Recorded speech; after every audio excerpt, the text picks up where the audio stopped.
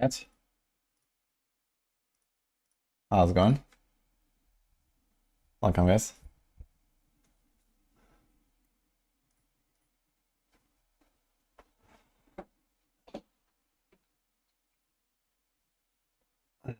Access to PoE 2? I do not have access to PoE 2 right now, but I did play it.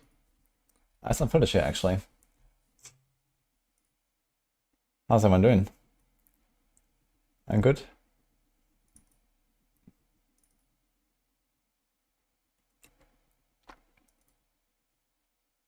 Unfortunately, this is saved as NKV. I'm not sure if I can actually open this with like... Can I open this with VLC Media Player? Oh, I can. Okay. Yeah, that's like some of my footage here.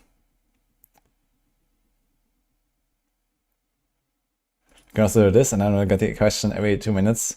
Wait, is he playing already?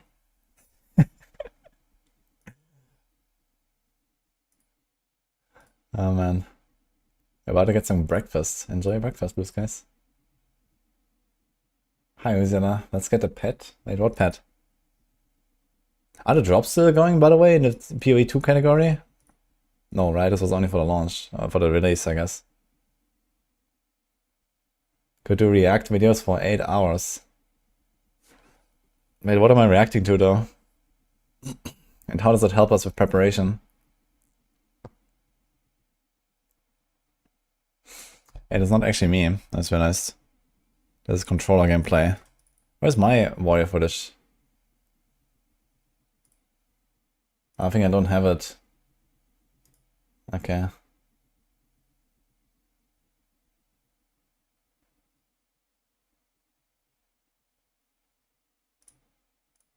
But this is mine, I think. Yeah. Do I open the skill tree here somewhere? I'm not sure if I actually go through all the nodes on the skill tree at some point. The passive tree, I mean. Here's some monk. Ah, here I did some. Can actually look for some of the nodes that I'm looking at here. How long am I doing this? At least 3 minutes. Okay. Controller. I would not recommend to anyone to ever play a game on controller. At least RPGs, but apparently a lot of people like that.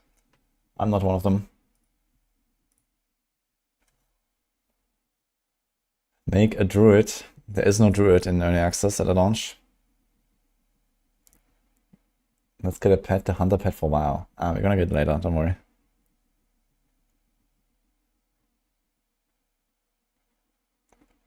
Do an Assan have a 4-hour reactor, a 10-second short. Okay. Yeah, I guess in PoE 2 there might actually be like a really good reason to play controller. But it's still a controller. But yeah, I guess we'll have upsides and downsides.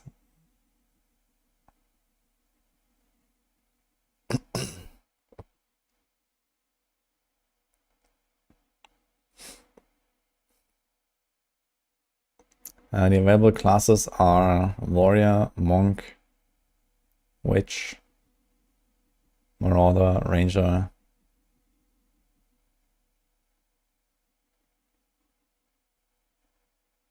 Mercenary. Where is this tree? This is my footage from Gamescom. Yeah, what's very interesting here is there's jewels both on the path and here on the outside. And this still looks like cluster jewels, but they have not shown us cluster jewels. It's called large cluster jewel. So I wonder if they're like planning to do something with that later on, like Delirium. But Delirium exists and does not give us cluster jewels, so we'll see, I guess.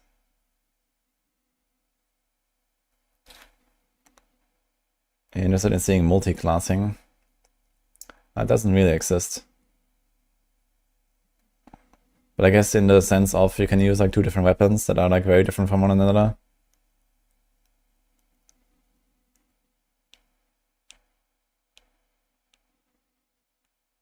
PoE 2 is not available for anyone. Besides maybe some, you know, beta that is still running or something.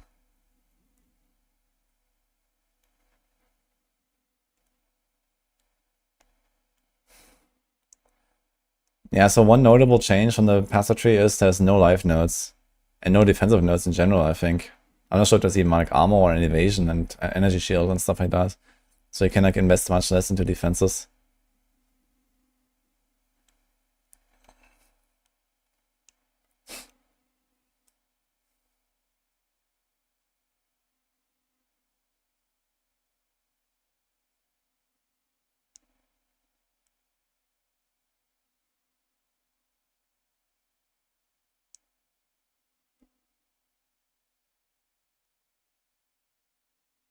This is kind of nuts, actually. Unlimited number of summoned totems. Totems with 50 spirit each.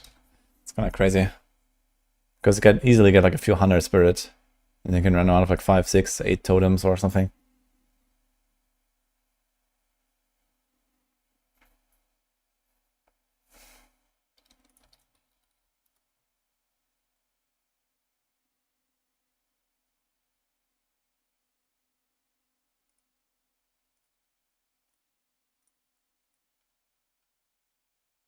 PoE 2 hype has Rob waking up mad early to stream and study everything PoE. Well, I guess he also wants to get a piece of the cake.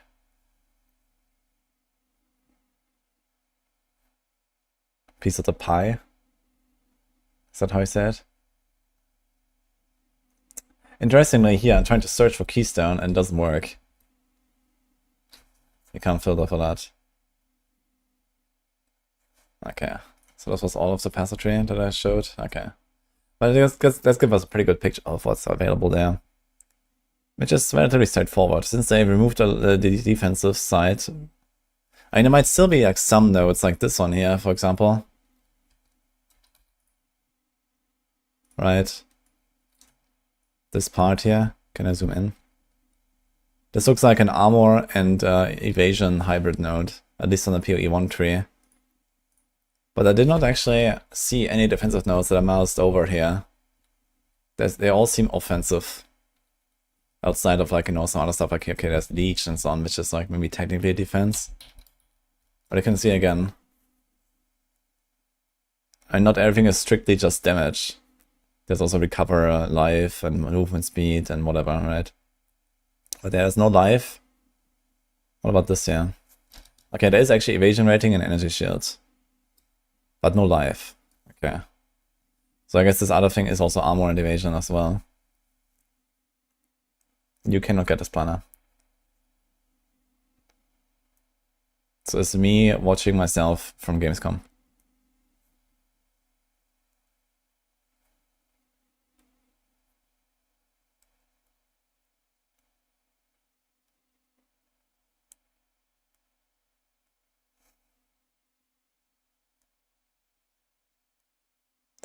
Also right now, Jesse Rocks the last year that has announced he will switch to PoE 2 for the next few months.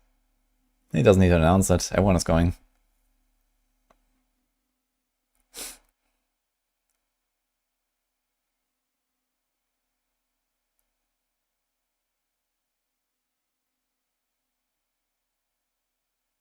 The amount of trolling. Yo guys.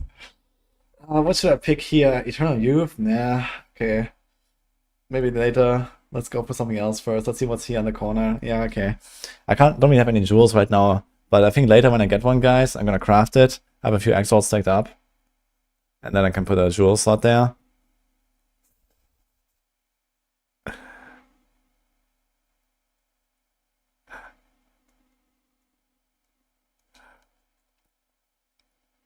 I just want to do a second round on the skill tree. I didn't look over every node, unfortunately.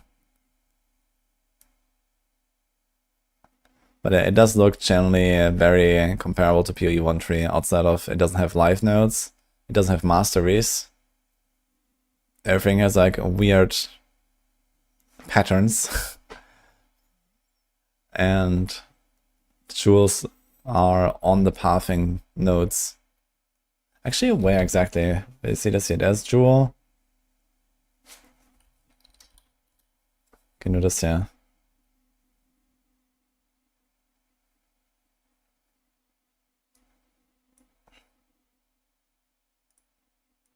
So here's a jewel. Here's a jewel. On the other side, there was one here, I think. But on the left side, there's none. Unless this is different.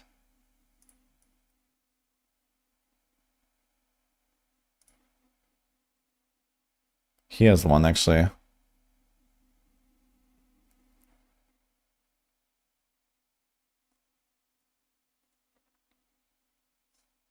There's nothing like anywhere close to the center.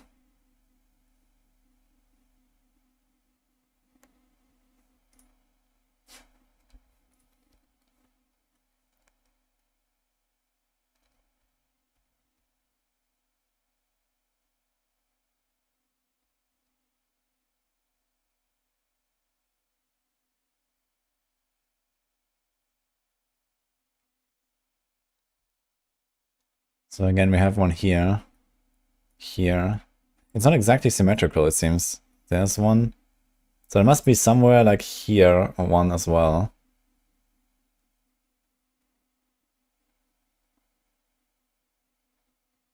And then I suppose here on the outside and probably here on the outside. Is that how it works?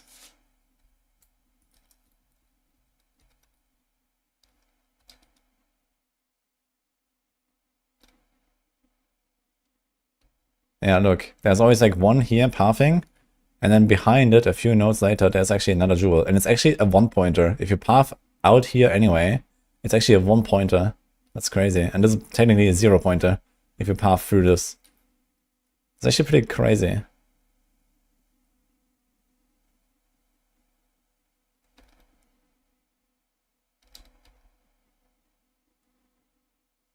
But there's also one here in the center, actually. Look. This one.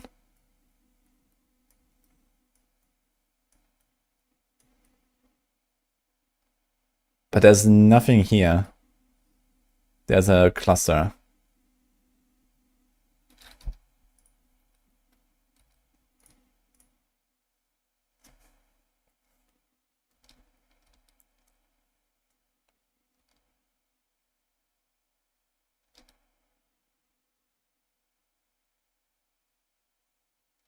I wonder what minions can do with frenzy and power charges and so on.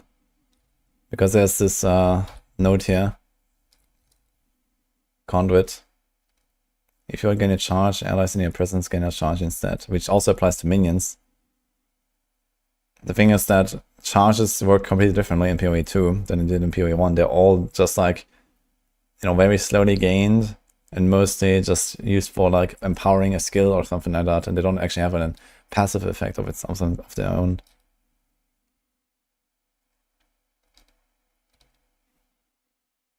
How many nodes are there between those?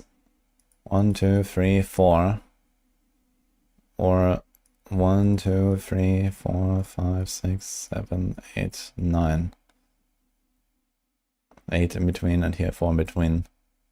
What if we go this way? 1, 2, 3, 4, 5, 6, 7.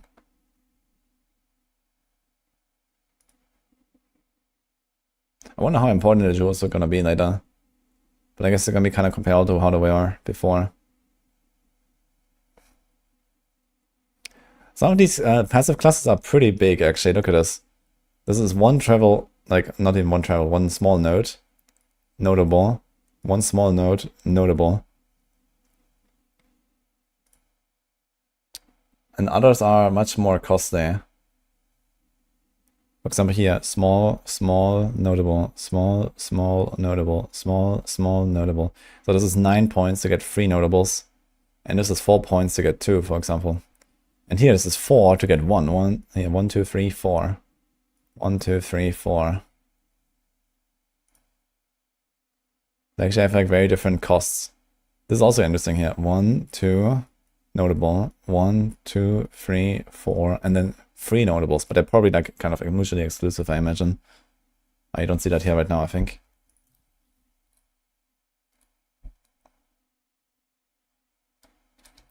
Looks like this.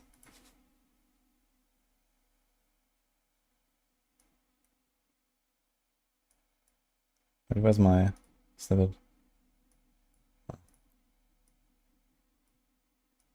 Here.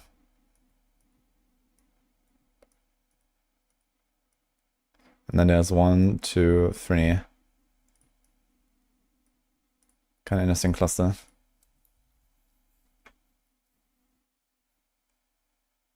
Thanks, Jern, for the bits, by the way. Appreciate that. Which class will be the overall best? This is impossible to say. And also barely matters.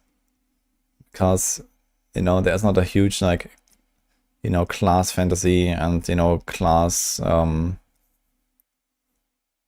I don't know how you say that. You don't play a class, really. You play a build. You don't play a class in this game. It doesn't matter what class that build is. This is not like Diablo 4. In Diablo 4, you play a class and you have those options. In PoE, you play that build and you choose the class to accommodate the build.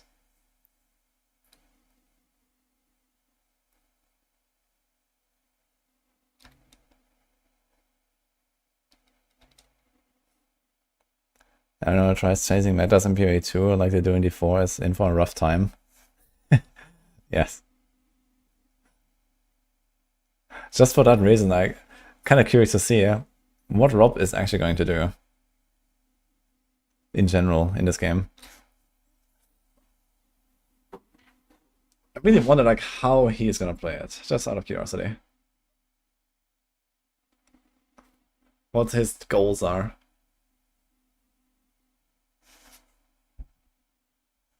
I play a class because it looks cool. Yeah, that's certainly a big factor for me as well. Like, I like to play builds that are fun, that are comfy, and still good, and so on, right? I don't really care if it's like, you know, the best build out there or something.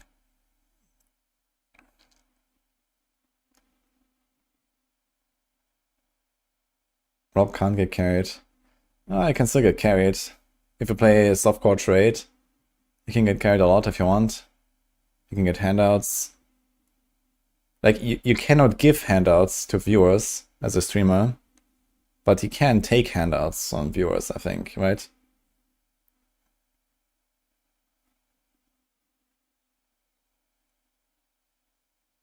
Watch Rob become a TFT trade baron. But wait, that isn't TFT? Is that still a thing? I thought like there was like a huge fallout or something, no?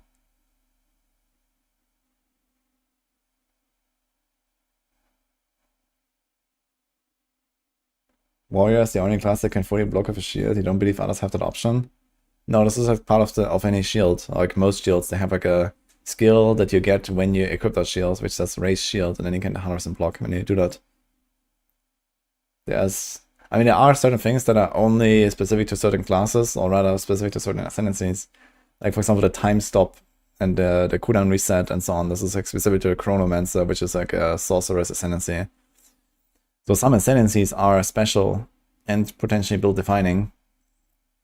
And you can only play certain builds when you play that ascendancy and under that class. So that will certainly exist. But in general, most builds will not be wondering which class should you play that much. It's more like, okay, which skill do you want to play? Or which unique do you want to build around? And then this is your starting point, and not, you know, which class should I play, and then which build should I play.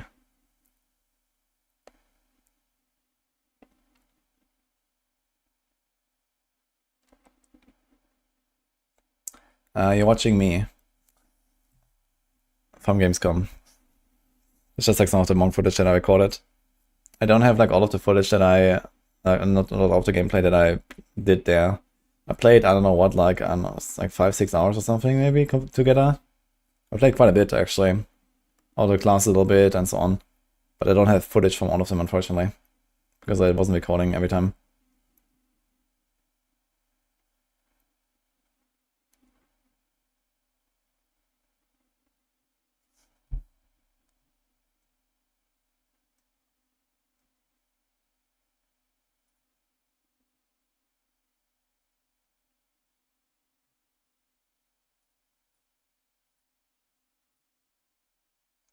What build I'm gonna start with? Yeah, I'm very interested in Mercenary. I like the crossbow playstyle. It's very fun. So this is probably what I will start with. But I'm not sure if we can really like get that crazy as like stuff like this here. Look at this, for example. When you have like power charges on this monk, you can do some crazy stuff. And later you can get a lot of power charges very easily if you want. I definitely want to cook something with like, you know, generating power charges and then using this like big attack here because it just one-shots the entire screen. Bam. As long as you have a power charge.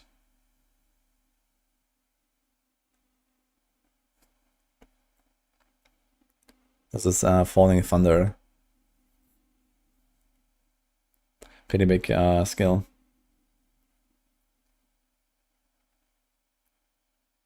But yeah, probably for the start I might play the Mercenary because it's just fun to play with crossbow. I actually have like some interesting combo in mind where I use like a mace in melee range and then a crossbow follow up. So we'll see how that will go. But I think this could be a pretty strong like DPS combo. And then use the, I'm not sure what it's called right now. There's like some armor piercing shots or like the consume armor break shot that does a lot of extra damage when you do that. I think it's like plus 150% damage. And you can do some big bursts if you just break the armor very fast. Flicker, embrace Flicker. I mean, Flicker will not be like perma Flicker though, like it used to be.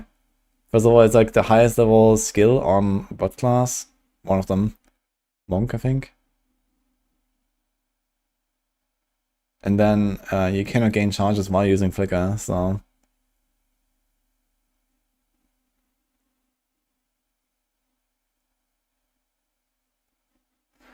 Monk, Mind Over Matter, and Eldritch Battery.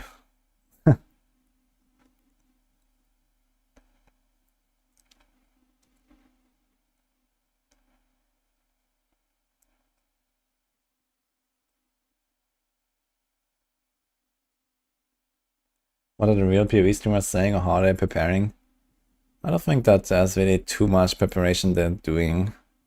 Maybe they know everything already or just like, you know, kind of like wait and see. I mean, I've played like, you know, thousands of hours of PoE 1. So have I. But there's still like stuff to look at and, you know, I'm someone who like over prepares for these things, I suppose. You know, I can just like watch footage like this and look at little details, like how do the monsters move? You know, how should I move through them? And so on. What's the names even? These kind of things. How much damage do I take from this projectile and that projectile? So there's like also stuff that, you know, is just kind of good to look at some point. And the thing is that post-launch I will not have too much opportunity to do that again since I'm going to be actively playing. And, you know, if you have to like, you know, blast through everything first and so on. So there will not be that much time to like, you know, random tests like this, I guess, for a while. Yeah, I'm not sure if like, starting hardcore is a good idea. I mean, okay, technically you can start hardcore and just like go until you die and then just keep going anyway. I suppose that hardcore works the same. Is this confirmed, by the way? Does hardcore work the same as in PoE 1? I guess it does.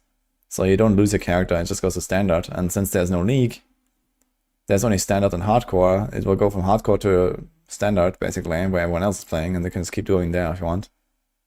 You just have to go make another level 1 character and take all your stuff from your stash and rip that character. And then put it into your standard stash, and you can keep going, basically, without any delay. Without losing anything. So it's a bit similar to like how Last Epoch works, for example. Just in Last Epoch you also lose all of your materials and your crafting stuff.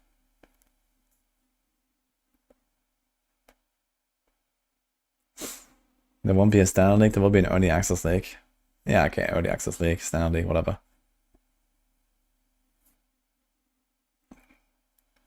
I'm planning on trying to get world first 100.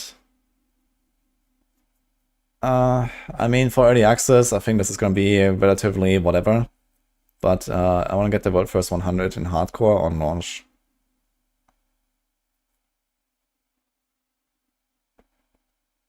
I think early access is going to be too plagued by server problems and, you know, bad balancing and bugs for something like world first 100 to really matter, but we'll see.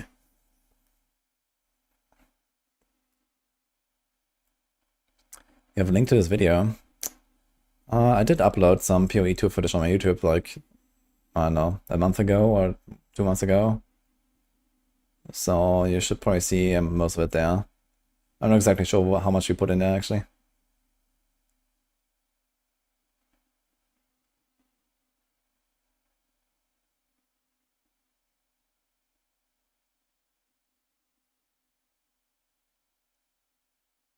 And the character gets voided. Okay, maybe a character gets voided.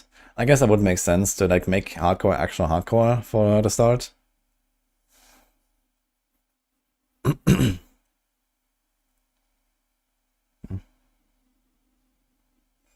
you buy a supporter pack, can you access the game now? No, you cannot.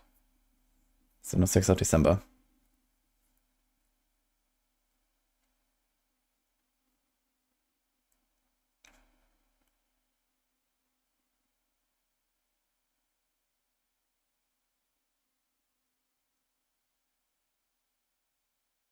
New Sango Ascendancy trial. I heard if you fail in there and lose honor, you lose a character in hardcore. I guess it does make sense because they said that it will work with your character's defenses and your honor is going to be protected by your character's defenses. So while it's not like one-to-one the same as losing life, it is kind of comparable at least. So I don't see a big problem with that.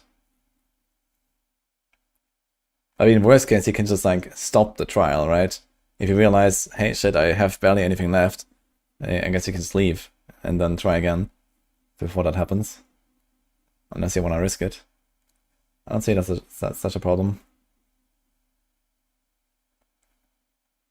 It looks very weird when you're like walking backwards and then looking in one another direction. I was pressing the wrong buttons here.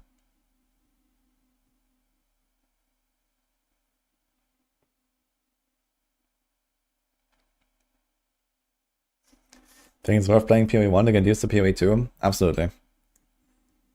A lot of stuff is very similar in PoE 2. It's like an actual successor and not just an entirely new game, you know? This is not Diablo-like, where every game is completely different from the previous.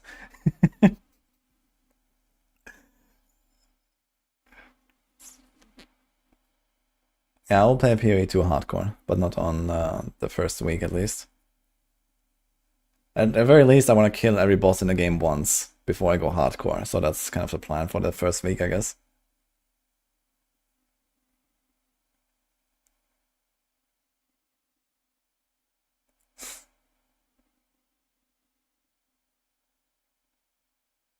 There's PoE 2 coming out in less than 2 weeks.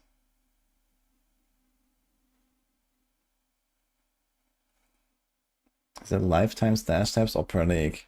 The stash tabs you buy are forever. And if you buy some of the supporter packs, you actually get points for the shop that you can spend on the stashes. So this is actually a relatively good deal if you wanna, you know, get some MTX and some swag. You can buy the supporter packs, and then you also get the equivalent value in points that you can use for the stashes. This is my footage from Gamescom.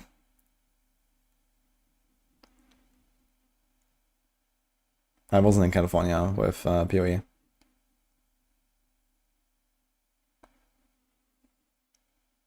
T4 Season 7 microtransactions will have Rod's tiers in a shop for 50 bucks. Oof.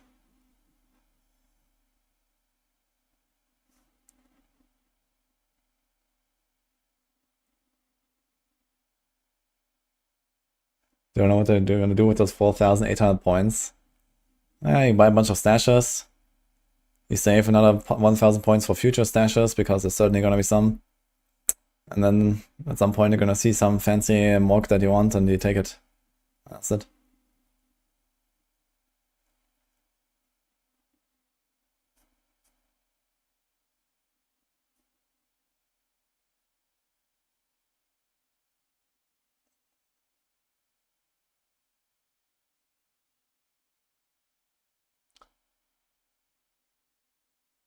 There's also some more links that people posted. I have a PoE 2 section set up, by the way, now on my Discord.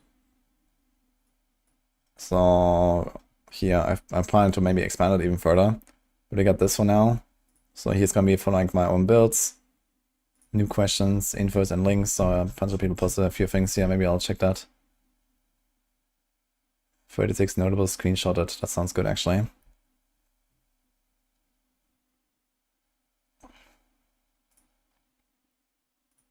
I mean, this is for later, I suppose. But yeah, if you don't see those channels, you go here, you press on, right here, channels and roles. Right click, show all channels. I have to set up like a PoE 2 thing. I have this here for now. And I guess I have to do like a PoE 2 thing there as well. But that's only for fresh joins anyway.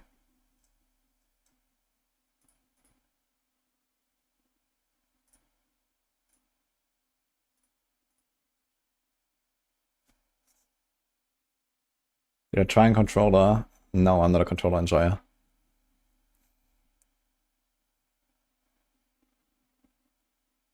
If I had to choose between D4 and PoE, which one would I pick and why? Well, good news is I don't have to choose. But for now, it would certainly be PoE 2, I think. And why? I mean, it's something new and fresh, and there's a lot of hype and excitement around it, not just for myself. And the good news is that in PoE 2, I also know that this game will be around and getting updates to like a big degree for a long time. I mean, D4 will too, to be fair. D4 is getting relatively large updates season by season as well. Plus, you know, I don't know, probably another handful of expansions or something. So this is not a huge concern, I guess.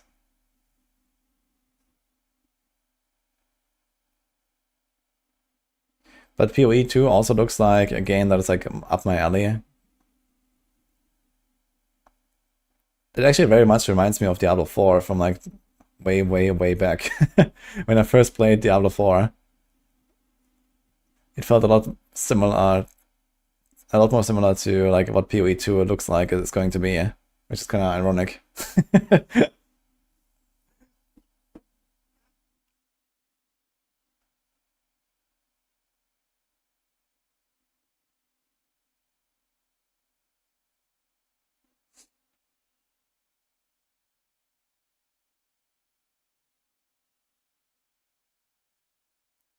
I haven't seen PoE 2 Endgame, can't really say that. Yeah, I mean, they showed us a little bit how it works. I guess it really come down, like, are the maps actually feeling good and fun? You know? Like, the system seems very good. You know, the Atlas tree system, the Pinnacle boss system. But yeah, it will definitely matter, like, you know, how fun are these things, right? If you look at the systems in last Epoch, you know, the Monolith system, the Echo system, it's a pretty good system. But the Echoes are just not really fun after a certain time. They're just kind of like bland and, you know, not really filled with enough exciting stuff and so on. And who knows, maybe people will get fed up with the maps in PoE 2 as well. Or maybe they will just not like the slow playstyle or you die once, you lose your map and these kind of things. I'm pretty sure people might get fed up with that kind of stuff. At least some people. And that will really come down to like the balancing, like, you know, the pacing and so on.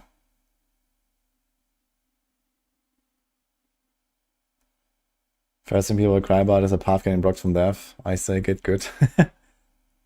Yeah, you can't rerun the map, I guess. I wonder if you can like actually break your Atlas in or something, if you just like block every path outwards. All it took was some vision.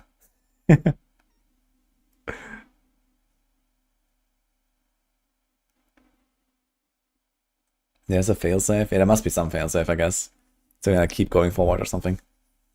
I think on this boss fight was like my only death or something. Here I died, I think, at some point, and against this guy. Probably because of a bug, I'm not sure what happened. But I think I died at some point.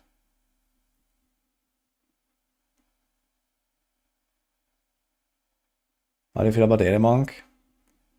It seems very overpowered if you play around the power charges. That was my impression. Very weak when you don't have power charges and very powerful when you have them. So with like ways to generate power charges on boss fights, for example, through, you know, summons or whatever, you know, corpses. There's like some ways to get power charges while fighting a boss. And if you do that, then you're gonna be pumping. Like here, for example, this character right now is extremely weak against this boss. This boss had lasts forever. It's like a 5-minute fight or something. But if I had power charges, I could shortcut this massively.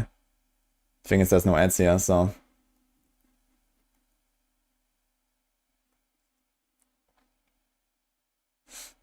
Here. So actually, I wonder what happened there. Because I just like casually died. Like, look, first of all, I'm not even in the AoE, and then I get one shot from it as well, which was very weird. So I think this was a bug.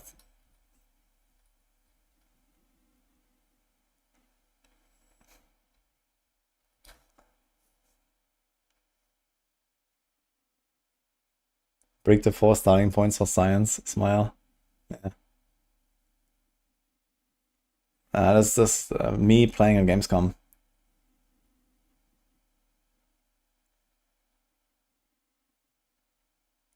Like here, look at this, for example. I don't see the HP, but I'm full HP, and now he hits me with the same attack that I died from before, and I went down to like 90% life. I lost like 10% or something, and he knocked me back, and I was it. So I'm not sure what happened there previously on the death, but I think it was a bug. Yeah, maybe it killed me because like it thought I fell off the ledge or something. I don't know.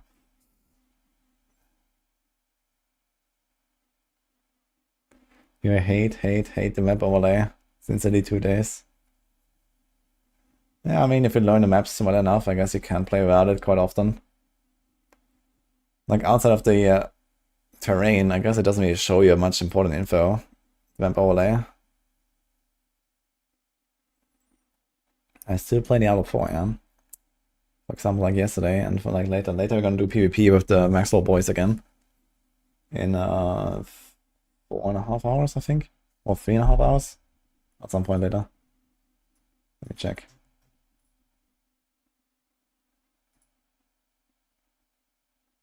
In 3.5 hours, actually. We have a loadable PvP of the Maxwell boys. We've been doing it like every week on the Sunday.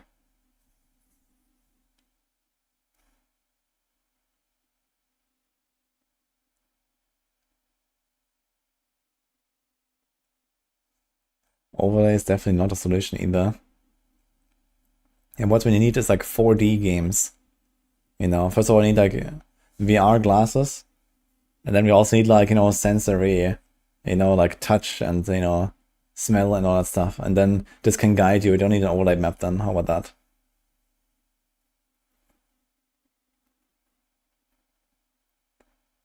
Wudijo.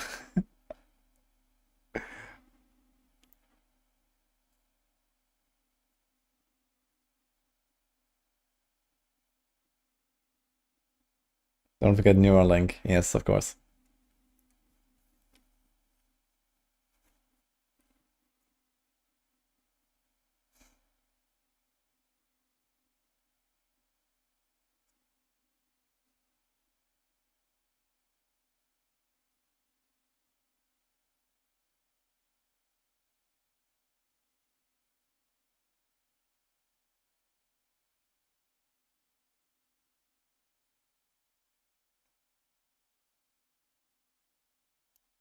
Yeah, it's kind of funny when you think about it. Let's say you fight each boss for like 3 minutes or so on average in a campaign.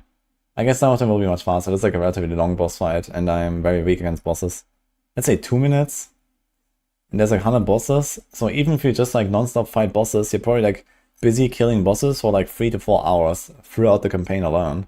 It's kind of funny.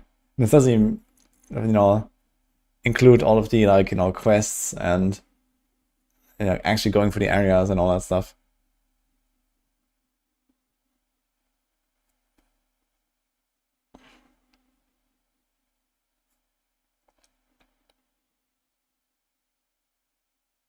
Will Elon Musk play PoE too?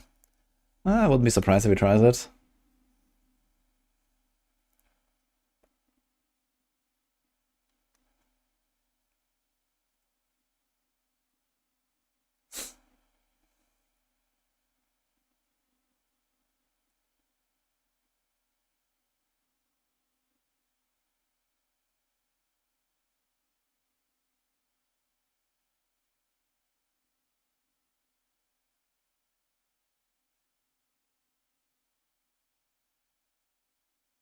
The PoE 2 be easy to get into as a new and casual player. Slightly, I'd say. There's like less league mechanic bloat. And there's also like more new player-friendly mechanics, like the respecking is easier in the early game.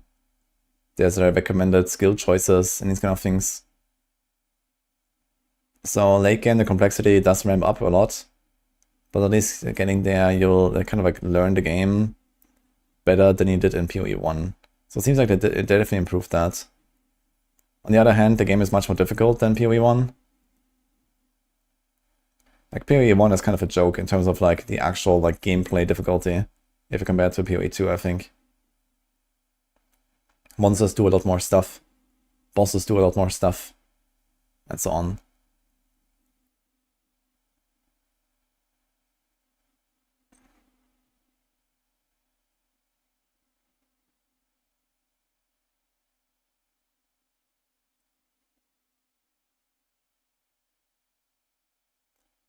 PoE will now be casual, but it will be more friendly beginners. Yeah, basically. But look at this. I'm gonna check after this how long was this boss fight when I kill him.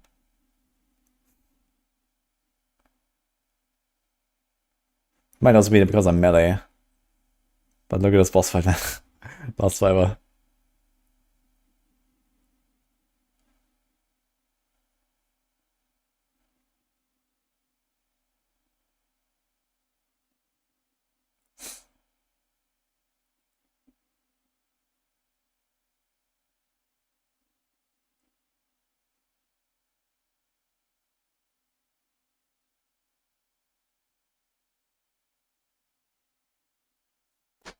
Okay, 1, 2, 3, 4, 5, 6. 6 minutes.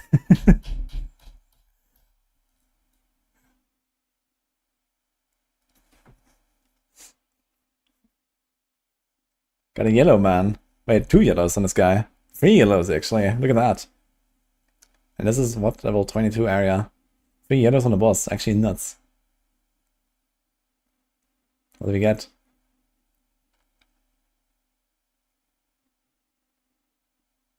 Big energy shield. 139 energy shield. How much life do I have in this? I have 540 life. And this just gives you 139 energy shield. But I can't use it because of the static current.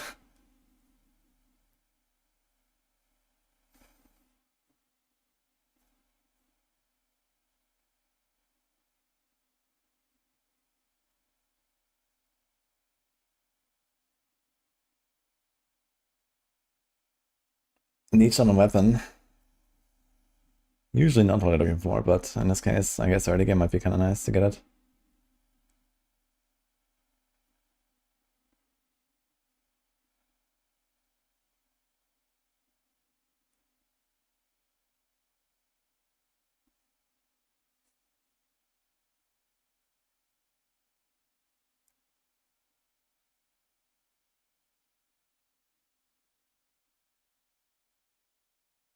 I reworked how leech works. I think there's like a PoE 2 wiki. I wanted to also check out how poison works. Yeah. I'm just chilling in town there anyway. Do we have like mechanics? Do we have like pages here even? Community portal, recent changes, Venom article.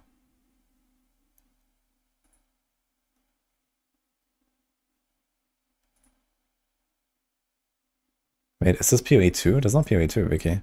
There's just an article on PoE 2. Is there no like real PoE 2 wiki yet?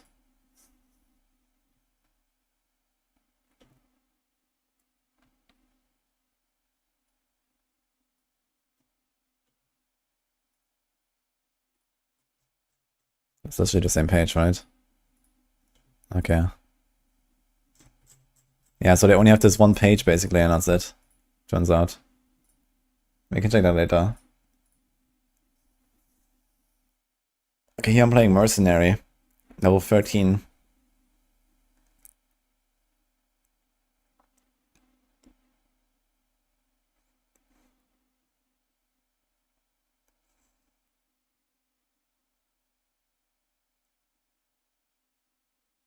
There's PoE 2DB. Yeah, we saw PoE 2DB already, and I went for all of the skills the other day. And all the supports. That was pretty helpful. So get a bit of an understanding already. I actually want to try to put some stuff together and kind of like understand, okay, like if we were to make a character right now, you know, like what would it look like? If I have like, 5 or 6 links on a skill and then 5 or 6 links on another skill, what would I actually choose? Yeah, PoE 2DB though is like not really a wiki. It's just like, a bunch of random data thrown together.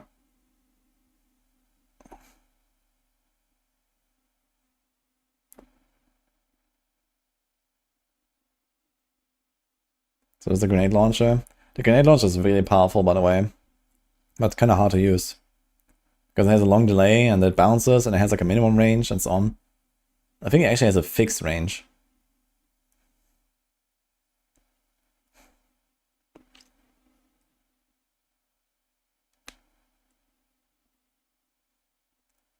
Like Kaiser mentioned, the info on the PoE 2DB is outdated.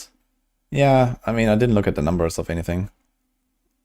I just looked at what these things actually do to get an understanding. And if like some of them are not actually doing what they say right now, then it's fine too.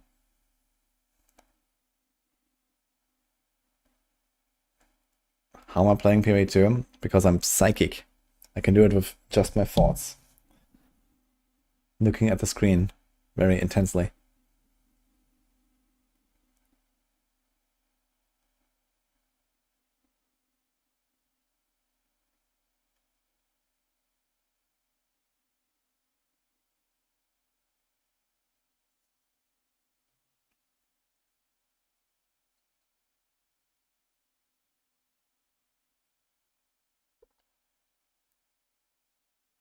Do we have sound here actually? I'm not sure if we recorded this sound. I'm not sure if you guys can hear it.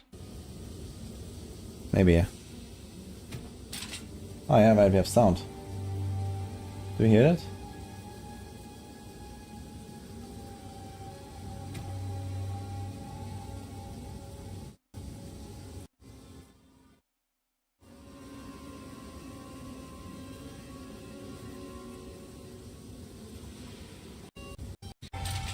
Can you hear it? I'm not sure if my sound settings allow you. I'm cheating on Blizzard. Last time I checked, I couldn't find any marriage contract with Blizzard that I signed.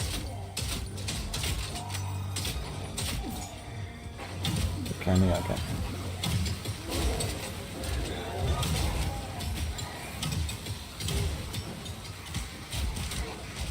Let me know if it's loud.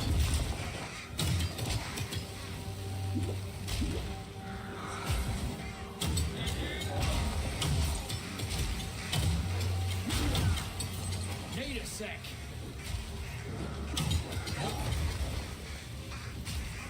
Eat this. Down, dude. Not yet. Yeah, I can probably turn off the music for now, it's fine. And maybe lower this a bit here, just so we have it a bit in the background, basically. Like this is quite fun.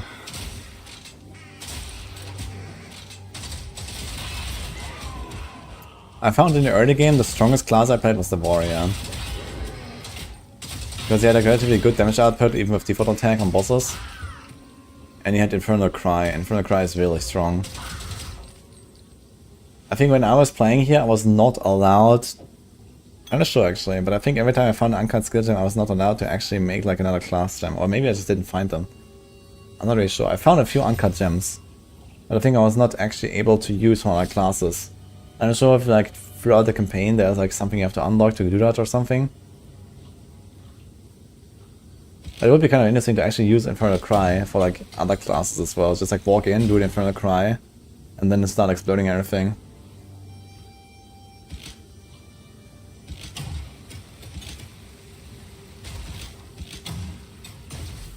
Did PoE have any major bugs or exploits like before? Yeah, at various times. I mean, the game is a decade old. There have been some incidents.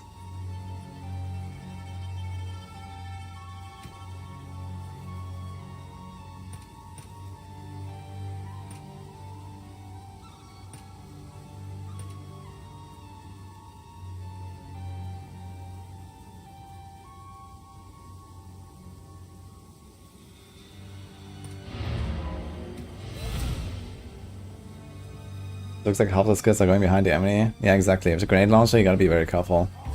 Actually, what I found later, after I was playing, is you actually wanna like shoot the grenades and then run forward towards the grenade, basically. And like here, like I'm usually cutting backwards, and this is actually the wrong move. You need to shoot into the pack and run behind the pack, so that they follow you into the grenade, basically. This is the way to do it.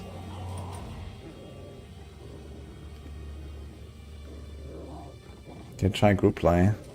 I'm not sure if group play is available even in the early access right now.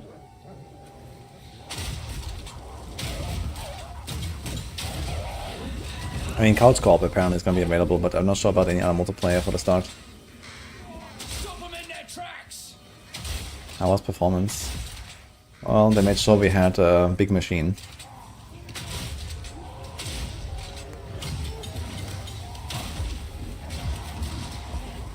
Like here, for example, what I should be doing is I should turn around and shoot a grenade into the direction I'm running away from the monsters to. And then just keep running towards the grenade. Like here I'm just shooting them and I never hit anything with the grenades. So I just played it wrong. But I learned that later. I think at some point I will start doing that. And then I'm much more effective with the grenades. Fire in the hole.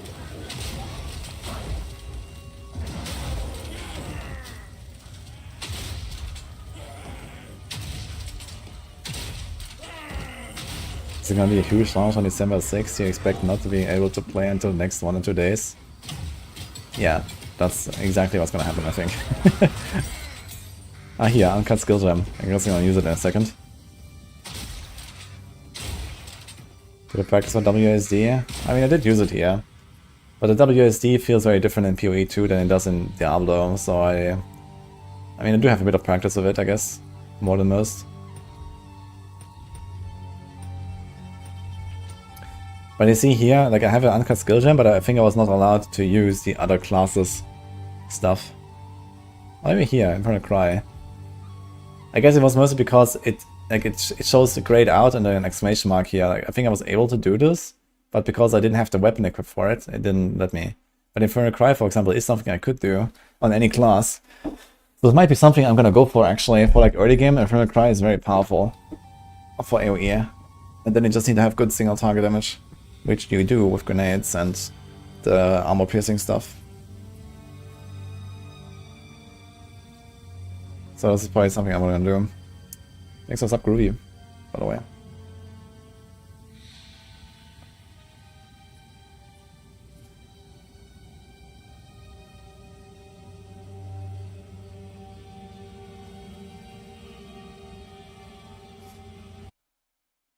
It says warning, you already have this equipped. I wonder if it actually lets me click it though. Level 14 required, current level 13. No, if you already have it equipped, I guess you can't get it again. So this grayed out exclamation mark means you cannot even do it. Mace and shield on 200 set with cry attached. And DFS skill on crossbow. Yeah, something like that. Like I don't think I wanna like swap to mace and shield all the time. Just for a cry. Oh well, it does it automatically, right? So I guess I could do that. Yeah, you walk in with the shield and the mace, get the cry, and then for the bosses you use the, I don't know, armor break. I'm not sure what it's called. It's like an armor break skill in melee range with mace. So that's kind of like a plan for me for right now. I think it's gonna be pretty effective.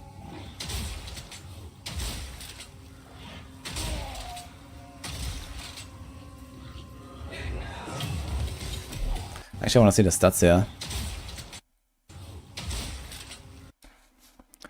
Fire, max on fire, uncapped fire. Okay. So it shows all of them at the same time with resistances. Seems a bit chaotic, I think, this layout in the resistance tab here. I think this could be done better.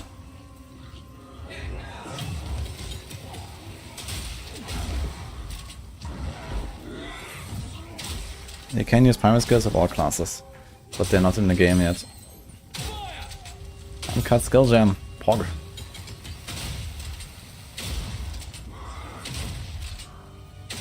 Looks fucking rare, man. Tanky.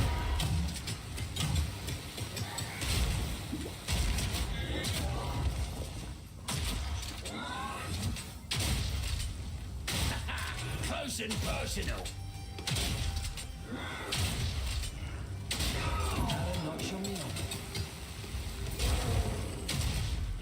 Does Outbreak apply to every mob? I haven't found a monster where it didn't work, at least. I think you can do it on every monster.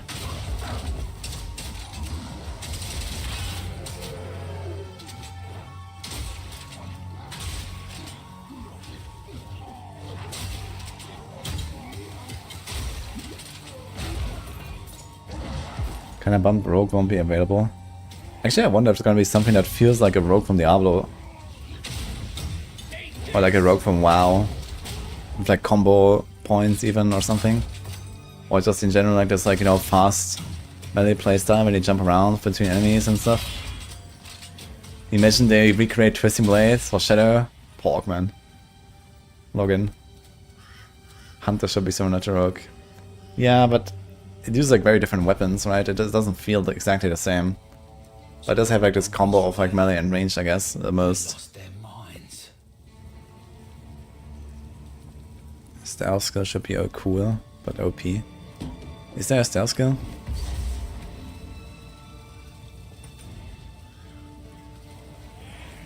Yeah, I mean, just from like the perspective of like, you know, combining melee and range together, like default rogue, I guess hunters probably will do that the best. But with like very different playstyle and feel. Look here, this is what I talked about earlier. Here I started doing it. You shoot the grenades forward and you pull everything with you behind you into the grenades. This is how you do it. Yeah, you shoot the grenades and then boom. And that is actually get through the zones pretty fast.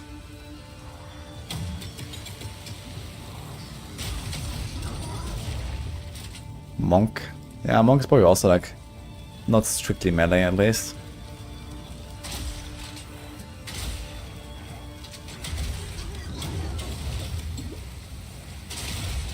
Grenades can fill the entire screen later on. Yeah, the classic grenades is like a specific skill. But I didn't have here at this point. It's like I think one of the last skills on Mercenary. But I guess it will also just do much less damage, right? If it fills so much of the screen, it will like hit a lot.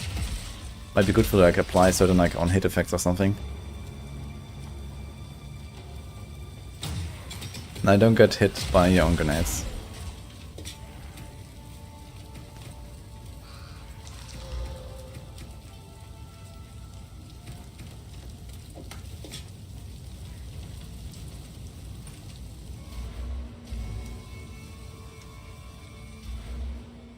Jonathan talked about throwable axes and knives. Yeah, true. I guess throwing weapons, we haven't really seen those yet. I wonder how that will work. But I could imagine maybe there's something for like a Berserker or Marauder at least to like have such a range playstyle, and maybe for Shadow as well. Why not? Ah, we're seeing more notes here, guys.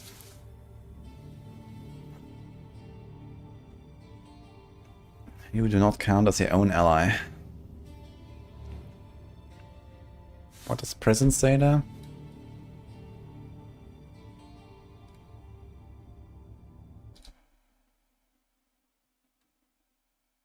Great.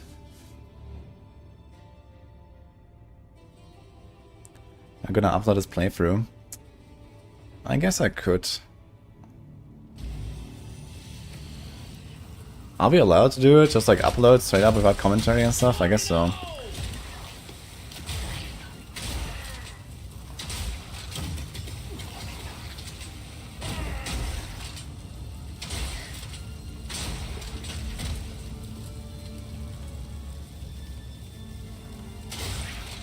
Yeah, the in-game tooltip is very nice. I agree. It's another big step in the right direction with like new player friendliness.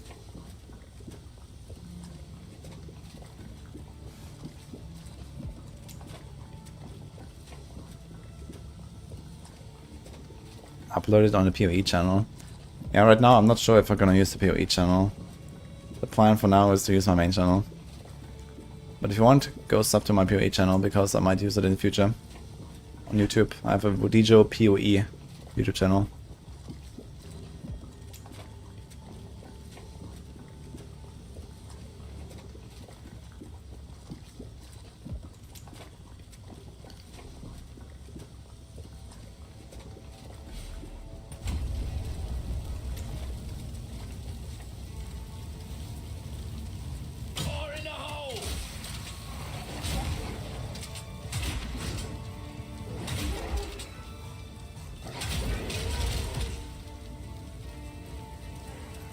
think I fight the Executioner here later.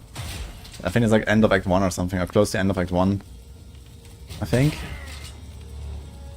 I'm actually not sure. Is this Act 2 already? I think it's Act 1. Armor piercing rounds. So here I started to check the combo out.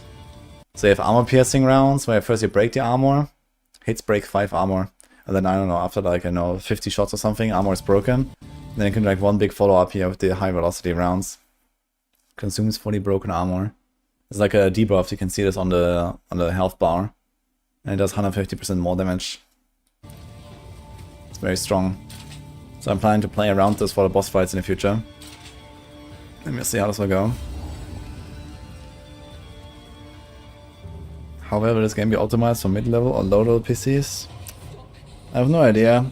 PoE has a history of not being very optimized, I think. I'm not sure if that improved here.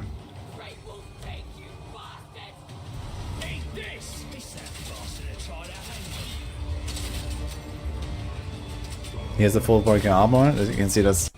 So this is the debuff here. If you look at the actually it was only like 10 shots, so 50 armor, it's not very much actually. And this is the debuff here on the top. Fully broken armor, and then kapow. It's like 3-4%.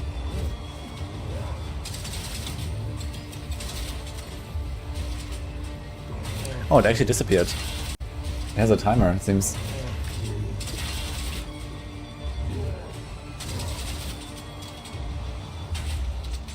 Actually, it also glows. Look, you can actually see it on his model. I didn't realize. Yeah, his armor is actually broken. Look, you can see it, and now it's gone. Huh. Cool.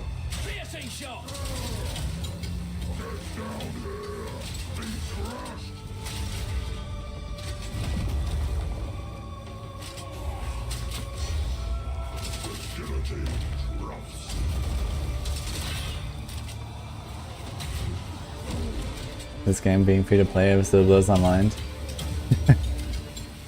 I mean, it's just a business model. As long as you earn the same number later, it's good, no?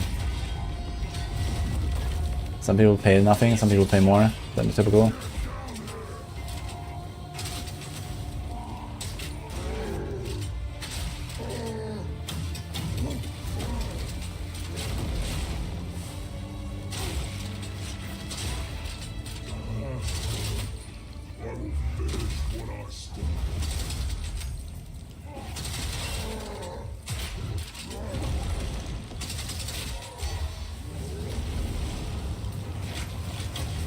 It's faster than PoE 1.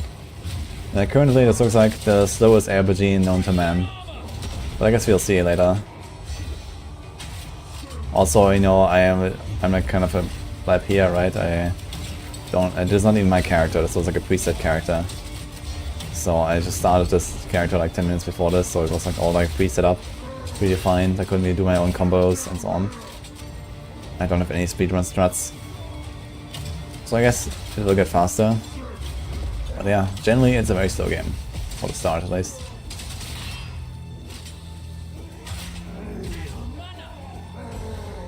I'm out of mana.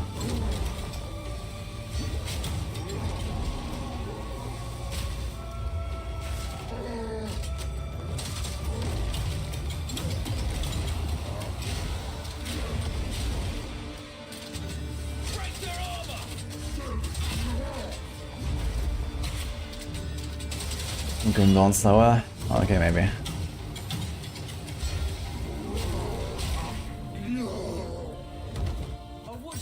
Uncut support gem, man. That's the juice, man. That's what you're looking for.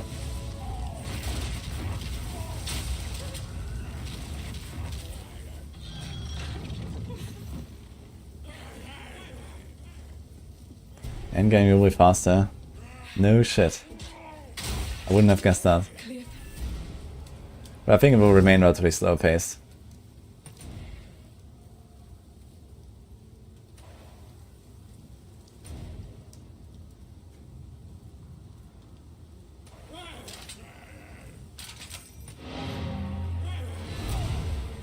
I guess we'll see. I could imagine it's gonna be like, A lot of extra movement speed you can gain, a lot of extra attack speed you can gain and cast speed, a lot of like, you know, automation of certain utility effects, curses, maybe charges. And you're probably gonna get like, you know, closer to like one button builds later on.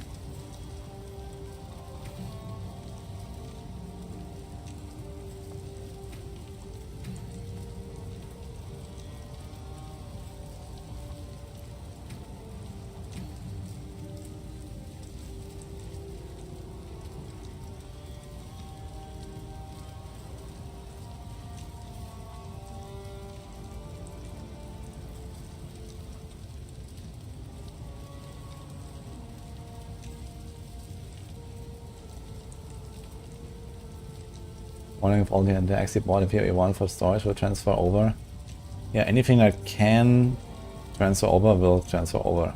Not everything is compatible because of new classes and whatever, and you know, certain mechanics removed, certain stat steps will not exist and so on. But yeah, in general, you'll get everything that you have in PoE 1 and PoE 2 as well, and the other way around.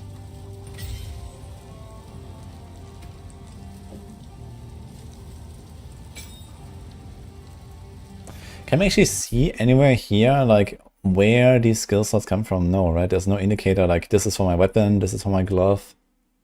Like, I'm not sure exactly how it works, but I think the small armor items are like 1 skill each. Like 1, 1, 1. And then the 2-handed weapons are 2 skills, and the chest is 2 skills. Or something like that.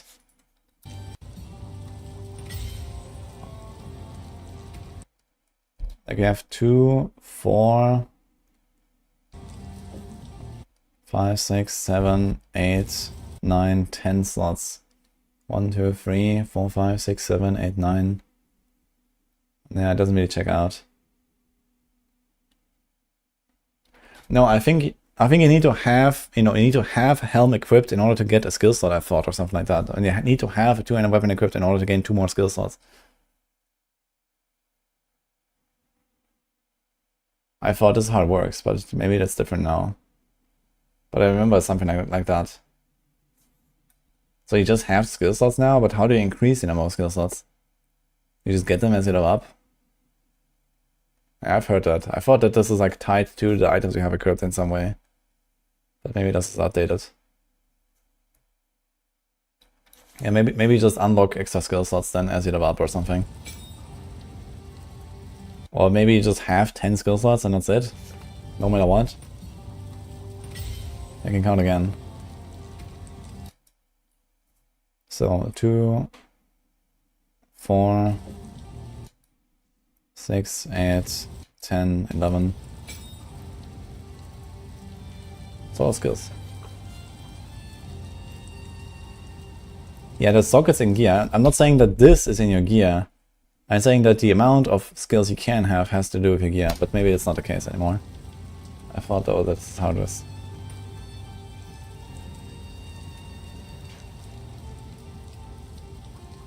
Yo, no cross, thanks for the prime, by the way.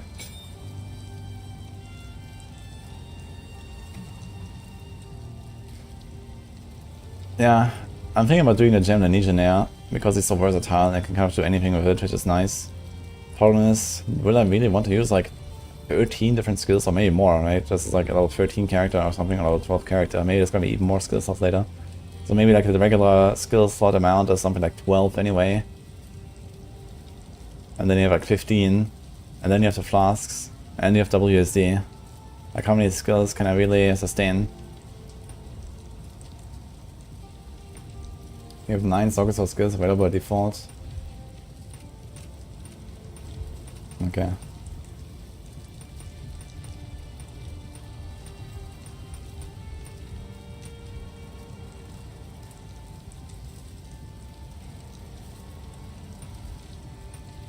Get a bunch of cards on X skills. Well, you can have each of them once. And almost all of them will not be able to apply to your build.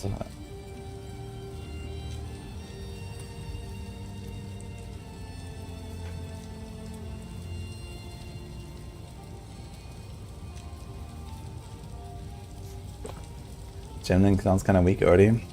Yeah, I mean, that's natural. It's like something that will scale up. Yeah. Gemlink Legionnaire seems like the scion of PoE 2, basically.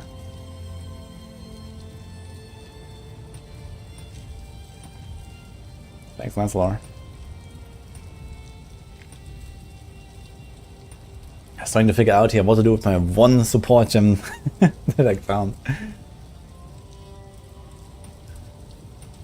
That was not really impressive, most of the choices.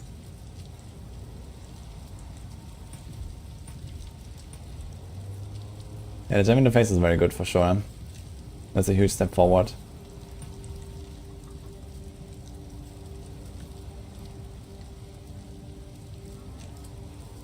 Yeah, color system does not exist.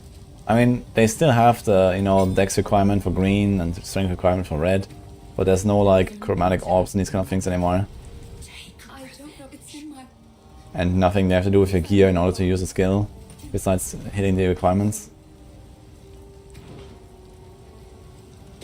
Could be new cast on X skills you don't know about, like cast on reload. Well, in general, it looks like all this cast on something is extremely weak though. So I don't think you can really rely on that for much. They all seem like it takes forever to proc them. So maybe you can kind of sustain a curse on a boss with it or something. But I'm not really too impressed with looking at them.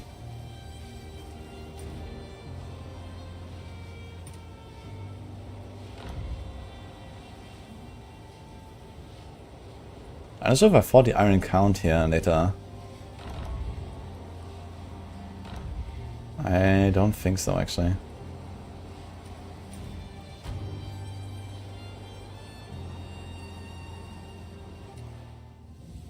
Yeah, this footage is like 2 months old or something.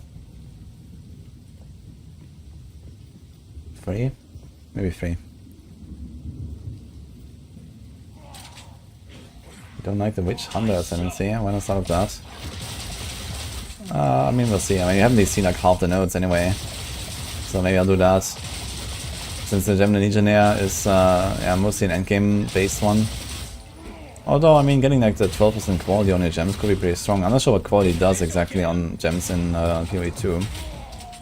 I don't think I've found any gem that had more than 0 quality. So no idea what the quality actually does.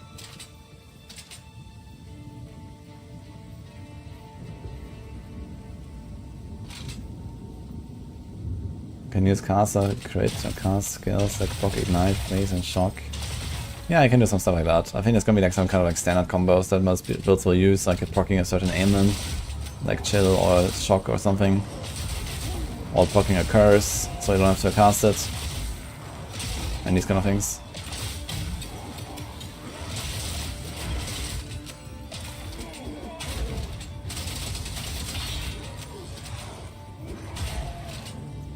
Well, I understand, you know, the concept of quality on gems. I just don't know what it will do. Like, how strong is it? Like, for example, recently in PoE 1, they have like changed what quality does on gems for all of them, and quality has then become a lot more impactful.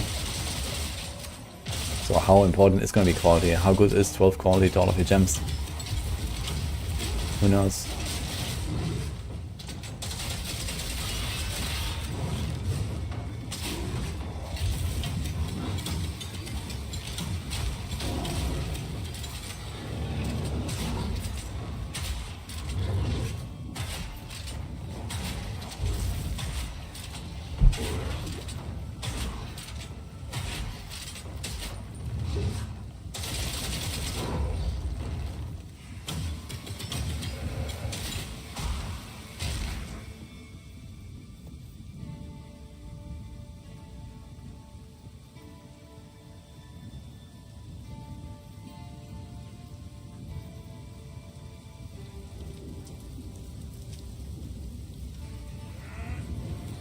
Fire in the hole!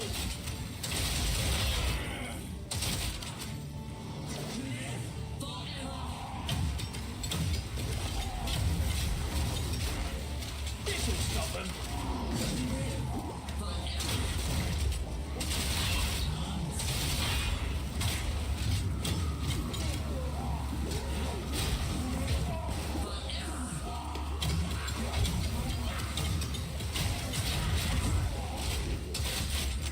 Break their armor!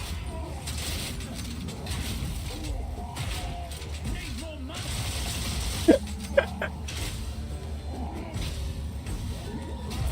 Okay.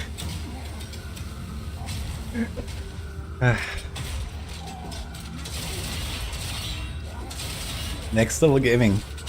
Moving the mouse with the controller, yes. Actually, somehow I just opened a new tab on my browser with my controller. I'm not sure how.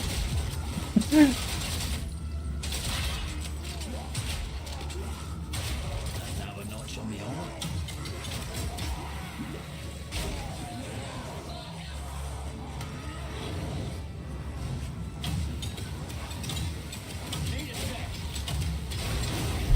This'll stop him. Fake, Woody never gets that excited. That's true, I guess. I mean, sometimes I do have a racing heart in hardcore. It happens.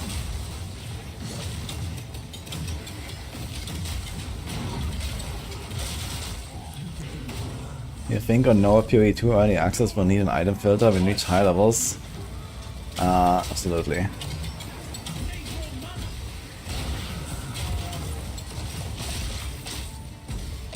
How many spells am I using? I mean, you can see it on the bottom right. I have 8 different skills there right now.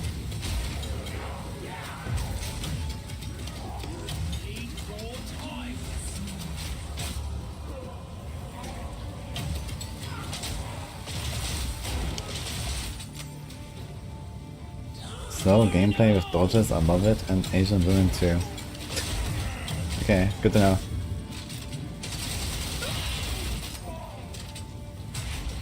There's not many of those in here that I've seen at least, so in the campaign.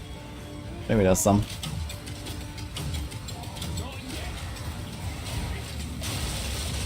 It's a big difference between Merc and Ranger, especially Deadeye. Yeah, I mean, you can also play a Ranger and then use a crossbow, I suppose. You just need to find one or buy one from the vendor or something, right? If you want to play something like a Ranger and then use a crossbow, you can do that. And you have a lot of options, right? You can also like a mercenary and then, you know, use a crossbow for a while and then use a bow. Like, I'm also very interested in trying out snipe, for example. And instead of making a full ranger for it, maybe I was gonna have like a backup bow and then I just snipe some targets here and there for some big nukes. I mean, that certainly works, I guess.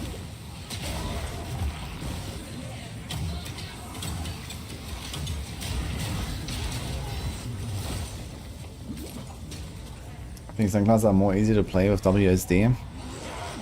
What means easy? I don't think it's easy to navigate with WSD instead of mouse. But you kind of have to if you want to be efficient on basically almost every build. Because this whole WSD and casting while moving is like completely ingrained into the game. Even for the melee classes.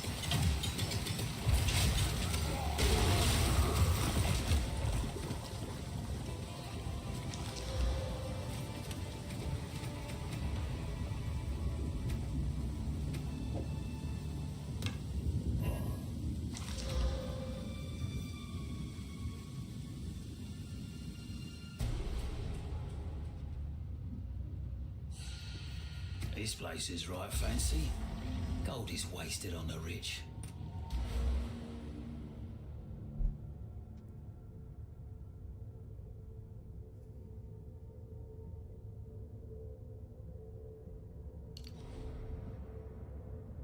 I'm sure if there's like these like new player tips and like in-game tutorials like in PoE 1. Maybe they'll do something like that again.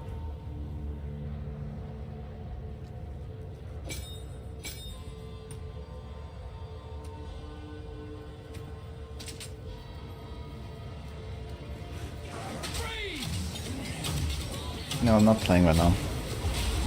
This is me playing at Gamescom.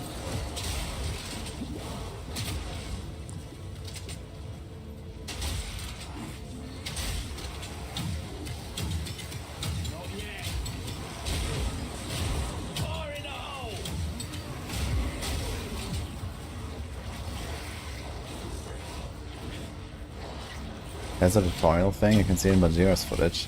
I heard about Bajira's like Act 1 playthrough, maybe you should watch that. Apparently it's not like a full Act 1 run, right?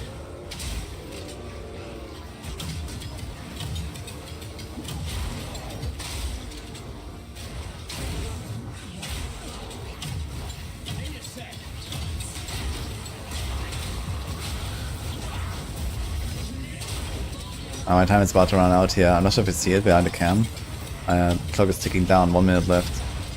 Basically, when you played at Gamescom, you always had like I think 45-minute blocks or something like that, where you were able to play. And I mean, they turned it off for me at some point, but I think not in this footage. I think I'm gonna get kicked in a minute.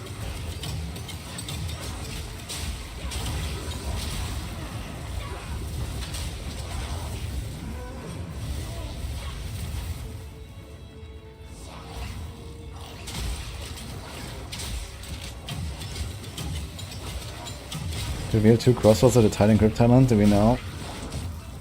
I think crossbow, I mean you use it with 2 hands, but I don't think this counts for it. I think it's only for melee weapons. But I'm pretty sure it's gonna be like a much requested feature.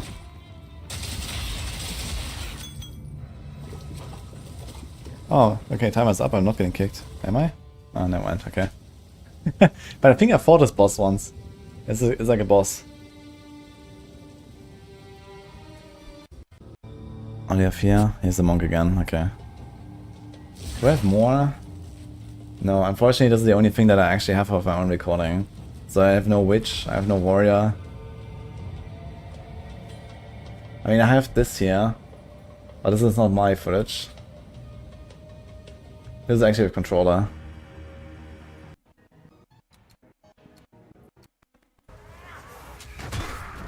This is warrior, but it's not me playing. Also, I realized that the loot looks much smaller. The control interface looks very funny, actually.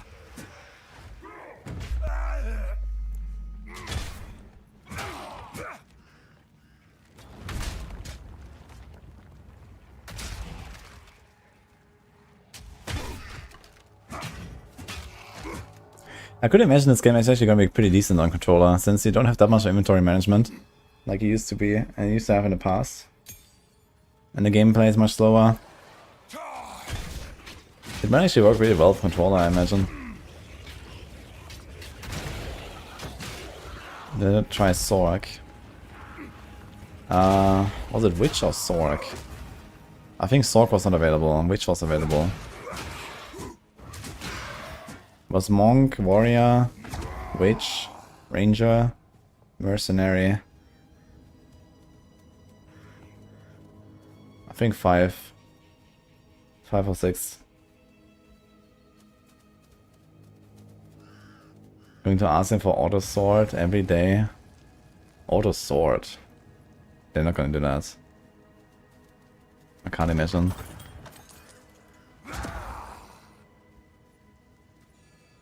Dual crossbow could be the third Ascendancy. Yeah, it could be. I could imagine that people are looking forward to something like that, you know, Demon Hunter style from Diablo 3. And they're gonna make something like dual crossbow. Maybe it's gonna say something like you can dual wield them and there's no reloading. Or something like that. Just like, you know, constantly like, you know, shotgunning, machine gunning in all directions. Thanks Tim for the prime, by the way.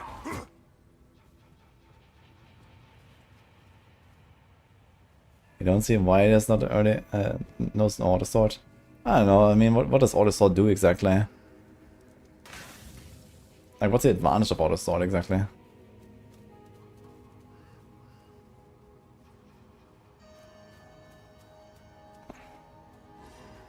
Quickly!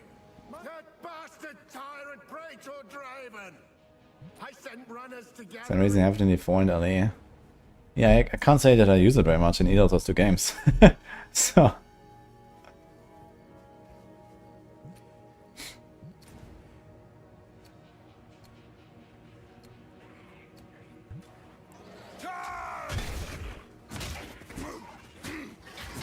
There's no link for this. That's for my hard drive.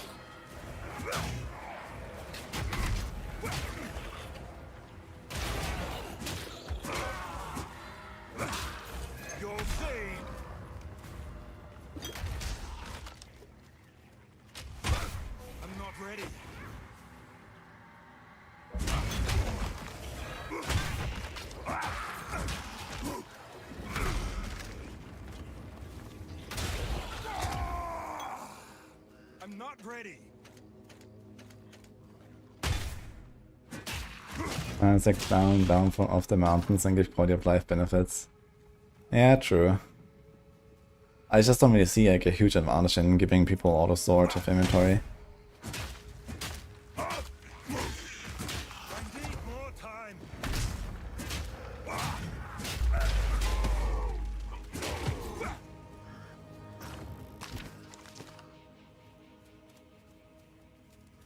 Yes, Deno can.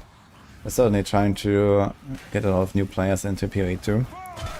And PoE 2 definitely is, let's say, not easier, but more beginner friendly than PoE 1. It's a harder game, but more beginner friendly. What the fuck was that? You got frozen mid-roll or something, look at this. But he still rolls. That's funny. I need to find a health potion. Okay.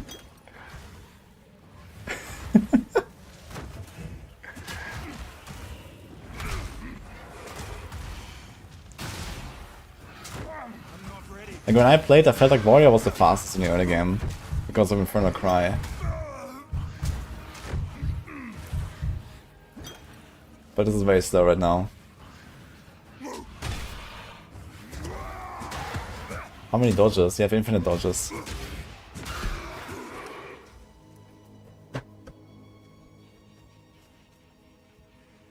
Yeah, the game does look pretty good. The graphics are very nice.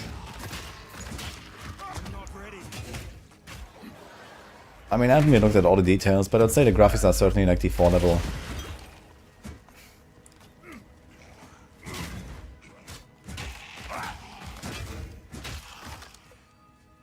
Thanks, Geralt. You can play minions and just spam dodge forever, the boss and never die. No, the dodge roll does not give you any invulnerability frames or something.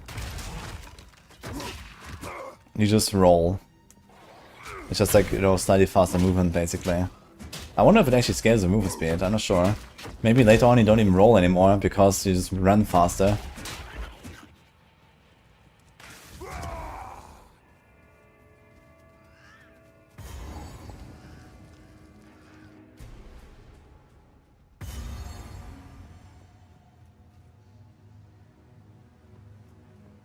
Yeah, maybe the dodge roll scales.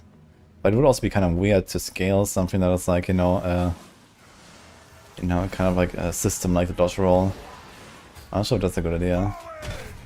Because then it doesn't become like consistent anymore.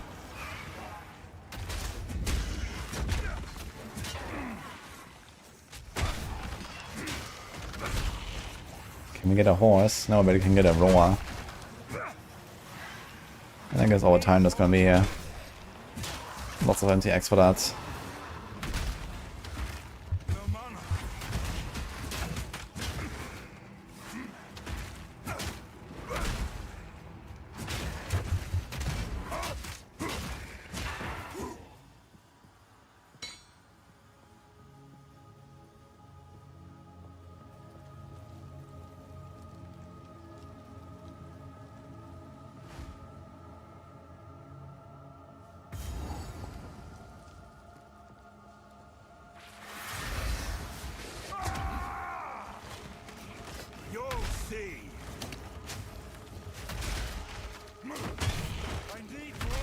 Gets the animation time of the roll, but does increase the distance.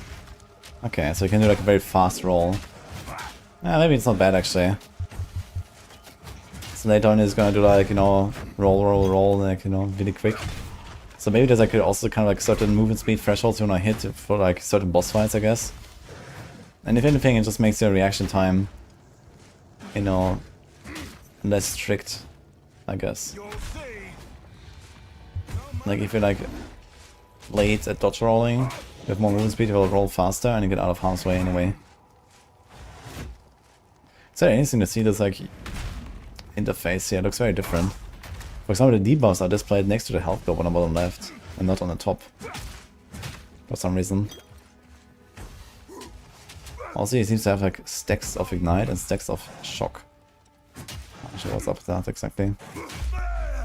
Yeah, when this guy hits him, he has like ignite and shock on him.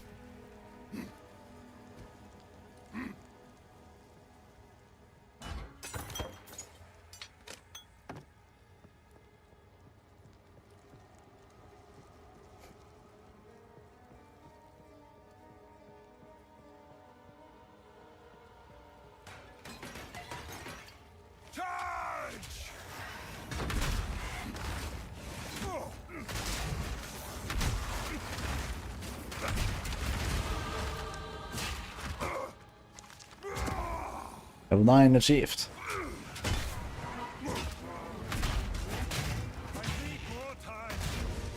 This Hisha seems to do a lot of damage. Look at this. Like a third of this guy in one go. This is a rolling slam. It's a very fun skill. Like kinda hard to use. Just wait.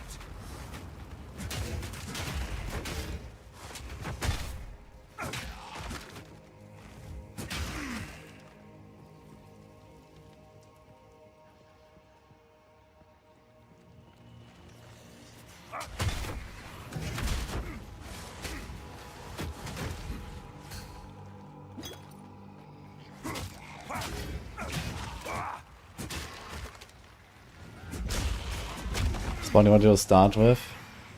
Mean warrior? Yeah, warrior is pretty straightforward, I'd say. You slam stuff, or strike them, do a shout. Oh, ditch. Where's the checkpoint now? Here, okay. Dodge roll is a game changer. Yeah, I do have to say that the animation cancel sometimes also feels kind of annoying.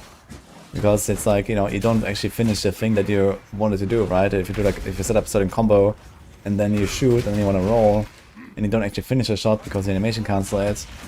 Like, I found that kind of annoying sometimes in PoE 1. But I guess you just have to get used to it. Like, for example, in Diablo 3, you know, you queue the skills. So you queue your shot and you queue the next shot and then that one is done and you queue the next shot and so on. And you'll always like use the thing that you pressed. And in PoE it's not this way. And that makes it feel kind of annoying sometimes, I feel. But it does give you like more control to like actually instantly roll away, for example. I'm not ready.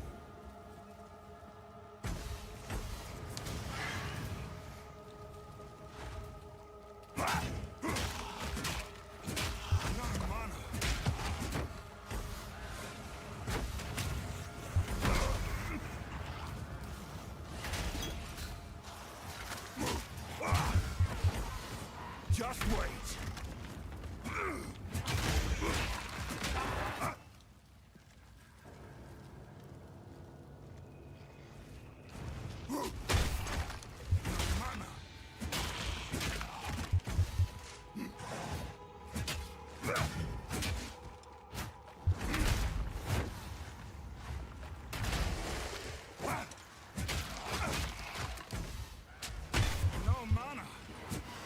Yeah, it is good that they can cancel and then roll out of something. That has like upsides and downsides, I guess. Did all of the monsters respawn actually when he died? Yeah, he came out of a checkpoint and then he fought through this again. Yeah, everything respawned actually. And he died. Shit. Okay. So it seems like you have to clear the entire area all the way to the boss, and then you also have to kill the boss. And both of them in one go. So I guess until the next checkpoint you have to like clear everything in one go basically, every time. Oh, I'm just gonna die again.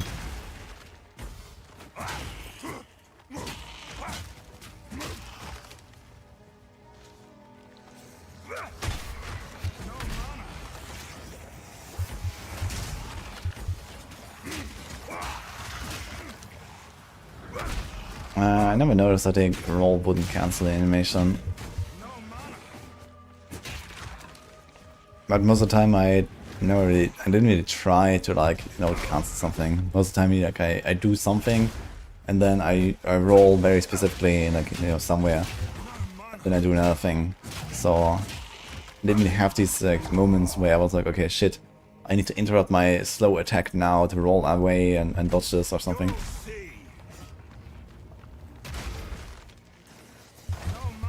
He's not underleveled, this is just the pace that you're gonna go at.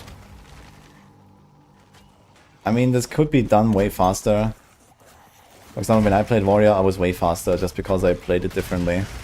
And I used the skills differently.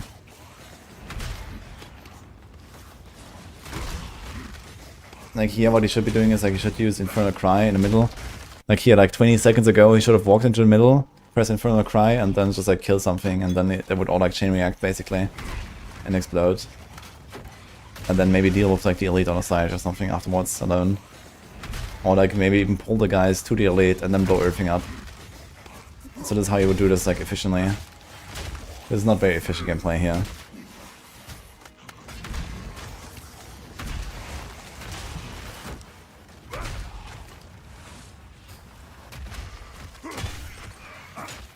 Shield charge actually has a relatively short cooldown. Seems like something like 3-4 seconds only for shield charge. You can probably go relatively fast thanks to shield charge. Just wait.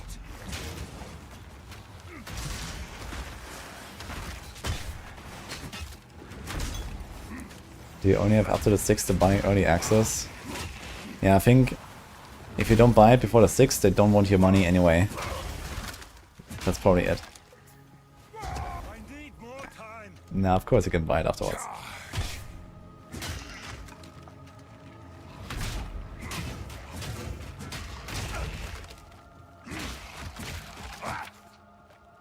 That is true, Asian woman lover.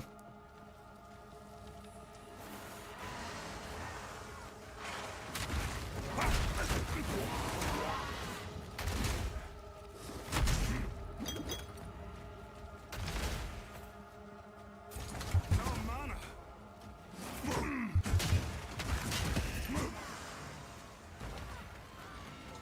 You'll see. I've no more room.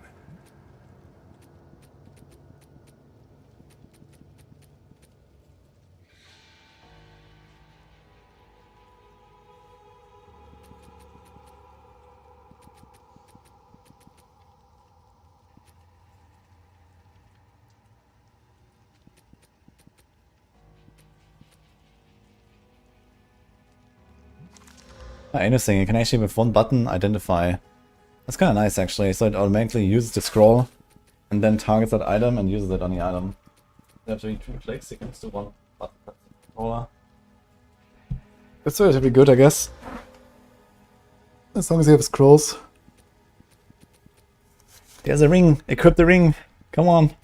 It's an empty slot. Oh. Twice it again, skill. Earthquake.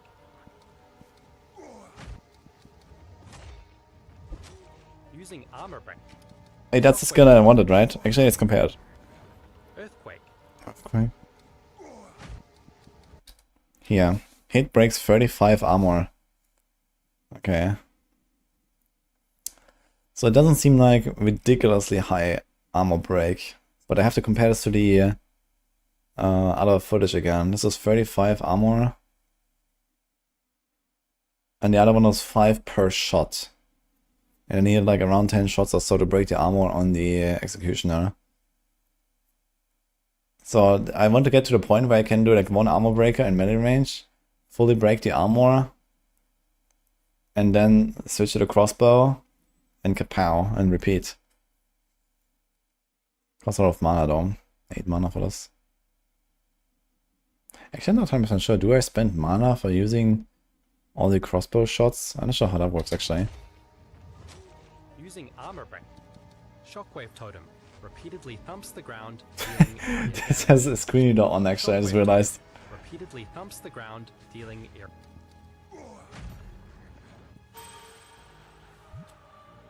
I've no more room.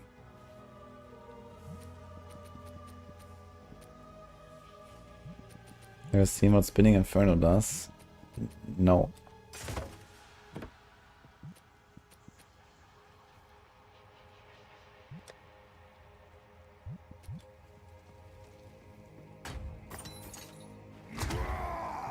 It's way better than the 4th screen reader. Yeah, I've seen, I've heard that it's like super fast somehow, right? It's like, oh, you found a flail. Wait, does it not work with a shield? Is it two-handed? Flail. For some reason, he can't equip it together with his shield. You can only put it into the 2nd slot. Maybe it's because of the skill gems. Ah, yeah, the skill gems were minted, I guess.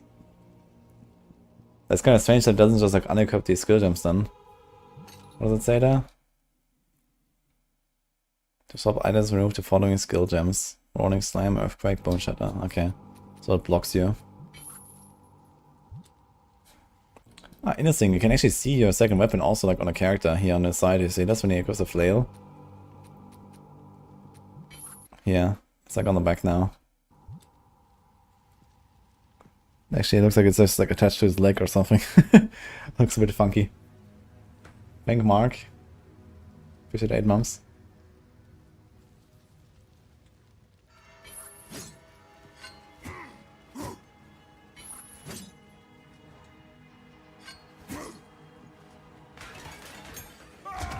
Just wait. I need more time.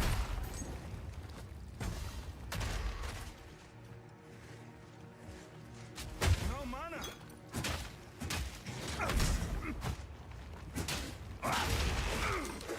You get a character creator in PoE too? No, I don't think there's any customization.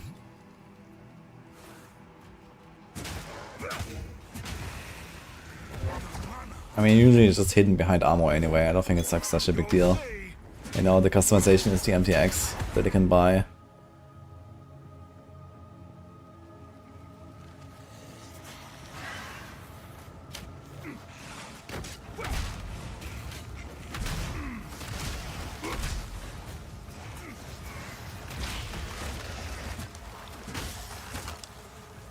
You'll see.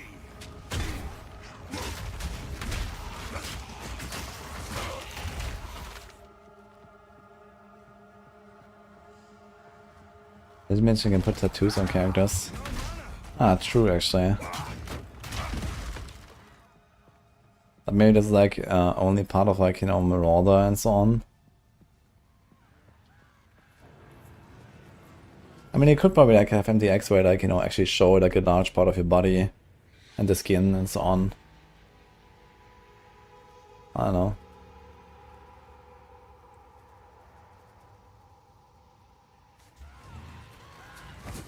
Just wait.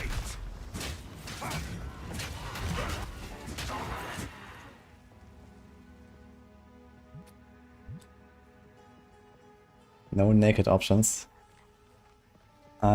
Maybe, who knows. But I don't think this is a waifu simulator game.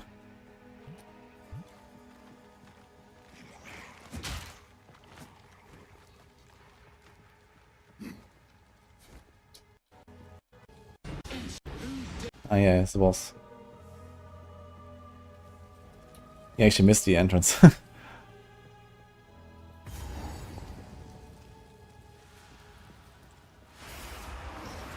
People are molding about genderlock in LE, but no complaints about PoE yet.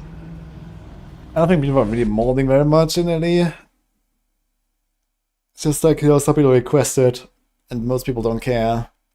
And honestly, I don't care, man. Like, why do we need gender and like, you know, change or like gender and like a choice, basically, right, for a character? I think it's totally fine that the Marauder is a guy and the Witch is a female. So it is just what it is. Who dares tread these halls? Just wait. Insolence.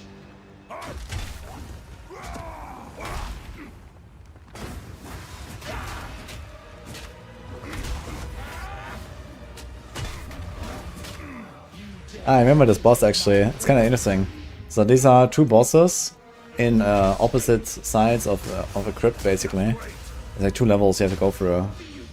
And each of them summons the other boss to them as a support. It's very cool. If I remember right, I think this is this one. My love, I call you. Yeah. Lag. Okay. Oh, it's lagging.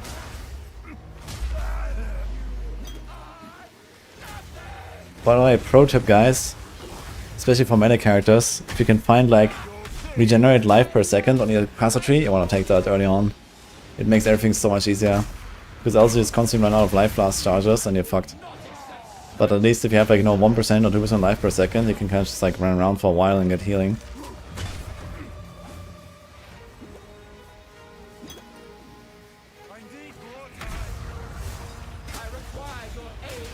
I can notice this when I spec into some life region, the game became instantly 1,000 times easier. Because I would just heal in between from all the chip damage.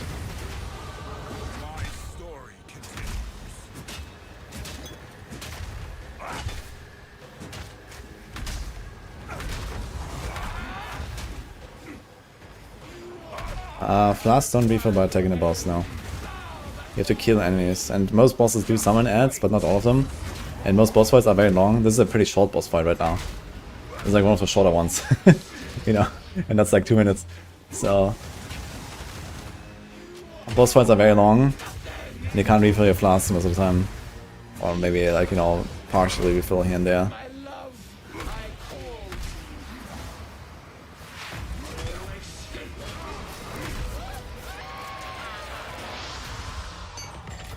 It's on the infinitely flicker, man. Maybe late game we get there at some point. 3 yellows. Huge.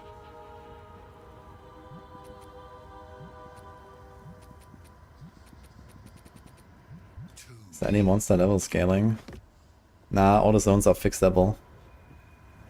I mean, there's like a scaling system behind it.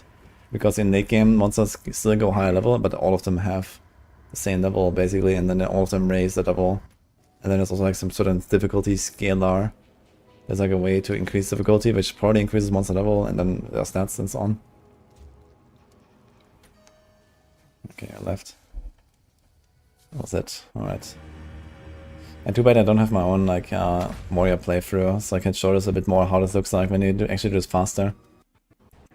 Like I would say when I played this on the warrior, after I like figured out a little bit how it works, like you think this is very slow, but it can probably go something like 3 times faster than this, at least. Not on the boss, but on everything else.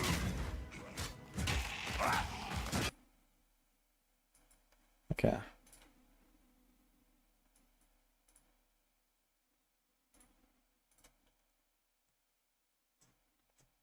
I want to see some of these mechanics here. Is this like all of the PoE, like wiki basically, all in one page? Seems so.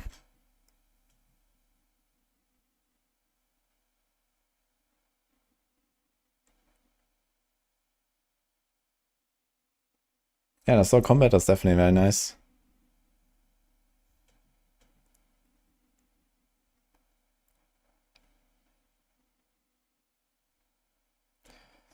In the classes here, there's no mention of throwing weapons. I wonder if throwing weapons are actually going to be a thing. But yeah, throwing axes could be a thing for Marauder, for example. Throwing daggers could be a thing. I guess we have the throwing spears actually, right, for Huntress. So I guess that throwing weapons is a thing to some degree. Or maybe just like you use a melee weapon, but you throw it with a skill. You know, there might be certain skills that do that. So I mean, it's also maybe why they don't have Shadow, Huntress, and Marauder ready yet.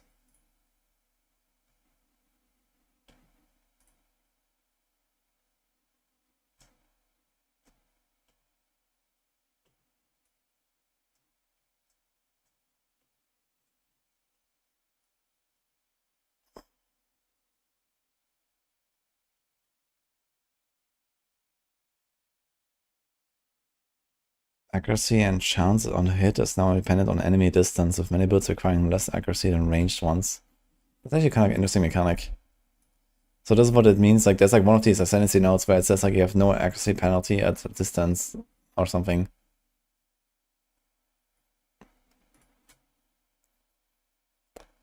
Evasion now applies to strikes and projectiles, but not area of effect skills. That's also interesting. So a slam will always slam you, basically. Charges, oops. Do not grant inherent bonuses, instead I use empower skills. Skills that spend charges cannot grant charges. Yeah, so I think this also makes something like this infinite flicker stuff not a possibility. Unless there's gonna be like some way to circumvent this. Gazi had a podcast with Jonathan today. When is that? Critical strike damage is calculated differently. Instead of a crit multiplier, critical damage is determined by critical damage bonus, which can have increase, decrease, and more and less modifiers, as well as flat modifiers. The default crit damage bonus is 100. Interesting.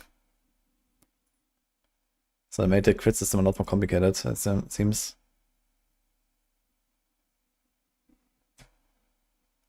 It's in 3 hours and in 17 minutes. Okay. So our PvP stuff is in 2 hours. Okay.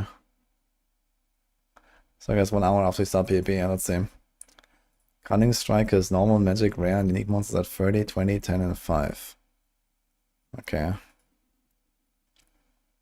Not bad actually. 30% cull, 20% cull. Conversion now only scales by the final damage type. Does not remember converted damage types.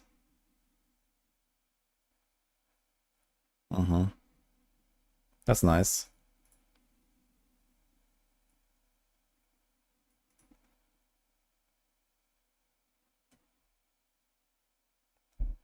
Gazi has a podcast with Jonathan, and it turns out leech is simplified without having various caps, simply leeching a percentage of damage dealt, and instead enemies have leech reduction based on monster level. Okay. Light radius modifiers extends the range of the minimap's Fog of War. Interesting. Attributes provide more stats per point compared to PoE 1. In effect, how many support gems of the respective color you can have socketed. Ah, I saw this in the skill menu. So it said like, you know, strength gems 2 out of 6, dex gems 2 out of 7 or something. Interesting.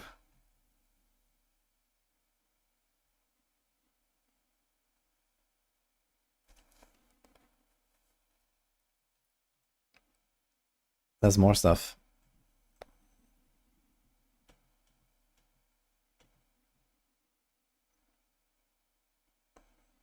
There's a trailer that shows the axe skill like a boomerang. Okay, let's see. Alpha Exile trailer 2, trailer 3, 1 year ago. Wait, let's see that. Gods caused all this, you know. After Oriath was destroyed, I traveled, searching for answers. Every Wait, I've seen this trailer actually. From the Marauder. Let's see. And I saw like 1 or 2 skills, I guess. Wait. Ah, this one. Ah, true. This is what you mean, huh?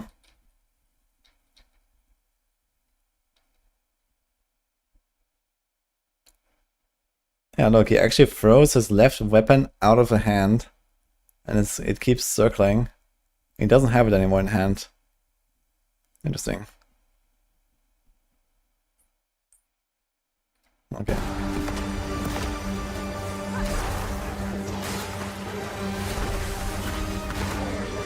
What about the hunters actually?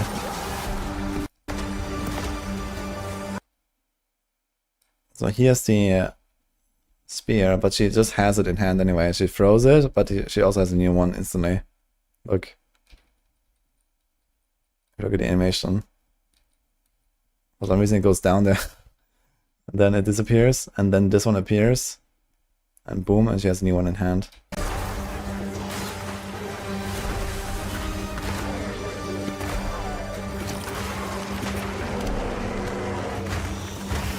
Okay.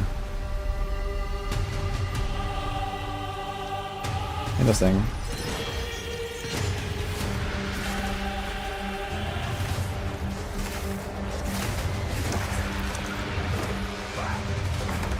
That was a copy of a crit spear. So maybe this specifically calls it out, so meaning that you keep it in your hand. While for example the axe throw that we saw there, maybe just says, you know, it throws your weapon and you get it back after 3 seconds or something.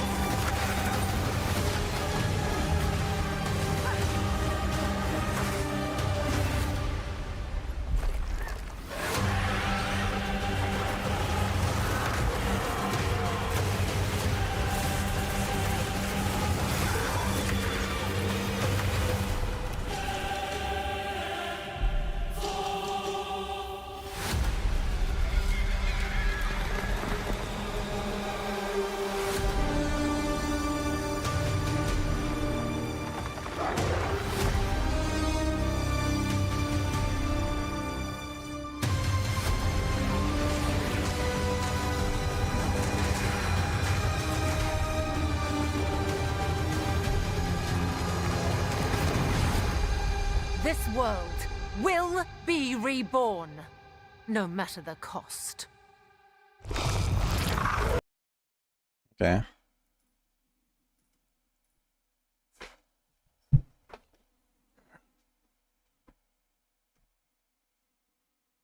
Mark being so adamant on having good boss fights excites him more than anything at us. It was cool, like when they were talking about it in the Q&A. He was like, yeah, this shit sucks. Basically, right? Talking about the PoE 1 bosses. It's cool.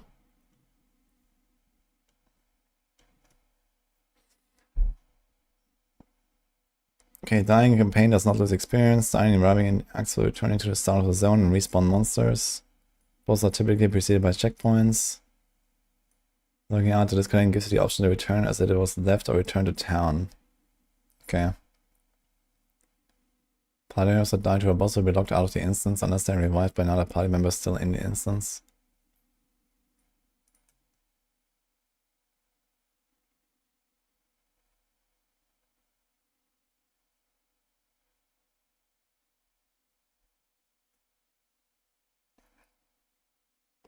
I think a lot of the stuff is probably like somewhat outdated as well, but I want to see like, you know, some of the mechanics like bleed, poison, etc.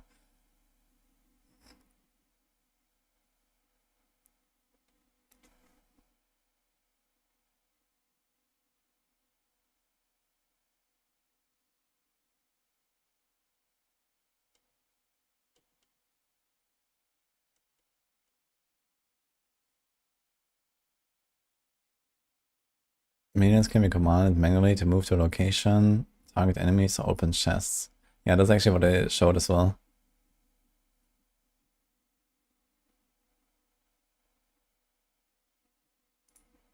It's also interesting. Permanent minions will revive themselves automatically if no other allied minions have died recently.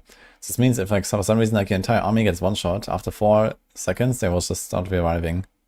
Or maybe all of them revive.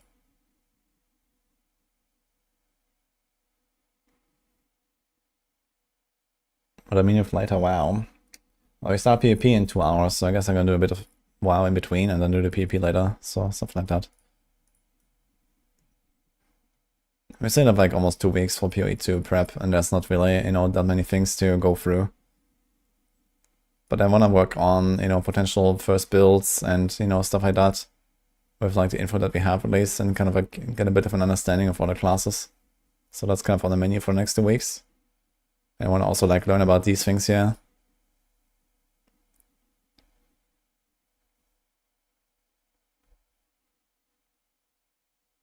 The only boss I dislike in PoE 1 is Cyrus.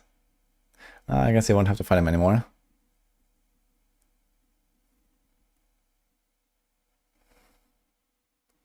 Stun can now build up towards a heavy stun, which causes them to be unable to act for a long period of time. Enemies affected with heavy stun will go into a significantly longer stagger animation. The amount of heavy stun build up on enemies displayed as a bar under the life bar. Yeah, that's like the stagger bar basically. 19 damage can electrocute enemies. Once the threshold to electrocute an enemy is reached, they will be unable to act for a short time. Bleeding and poison bypass energy shields. That's kind of interesting. But it's like a PoE 1 article, right? Okay. Bleed damage now only scales with damage dealt to life by the hit that applied it. Interesting. So wait a minute, so it says bleed can bypass energy shield, but I guess a hit cannot. So it's only bypassing energy shield that is gained after applying the bleed?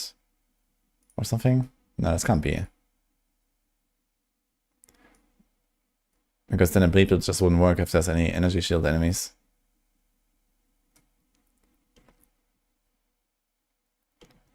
Chaos damage no longer bypasses energy shield, but instead removes twice as much energy shield. Interesting. So bleed and poison bypass it.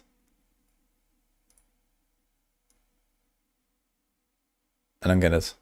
How they're supposed to work together. Armor now reduces bleed damage. Okay, that makes sense.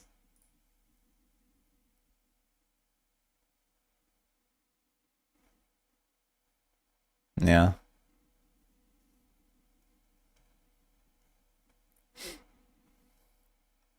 Marks are no longer considered to be curses. As a result, there's no longer a distinction between hex and mark curses.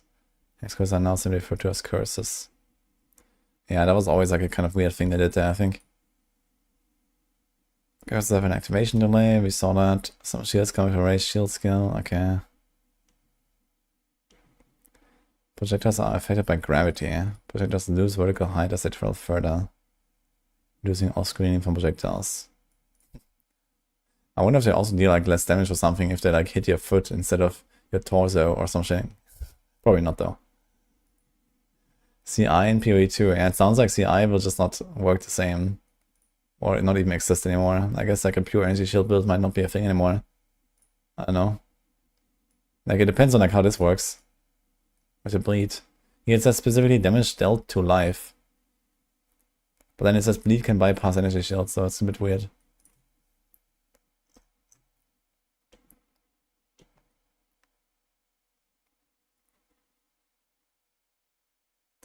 Traps have been completely overhauled and are no longer considered attack or spells, dealing a separate damage type, trap damage. Additionally, traps now require a trap weapon type, which determines trap trigger delay and detonation type. Okay, so traps are now the same basically. Mines and traps are the same.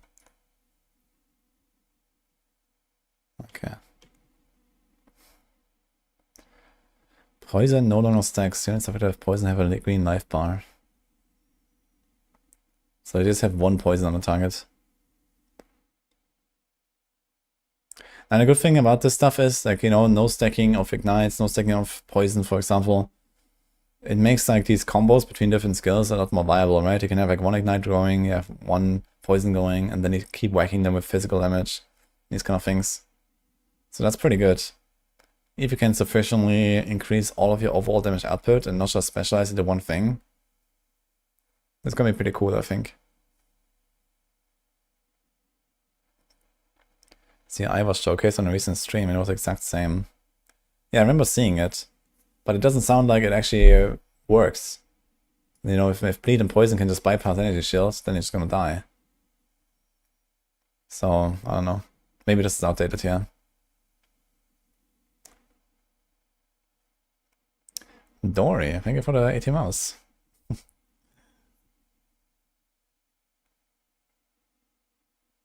And then Pathfinder can get 2 stacks of poison and Stormweaver can get 2 stacks of shock and so on.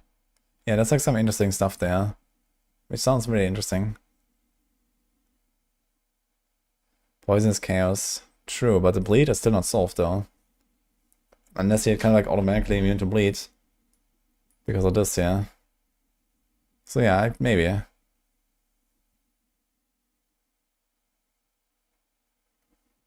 We'll see, I guess.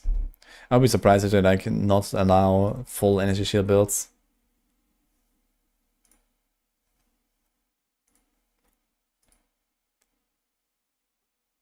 The screen shows a green or red effect when a character becomes poisoned or reaches low life.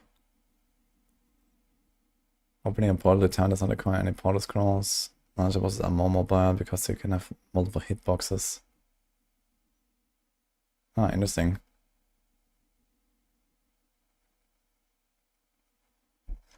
Element chance is now based on damage dealt by the hit. Critical strikes no longer guarantee applying elements. Okay, we saw this stuff earlier, okay.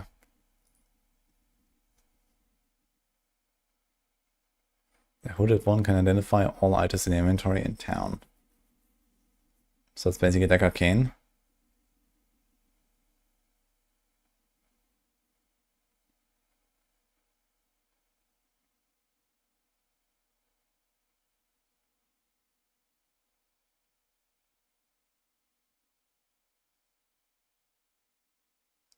Wanna make a video or a YouTube video why you should play PoE 2? I'm not sure if I need to make that video.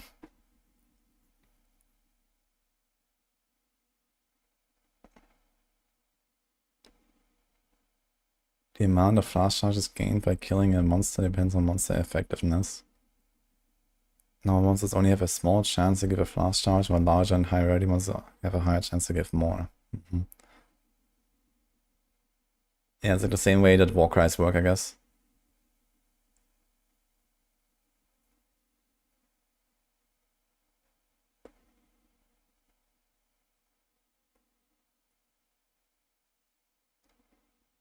It has footage. I'm showing skill tutorials. Open world games. What is open world games? Is that a YouTube channel?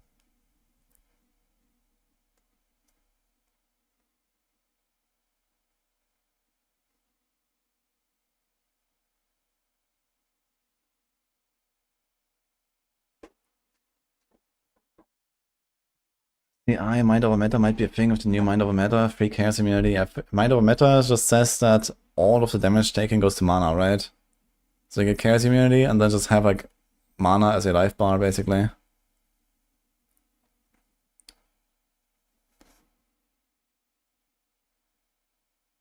Yeah, I wonder how well CI builds will actually do.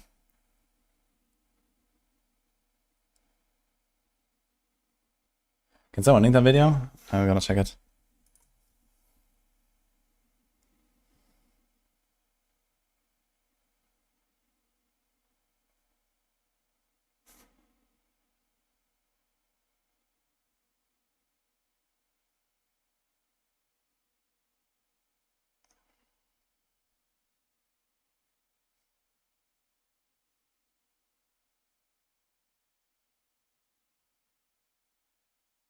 Okay.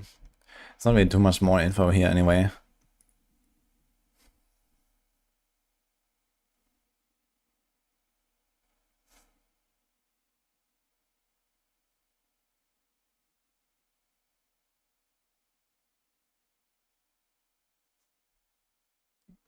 Let's see it.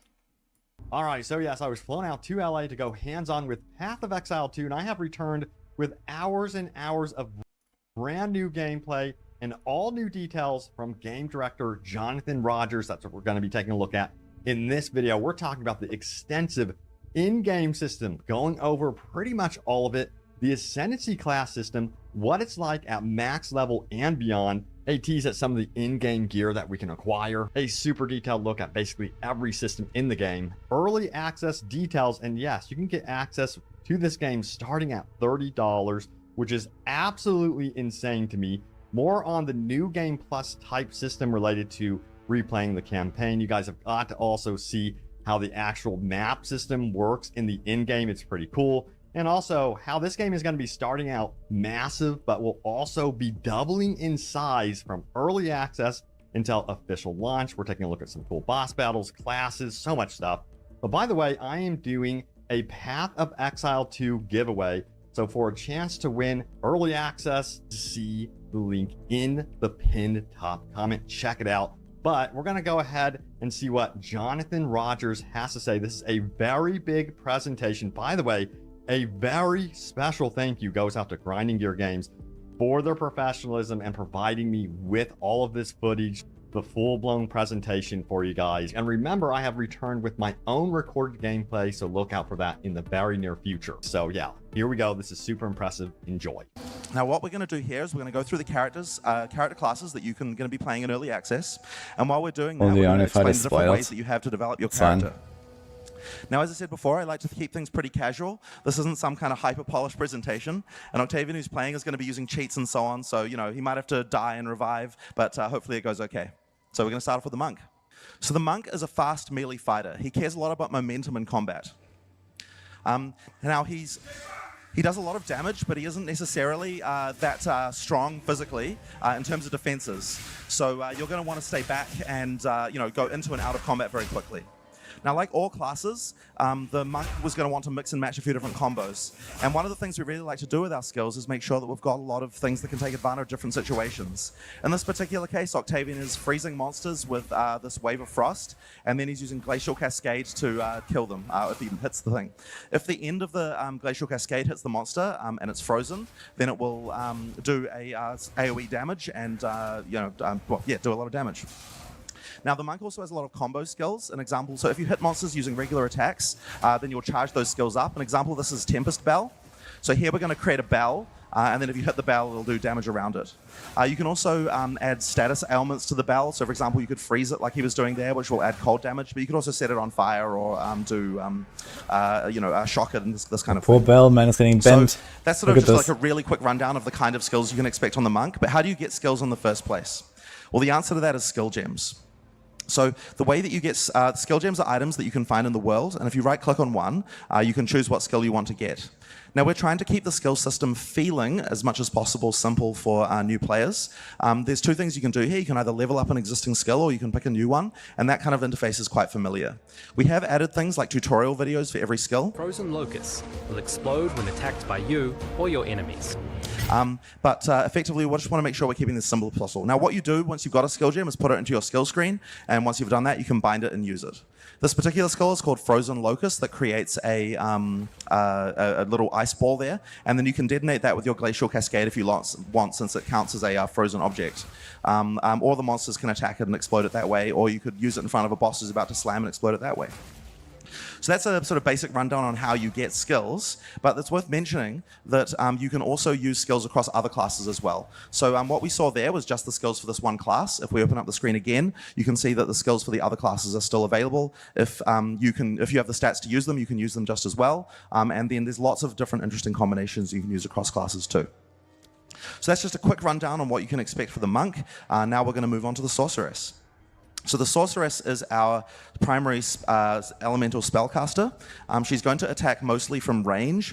She has high damage but low survivability.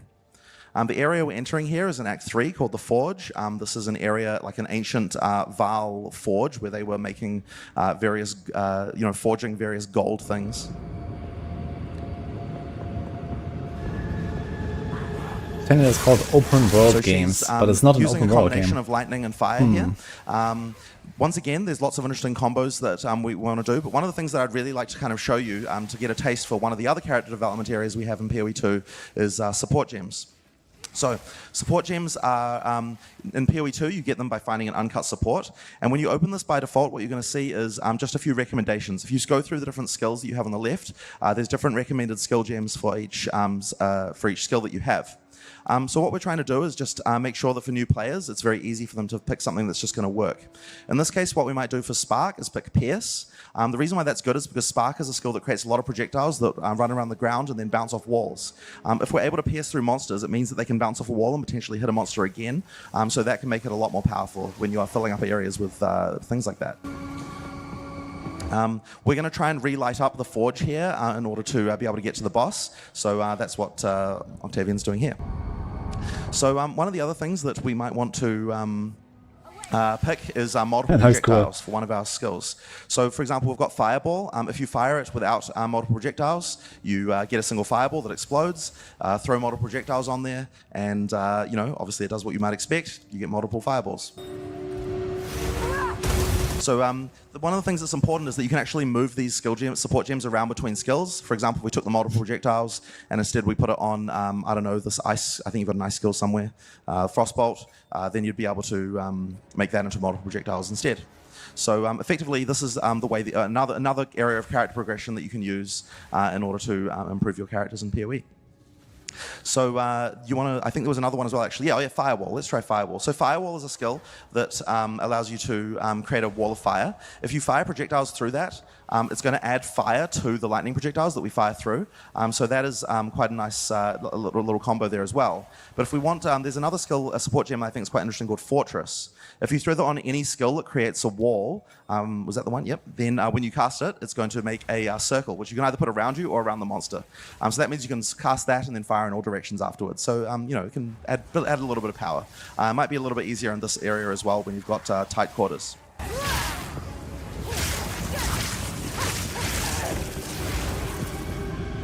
All right. Now the next thing we're going to show is the Warrior. So the Warrior is our kind of big tanky melee class. Unlike the Monk, he's a lot slower. Is our oh shit, I have like a 47, 95, 36, 42, 64. Kind of big tank. Act 3, Cruel. Okay. Tanky melee class. Unlike the Monk, he's a lot slower, but he hits a lot harder.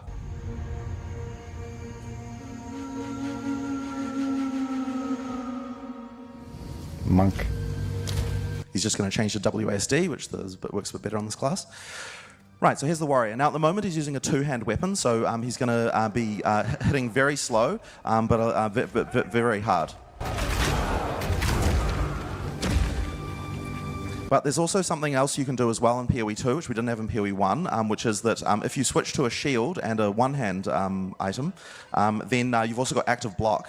So this is something that actually comes in handy. It's not so useful for just regular trash monsters unless they've got some special ability, but it can be quite nice against bosses. So let's have a quick look at that. So this is a big boss here, and the thing with bosses, they have large telegraphed attacks.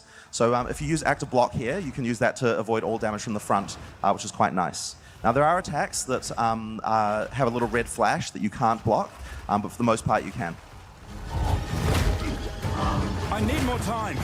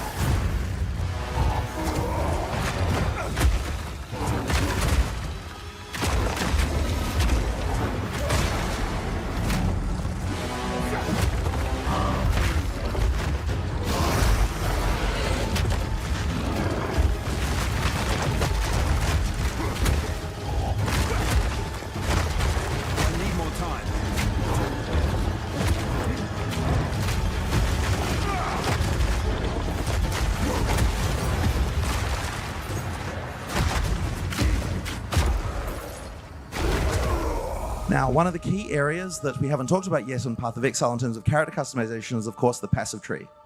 So Path of Exile is really well known for having a giant passive tree. There's 1,500 nodes in the passive tree, and all the classes use the same tree. However, they start in different locations. So the warrior, for example, starts on the bottom left side here, and because of the fact he starts there, he gets access to a lot more of the melee-focused elements on the tree. Now, to quickly explain how the passive tree works, there are a few different types of nodes here. The smallest nodes are just like minor nodes, and they'll give very simple increases, like, for example, you've just got melee damage here and that kind of thing. But the thing you're probably going to want to go for are called notables. Notables are the very slightly larger nodes, and they have much more interesting effects. They're often going to depend a little bit on what kind of build you're doing. For example, this one here is 20% more damage against heavy stunned enemies with maces. This is something you're obviously only going to care about if you're heavy stunning enemies a lot, and of course using maces. So a lot of these notables are the things that are really going to define your character, and the list of notables is really when it comes to making build guides and things. Is this is what really matters. And in PoE 2, I've really tried to push the fact that notables are a lot more interesting, so there's a lot more stuff going on with them. But as well as notables, there's also other big nodes on the tree called keystones. And keystones are unique because they have both upsides and downsides. So an example of one right here is called Giant's Blood. It says you can wield two-hand axes, maces, and swords in one hand, but you get double attribute requirements of weapons. So effectively, if you want to use a giant two-hand sword, but you still want to use a shield, you've got a way to do that. You just have to meet the attribute requirements to do it, which could be tricky for endgame bases.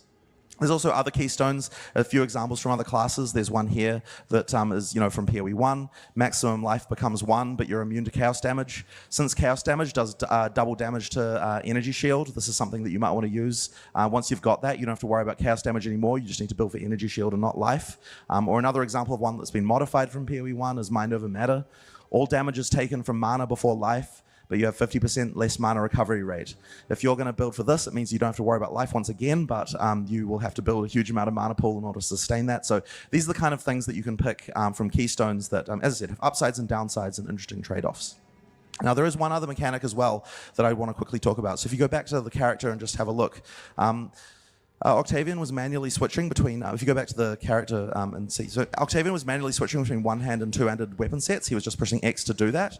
When he's using both sets, there are things on the passive tree that you might want to be able to use for one or the other. So another unique feature for PoE 2 on the passive tree is the ability to split passives in two in order to allocate one for one set and another set for the other. So if we allocate ones in red here, these passives will only be used when you've got a two-hand weapon.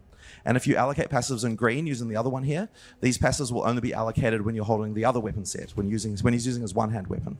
So effectively, if he presses the weapon swap button now, it'll switch from one set to the other. So that means that he can effectively dynamically adjust his passives based on what weapon sets he wants to use. But the other thing as well is in order to make it a lot easier for you to be able to use different passives in your, different passives and different weapons for different skills, we also have the ability to pick for a given skill which weapon set you want to use it with. So for example, the Stampede skill here, if you've got a shield, then when you use the skill, it will be blocking the entire time if you just demonstrate that quickly. So if you use a Stampede, because you hold your shield in front of you, you're blocking the entire time you're charging. And using the one-hand weapon will also be a lot faster because it's got higher attack speed.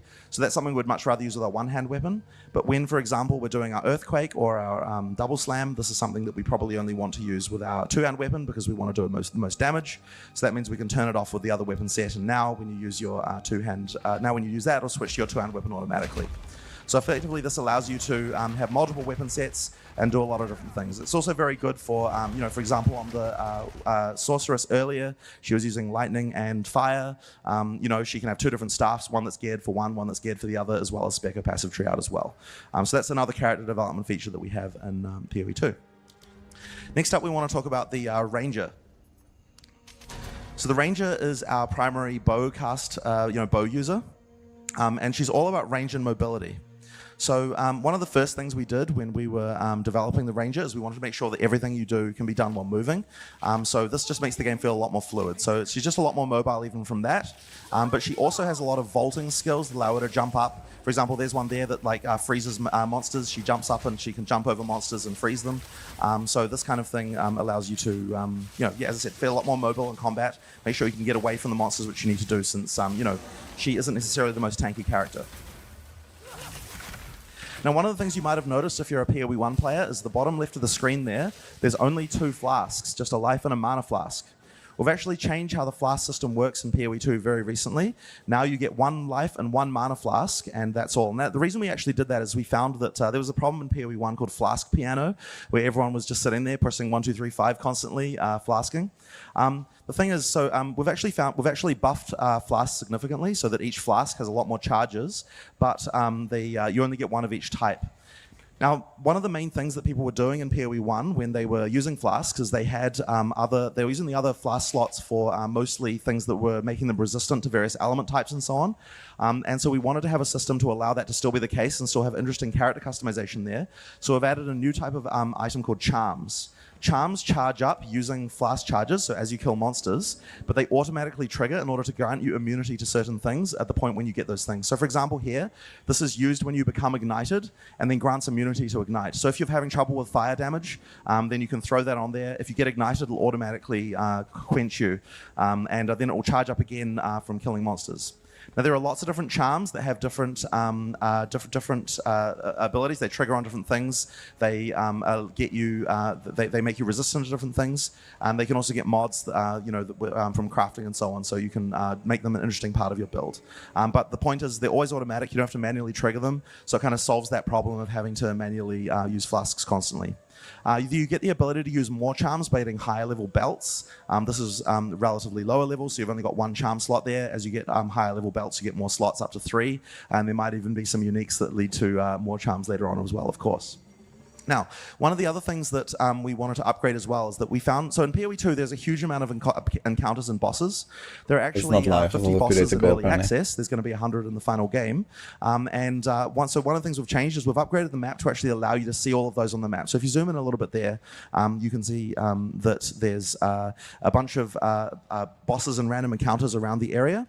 Near to where Octavian is right now, you can see that there's a boss called Silverblack Blackfist, and that means that in this area there's something to find, a boss to encounter. So as I said, the bosses often have things that you can use to increase your character power as well. So it's important to kill them.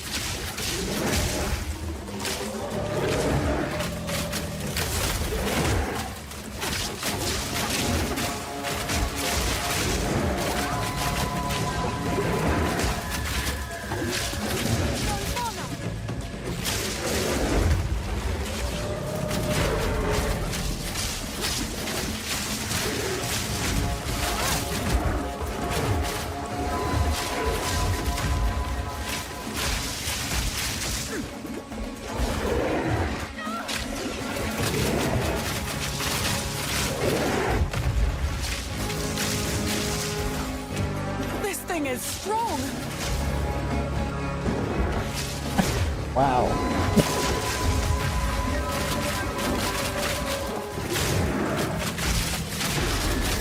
Monkey. Yes. Forgive me, great creature.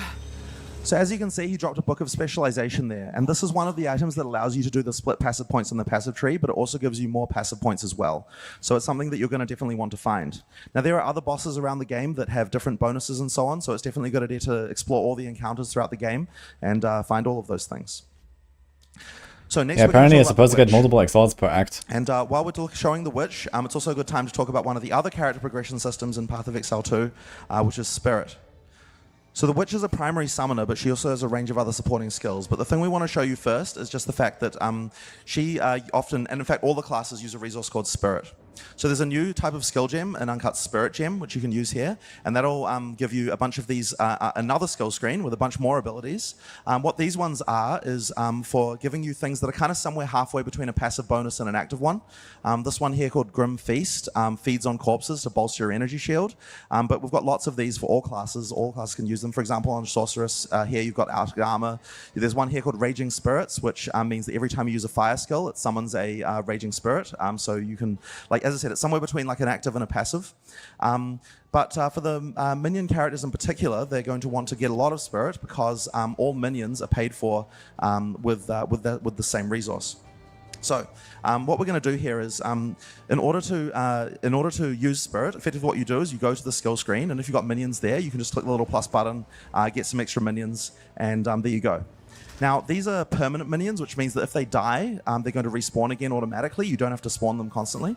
And that means that that's during boss fights and things like that. It makes it a lot easier. You don't have to worry about having to have corpses every time, that kind of thing. But we also do want to support large minion armies, and because of that, we also have minion skills that you can summon from corpses as well. So all these little scorpions here, those are summoned from corpses. While you're clearing, you'll get large armies. During boss fights, it'll be a little bit more focused using the minions, your permanent minions for the most part. Now he's also got some other supporting skills, a lot of things focusing on chaos damage. So he's got a skill called Contagion that'll spread between monsters and other things like Essence Drain and so on. Like just yeah, Breach is probably going to have Necromancer Ascendancy. Now the other thing with minions is that all the permanent minions come with extra abilities that you can trigger manually. So you see those little markers on your minions.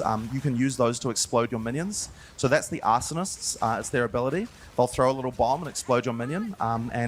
There's also other ones. For example, the Snipers have the ability to create little gas clouds. And the more minions you have, the more often you can use those abilities. So effectively, it means that each minion also effectively serves as an extra skill as well as being a meat shield for you as well.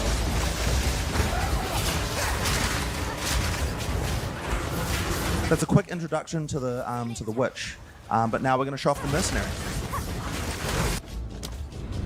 Oh, actually, wait, no, we did miss something. Sorry about that. Right, so just one other quick thing I wanted to show you as well is that the Witch has a lot of other summoning options, even beyond just the ones that we've picked, because she also has things called Spectres. So basically, anytime you kill a monster on the ground, it can be turned into a Spectre. We've actually created one here from Act 1 called a Cultist Archer. They cost quite a bit of Spirit, so we're going to unsummon a couple of the Arsonists and put this Cultist Archer in. Now the nice thing is that because lots of monsters in Path of Exile have different interesting abilities, all those abilities can be used by the summoner as well. So this one has the ability to summon these like purple polyp things that both slow monsters and add weakness to chaos damage as well. She's using it there with those little things that exploded there. Because those are going to make monsters weaker to chaos damage, it'll be a very good part of this build. Greater than PoE it's not as many minions, but the nice thing is that it'll actually end up being more DPS, and I think for bosses it probably is better for this build than not. That's what these little polyp things are. All right, so moving on. Let's have a quick look at the Mercenary. So the Mercenary is another ranged character, but this time using crossbows. Now the main difference between a crossbow and a bow is that crossbows fire instantly, and they also have an ammo mechanic where effectively, you fire until your clip is empty and then you have to reload. So it plays a lot more like an FPS. And we've got lots of type of FPS type weapons as well. I just changed to WSD here because this character plays a lot better in that way. So if you've got like a shotgun type weapon, you've got a assault rifle type weapon. Find some monsters. Is this an automatic door? Type weapon. Find some monsters. And various other types. You've also got attached grenade launchers and things like sniper rifle type weapons and so on. Now, this plays very differently to the other classes, but I think it's really fun. It's just like a whole different sort of feeling of the game. This particular area is called Doyani's Sanctum. He's doing a lot of experiments on humans and is very interested in anatomy and kind of merging them with machines. There's a pretty interesting chest on the wall there that I quite like. If you click on that one, just so there's a cadaver on the wall and it like slices up and drops some items. So that's kind of fun. We actually originally just had half a person there, but it really just looked like an anatomy diagram. So we needed to do something to show the fact that it was actually a modeled human there. So that was fun. So one of the other things we haven't even talked about, which is another really important character development system in Path of Exile, is of course items. So now items in Path of Exile work like many other action RPGs, but I think that we do a particularly good job of having interesting affixes and suffixes. If you have a look at the items on the character, they generate. We have normal, magic, rare, and uniques. Magic items can have up to 2 mods. Rare items can have up to 6. And effectively, each of the different slots has a pool of mods that's unique to it. But one of the other things that's sort of really important about PoE is crafting items. So here we have different crafting items that allow you to add affixes to items. If you use an Orb of Transmutation, it'll turn this magic item into a 1 mod magic. If you use an Orb of Augmentation, it'll add an extra mod to make it into a 2 mod magic. You've also got Regal Orbs that will turn it into a 3 mod rare, which is normally that I have 4, but if you do it this way, you get 3. And then you can use Exalted Orbs to add more mods than that to make up to 6 mods. Now, something in Path of Exile 2 that's very different than PoE 1 is that these currency items to add mods to items are much, much more common than they were before, and you're really going to be expected to use them throughout the campaign. It's like a really important element of player power. We've actually changed the way the scaling works in quite a lot of elements to kind of try and make it so that picking up new blue items is going to actually be an interesting choice for you. Using Regals and Exalts on them are pretty interesting. And also you get Regals by disenchanting rares as well. So effectively you can get quite a lot of Regals in order to upgrade items to rares relatively easily. So now these crafting items, the other thing that's important about them is you can use them on any base type, not just items you can equip. They're used throughout the game for many different purposes, for the end game as well, and many other things. So you could use them on flasks and charms. There's all sorts of places where you can use them. So it's definitely something that you're going to want to master and play around with. Now, the other items, of course, that we have is lots and lots of unique items. There are hundreds of them in PoE 2. There'll be hundreds and hundreds more as we go along.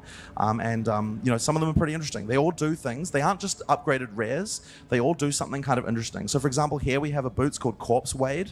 If you put that on there and then you walk through a corpse, it'll make them explode and turn into little puffs of green chaos damage there. That's not something you're going to get on a rare item. Another one here is called Sands of Silk.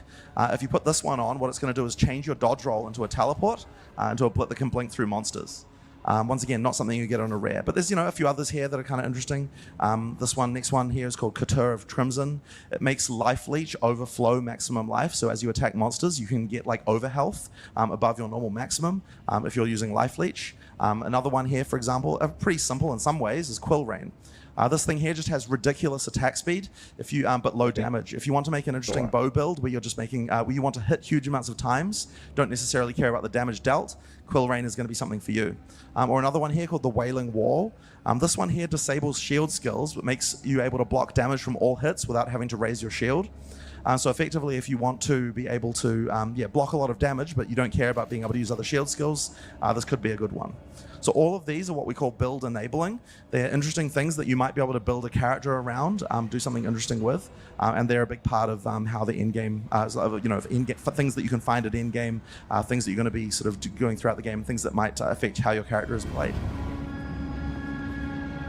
So, on the eve of the end, the demon of Atzoatl has finally come for me! Kill it, John!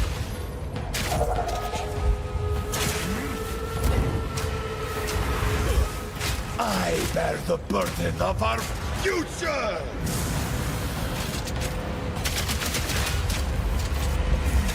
Pathetic!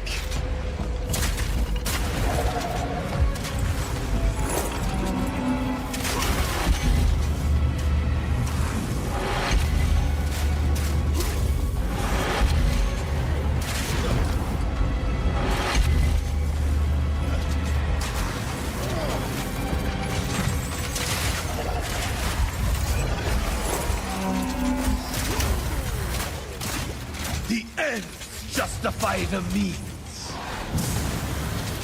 Let's see how you handle this. Oh shit, I actually missed the start of the fight. Not now. I'm gonna go back. The cataclysm must be stopped. I wanna see that actually. Sorry about that.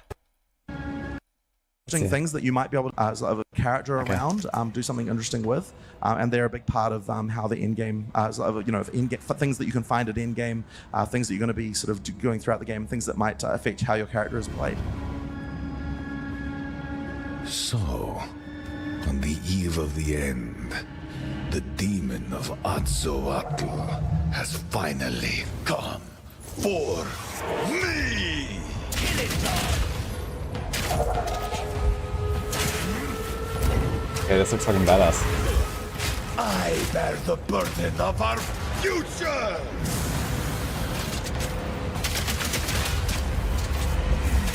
Pathetic.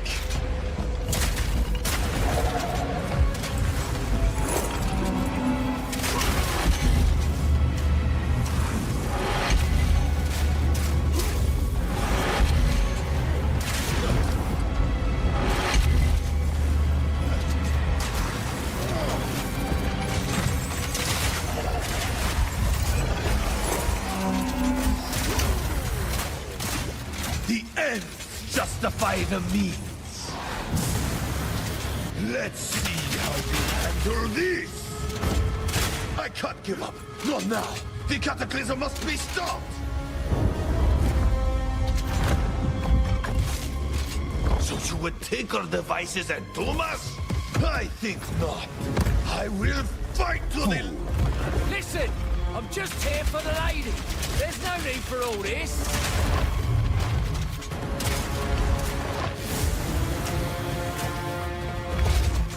I've got you now!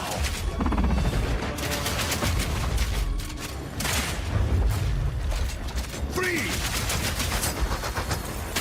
Please!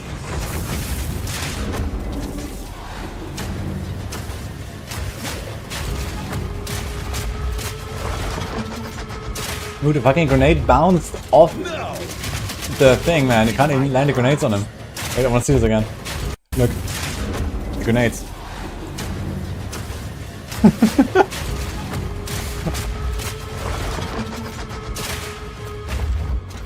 You are within my grasp.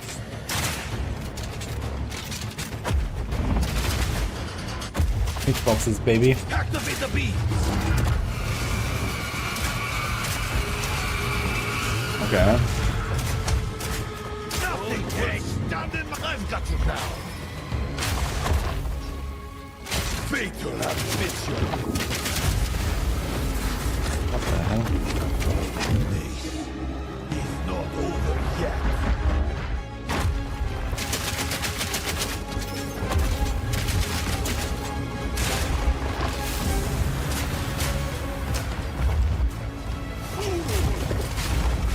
I think I'm gonna start mercenary.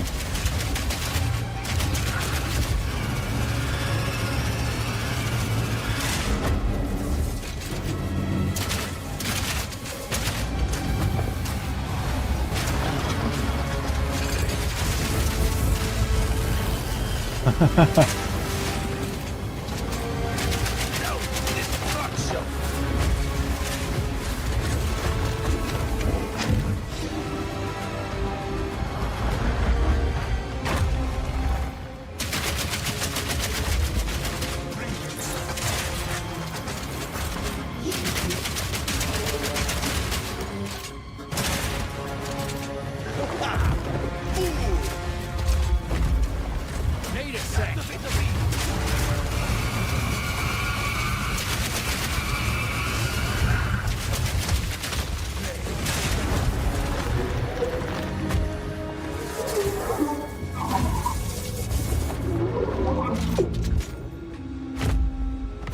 Oh, poor robot, man.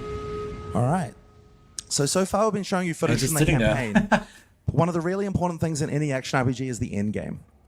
Now, something that happens almost every time a new action RPG launches is people saying there isn't enough end-game content. We really want to make sure that in PoE 2 people don't feel that way. And it's something that we actually changed our priorities for as a studio relatively recently. Now, the first 3 acts of PoE 2 take around 25 hours to complete. This is already longer than many campaigns in other games. On the other hand, people spend hundreds of hours in endgame.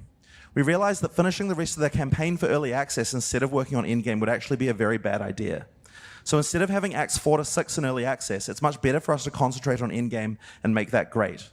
If you're a new player, a 25-hour campaign is already a huge game with plenty of content, but if you're an existing action RPG player, then what you're going to care about is the endgame challenges that you have to complete. If we'd launched with a double-length campaign and a bad endgame, we'd effectively have to say, hey, trust us, a good endgame is coming later. But if we launch with a 25-hour campaign and a great endgame, then people can easily understand what's coming when we say, oh, yeah, and there's 3 more acts coming really soon. Now, in early access, there are 50 bosses currently and around 400 monster types, but effectively the game is going to double in size during early access and to be 6 acts with 100 bosses and around 800 monster types. Now, the great thing is the rest of the game is like 80% there, and so we'll be adding content very quickly during early access, and so you can expect to see a lot of that coming really quickly. Now, in order to make the endgame happen at the same player level, we've had to add a second difficulty called Crawl difficulty, where you repeat the campaign with all the monsters and bosses harder, but also better rewards. If you sort of look at it in traditional game terms, you can think of it as a kind of like New Game Plus type thing, but we've actually made quite a lot of changes to the game throughout as well, which you'll probably enjoy as well. And that'll take you to around level 65, which is where the endgame begins. So, let's talk about what the endgame is. So in PoE, there are many different in-game grinds. One of the things that's kind of really important is that people feel like they've got a choice between many different types of activities in the in-game. So for PoE 2, at the start of early access, we're going to have 8 primary in-game grinds that you can do, all of which have their own sort of systems for leveling them up, improving them, unique rewards, player power that you can get only from them. And we're going to introduce the first 2 of them right here during the campaign, which are the Ascension trials. So the Ascension trials in Path of Exile 2, you do encounter them in the campaign to start with, but then they level up all the way to endgame and they have interesting mechanics. So this first one here is called the Trial of the Sekimas, and it's actually a sequel to Sanctum League from PoE 1. So we've actually done quite a lot of sequels to leagues from PoE 1 with new mechanics and new stuff, but all of them have new things going on. So basically, in order to the Trial of the Sekimas is a place where the Maraketh came to be tested and gain power.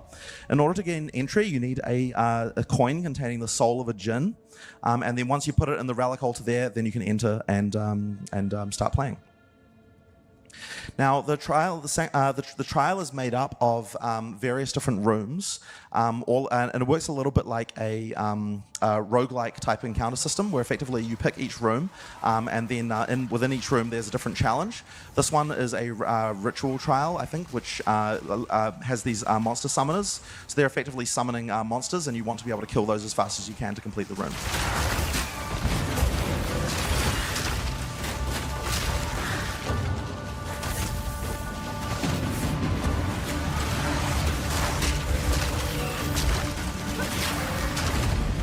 That one was relatively easy.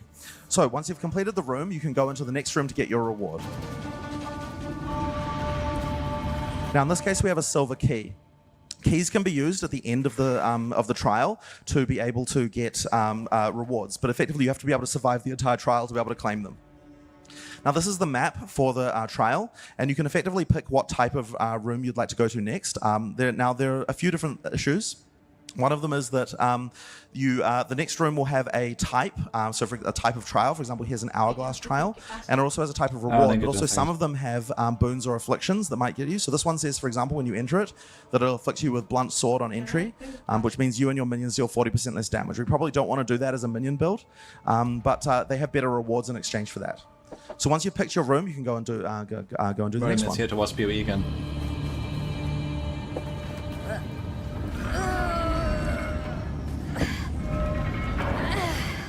Now this one's a time trial. You have to survive and kill all the monsters. Now one thing that I didn't mention at the start of this is that unlike in the normal game, if you take hits in this mode, then you're going to lose a resource called honor. If you run out of honor, then you have to leave the trial. So effectively, you want to really try and play these runs as hitless as possible, and that means that all the monsters we've selected usually have to be avoidable in some way, have dodgeable mechanics, and that's sort of why Octavian is playing as safely as he possibly can here. He doesn't want to get too close to the boss or that monster there, because he doesn't want to lose honor. Oh yes, it is. Okay, no, it's okay. Don't worry about it. Okay, All right, so once the trial is complete, once again, you can go and get the reward, which in this case is a bronze key again, because we picked one that had the same reward. We'll do one more. So that one's a Sacred Water Fountain, the Chalice Trial. Yeah, sure, let's do it. All right, cool. The next one's called a Chalice Trial. Effectively, there's a blood chalice here, which you need to fill with blood by killing rare monsters in this area. Once you've killed all the rare monsters, you can continue. Now, there are a lot of different rooms in the trial. There are around 70 in level 1, and they're random, what you get each time. So you should expect each run to feel quite different, and the kind of stuff you can expect to find in the trial. There are around 70 in level 1, and they're random, what you get each time. So you should expect each run to feel quite different, and the kind of stuff you can expect to find, you know, the kind of boons and afflictions you get, the monsters that you'll face, this kind of thing. All of these are very different. And there's also what is there 4 70 floors as well. This is just the rooms? first floor. Each floor looks different and has different mechanics, rewards, and so on as well. So there's quite a lot of content here. And once again, like I said, there's got to be ways as well for it to sort of expand into Endgame, have more... have ways to expand it and ways to make it both more damaging and more rewarding.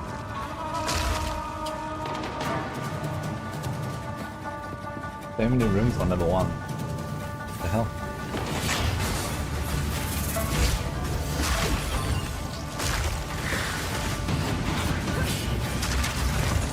Where's that other rare? There he is.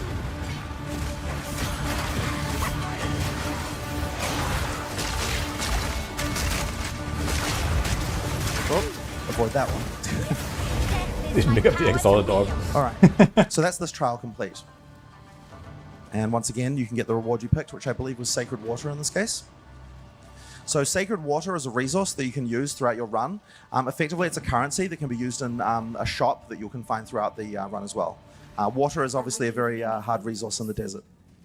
So in the interest of time, what we're going to do now is skip to the last room in this floor of the Sanctum, which is a boss room. Formidable. Steel yourself. Alright, so here we have Rattle Cage.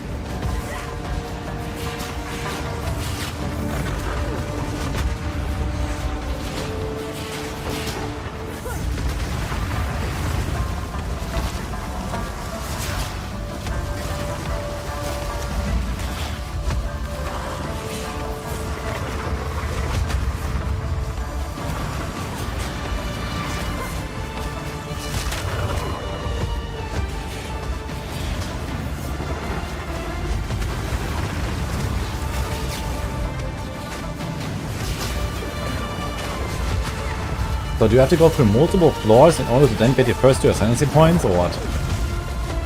Or just one floor?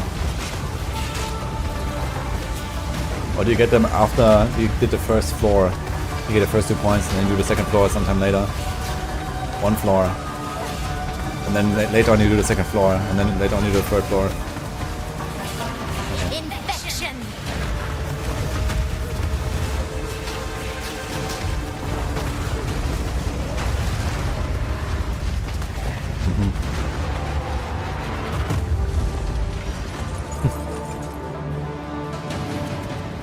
So that's the boss of the One end real of the shot. first floor of the Sanctum, but there's lots more bosses in Sanctum to find. As I said, there's multiple floors. They each have interesting things. Now, at the end of each floor, you'll get the ability to pick from various different chests. The keys that drop give the ability to open these caches here. So you want to pick which one, because each of them have different types of rewards in them. Now, the other thing that you get to do here is use the Altar of Ascendancy. Now, unfortunately, we forgot to reset the Ascendancy class, so you're not going to be able to see the list there when we did the thing before. But effectively, once you've, the first time you use the Order of Ascendancy, you get to pick between 3 different Ascendancy classes. In early access, there's only going to be 2 available for each class, and we're going to be adding the rest later. And those give you interesting things that are only available to your class, because no other class gets those things on the passive tree. Now, with Ascendancy classes in PoE 2, have really tried to do a lot better in terms of how interesting the things are. For example, this particular class, and because I can't see the name on the screen, I forgot what it's called, Infernalist, right? It's got some pretty interesting abilities. One of them here is called the Hellhound. So this one gives the ability to summon a Hellhound. When you summon it, it has a few abilities. One of them is that it sets everything next to it on fire. It's a minion, so because we're a minion class, this can be really useful. But also it takes damage for you. Every time you take damage, it gets transferred to the Hellhound. So, you know, he's a really good boy. Another one that's really interesting is that, if we just respec quickly away from that, is turning into a called Demon Form. So when you use demon form, you turn into a demon. While you're a demon, you lose life constantly, but you also have much higher spell damage and much faster cast speed. The longer you survive, the higher those numbers get. So you know, but you're going to continuously take damage. So you're probably, if you're going to use this, you probably want to do a build that involves getting high life regeneration in some manner, so you can survive as long as possible and do a large amount of damage. So that's an example, just 2 nodes from the Infernalist. But of course, you know, there's lots of interesting nodes there, and you're going to want to ascend, get more points by doing more Ascension trials, and you know, continue to get more player power. Now in PoE 2, you actually all of the Ascension trials. Oh, that's right. Sorry, we haven't even finished this one yet. Right, hang on, where was I? All right, that's right. Okay, so let's talk about how this extends into Endgame. So effectively, as you go through this trial, you might find items called relics. And relics are these items here, which can be crafted. You can see an example of a blue one here. This one says monsters have a 4% chance to drop double sacred water and gain 16 sacred water at the start of the trial. Now, these are ways that you can effectively improve your odds as you go through, but there's some pretty interesting ones as well. Let's have another look at another couple. Bosses deal 4% reduced damage. These ones are very low level and simple, but they can get quite powerful. If you click on the relic altar before you start your run, put a coin in, then you've got these slots here that you can put the relics in, and you can also unlock more slots by doing more, by doing this more in order to be able to put more in. There are also unique relics, like for example this one here that says that the boss at the end of the entire trial will drop a specific unique item, but your maximum honor is 1, which means you can take exactly 1 hit, which means that you need to do a hitless run in order to be able to get that unique. So there are lots of other interesting unique relics that do other things. You know, the ability to extend this and get into endgame is pretty high. And one of the reasons you're going to want to do that is because like all of these different endgame mechanics, there's unique player power that only comes from it. So in this particular case, we have jewels. Jewels are coming back in PoE 2 as well. You can see an example of one of them here. These are things that you can socket into your passive tree to be able to get more stats. So this one says 15% increased maximum energy shield, and minions have plus 7% to all elemental resistances. Now, because of the fact that you can roll these yourself and stack them, there's some pretty interesting things you can do with jewels. And there's also jewels that have other kind of random and weird effects. Like, for example, this one here says upgrades, says that 25% increased effect of small passive skills and radius. So this one actually modifies the other skills on the passive tree to improve them. You know, with some interesting things and some interesting overlaps, you can do some pretty cool stuff with those as well. There are, of course, unique jewels and other things going on. And I won't go too much into it, but effectively, this does scale all the way in game, has uniques, has ways to scale it, and a lot of interesting things you can do. The next trial we're going to talk about is the Trial of the Chaos God. Now, unlike in PoE 1... This person is talking so fast. Dude, that's why I love him. My favorite developer ever. He talks like me. Every time you want to get more Ascendancy points, there's a new trial that you have to do to do that. So this is the second trial that you can do, and once again, it's also an in-game mechanic that that can be expanded upon. So we're going to use the Mercenary for this one. Now this is the one you're going to encounter in Act 3 for the first time, but as I said, it extends to endgame as well. Finishing the Ascension trial was kind of an ancient rite for the Varl that conveyed power and respect. Entry requires a token from a strange entity called the Trial Master. And this is actually a sequel to a league from PoE 1 called Ultimatum, but it works very differently. So to start with, he's going to offer the trial, make the offering to the trial, and then he can walk in. Now, before you enter each room in the Trial of the Chaos God, you're going to have to pick from one of the downsides that's going to affect you for the entire rest of the trial. So the Trial Master is here. I feel like some nitpicky stuff that people complain about is just like this run. Like, I'm 100% sure in like 3 weeks from now, there's going to be a video from Raxanterex talking about how long it takes to enter the ultimatum and walk up to the first thing, or how long it takes to finish the trial and then walk to the reward room, and he's going to complain about it 100%. Yeah, and he's going to offer you an item to start with. Here's the item that you're going to get if you complete this room, and he's also going to say pick one of these 3 things that's going to potentially hurt you. In this case, we're going to pick blood globules with a timer on the screen. One of the easier ones, and what that's going to do is mean that these blood balls are going to appear above your head and slam down periodically. Are you ready, Challenger? As you walk into the room, he's going to summon a bunch of these monsters. Now, each of the rooms has different mechanics. This one's very simple. You just have to kill all the monsters. Not Jedi!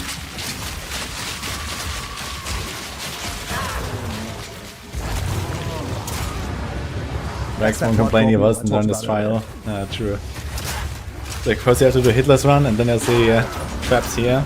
So what is the third trial? It's not in the early access, right? But do we know what it is? Now, the blood globule may not seem very threatening right now, but as you go through each room, you're going to add more and more mechanics that are going to hurt you, and so it can get quite intense by the time you've gotten to the end. In 1 round, Challenger returns. Who's next?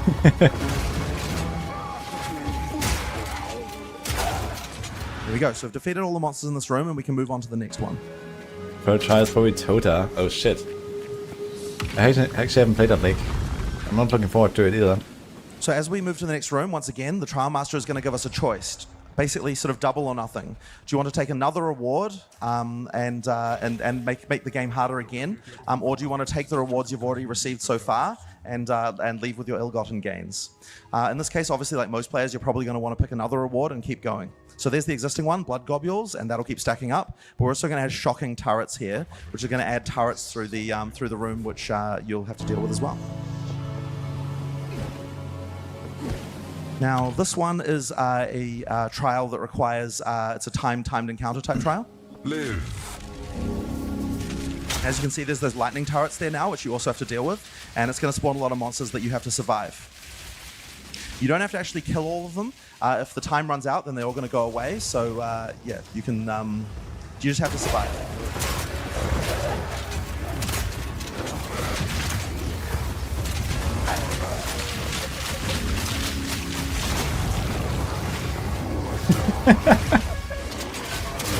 Oh no, Val had a clip it culture and of ship it, risk-taking, okay. so all these kind of risk versus reward mechanics very much work for them. The way they craft it and a bunch of other things like that all sort of relate to this kind of risk-taking behavior.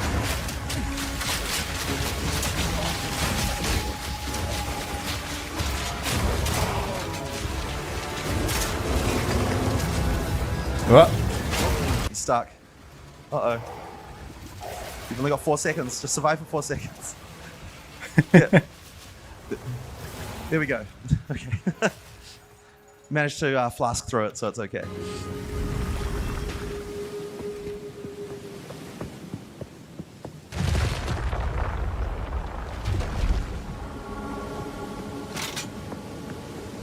So as you get towards the end game, there'll be a very significant number of rooms you can do in a row. I mean, you can just keep on making it harder and harder. In this first version of it, you're going to... Yes.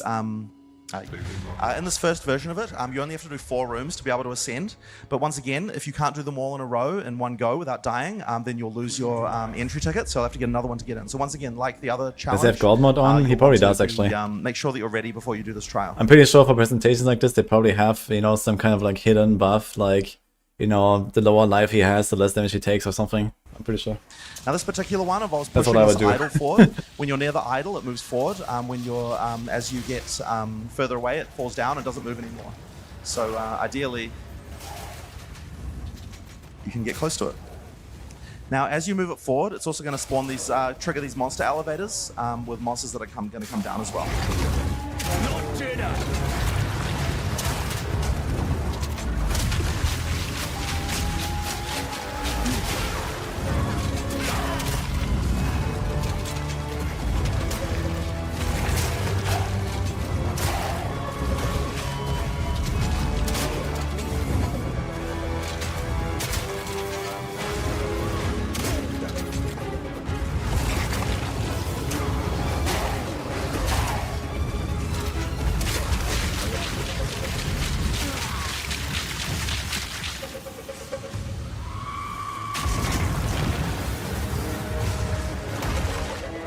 All right, finally. That one dragged a little bit, but it's okay. We finally got there in the end. All right.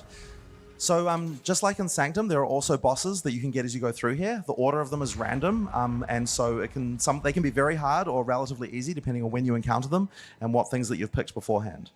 Before the boss, once again, the Trial Master will ask you to pick, do you want to bail now or do you want to pick something else?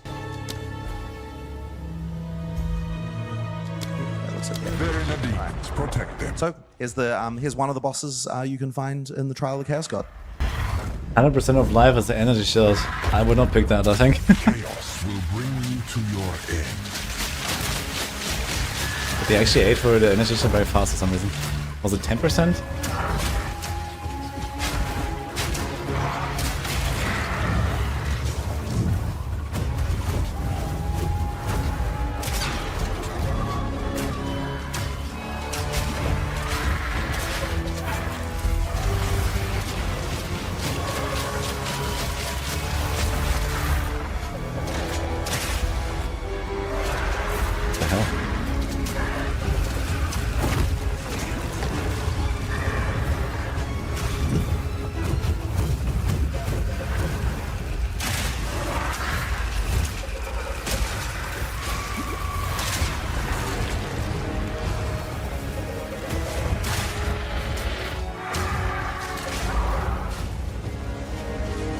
That tornado has killed him the most times in practices, by the way. It's lethal.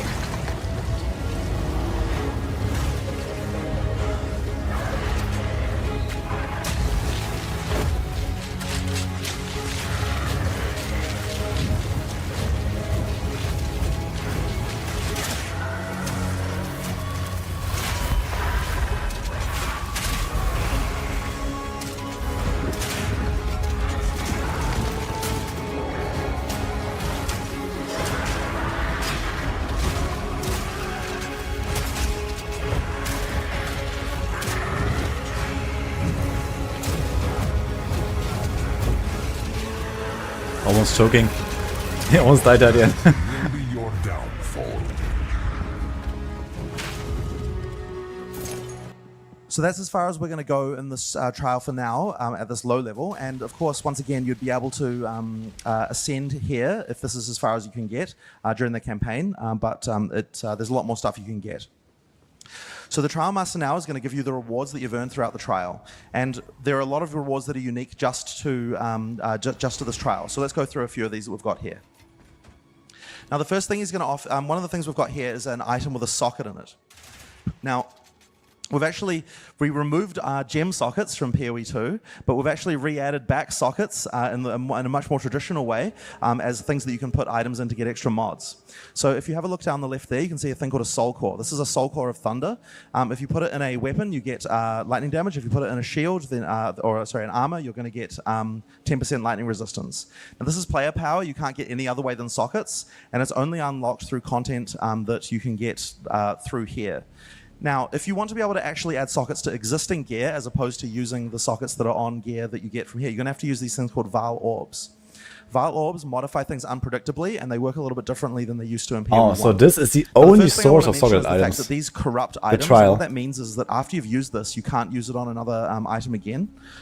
So that's the last thing you want to do in your crafting step. This particular one here rolled with it got an extra mod. It got 14 to 20 chaos damage as an extra mod, as well as getting corrupted. But they can also do other things. So we'll use it on some of our gear here. You can equip it. I think you can leave it equipped. Yeah. So we're going to use it on his bow here. Okay, so that one gave him a socket. Excellent. So now he'll be able to upgrade his bow with a soul core to get an extra mod. So that's really valuable. Probably wouldn't have picked that one, but that's fine. That's what he had. Then we've also got, let's see in some other results. That one, okay, so that one just modified random mods on the item. We've also got... Actually a pretty good glove. 92 life, 12 attack speed. Let's see in some other results. That one, okay, so that one just modified random mods on the item, so probably not good, not what you wanted. That's a bad outcome. No, actually it had nothing, right? Random it didn't change anything. It was 5 mods before, 5 mods after, the same mods. That one, okay, so that one just modified random so I can still get nothing. Item, so probably not good, not what you wanted. That's a bad outcome.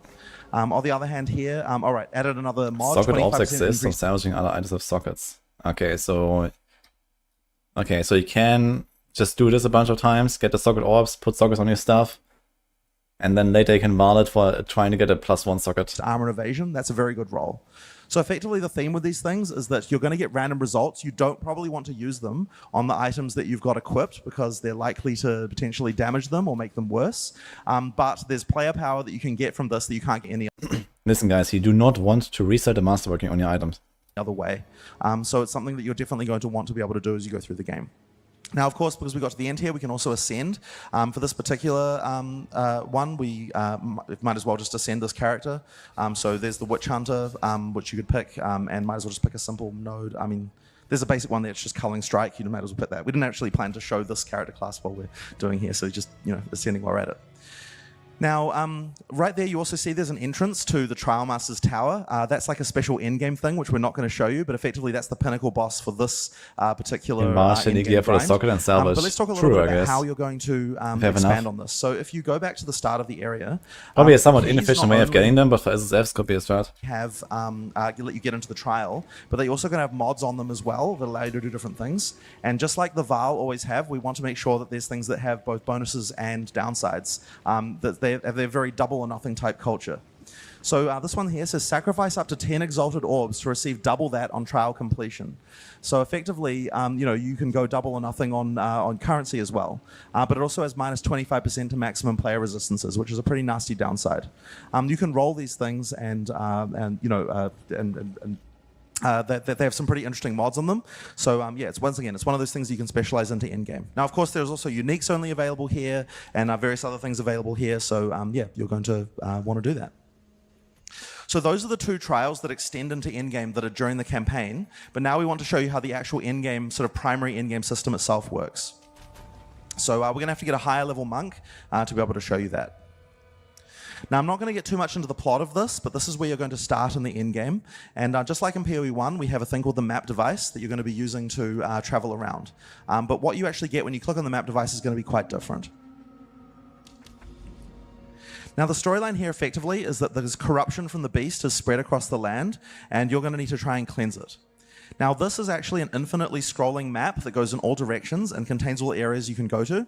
You can go to each map only one time, so you're going to want to, you're kind of try and want to find, like, you know, interesting places to go. Now, this is the primary thing to explore after you finish the campaign, and there's all sorts of things to find on here. There's bosses, there's towers, there's beast corruption, there's rare areas with interesting mechanics, all sorts of in-game content that you can see these icons for around the place, and hideouts, roving merchants, and even cities. Now, effectively, in order to travel to one of these, what you're going to do is click on it, and then you can travel to it using a waystone. Now, these waystones effectively work like maps did in Path of Exile 1. You can craft them and so on as well. Once you've gone to the map, you know, then what you're going to find is a randomly generated... Oh, okay, he immediately clicked the portal back. Classic mistake. So what you're going to find here is a randomly generated area, and we've really ramped the random generation up to 11 for this. Obviously, all the monsters here are also going to be random, and one thing I will mention is that the variety of monsters in PoE 2 is a lot higher, and they have a lot more interesting abilities, which means that interesting combinations of them in maps can really produce interesting results. These particular ones that we've randomly picked here seem to be relatively simple, so I guess that point isn't that well made today, but that's all right. Now, this monk is effectively the same kind of build that we were doing before, but it's a lot faster for in-game. But what we're going to do is we're going to amp it up a little bit further just to sort of see some of the kind of things that you can do in in-game as well. So after we've finished clearing this pack, then we'll do that. So let's open up this, and what we're going to do is this is a character that frees a lot of things, so we're going to add a cast on freeze gem here. And what that's going to mean is every time you freeze a monster, it has the ability to cast whatever spell of your choice. In this case, we're going to cast Frost Wall. And we're going to add Fortress and reduce cooldown to that. Actually, I want to see the cast on freeze gem, what it looks like exactly. Cast whatever spell of your choice. I saw it in the PoEDB, yeah. In this case, monster has add a cast on freeze gem here. So what you need to know about it, all these are cast on something. They're so-called meta gems. So you see here, this has 4 empty sockets. So this is a skill, and then you put other active skills into it, not supports. I think you can do support as well. But you can't, like the main thing is you can put active skills into it, which this thing triggers. So how does it work? Reservation, 60 spirit. It's all 14. Gain 100 energy when you freeze an enemy with a hit from a skill, once per skill use. Triggers all socket spells and loses all energy on reaching maximum energy. Has 10 maximum energy per 0.13 seconds of base cast time of socket spells. So this means that the typical spell will give you something like 100 maximum energy, plus minus. So if you put like, 4 skills in there, you have to freeze 4 times. If you put like 1 skill in there, you can freeze 1 time and trigger it. Basically.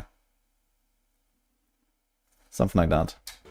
And what that's going to mean is every time you freeze a monster, it has the ability to cast whatever spell of your choice. In this case, we're going to cast Frost Wall. And we're going to add Fortress and reduce cooldown to that so that we can cast them all of the time. And they're going to go in a circle around the monster that got frozen. So effectively, because it's going to create a lot more frozen objects around the monster, when you use your Glacial Cascade, they're going to do a lot more damage and explode for a huge amount of damage as well.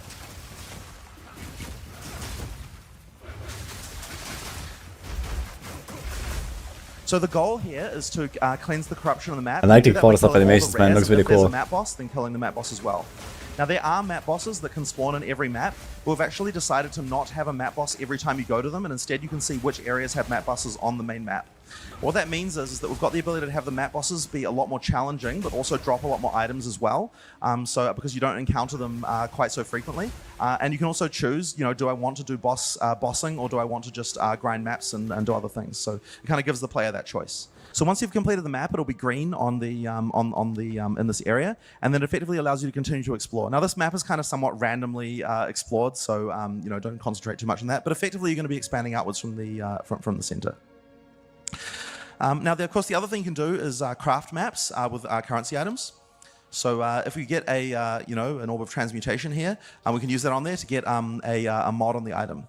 Now the prefixes are benefits to you, and the suffixes are negatives to you.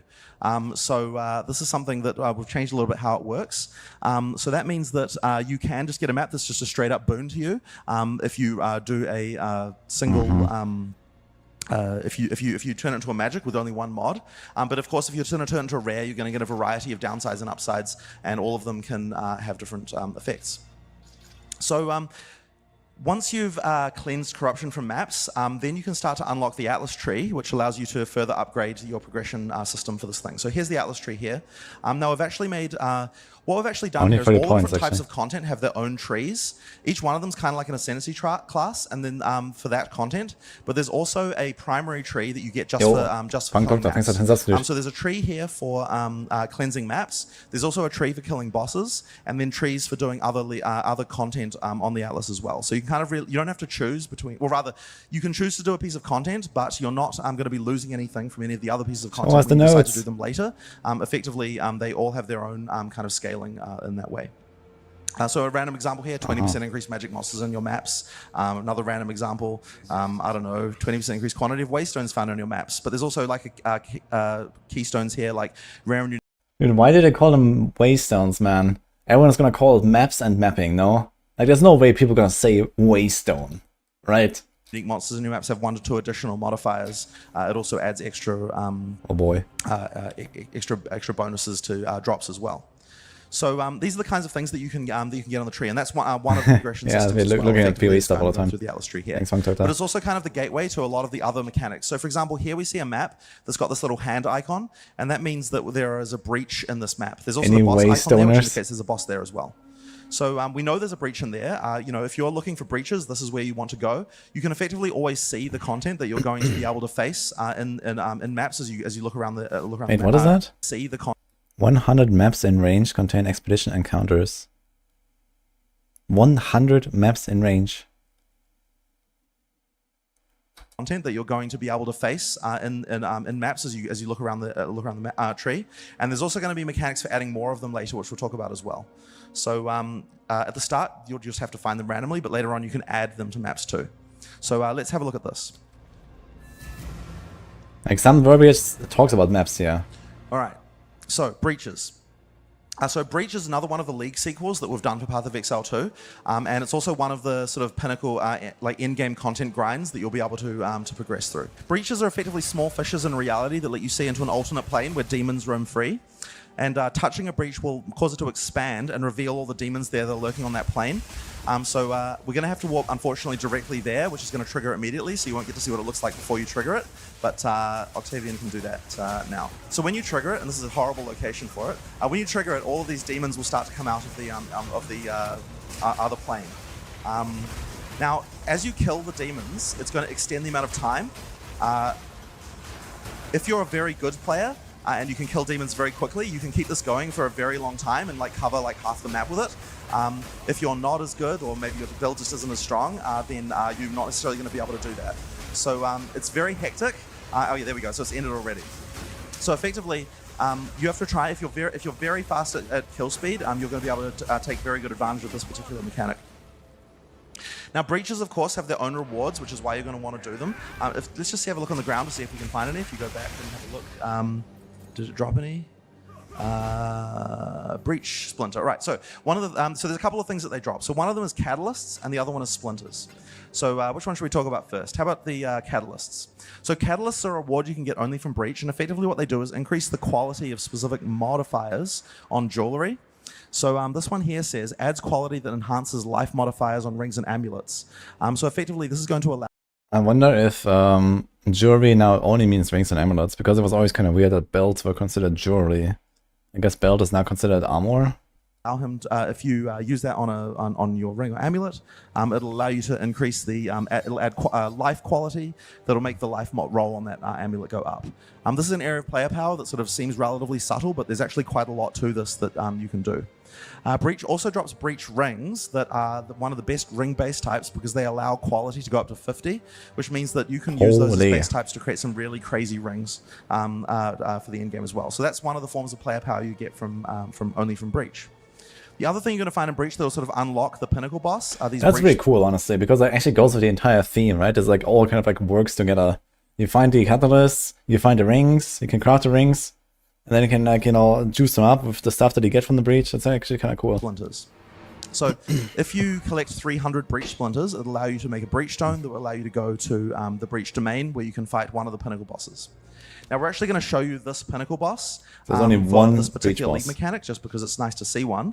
But we're not going to show you any of the other pinnacle bosses in this demo. But all of the different types of league, all the different types of content that we have here, all have their own pinnacle bosses that we can do. Now, this is effectively a map that's a single large breach, and you're going to have to be able to race through the entire map in the amount of time to be able to get there and finish it. Assault! Now, this is the domain where the demons actually live. There will be no and builds you can see before the kind of creepy hand, 6th of December. Hand stuff they've Besides, got going like, on as their you know, theme there. That's very rough theory crafting. I'm planning to do some stuff and prepare like a little bit of stuff that I'm, you know, planning to go for and so on, but yeah, don't know half of it, so.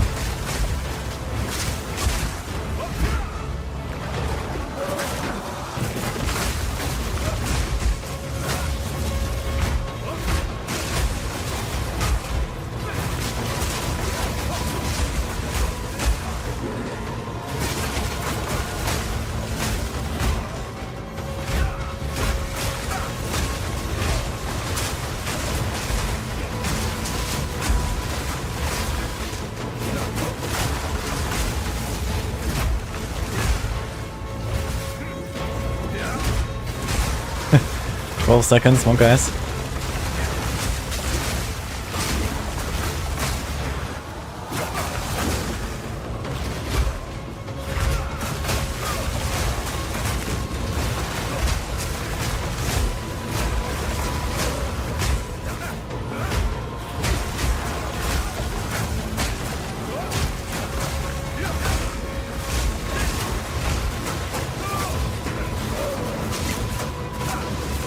I really wonder like how Pinnacle is the first difficulty of the Pinnacle really gonna feel.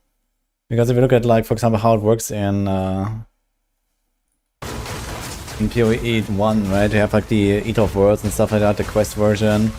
I guess it might be relatively accessible to do like the lowest difficulty of these guys. And then it like really scales up to like, you know, the actual WoW version basically, and like the... Oh, what is that?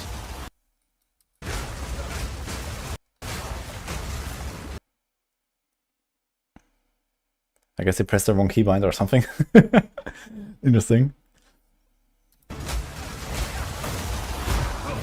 Crush!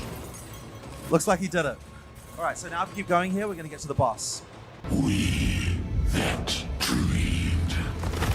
We in nightmare. We that are one. She of storming cruelty. Sashed. I need mana. What happened to Chayula, I wonder? Since there's like a Chayula monk, and he's not called like Seshchula.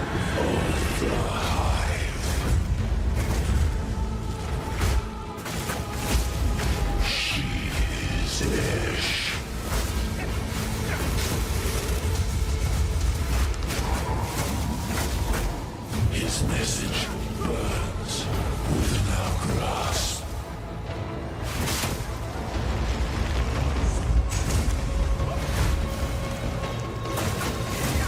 The fury of the hive. Hear the great winds. We watch, we wait, we dream. The red fire blooms. Fate realize truth. She of thought and motion.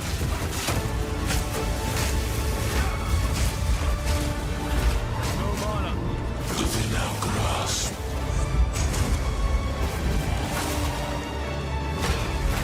The creeping dark of unburdened thought. We call, we command.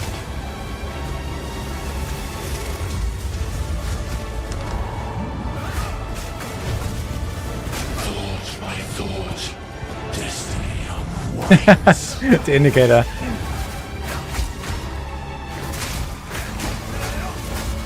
They fight once more.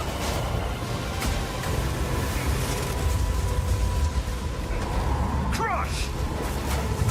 The curse of a broken sun. We watch, we wait. Yeah, this is basically Tomb Lord, guys. What do you see?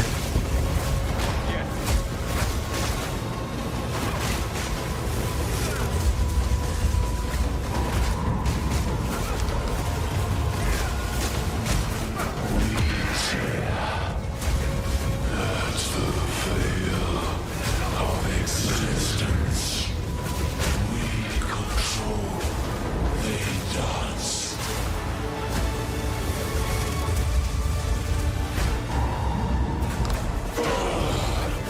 Life shall spill forth like a mother's blood.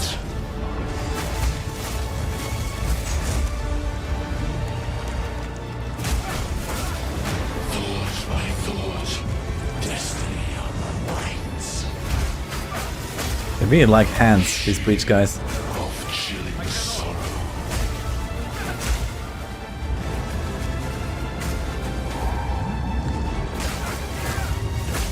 We tire. The creeping dark of unburdened thought.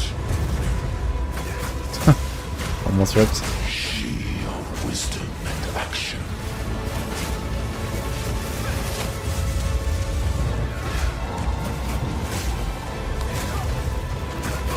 Hear the grey winds.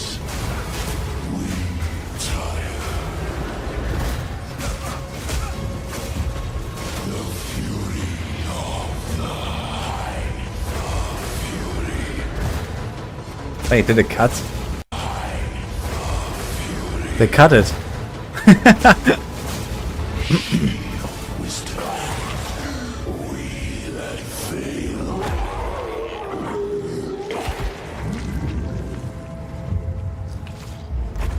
What is this? Advanced Layered Gauntlet Tier 3. All right, so that's an example of a pinnacle boss, and we're not going to show you the rest of them, but that's just kind of give you a flavor for what an endgame pinnacle boss might be like. But just like all of the pinnacle bosses, when you defeat them, you're going to get points for the Ascendancy tree, sorry, not Ascendancy tree, for the Atlas tree for that particular content. So this is the Breach one here. Now the idea is that you kill the boss, you make the whole league more difficult, and then you can beat the boss again at a higher difficulty and get more points. So the first point here you're going to see is +1 to Twisted Domain difficulty, which is going to effectively make Breach harder. It says here difficulty causes monsters to have increased damage and toughness, as well as making them grant more experience to drop better items. But there's also effectively specific nodes that will give you interesting changes to that league mechanic. So for example, classed hands in your maps have a 25% chance to be guarded by a pack of magic monsters. Breaches in your maps have 50% more classed hands. Those things are effectively like breach chests that you find as the breach expands there. So that's like a bonus that you might choose to pick. There's lots of other ones here that you could pick as well. And as I said, each of the different types of content all have their own trees here that you can do your own stuff with. So that is, actually wait, there's one more thing that we forgot to tell you about, and this is kind of important, which is tablets. Okay, right, I should have gone over that earlier, so we'll just do it now. So effectively, right, when you do a breach in your maps, one of the things that you might find, and this is kind of important, are tablets. Now tablets are items in your inventory that you can use with these towers. If you open your inventory there and have a look at just finding a good place. So when you play breaches, you might find these breach tablets. And what this does is effectively adds more breaches to maps in the vicinity. So this says add 8 maps in range, 8 maps in range contain breaches, and breaches in your map spawn an additional rare monster. So if you open a tower, it gives you this interface. You can put the tablet in there, and then when you use it, it affects the local area and adds a bunch of breaches around the place. So what that means is that all the content is self-reinforcing. If you want to play breaches, then you're going to find this these tablets. Can you do this multiple times? In range, so 8 maps in range contain breaches, and breaches in your map spawn an additional rare monster. So if you open a tower, it gives you this interface. You can put the tablet in there, and then when you use it, it affects the local area and adds a bunch of breaches around the place. So what that means is that no, it just means like it already has this circle. I guess it can override it if you want. All the content is self-reinforcing. If you want to play breaches, then you're going to find these tablets. Thanks, you're going to use those to add more breaches to maps in the area and also boost what the breaches are doing. And then yeah, the thing is that it doesn't say what this tower provided, right? That's kind of like the problem here. Like, okay, you see that, he did it, and now they all got like the breach modifier. Like, right now there's no breach hands. It gives you this interface. You can put the now look here on the left, for example. And then when you use it, it affects local. Now there's a breach hand, there's a breach hand. They all got the breach hand now, but it doesn't say that this tower provided this buff. And if you now go and override it, then you'll probably lose that again, right? Area and adds a bunch of breaches around the place. So what that means is that all the content is self-reinforcing. If you want to play breaches, then you're going to find these tablets. You're going to use those to add more breaches to maps in the area and also boost what the breaches are doing, and then which will get you more tablets, which will get you more and more and so on. So it's effectively a way to, if you're choosing breach is the thing I want to be doing, then that means that you can effectively self-sustain breach for as long as you want to, and sort of effectively turn your map into that. This is true for all the different mechanics that you can find on the Atlas. You've got ones here for... Yeah, like my problem with this is that there's no indicator of have I used this tower or not, besides there's a ring around it. But if I have like 3 towers next to each other, all like stacked up here, then I don't know, like, is this the tower that I use my thing on, or is this the tower? And I have to go check, and maybe I want to redo this because I wanted to like actually I found a better tablet or something.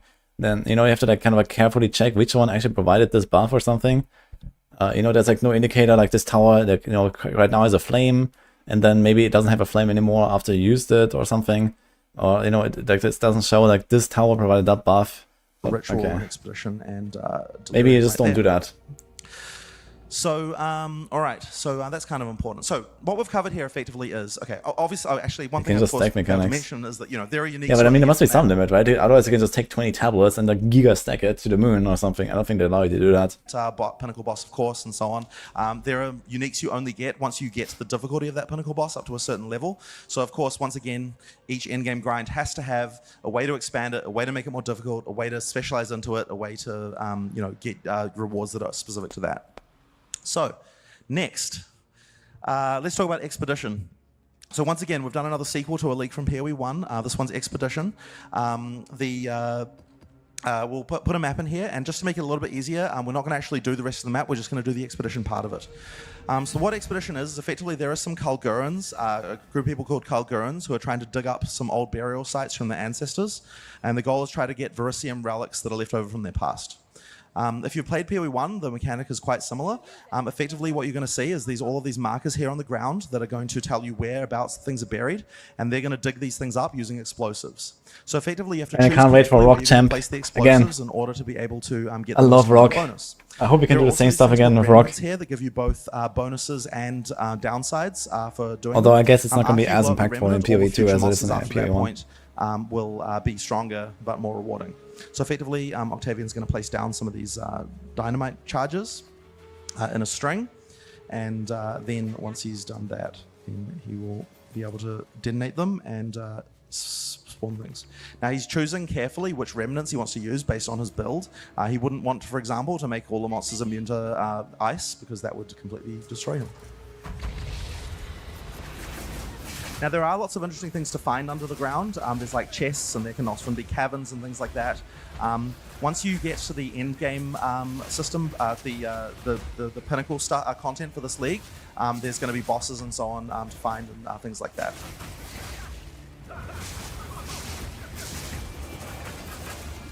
Now the purpose of killing all these monsters primarily is to get these Verisium artifacts. You can see one there that says exotic coinage, but there's various other things like that on the ground. They also have these chests that drop items. There's a broken circle artifact, and oh look, they're unique, nice.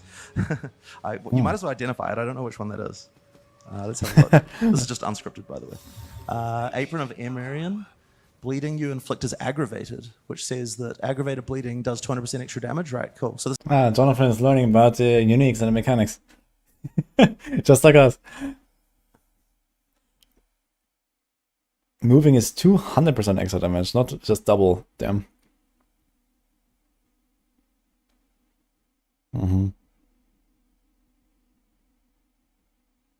This is a bleed build type unique. Actually, whatever. Anyway, yeah, once you've got these artifacts, then you can trade them with the Kalgurans for various different rewards. And once again, I'm not, in the interest of time, I'm not going to go into too much into this, but probably one of the more interesting ones is using crafting with a guy called Rog. Yes. So we'll do that one here just so we can have a look. So Rog effectively has a shop where he'll sell you different items. You can re-roll it using the currency as well. But once you find something that you want to kind of start with, which maybe you don't, there we go. Then what you can do is after you buy it, he'll offer to do various crafts. Okay, so this is an interesting one, Sebas, before you click anything. So what this is going to do is remove all prefix modifiers from the item. So if we like the prefixes, we probably want to skip this one and not do it. So let's skip this one. We got the same one again, which is very annoying. So, okay, so I guess we just have to do it then. Then re-roll suffix modifiers. Now, there's quite a lot of different modes here, but effectively you get various ability to modify the item before you go. I think this one is going to turn out to be completely crap. Remove a single modifier with the lowest modifier level.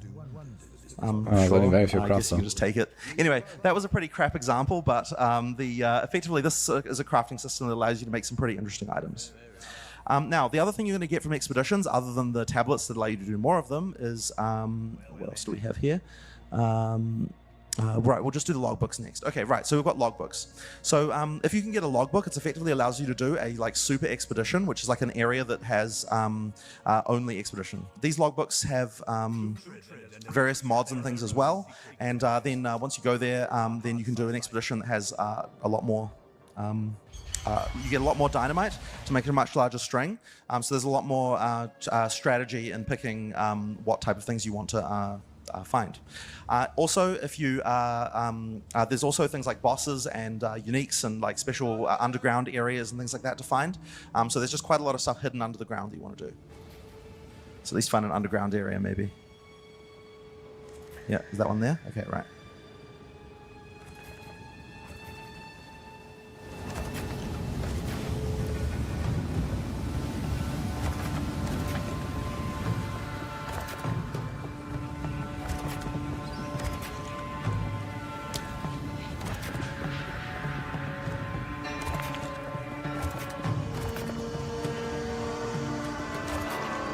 Yeah, I'm very excited to actually do a crafting while leveling. And then when you detonate it, you're going to get the string of monsters, which you can try and keep up with. Although I hear the balance of this league is a bit wrong at the moment, so he might get one shot, so we'll see. as the remnants trigger, all of the monsters are going to get harder. So they might get pretty hard by the end, even if they're easy at the start.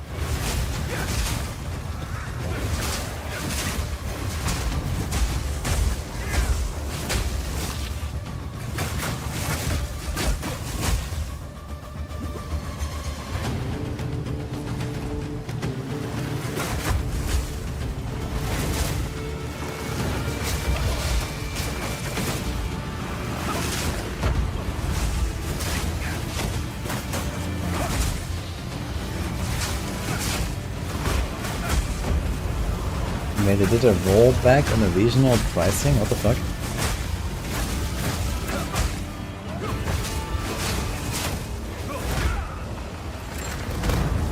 That's the monk, yeah.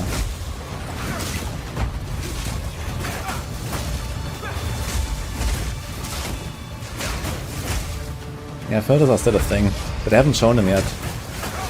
But I guess it will work very similar to PoE1. Want to make it on a website, and there you go. Those guys, we'll just quickly show you one of the things that he found. So there was a sub area down here where called Hidden Aquifer. There's quite a lot of variety of different things like this. I'm not sure what's in this one. But yeah, as I said, some of them contain bosses. They all contain interesting rewards that can be unique just to them. So yeah, there's quite a lot of things you're going to want to find. Monka Ascendancy.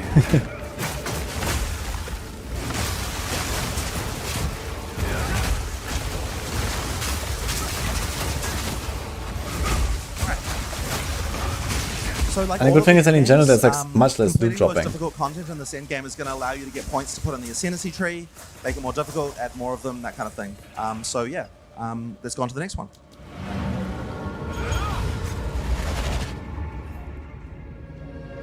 Oh, you might as well show the Atlas tree as well. So there's an example here which makes the number of explosives to 1, so that you only get one really large explosive rather than having to do a whole string of them in your maps. Maybe just a randomly interesting one. All right, let's have a look at the next one, which is Ritual. So Ritual is one of the other endgame grinds. When you enter a map with this mechanic, you're going to find these ritualistic circles through the area.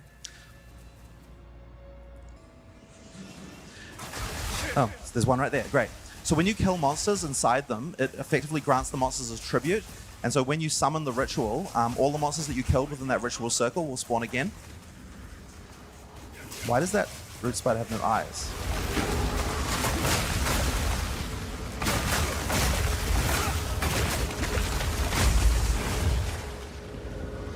Oh, it's breach as well. Okay, whatever. Let's not worry about that. Now, of course, because the league mechanics overlap, you would be able to kill breach monsters inside the circle and summon them again by the with the ritual, I believe. All right, so when you use the ritual, it effectively closes you off into a small area, and you have to fight all the monsters that you killed in that circle again. But the key thing is that there's it empowers them. There are multiple rituals through the area. So after each time you do this, you get a type of points called tribute that you can then spend on items. But if you're willing to risk it and make the rituals even more powerful, you can go to another ritual circle, kill more monsters inside of it, and then you'll be able to make the it'll summon both the ones from this circle and from the subsequent circle as well, making the rituals very, very tough by the time you get to the end. Oh, there's one last monster over there.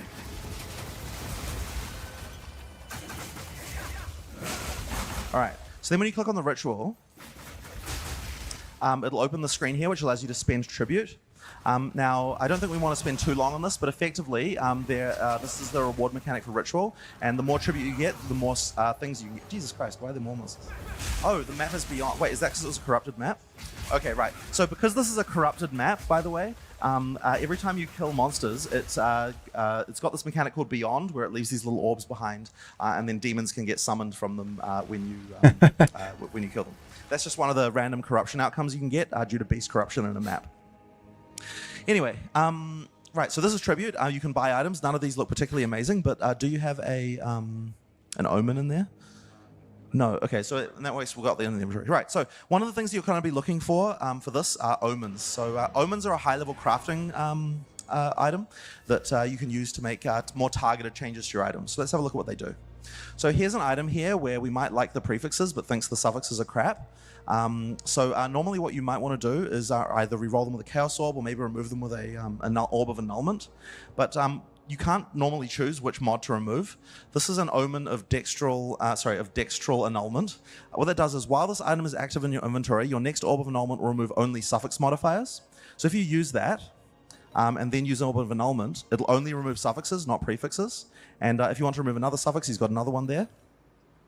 So this is a way of kind of doing meta crafting on items that allow you to make targeted changes. And with this, you can make some pretty broken stuff. There's another one here that says, while this item is active in your inventory, your next exalted orb will add 2 modifiers. That just effectively is a double exalt. This kind of thing is like a pretty simple one, but there are a lot of these and they do very interesting things. So that's just a sort of interesting way of crafting. It's one of the types of player power you can get only from this league. Of course, like other endgame mechanics, there's an uber boss for this as well, and killing that boss. See this again.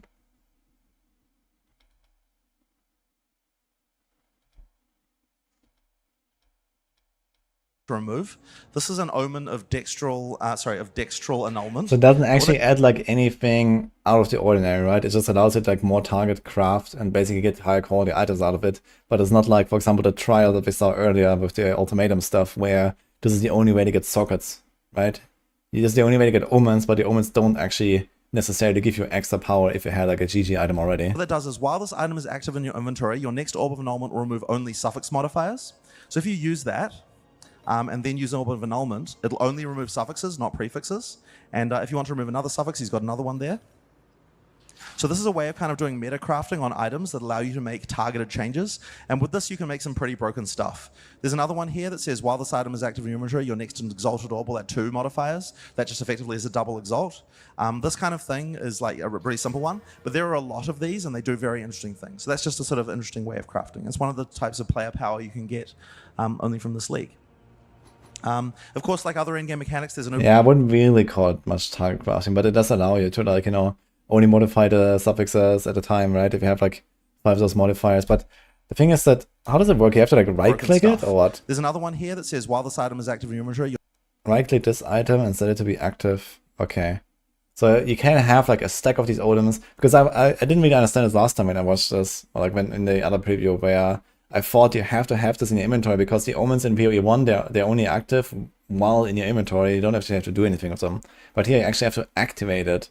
So it's like basically use 2 currencies at the same time, effectively. Your next exalted orb will add 2 modifiers. Actively. That just effectively is a double exalt. This kind of thing is like a pretty simple one, but there are a lot of these and they do very interesting things. So that's just a sort of interesting way of crafting. It's one of the types of player power you can get only from this league. Of course, like other endgame mechanics, there's an uber boss for this as well, and killing that boss is going to get you points in the... well, we don't actually have to go there, but it will get you points for the Atlas tree for that league. So that's one of the other grinds as well. Right, next up we'll talk about Delirium. So in Delirium maps, your mind is going to be infected by a mysterious entity known as Tang Mizzou. You see these mirrors, and when you go through them, it kind of affects your mind and starts creating all these nightmare creatures, as well as affecting, kind of giving these strange things for other monsters as well.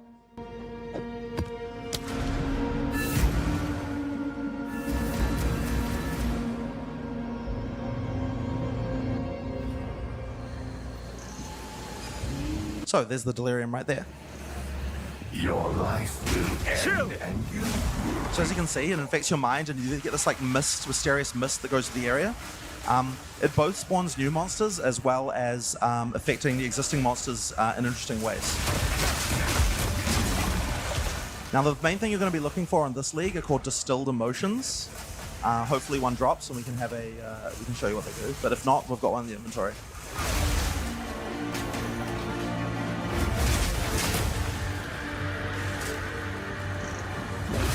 I find actually kind of crazy that they decided to bring Delirium back with like all those like grayscale and you know, visual effects and stuff.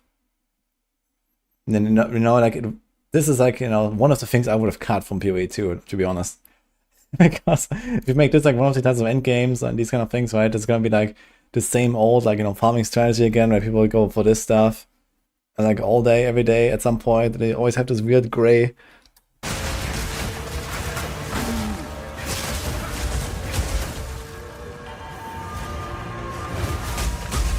Yeah, I mean, the whole like concept of Delirium is cool, and also like the voice lines from the stranger and stuff like that is all really cool. But the colors, man, with this mechanic, at least make the then you might be able to faultless. cover the entire map in it. In which case, you can get some bonuses on map bosses as well.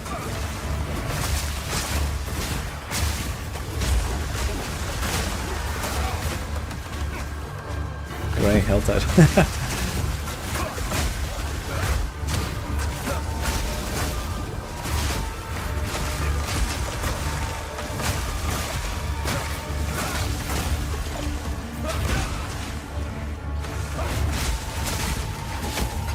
Alright, so there's some distilled emotions. We have distilled ire and distilled paranoia. Now what this allows you to do is craft mods onto your amulet that grant you passives from your passive tree. So if you open up the crafting window for that, so effectively if you put your amulet in there, then if you do a combination of 3 different distilled emotions, then it will allow you to get a bonus passive, what's it called, notable from the passive tree. Sorry, I'm getting a little bit, going through a lot here.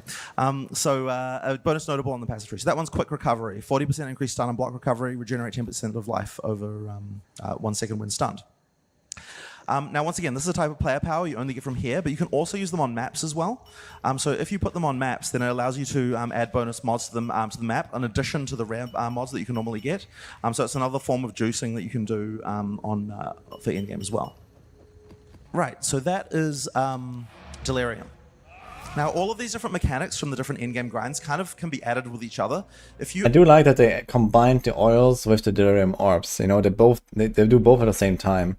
So you have like 2 ways to get rid of them, and it's also just like less currency bloat. That's like really cool. Open up the map, you can kind of start to add multiple mechanics overlapping with those towers. You can juice maps with, you know, the thing like mechanic we just said. You're allocating points in the Atlas tree. Effectively, altogether, it allows you to really boost from the bottom of the Atlas to the top of the Atlas to really improve the content that you're doing to the point where it can get pretty crazy. But there is one more. Endgame grind, which I'm not going to really talk too much about, but it relates to that that little object there. So effectively, this is where the Uber Pinnacle boss is. And we can travel to the entrance, but we won't be able to actually get in because we don't have to meet the requirements yet. But effectively, there are, around the map, various ways to get keys to be able to enter this area. It's kind of mysterious, and this is the hardest content in the game. So when you play the game, you'll have to try it out. But effectively, inside this area, you'll don't actually go in there. Inside there, you'll be able to fight the Uber Pinnacle boss as well. And for the sort of hardest challenge in the game, that is something that I think players really enjoy. Corrupted Zana. So this is a sort of basic overview of how the endgame works. There was quite a lot of information there, quite a lot of sequels to leaks from PoE 1 as well. But you can sort of see, I guess, the beginnings of a system that we're going to be expanding a lot over time. As we add more of these PoE 1 league sequels, and as we add more content that's leagues to PoE 2, we've effectively got a lot of space here to be able to add as much to this endgame as possible. The Atlas tree, with all its different little, what you might call, you know, the Ascendancy kind of cluster type things for all the different content. All of these things, you know, adding all of these things, we're going to add one every time we add a league to effectively allow you to scale this stuff. And so that means that there is a large capability to have a lot of content here. So that sort of shows you, I guess, as a quick rundown of the content in early access. Even though it is early access, there's a lot of content here. There's a lot to do in endgame. There's the campaign plus the cruel version of the first half of the campaign plus the cruel version of the campaign. And all of that is, I guess, going to be coming out on December 6th. So how do you get access? Well, the answer is to that is that we're going to be releasing a bunch of supporter packs in the relatively near future when we announce all this content. And the lowest supporter pack, the $30 one, contains a key to get access to the early access for Path of Exile 2. So if you buy one of those, you'll both get points, which you can use to spend to buy, you know, whatever it is in the cosmetic store that you want to buy, as well as get access to PoE 2. And any of our existing supporters who have spent more than, I think it's around $500, you know, basically the highest tier supporter pack in the past, will also get access for free as well. So we're expecting to, because effectively, you know, like it is a game the size of most retail games that come out. We would expect like a pretty significant number of players to be able to play, but there's still a lot of work for us to do. Obviously, we've got a lot more content to add, and a lot more things to do, and you know, there's by the time we're finished, I'm hoping that PoE 2 will be, you know, as we get to release, will feel like it's as large as. I don't think you can spread Sniper's Mark. But yeah, that's all we have for you today. Marks are usually only one maximum target. Okay.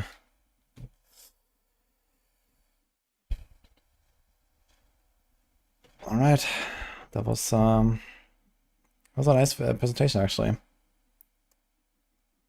This video only got 23k views, but maybe other outlets have also uploaded the same video, I suppose, since it probably got like the same thing. Yeah, I'll link the video again here. There you go.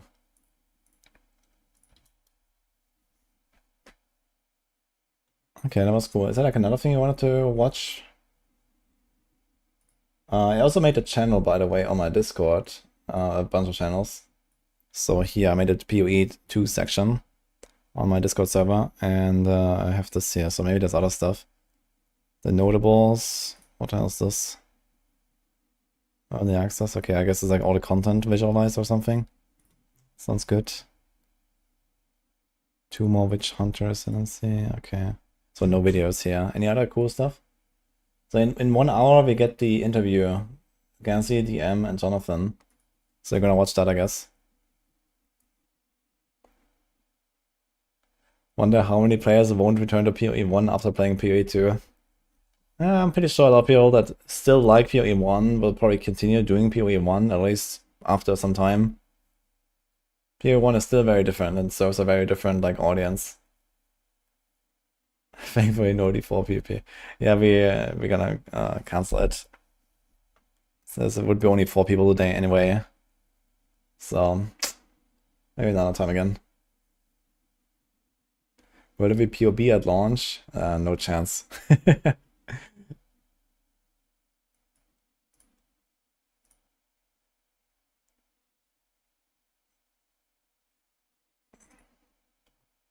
so what is this here?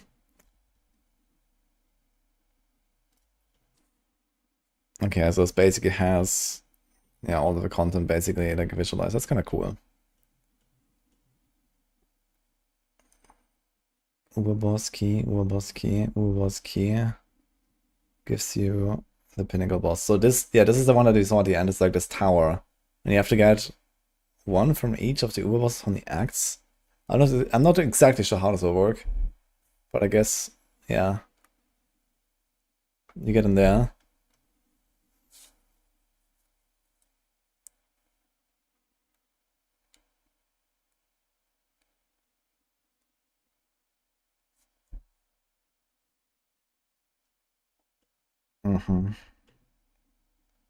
Master Tower, bosses, mysterious key. What's this? Ah, the trial stuff. This way you get Varlops. So you get Varlops only from the trial? It's not like a random drop anymore? You only get it from the ultimatum thing?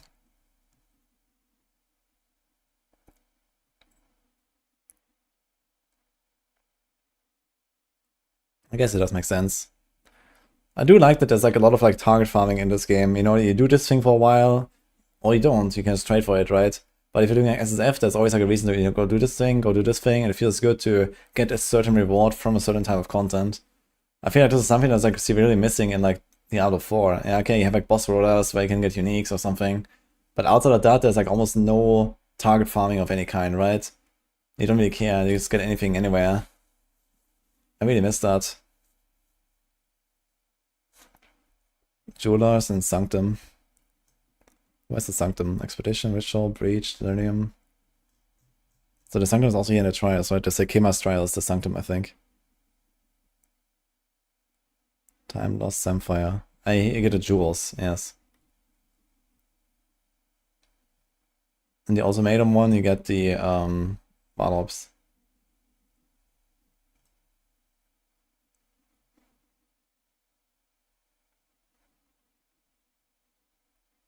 Anything that invites more people to try it, SSF is good. Best way to enjoy the game.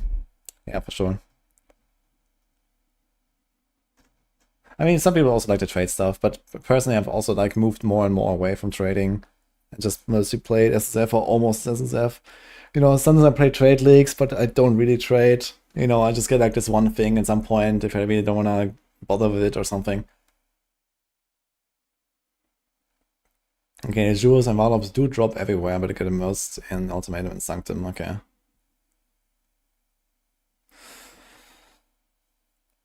Yeah, if it does like significantly more to get there.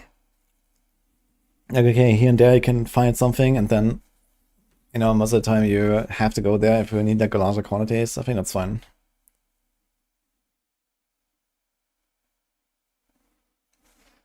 I bet there will be 2 different communities in PoE 1 and PoE 2, and both will say PoE bad. Nah, I don't think this is gonna happen. Okay, that's a good overview here. What else do we have? 36 notable screenshotted from Vegeta's Act 1 Warrior playthrough. He has also the play. For how long is it actually? Exactly 1 hour. Okay.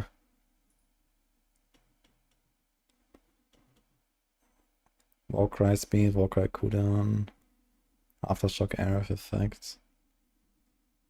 Power attacks deal first and increased damage. Warcry gives a first and new arrow effect. That's kind of nice.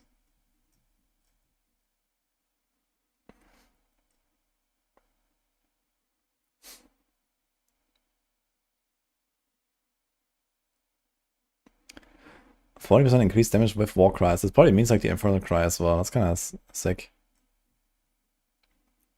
Total damage. Okay. Stagger anti-siege and faster while your shield is lowered. 12% increased chance to block. That's a lot of block.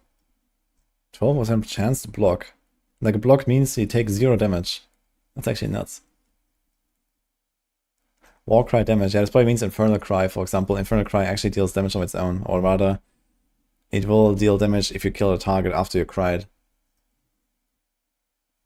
Well, Infernal Cry is the secret to success for warriors in the early game. Or maybe for other classes as well. It's like a huge AoE damage component. 1 hour part 1, there are 3 parts. Wait, why did he make it 3 parts? Okay. Generate 3% of life per second while you're on low life. Damn.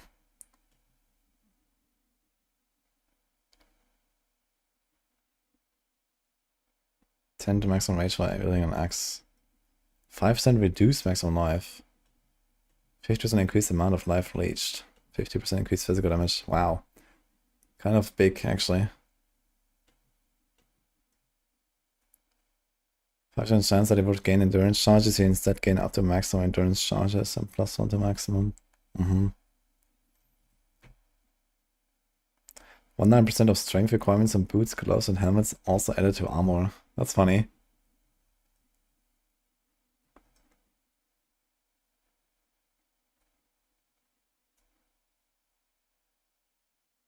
Best conjure farm based on league start. Oh man.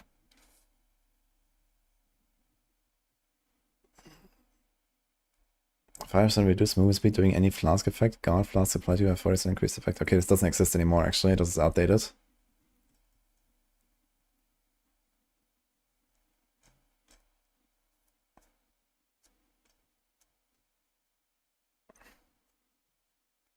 What the hell is empowered attacks? Empowered attacks deal 30% increased damage. Maybe 2 dB. Is that the right one?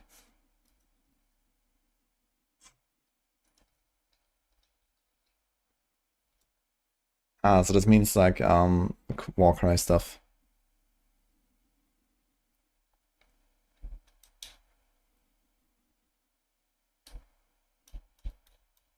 Only Infernal Cry, basically.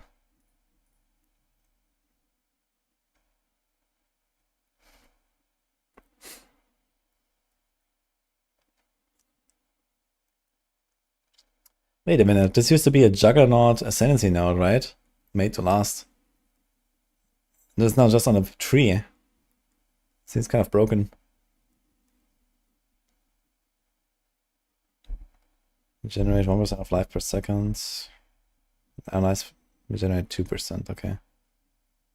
And hurt loss of rage. This is a very nice node. Break 25% increased armor. 5%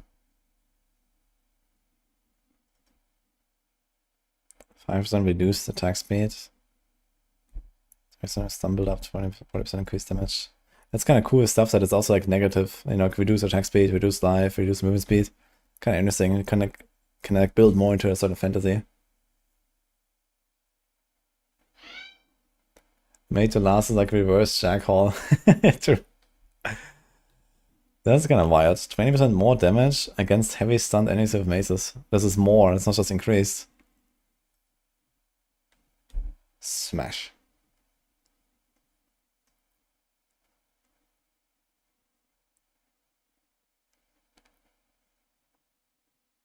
Interesting.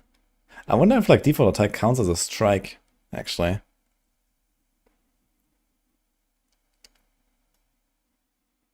I wonder if like late game we're still gonna run something like default attack. Early game we're definitely gonna use default attack quite a lot.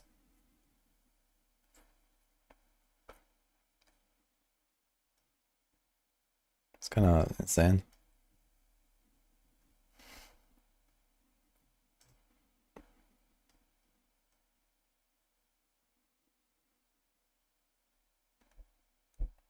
Dual wield two-handers isn't warrior exclusive. It's a keystone, yes. Anyone can have it. Question is, does it work for crossbows? That is kind of strong.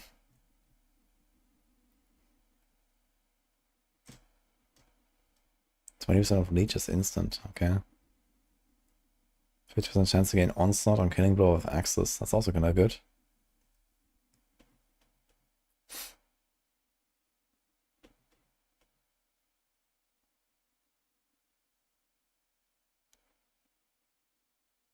Giant spot says maces, axes, and swords. Ah, shit.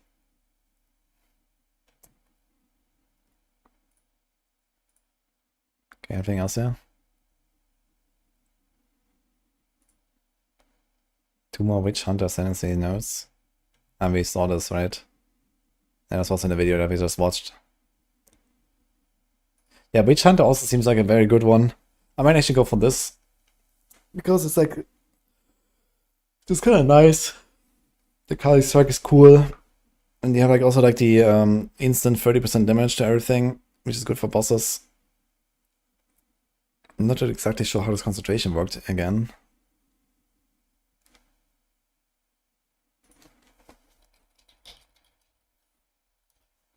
But we can see it here, I think.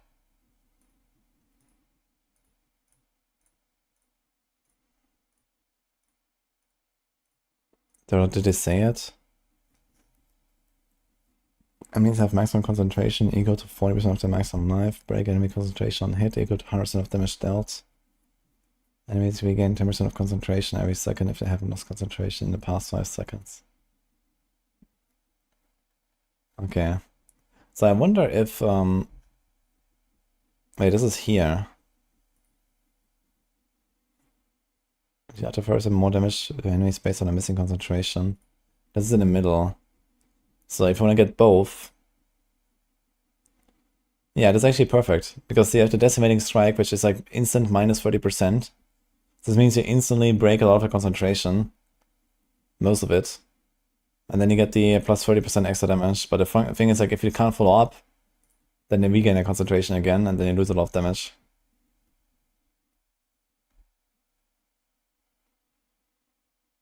Concentration is how often the boss uses abilities.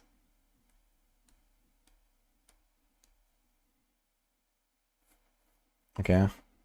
I thought this would be like a specific mechanic to this, like a Witch Hunter here, basically.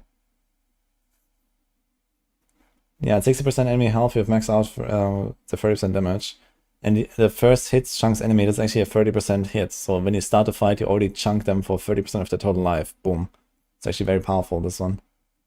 It's actually a 2-pointer, man. This is insane. You know, you just have 2 points, boom. And you get this.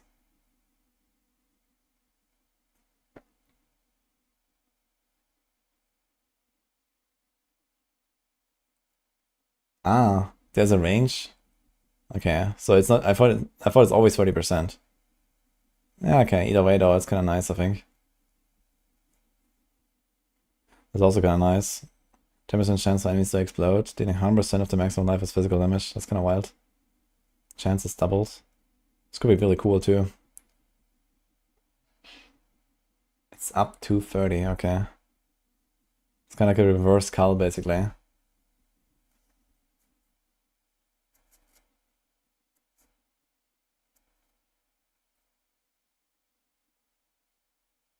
Yo, good up. Thanks for the prime, man. Okay, anything else that we have here? PoE 2DB. The Ascension reveals, we saw that. That's actually what I have here. Yeah, maybe I'll do Witch Hunter. Either Witch Hunter or Gemini Legionnaire, I'm not sure.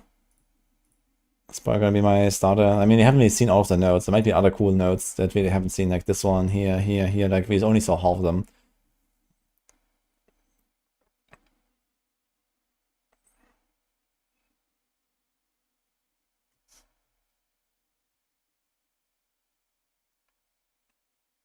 This is very powerful, I think. The number 3.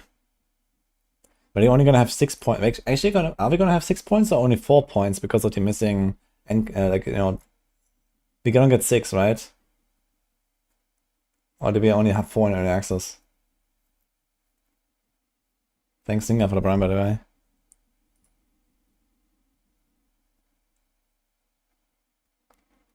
He thinks 8.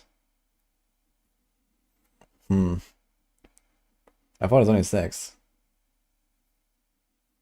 You can repeat one trial 3 times, yeah. 4 in normal and 4 in cruel. Okay, I guess we'll see.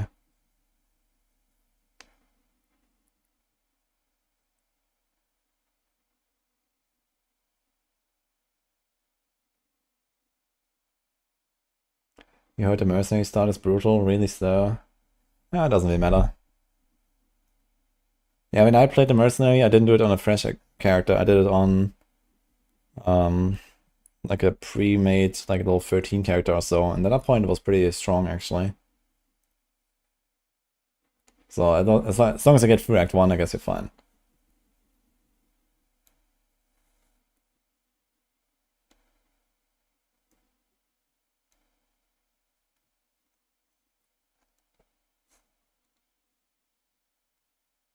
Is it okay to play if I need piano skill? Piano skills certainly help.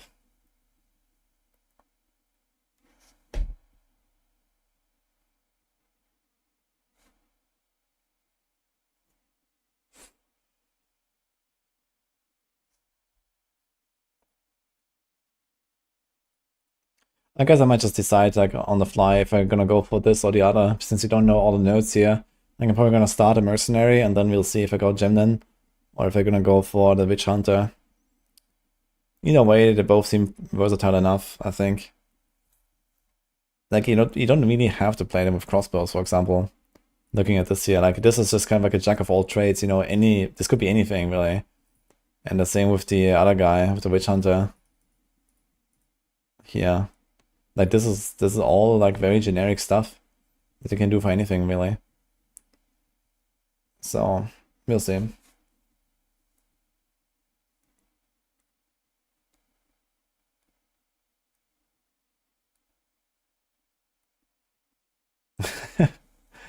I'm glad you're enjoying your time, Jameson, but I'm not interested in using a bugged build like that.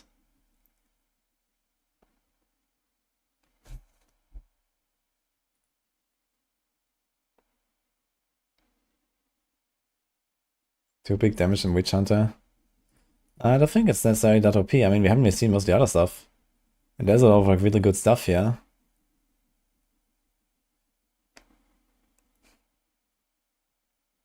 Ignore Warcry cooldowns, man. I'm definitely gonna make a warrior as my second. I'd go for this, I think. This is really nice, man.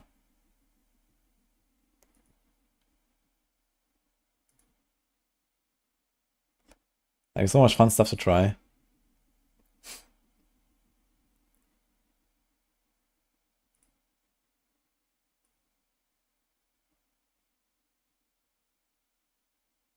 You thought of a cool wudijo PoE 2 unique. Right now I'm not sure if I can make a unique or a div card. I have not received the puzzle box yet.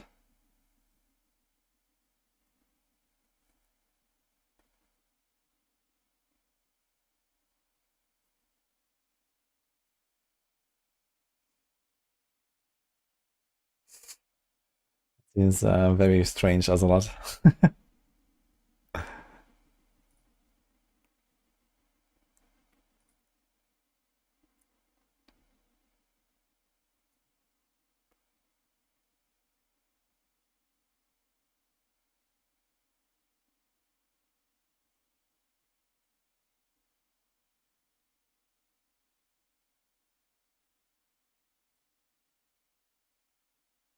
Yeah, not really too interested in the witch stuff for the start, I gotta say. I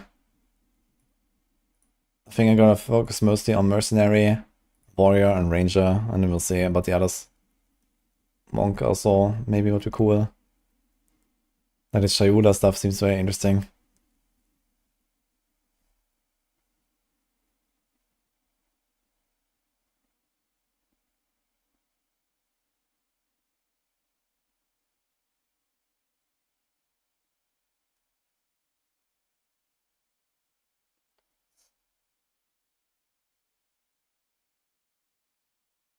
For each life or energy shield lost to damage, reserve 1 darkness if possible. Darkness reservation lasts for 10 seconds.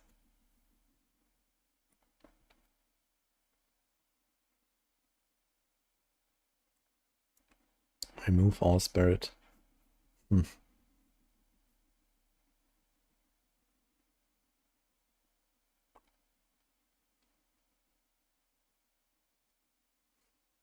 If you have 600 unreserved darkness, which you're gonna have at level 100, then you get this bonus 30 times. So you get 30% of damage as extra chaos damage. It's not that strong, I feel. This Cast of the Void, it seems relatively underpowered. Because you're probably never gonna be at like 0 darkness, basically.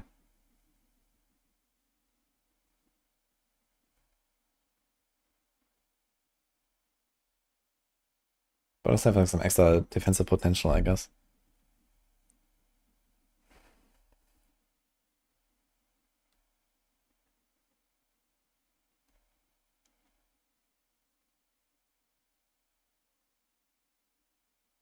Shadows gift should be just Chaos Inoculation. This one? No, why?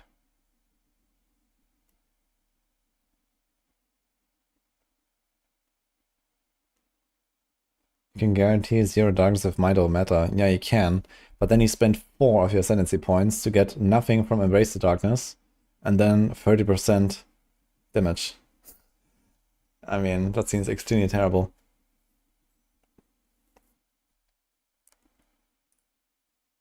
And you lose all your spirit too. For no reason. So it's probably not even a damage upgrade. You know, if you could have like 1 or 2 auras or something, they're probably like kind of comparable to Grasp the Void. Like this just seems very underpowered. Unless there's other ways to get more darkness somehow, but I don't think so, right? Because this is from the tree and this is the thing.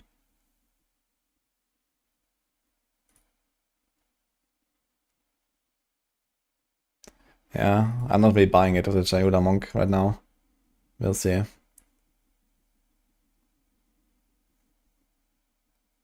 New MS Paint build. Here we go. PoE immortally. Oh shit. Yeah, okay, that's what we just talked about here. Mana Leech is instant. Okay.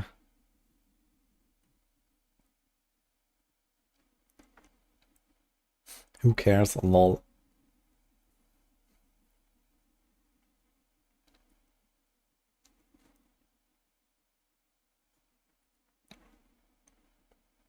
Okay.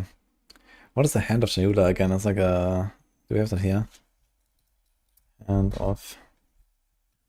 Yeah, this is like a melee strike meta gem. Ah, this is like, it makes all the curses and stuff, right? Dash to an enemy and strike them with an unarmed attack, applying targeted curses and marks of increased effect.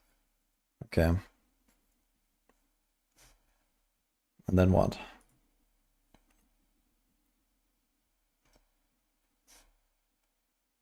It reserves darkness instead of losing HP and yes, I understand that. But the idea is that you just don't get hit forehead and actually have unreserved darkness so that then you have damage, right? Like, sure, it allows you to sometimes take a hit and actually live, right? So that's the main advantage there. Sometimes you can take a hit and you live.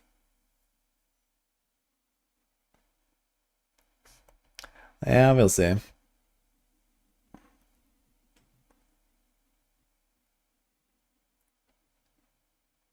Oh, you like Invoker? Wait, what's Invoker?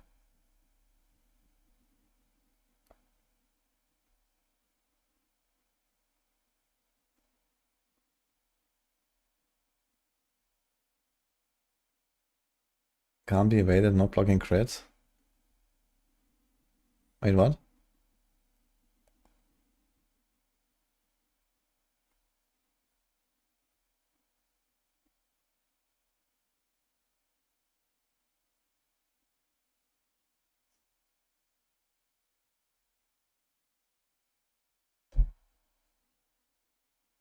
Serious hand grants can't be evaded. Ah. This one. Yeah, I mean, this is nice. So it gives like consistency, right? So it's like you do it and you know you're gonna get the curses and stuff. So that's okay. Yeah. That keeps you from being able to crit. Since when? That's just part of the keystone. But if you, for example, craft it on a weapon with the crafting bench, then you can can't be evaded on a crit build just fine. Can't be evaded doesn't necessarily say that you can't crit. It's just part of the keystone. In PoE 1.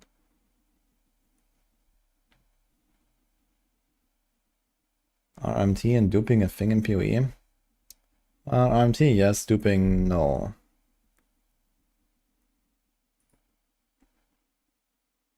But GG is handling the stuff way better than Blizzard does.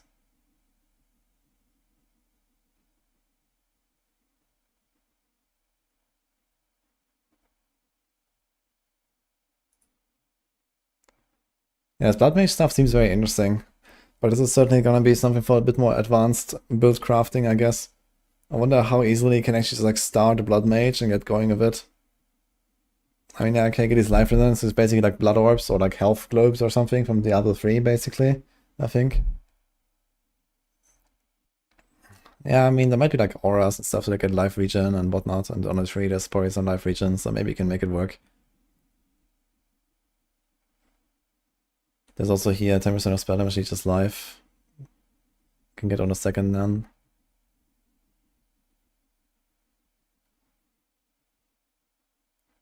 %, increase critical damage bonus per 20 knife.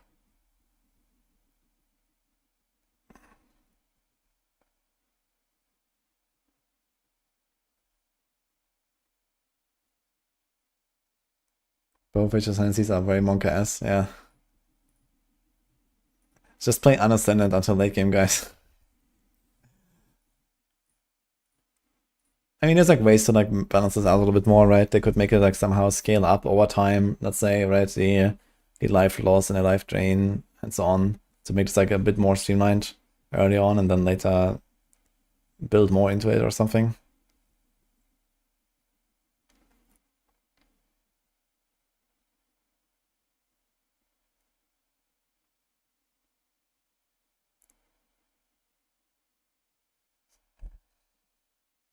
I don't just say I'm not really too interested in Infernalist right now. And transformation is cool and all. Maybe I'll like it, but I don't know. Not too much.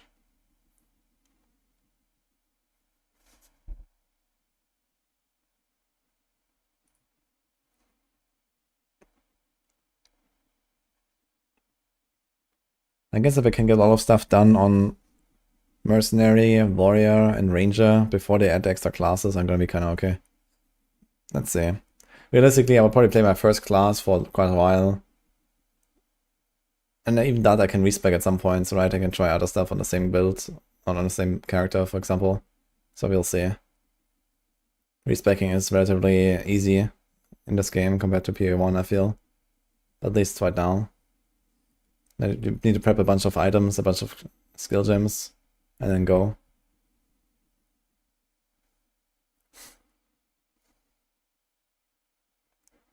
Inferno is supposed to be a minion Ascendancy. I don't think that's exclusively true. It does have the Hound, but it's only one of the, you know, many paths you can take. Maybe there's like another minion thing, but pretty sure there's also supposed to be like some, you know, caster stuff. You'd have this Pyromantic Pact, for example. Bringer of Flame, this is like, you know, clearly caster based. And yeah, we'll see how many Ascendancy points you're gonna get. If it's 8, you can take a lot of stuff, but even then there's like these paths here as well.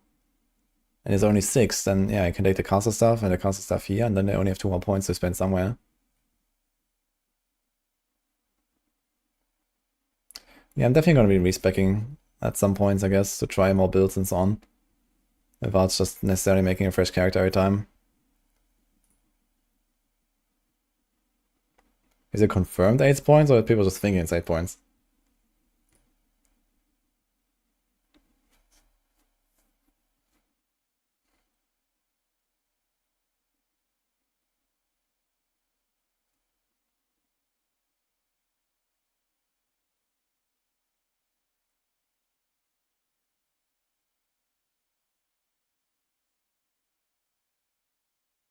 Guessing. Okay. Let's see this one here. Hajira.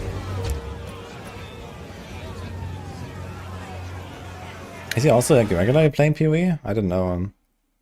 But okay.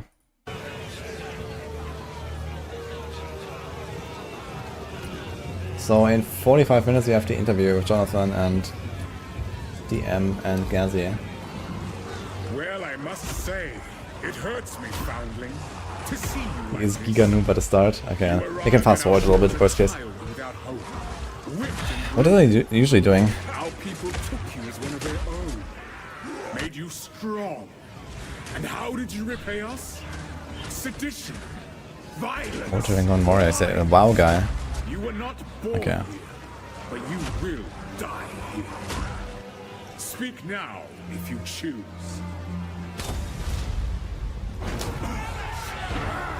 Quickly, he's escaping! Stop the foundling!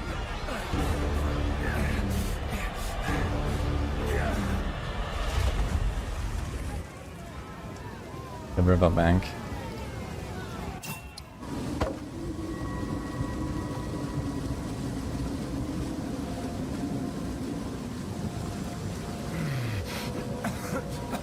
I think on controller. Keep moving. I'll get some water real quick, baby.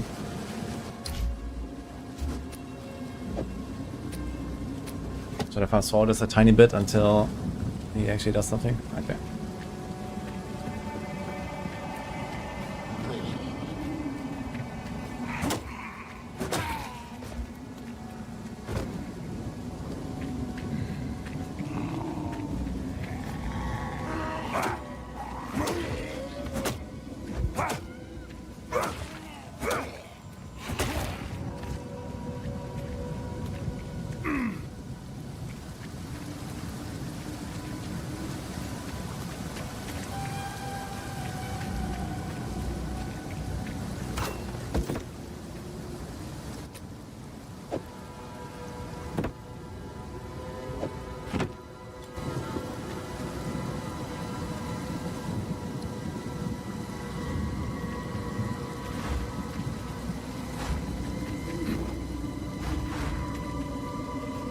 Feel my wrath!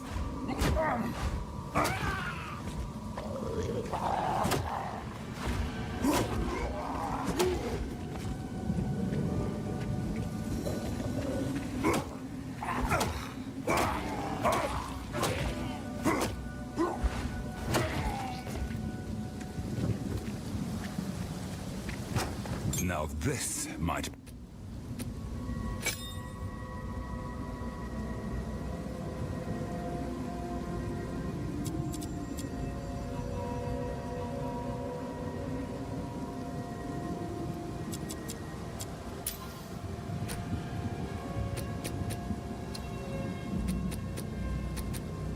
be just what I need.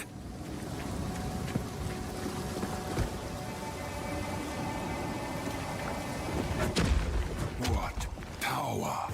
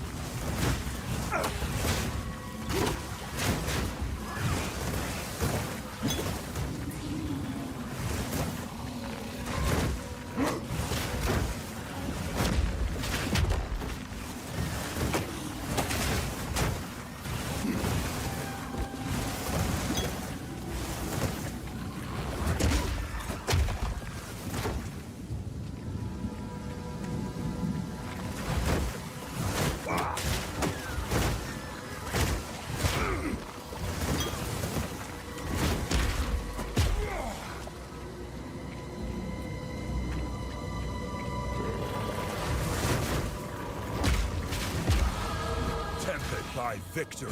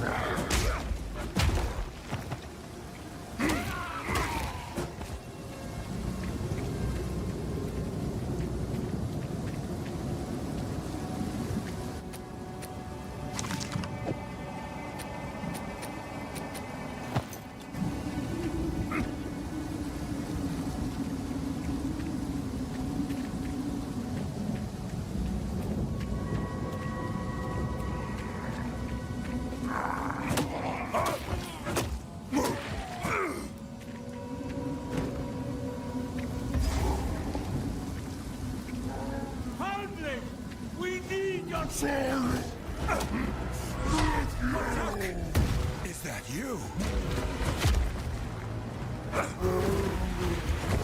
Hammer and anvil!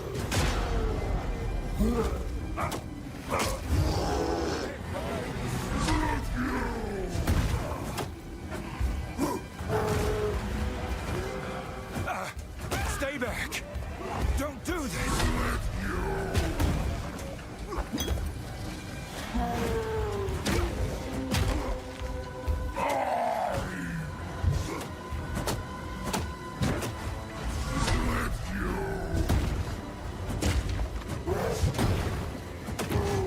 Oh shit, I arrived just at the boss fight. It's interesting to see a WoW main choose controller for this game. I wonder why. Or maybe it was only controller, this event? I don't know. I know there was like one console only event that did it. Hey guys, I got cookies and tea. Sponsored by Nini.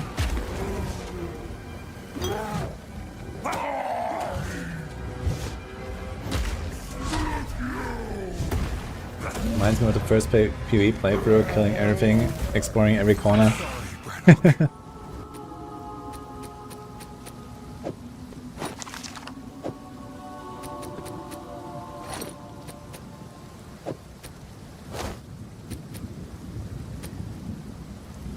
Okay, he seems to be used to playing with controller. It was at least. me, or you. Well done. Please come inside.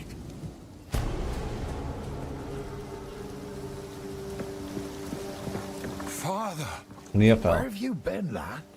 I've been worried sick. Clear fell's watch. I looked for you everywhere after those soldiers came for you, but when I found neither hide nor hair, I had to believe, well, it's a good thing you managed to escape the Count's justice.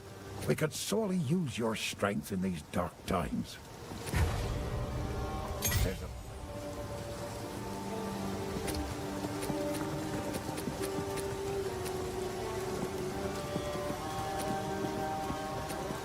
Warrior looks fun.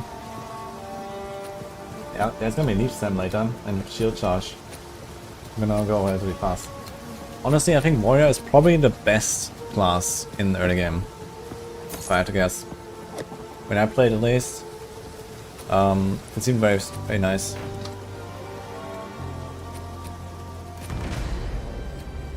Go well. The Count must die for what he has done to us. First lab ever took it 1 hour, had to explore every room. Better keep my I did that actually in the third lab. Did like a 2.5 hour run of my toothpick ranger. That was cool.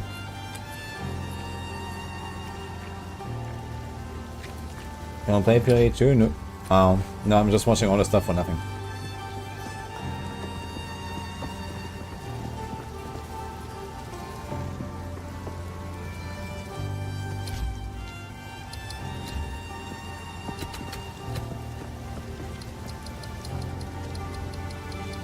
Very nice and chill music.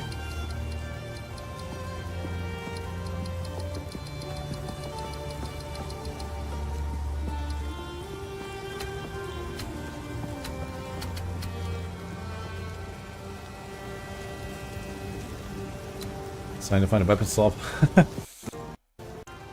Okay, let's fast forward this a bit. You wanna hear the lore, guys? Any lore enjoyers? Devourer, as Finn calls it. We'd be indebted to you. You're alive. I know you and I never met in the village, but Renly hasn't stopped worrying about you since he arrived here. Welcome to the Camp of the Lost. I am Una. You must have heard the rumors in the village. All this began the night the Count took his most loyal men into the old forest. Something happened out there. Please, I beg of you, use your strength for all our sakes. Travel. I fear that our land's sickness will only... Yes. We will survive this. I swear it.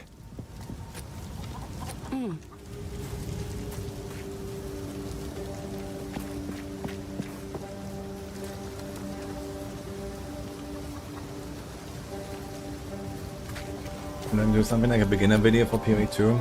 Yes. While Bone Shatter is equipped, monsters display these indicators. Earthquake creates cracks in the ground that slow enemies. While This is Bone like- Shatter is equipped, Like I hear this all the time, like also on the other like controller playthrough. Like for some reason, when they play with controller it has this voiceover, but on PC it doesn't. It's like a standard setting or something? monsters display these indicators when they are close to being heavy stunned. Use Bone Shatter to heavy stun them instantly and deal a high damage explosion around the target. Earthquake creates cracks in the ground that slow enemies. After a few seconds, it explodes, dealing a large amount of damage. Using the skill again before the explosion will not create a new earthquake. Much easier will be getting into PoE 2 as a new player compared to PoE 1. While Bone Shatter is equipped, Much easier, monsters but display these still a very high indicators bar when for they're entry. close to being heavy stunned. Use Bone Shatter to heavy stun them instantly. And on top of it, Deal a there's high gonna be damage like basically explosion. no guides. Or like, you know, not very good guides, let's say, at the start. There's gonna be no build tool, there's gonna be no filter tool. You know, no planner. You know, half the information you find is probably wrong. So, you know, PoE 1 is a very figured out game at least. While Bone Shatter is equipped, monsters display these indicators when they are close to being heavy stunned. And the game is generally harder. Earthquake. Like PoE 1 has Cracks in the a ground. lot of power creep, you know, in a decade. But there's no power creep here, we start with nothing.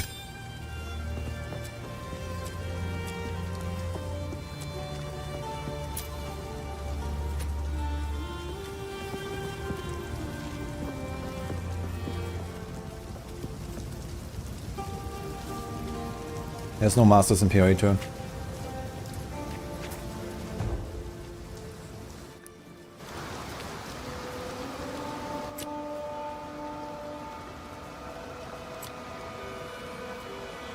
YouTube's gonna be flooded with guides. You guys remember the guides? Like, you know, open beta, Diablo 4 guides. Imagine how much of a shit show it's gonna be when this game launches.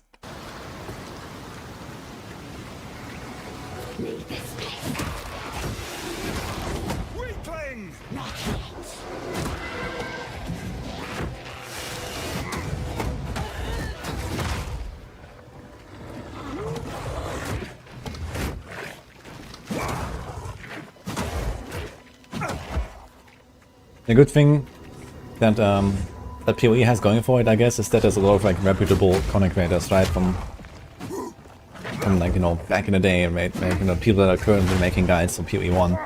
They will all be playing PoE 2, of course, making guides, and they have a reputation and a reputation to lose. So at least those people you can trust to most likely put out high quality stuff. But yeah. Anyone who's not already like an established, like serious guide creator, I'll be at least careful with, or cautious.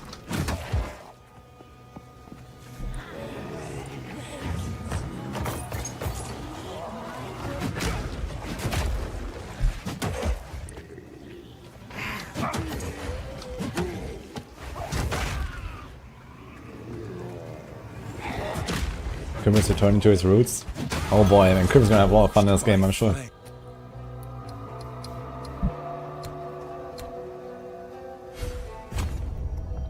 Fast AF builds POG. I'm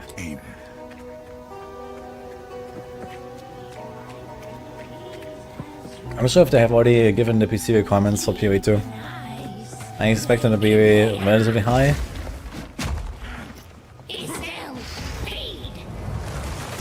This boss seems to have very low HP. Every clip I've seen of this boss so far, the boss dies pretty fast.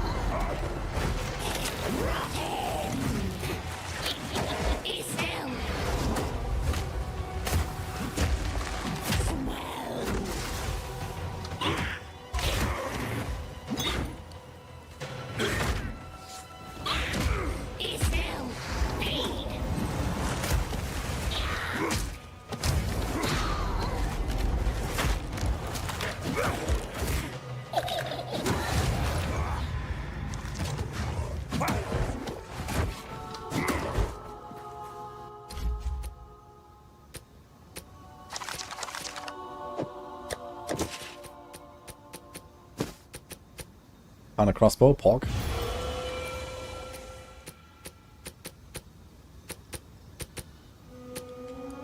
Can replay bosses? Ah, good question. I guess you can.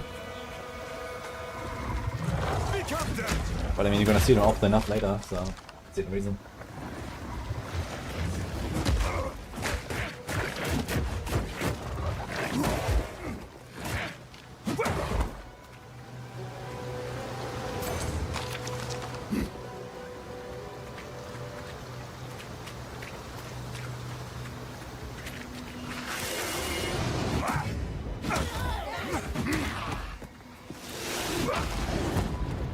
A lot of people with high-end PCs could run into issues in PoE 1. Yeah, but it's also because PoE 1, you know, eventually you're gonna shoot like 100 projectiles per attack and, you know, do that like 27 times per second, and there's like 2,000 monsters on your screen. So of course, you're gonna run into problems, you know? But it's not how PoE 2 works, so...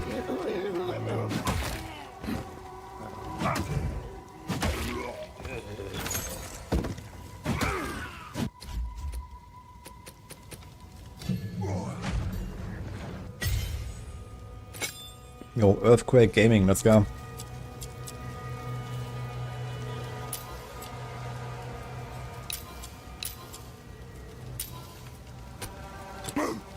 No blight in PoE 2.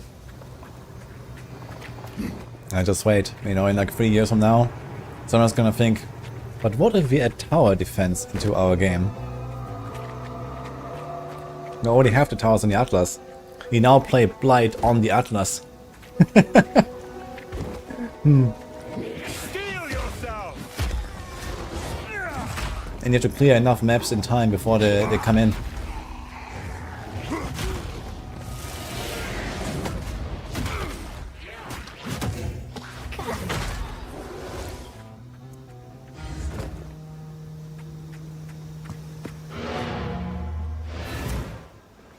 Do you consider PoE 2 a bit more simplified than PoE 1? Yes.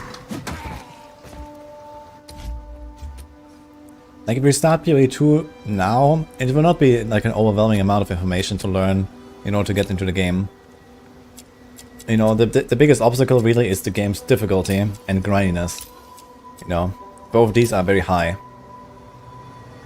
But just like the information itself is not too bad, I think.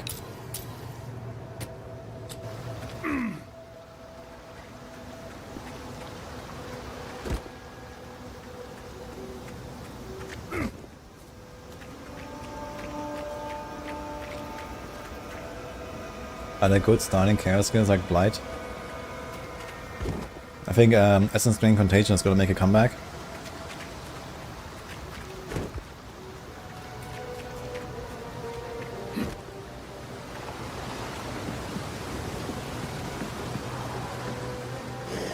I do have to say, this warrior does look really cool. It's a big shield on the back, two-handed in hand. Unfortunately clipping the weapon. How long is the ever grind? I expect for most people probably in the range of infinity. Because you lose XP when you die.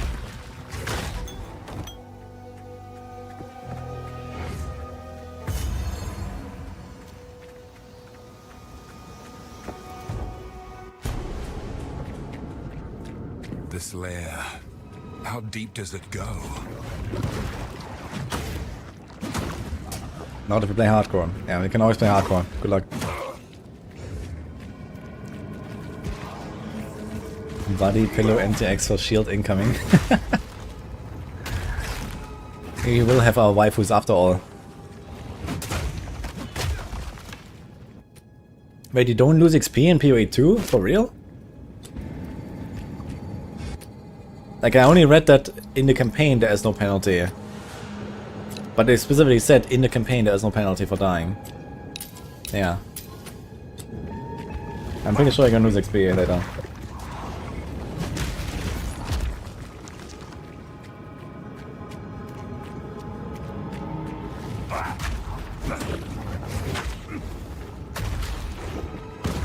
Yeah, I'll start on softcore. But I definitely will start playing hardcore during the early access at some point.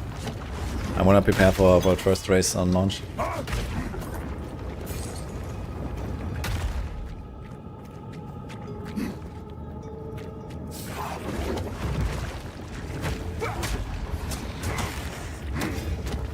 Skip campaign button in PoE.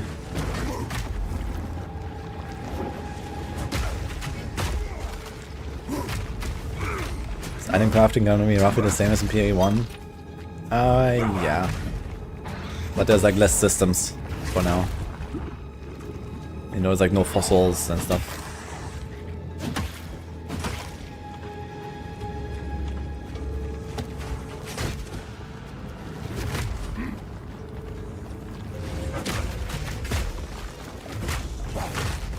I'm wondering how polished the build balancing will be.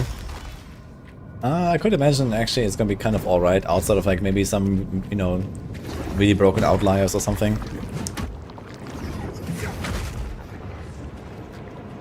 The thing is that, you know, all the stuff is like relatively basic functionality. You know, they have a skill that has like, you know, several tuning knobs, like, you know, the attack speed of the skill, the damage of the skill.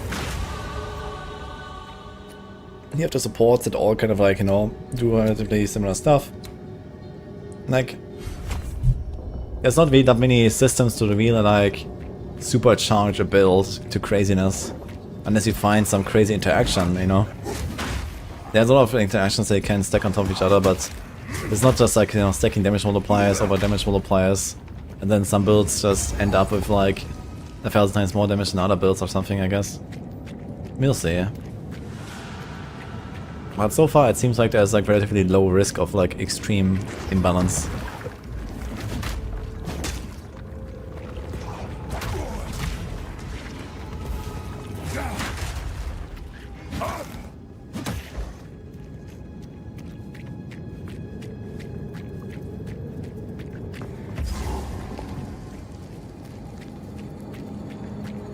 My opinion on controller gameplay viability in high end. I mean, you're playing controller, so you're always handicapping yourself. But I guess out of most RPGs, this is probably one of the more controller-friendly ones.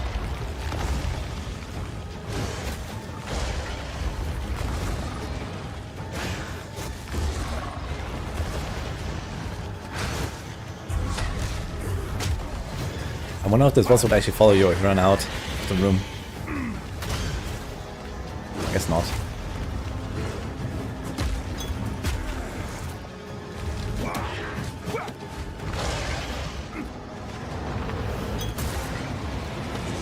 Why do you handicap yourself and play a controller? Because you're just slower at everything, you know? The inventory management and so on. Less like fidelity in your movement and such.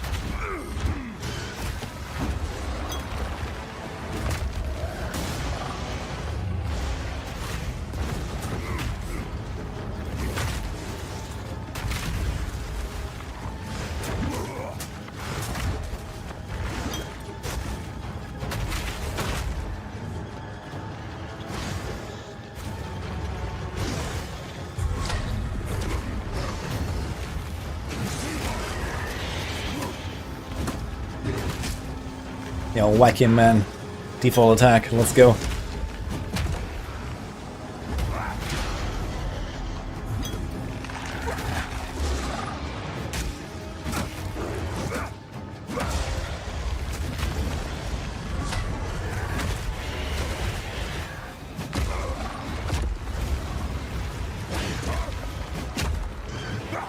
To be honest, as a hardcore enjoyer, I really like the Force Campaign playthroughs.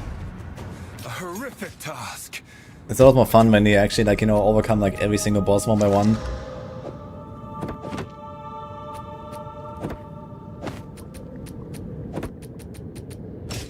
Tetris. Oh. Life and lightning rest.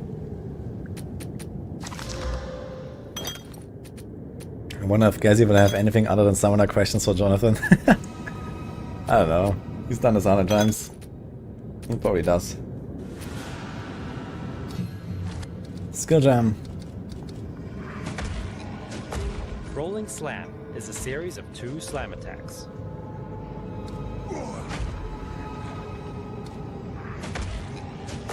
Rolling Slam is a series of 2 slam attacks. The first slam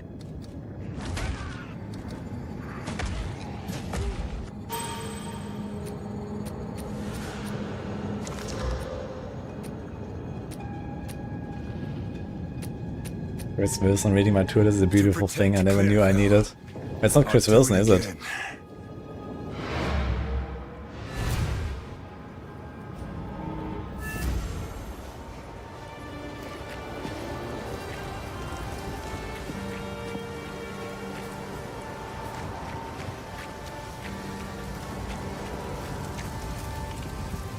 You need wisdom scrolls. Just on the controller, it automatically uses them if you have them. You can just press on identify. Took down the Devourer, did you? Oh, that's it. Now, this won't cover our debt to you. Oh, support gem. So after Devourer, get the first support gem.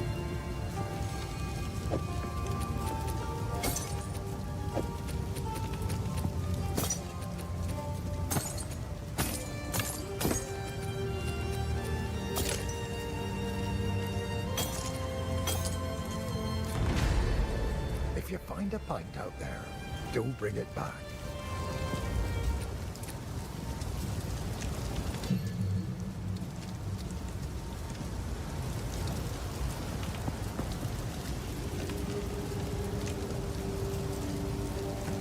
I'd like to know what rage does. You get free rage on melee hit. It's a lot. I wonder if it's still as good as any PoE 1.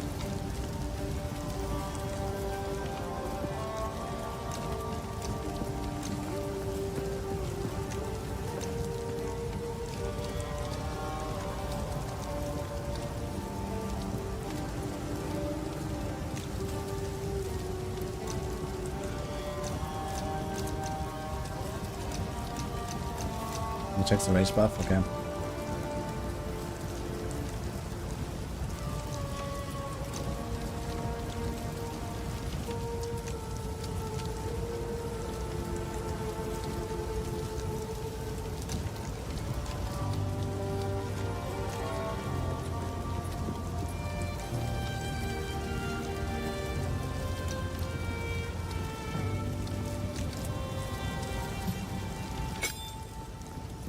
Good choice.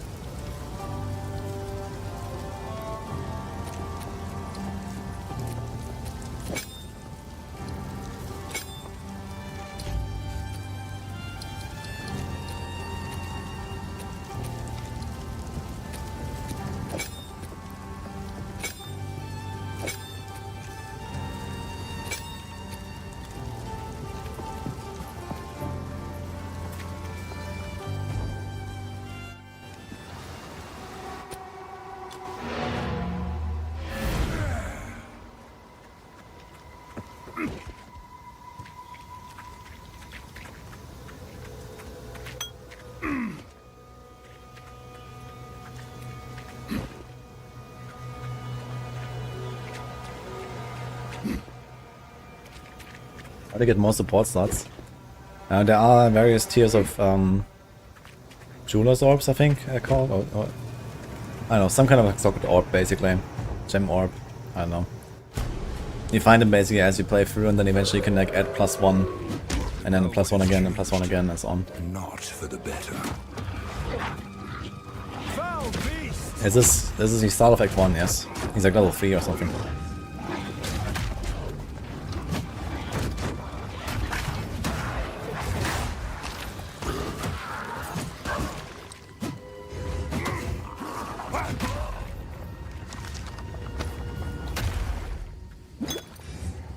Yeah, one of the trials gives you sockets for your gear. And I guess the other orbs, you're just gonna find them, and then like, you're able to increase the amount of supports. I mean, by default, look, he already has 3 links by default, basically. So you only need to upgrade to 4, 5, and 6 at some point.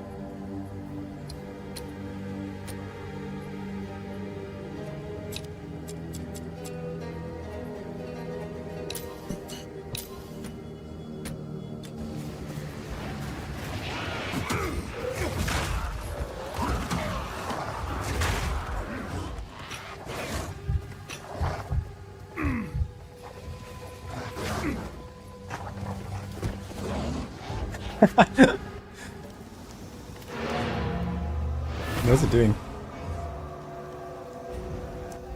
How hyped am I? Yes.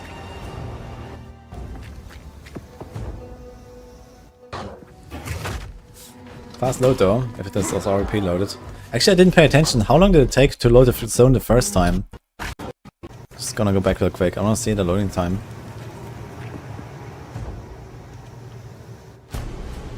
Okay, it was like 3 seconds. It's pretty good.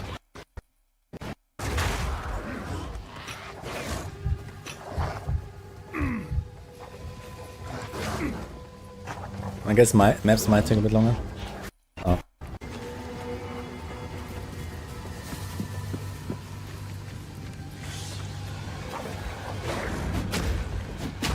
He cut that?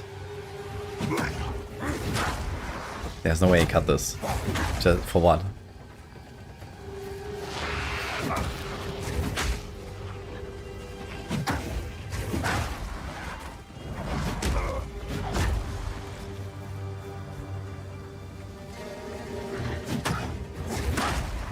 I wonder when we're gonna see roars in this game. When it's a roar mount.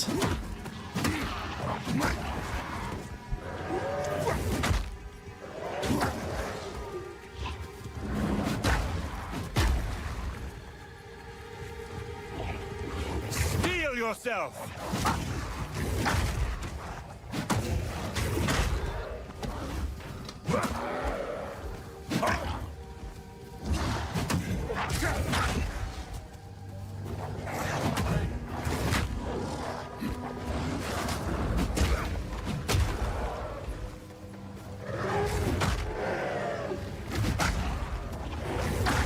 keep this here ready for later.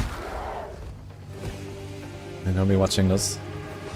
This is interview soon. Jonathan, Gazi, DM. So let's see whenever they are ready.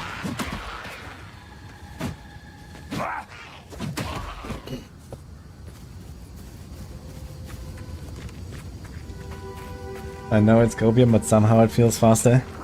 I mean, people are doing the campaign, all 10 acts in like 3-4 hours, right? These days. PoE 1. And the ultra speedrun is even faster. I guess here you might be lucky with like Act 1. Even if you're relatively fast. I did not send questions to DM. But I'm sure they have plenty anyway, so. The floating anti-X. Ah.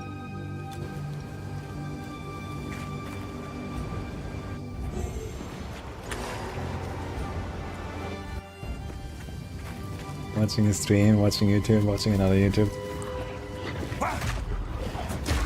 And now, you know, I need to upload this on YouTube and then someone reacts to it.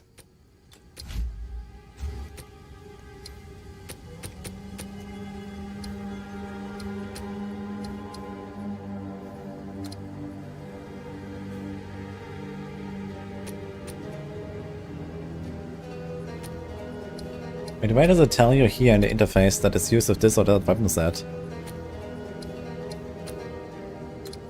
It doesn't show in the overview.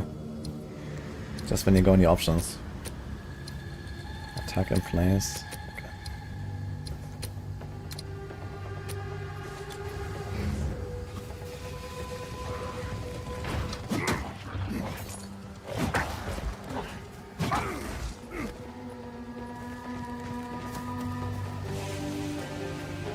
Yeah, you're gonna get a key for a PoE, Nini.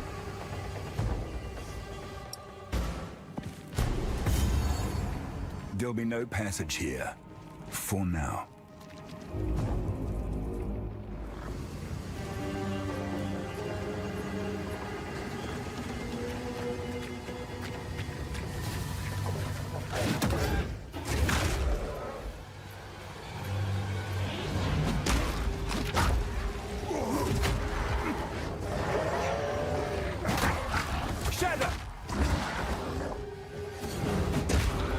Hope there will be POB soon.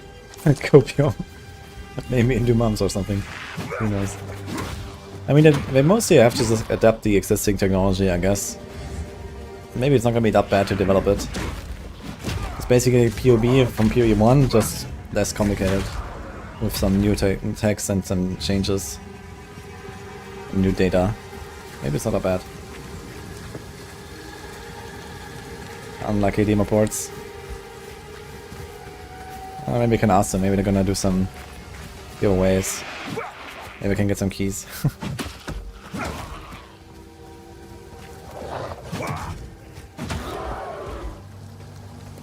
POB is basically the planner for path building.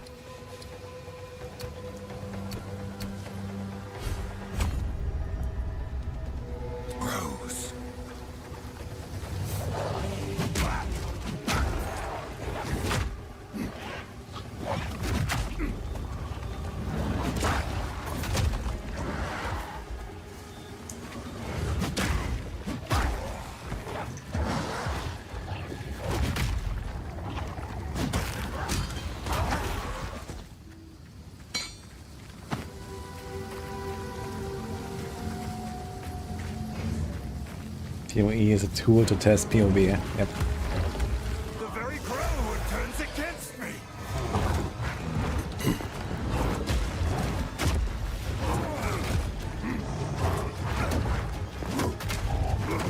What is that icon I said -20 there? This. Does anyone know what that means?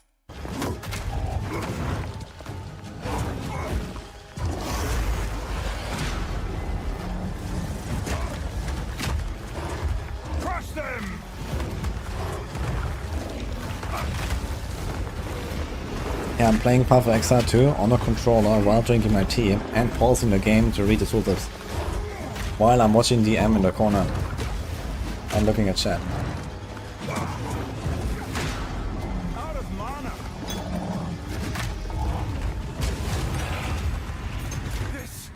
This can't go on. Uncut skill gem. This can't go on.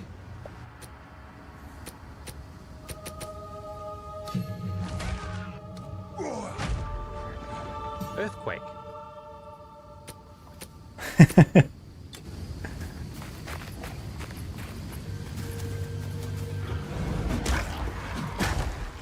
DOE2 has brain interface controls.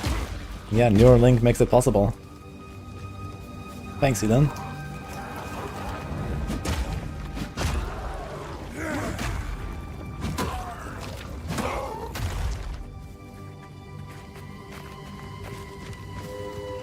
This is a video from Bajira. He's like a WoW guy.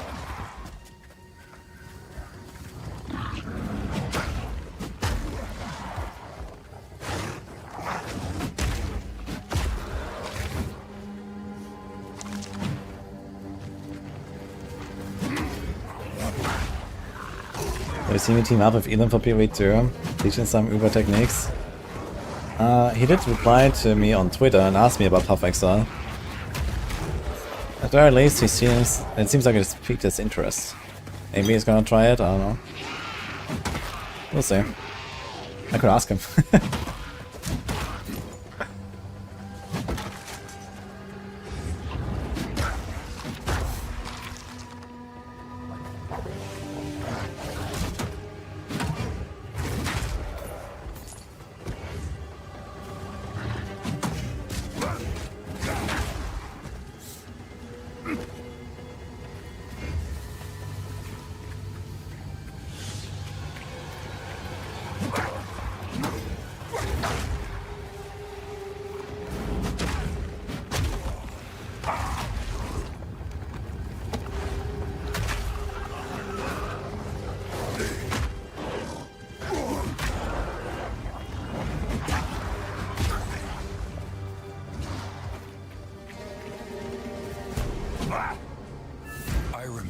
This place.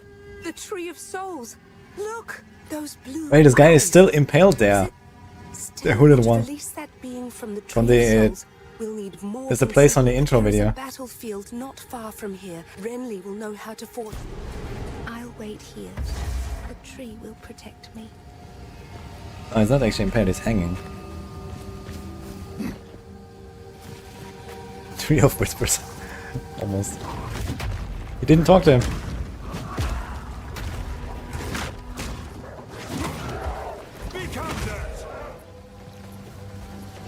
I think the controller skill layout looks fine. You know, you see what button you have to press, what to get what, and so on. I mean, it seems pretty straightforward. It shows you everything.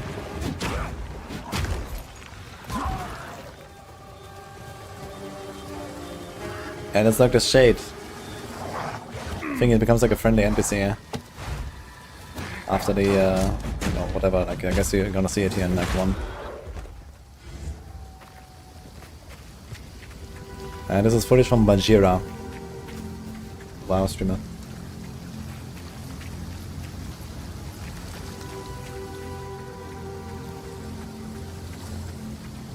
You become Deckard King, yeah. Maybe they hired the original voice actor. Nini, thank you for the 10 subs, Nini. These were not my ancestors, but I still respect their valor.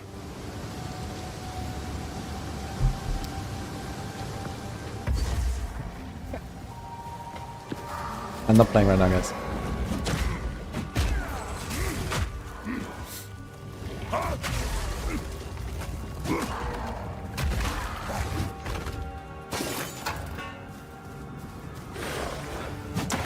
This is like a few days old, this footage.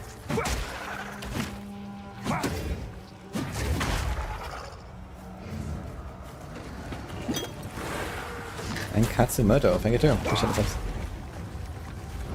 We're still waiting for DM and Gazi to start here. I'm not sure why Gazi's picture is like a pool. Okay.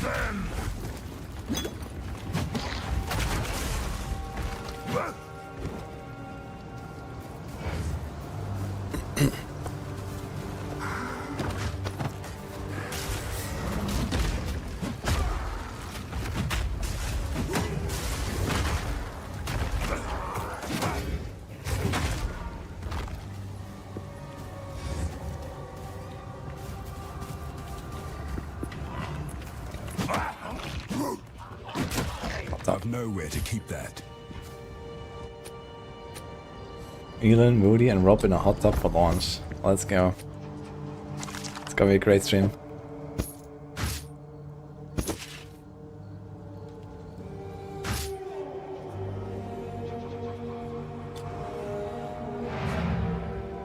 Interview was supposed to start 2 minutes ago.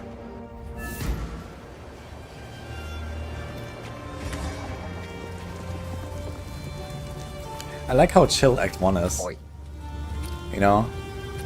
Like the whole atmosphere is very well done, I think. Very cool.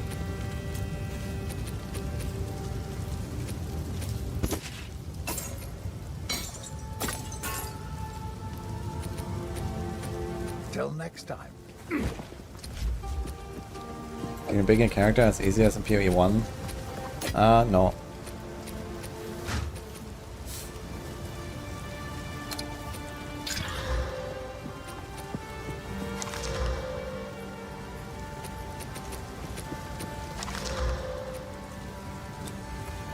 How's the clearing?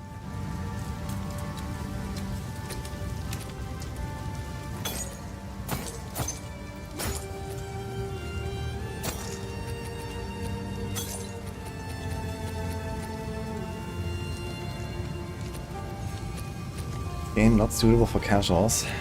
Well, that mostly depends on your determination. If you're a determined casual, you can play this.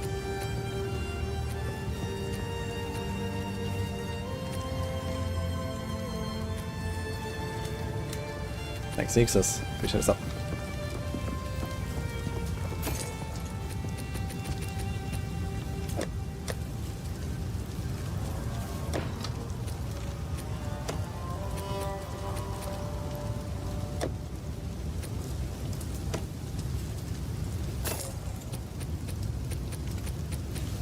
Identify items feels like item durability. Old ideas we don't need anymore. Why? Go well. Identify items is okay, and item durability is also okay. Like, you should still preserve the R in RPG a little bit, I think.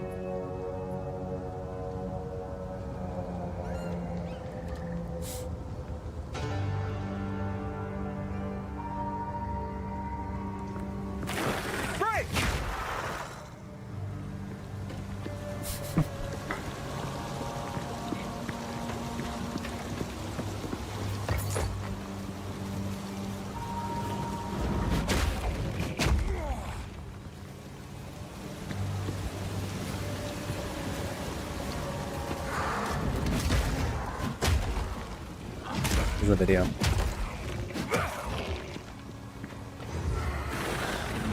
find it kind of funny. This is like such a common theme.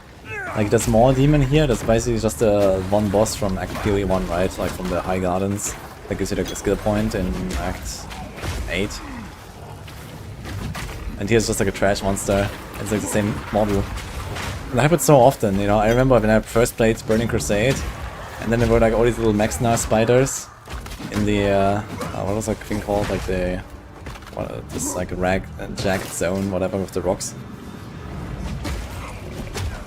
Ominous. They always take like a boss model because it's a high quality model, and then it eventually becomes a trash mob in the future.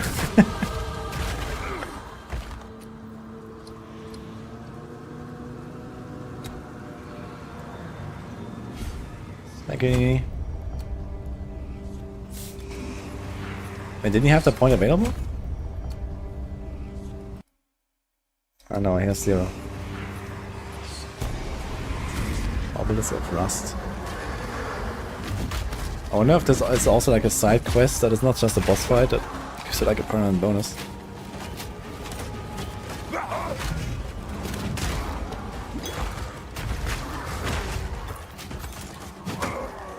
Still no WoW.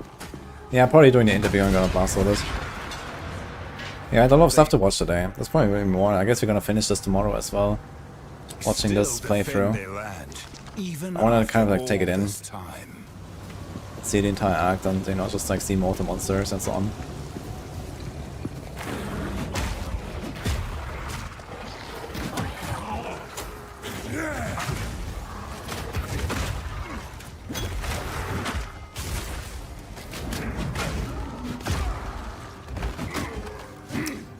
Or is he? But no, it sounds like he's doing an interview with a black rectangle. If that's what they're saying.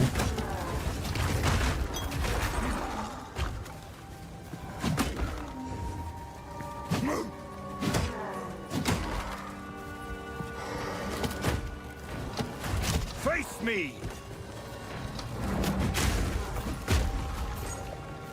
Was that impression on the graphics? Yeah, the graphics seem, you know, pretty comparable to Diablo 4 graphics. I didn't even pay like too close attention to them, but looking at this here, this looks very high quality. I can't complain. I did notice like some small glitches here and there with like graphics that I guess I can fix at some point, but otherwise it's very good.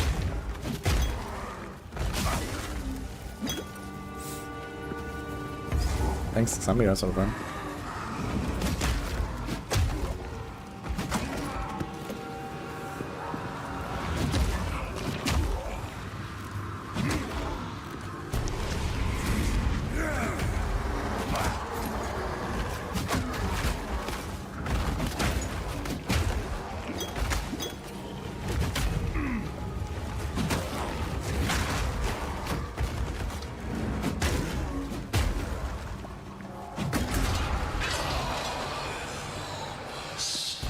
Age of ARPGs.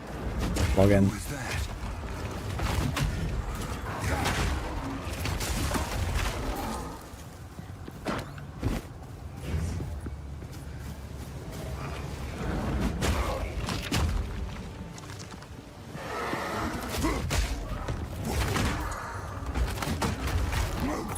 Kind of like that, even like despite a slow pace, you do get a bunch of like different skills early on.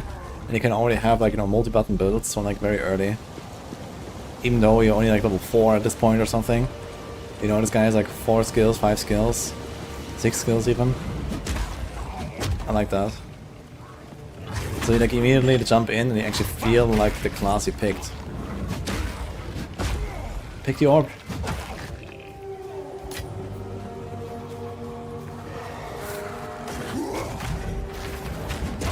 Are they interviewing or not? Are they still waiting? Because there's no camp. But have some respect for the time as well. Yeah, if it was the one and only, maybe, but I think this is the 4th time he's been willing to do a podcast with us, so. No, they're not doing interview yet. I think it has. It's been 3 or... this is at least the 3rd one that he's done with us. Least. Okay. Just wanted to listen. No interview yet.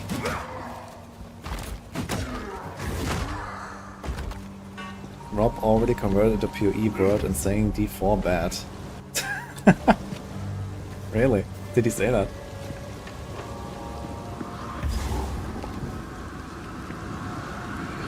Last one. Well, whichever way the wind blows, right?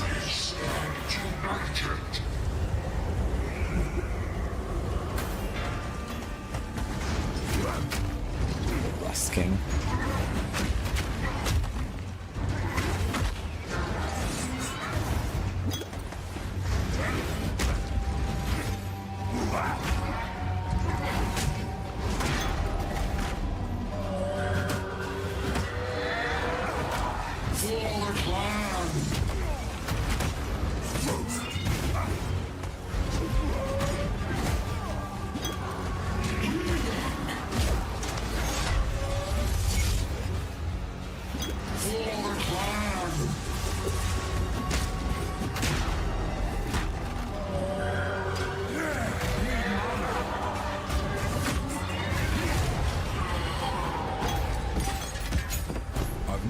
Go with honor.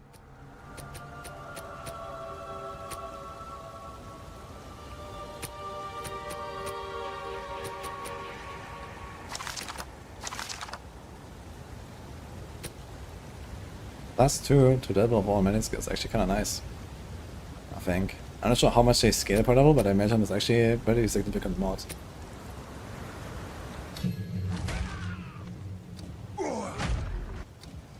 When you land that armor break, feels good, man. Dude, it actually feels good. Like when I was playing Mercenary, I was also playing around this. It was very nice. Mercenary has this one crossbow attack where you deal 150% more damage when the armor is fully broken. I'm actually planning to play around that with my build.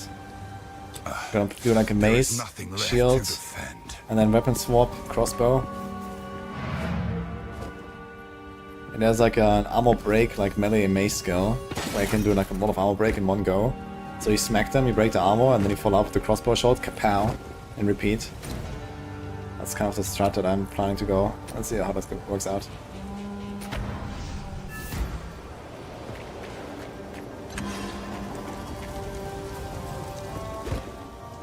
Furious spikes, but I The would curse ask on hit what was you doing needed. 50k, it seemed to be arc lightning and all those PoE 2 videos.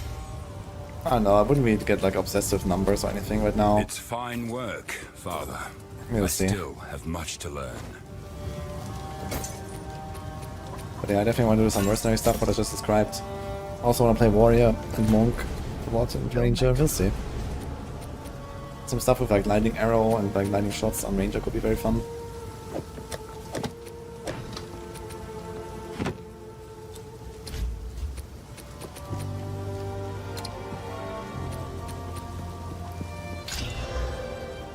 How much should I pay to get access and play it right now?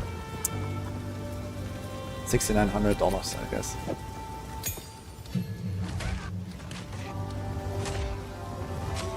Using armor break repeatedly against enemies. I mean, will I'll break make their that back armor, in like the next allowing 5 you to hours, deal so it's more fine. damage. Look out for this symbol on enemy life bars. Infernal Cry puts a debuff on enemies that makes them explode when they die. Shield Charge is best used for stunning a small group of enemies. This skill does more damage and thus more stun based on the armor value of your Wait, shield. Paul using his ranger ascendancy is dead last. I Shockwave guess they totem just benched because I copy repeatedly paste from bumps the PoE 1. ground, dealing area damage. Yeah, I don't know. It's not really that copy paste though. Like a lot of the skills definitely do seem very different. You know, the lightning skills, the poison, like wind stuff. The snipe is very cool, I think. Like, I'm actually very excited to try some stuff with snipe and these kind of things.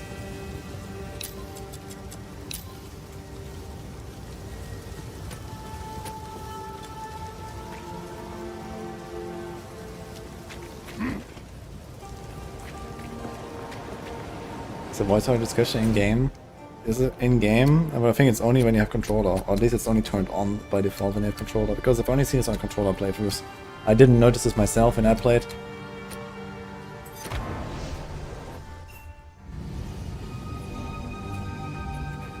You have them. Those blue eyes. To release them. He's just hanging there. Good, good. The others. Release that which you hold.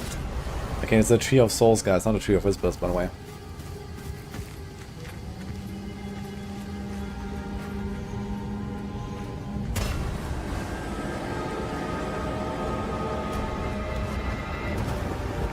Don't worry, you're gonna blast the ranger as well. I'm gonna do some cool stuff. He's unconscious, but he's breathing. But this wound... We should take him back to Clearfell. He may...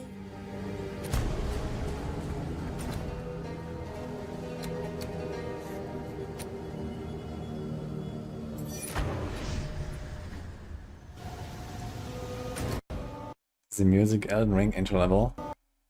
I mean, Elden Ring intro is hard to beat, man. Wait, what? Oh, this was the end. What's going on?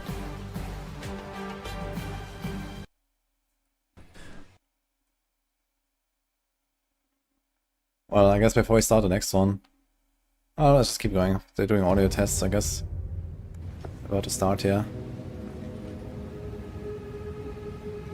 So as soon as it starts, you're gonna stop watching this, I guess. Guess I'm gonna log into WoW then. I'll just start blasting. I'm still level 9. I wanna get my pet at least today.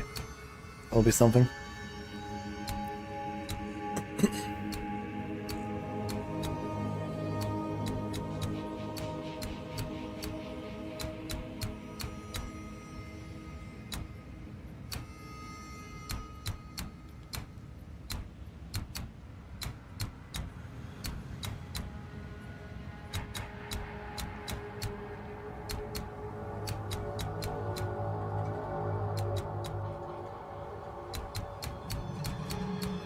kind of funny how it's like, you know, going along the path. But he's also jumping, okay. Dude, this is such a good node, man. More cries and power and additional attack. That's kind of nuts.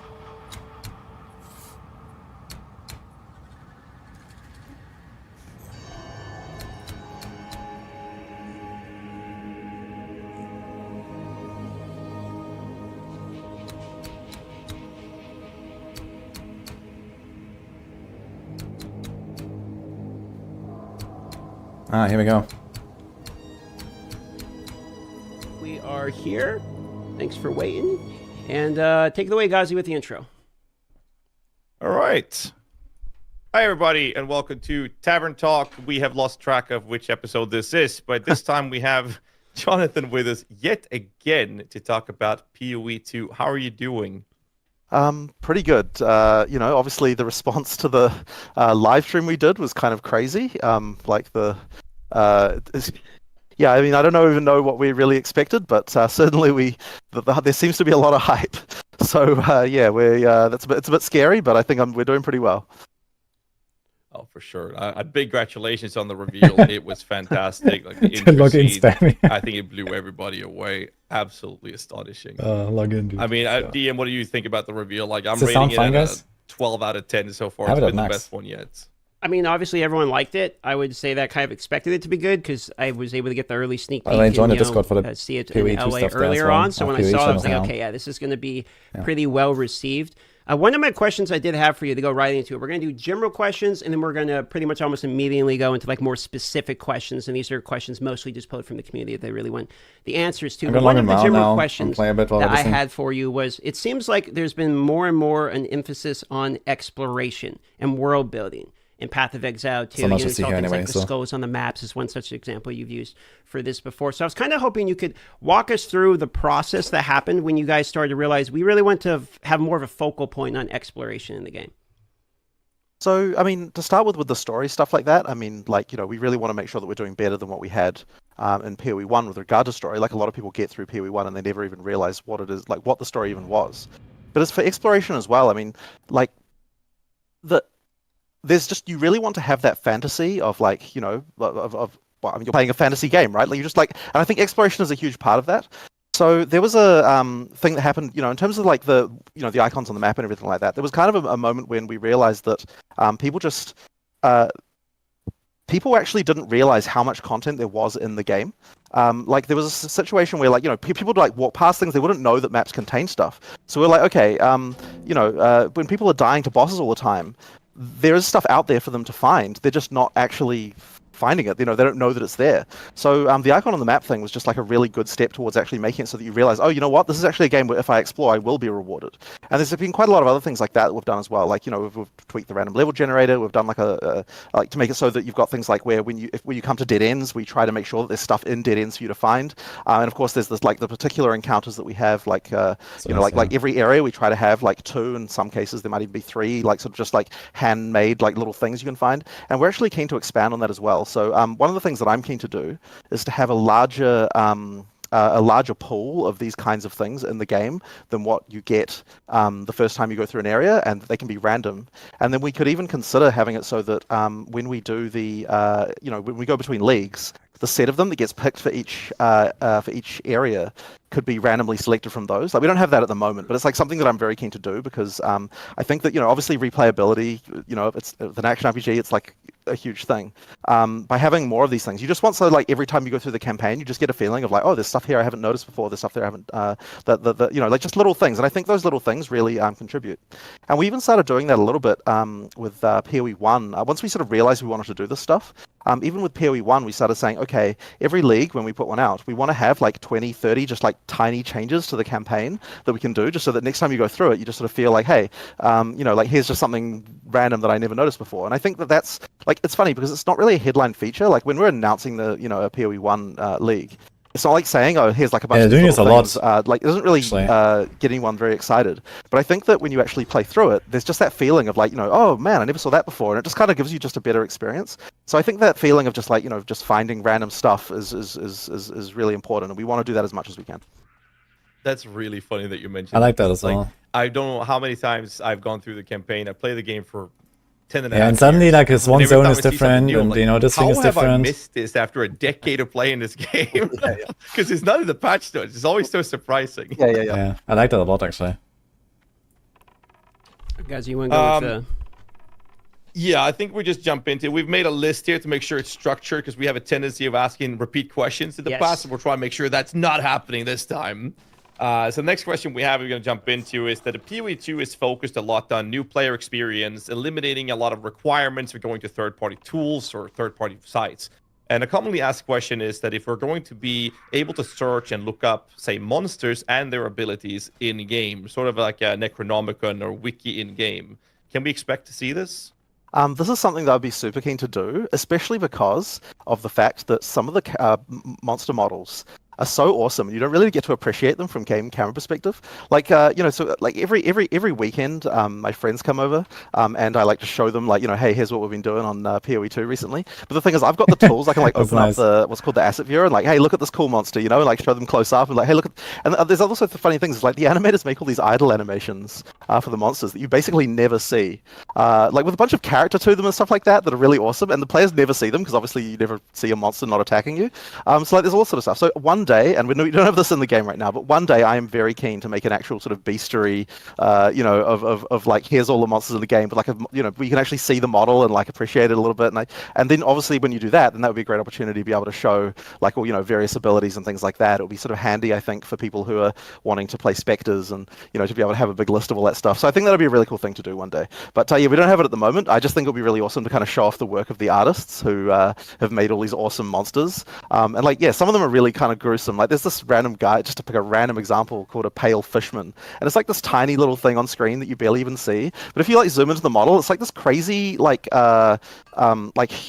warped thing between a human and a one of those anglerfish with the like dangling light thing on it. Yeah. And like when you look at it real close, you can see there's like a sort of screaming person kind of under there that like there's a mouth, and like the idle animation like is like kind of crazy with like all this like, yeah, like there's just stuff like that in there that it's like, you know, like you really don't appreciate that when you just like blast past it and kill it in like half a second because it's just some random small monster. So yeah, it'd be cool for people to see that stuff.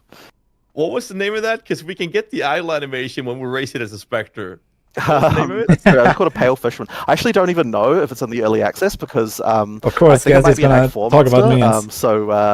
Yeah, in fact, and the other thing as well is when I give names like these are like internal code names. That's like the name of the folder that someone put it in, rather than like the actual like lore name in the game. So I don't know if it'll even be called that in the final version, but you know, yeah, it's just it's pretty interesting to see some of that stuff. You know, and speaking, I'll see if I can find it. Speaking of animations, I'm gonna go off script here from our list already and ask you about the cinematic. Was something that I wanted to make sure I ask you about because it's kind of the first, you know, full like major cinematic that, you know, has really been revealed so far. So was it difficult doing your first cinematic, and did you guys get the result and the response you were really hoping for?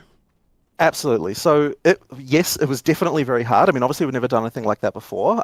You know, like I sort of had to, I mean, I wrote it myself, and like, you know, there was a New Zealand company who we commissioned to kind of to work on it.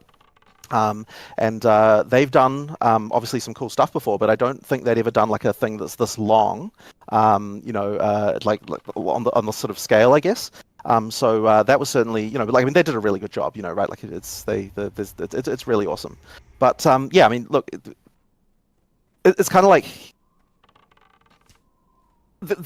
I was really concerned, right? Because obviously the comparison is to like Blizzard and all the crazy cinematics like that. And to be honest, like the quality of the animation is not what Blizzard does, right? Like, I mean, they, you know, like we do a lot of things in order to make it so that like it is like, I want the content to be really awesome, but it's like in terms of just the raw, like, you know, like amount of millions of dollars that they probably spend on their cinematics, right? Like we're not at that level.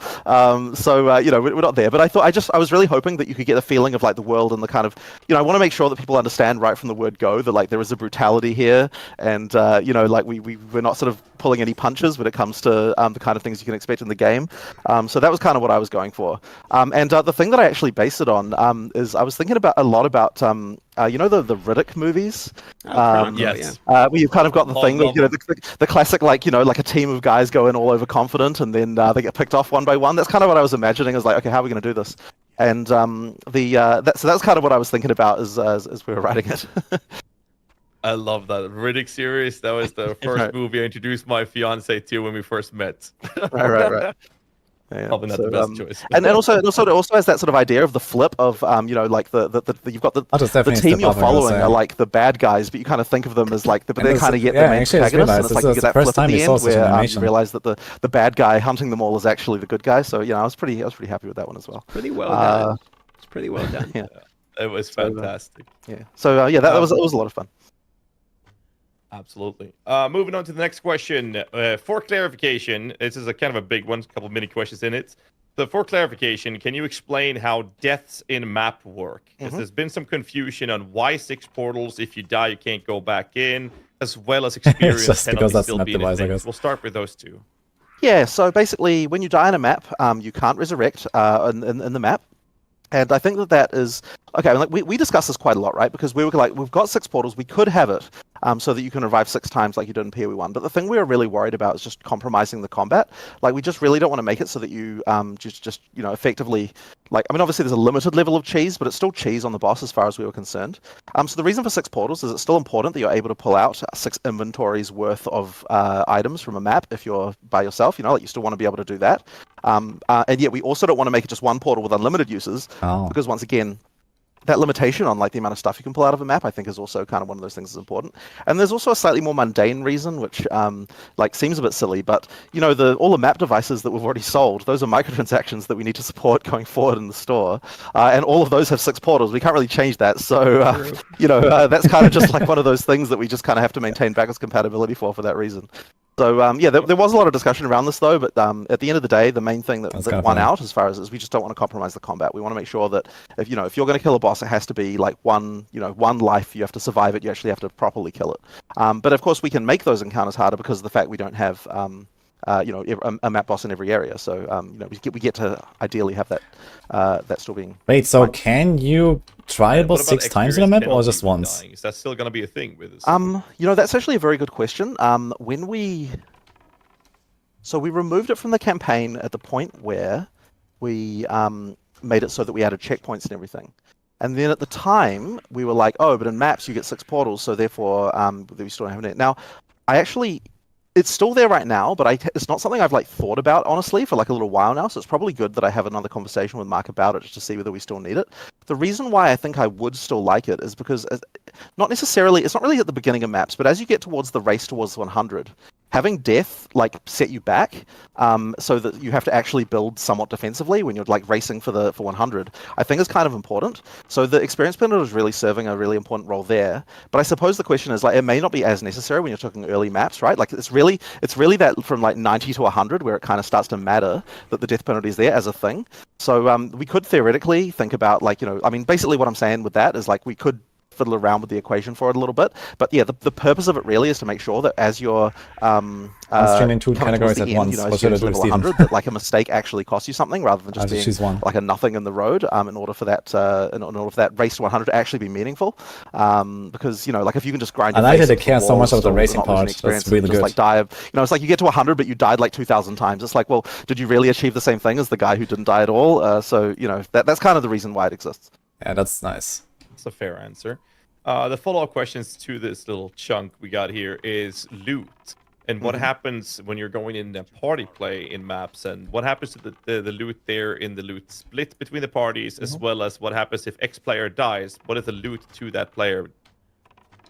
All right, so okay, a few things about this. So number one, we have changed how the loot scaling works for party members. And what we've actually tried to do is be a lot more intelligent with regard to what types of items do you want to see more of, and what types of items don't matter about having more of. So an example of this is like, if you're talking about currency, right? Obviously you want double the amount of currency. We've got 2 players because all players want to take currency. But this is also true for things like rings and amulets, because rings and amulets aren't kind of like specific to any one like person, right? Like I mean, obviously the mods can make them that way, but everyone wants a ring, everyone wants an amulet if one drops. So effectively, we also do plus 100% for things like that as well. But if you're talking about armors, well, there are 6 different armor types, and so if you look on average, you only need to increase the number of armors by 50% in order to be able to. Wait, is it even 50%? It might be. I might be doing the math wrong here, but effectively, there's an amount of armor increase that you need in order to kind of, on average, make it so that everyone's still getting the stuff they want, because certain players only want certain armor parts of the pie, right, due to the strength, dex, int thing. And for weapon types, there's even more weapon types. So the chance that two players are actually using the same weapon type is generally much lower. So effectively what that means is that we can not increase weapons by the same amount that we increase other stuff. So what that means is that when you... the sum total of all of that means that the stuff on the ground from each player increases by some number, like 28%, if you actually look at it in raw drops. But the actual, what makes up that 28% is like way more of the stuff you actually want and not as much of the garbage that you don't want, in order to make it so that you don't get the crazy spam on the ground with party play that you previously might have gotten. So I think that system works very well in terms of just making it so that you get the right items. And I guess it just goes to the general philosophy that we have of we're trying to not drop as many things, but make sure the things we do drop are more important and better as you go up. So that's kind of like the as I said, just part of that philosophy there. I feel like there was another part of the question that I've forgotten now, so maybe you could remind me what it was. The last part there's two more, but one of them was let's say you're two players playing and one player dies. What happens to the loot on the ground that belongs to that player? So I think that we usually use temporary. I think temporary allocation is still. I'm pretty sure the rules for this are basically the same as what they were in PoE 1, at least at the moment. So basically, if you've got temporary allocation on, then the allocation will disappear, and then the loot will just become allocated to be free for all once the timer expires. And if it's permanent allocation, then obviously it stays like that. Although we definitely should make it free for all once you die, even if it's permanent. I assume. I don't know if we've actually done that. It does work that way. In that case, it'll just work then. So it's just the same as in PoE 1 in this regard. So that should be fine. I mean, effectively like that. I wouldn't say it's like changed a huge amount in that particular regard. So actually, what was the last part there? Last one has to do with trials. Now, we've only seen Sanctum and Ultimatum version, the 2.0 version of it. So the real question is two ones. One is the Sanctum no-hit run, and the questions are, what happens if one player dies, if two players goes in, and the other one is the reward system there as well, I guess. Okay, so this is one of these tricky technical questions that Mark would probably be better at answering because he knows the exact details. So let me think about that. I don't know that I've even had a discussion about what happens to the rewards in Sanctum. Now, generally speaking, of course, when we're doing things like this, when you're paying party play with a thing like Sanctum, the map, to be technical, the map owner, but effectively the person who paid the cost, the person who put the key in, they're the person who kind of gets like the progress. So they usually get to be the one who decides what actions to take and what rooms to go to. I believe though that if you want to go through and ascend, that there are you can both do the ascendancy. So that means if you want to do like the ascension in a party, then that's absolutely fine. You get the reward there. But I believe that the items that come from like key, the chests and stuff like that. I believe that they belong to the person who paid the cost of the coin that they used to enter. Is my understanding of that. I could be wrong about this, but I think that's correct. So there's a few. I'm sorry about this. I don't have like completely clear information about some of that stuff. But that's one of those things that Mark tends to be often addressing as far as working out those things. Mark really is like so. One thing I should mention is that Mark plays like. I could be wrong about this, but I think like 90% of the time when he's playtesting multiplayer, so he's the one who really cares about getting all that multiplayer stuff exactly right. Whereas when I'm playing, I'm like a solo player all the way, right? Like for whatever reason, I'm just like a solo player. So ideally with the both of us paying attention here, we should make sure that things are good in both solo and multiplayer. But he's got a bunch of designers he likes to play with. Like the design team effectively. Like he plays multiplayer with the design team all the time. So he's the one who usually sorts out these like specific little multiplayer details. So that's good actually to have like question that people had the two game directors basically being on opposite ends there. We've seen where there's like tier 1, tier 2, tier 3 advanced gear, etc. So I was hoping you could break down what that's referencing. Yeah, so effectively we get magic find gear, so like increased chance of rarity. Scandalous. We wanted to try and make it so that the gear that you get from that is better, and not just in the way of just getting like more rares. I mean, it does do that as well. Don't get me wrong; like you're still getting more rares, more uniques, and so on.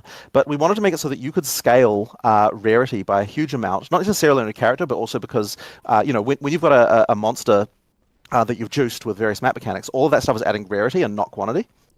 So effectively, we need to make sure that rarity is something that really increases the power. So the way we do that is there's 5, and I don't know whether Rishi will be unhappy about me spoiling the exact inner workings of this, but there are 5 tiers to start with that you don't see, that you can't see, that change anything, because those don't change anything about unidentified items, but they do change the percentage chances that you get certain things. So they, for example, you're getting chances to upgrade currency to higher types of currency. You're getting like the chances of not spawning items with base types that are lower level than what you would need. So effectively sort of clamping the base types that you're going to get into like a smaller range at the top, and these kind of things, while also increasing like magic and rare and uniques and stuff like that. It also increases the it starts to open up those tiers start to open up like what types of uniques can go into the pool. And to be clear here, there's always a chance that you can upgrade through these tiers regardless of how much magic find you have, right? You don't need magic find to get this. It's just that magic find is effectively increasing the chance that you upgrade through them. And in total, there's actually 10 tiers overall, but at tier 5, it starts to modify the properties of unidentified items, and that's why we have to start marking the rares as being like, and so that's when it says T2, that actually means that's like T5 internally of what it's rolled, and then so the tiers going up from there, each of them say T2, T3, T4, T5, and what the reason why we have to say that is because when this item dropped, we clamped the mods that it can get to be in the upper tiers, and the higher tier you get, the higher they can go. So if you get a T5 rare, the mods that it can have are from a very, very tiny portion of them, right at the top of all the tiers of those mods. So you know that the rolls you're going to be seeing, like the life you're going to get on it, the damage you're going to get on it, this kind of thing, are going to be top notch when you see that. So effectively, And the reason why I think that's important to show is because you kind of want people to feel like, okay, because the number of items that drop aren't really increasing, you need a way to see on the screen when something drops, like how valuable is the thing that I just saw. And so showing those tiers on the rares also really has that effect of like, okay, like if you see 5 or 6 T5 rares drop, you got a really good hit, whereas if you see a bunch of like T2s, you didn't get such a good one. So that's kind of important, I think, just to get that feeling of being important. It's actually really interesting because we've been fighting so much this thing of like the way that you made a way you can make drops in an action RPG feel good is just by dropping tons of crap on the ground. But the problem is that it really is kind of an annoying element because while it can feel good, it's just people want then they want to use loot filters and they want to use all that stuff, and it's like, okay, well, I mean, that's great and everything, and we'll support that, and that's fine. But ideally, we can actually make it so that you don't have to worry about it in the first place. And so you need to find a way to give people the hit of dopamine without having to just do that by literally covering the screen. Now, I mean, there's still room for dropping a lot of stuff, right? I mean, we want to make sure the bosses feel there's a good list of stuff there. But it's ideally you get that by the value of the items. That the value of that stuff is really good. And I suppose on some level, item filters are even sort of achieving that anyway, because if you're using a filter to get you're not seeing very much anyway. So it really is all about the value. So it's it's impossible. We just need to make sure that the game is doing that as a matter of course, rather filters. Oh, sorry, did that? Oh, you're good. You only lost the last half second there. But okay, all good. Yeah. So since you bring up the concept of loot filters, this was a question we are going to ask later, so I might as well bring it up now. Is that official confirmation loot filters? Sounds like are supported. Yeah. Yeah, so they're supported in exactly the same way they were in PoE 1. There's no reason for us to drop support for something like that. If you want to use them, you can. And I suspect what the main reason people will use them for in PoE 2 is not so much filtering things away, but more highlighting things that are valuable that you might not otherwise recognize, because they might be higher base types or things like that. A lot of people have filters that highlight certain things that might be good for various reasons. So, things that have, for example, people might want to be doing things I know that this, things items having sockets and stuff, maybe you want to change the text color when that happens or things like that. There are icons and stuff for that stuff there, but we try to keep things relatively visually clean. And also we don't want to try to make too many value judgments for the player about what is important or not. So therefore we try to not do too much of that stuff, but obviously players come up with their own schemes for what they think is important. So then I suspect they'll use loot filters mostly for the ability to change how loot is rendered as opposed to filtering it out. I gotta say, this isn't so much a question as much as a comment for me personally, but I really appreciate the approach of something you said there, which is allowing the player to determine what's important. I find that to be a very appealing sentiment. So when I hear that, it's kind of the reason I've been falling in love with the PoE game lately. But anyway, on to the next question here. So this one is going to be an obvious one. If I didn't ask it, everyone would be mad. So there's 6 classes that are coming to early access. Some of them have already been showcased, but they're not in there. Namely, the Druid and the Huntress. So I think people are curious about, are they coming soon? What's going on with these classes? Yeah, so they'll definitely be coming relatively soon. I'm not going to promise a date, but certainly the next 2 classes you see will be those 2, like in terms of in early access. We just, at some point, look, we really wanted to launch with those 2 classes. We expected that we would be launching into early access with those 2 classes, but at some point it was just like, you know, we and I think I've even said this before, but we really underestimated what it takes to finish a class. I think, it takes a lot. You know, it's because and the thing is, it's like you make a bunch of skills and you're like, oh yeah, you know, we've made the skills, that's the class, right? But in PoE it really isn't, because you know, you need to make sure they can all be supported well, you need to make sure there's uniques that support it, there's passive tree stuff that supports it. It's like a whole thing of like getting all that stuff into a good state. It's like plus also the skills, plus also thinking about all the stuff that can happen with other classes and like how does it tie in with all the mechanics. Like it's just a Goliath task. So I think the Huntress and the Druid are not far away. The Druid, we still have 1 form that we still need to get finished. There's like there's still some more skill work to do there.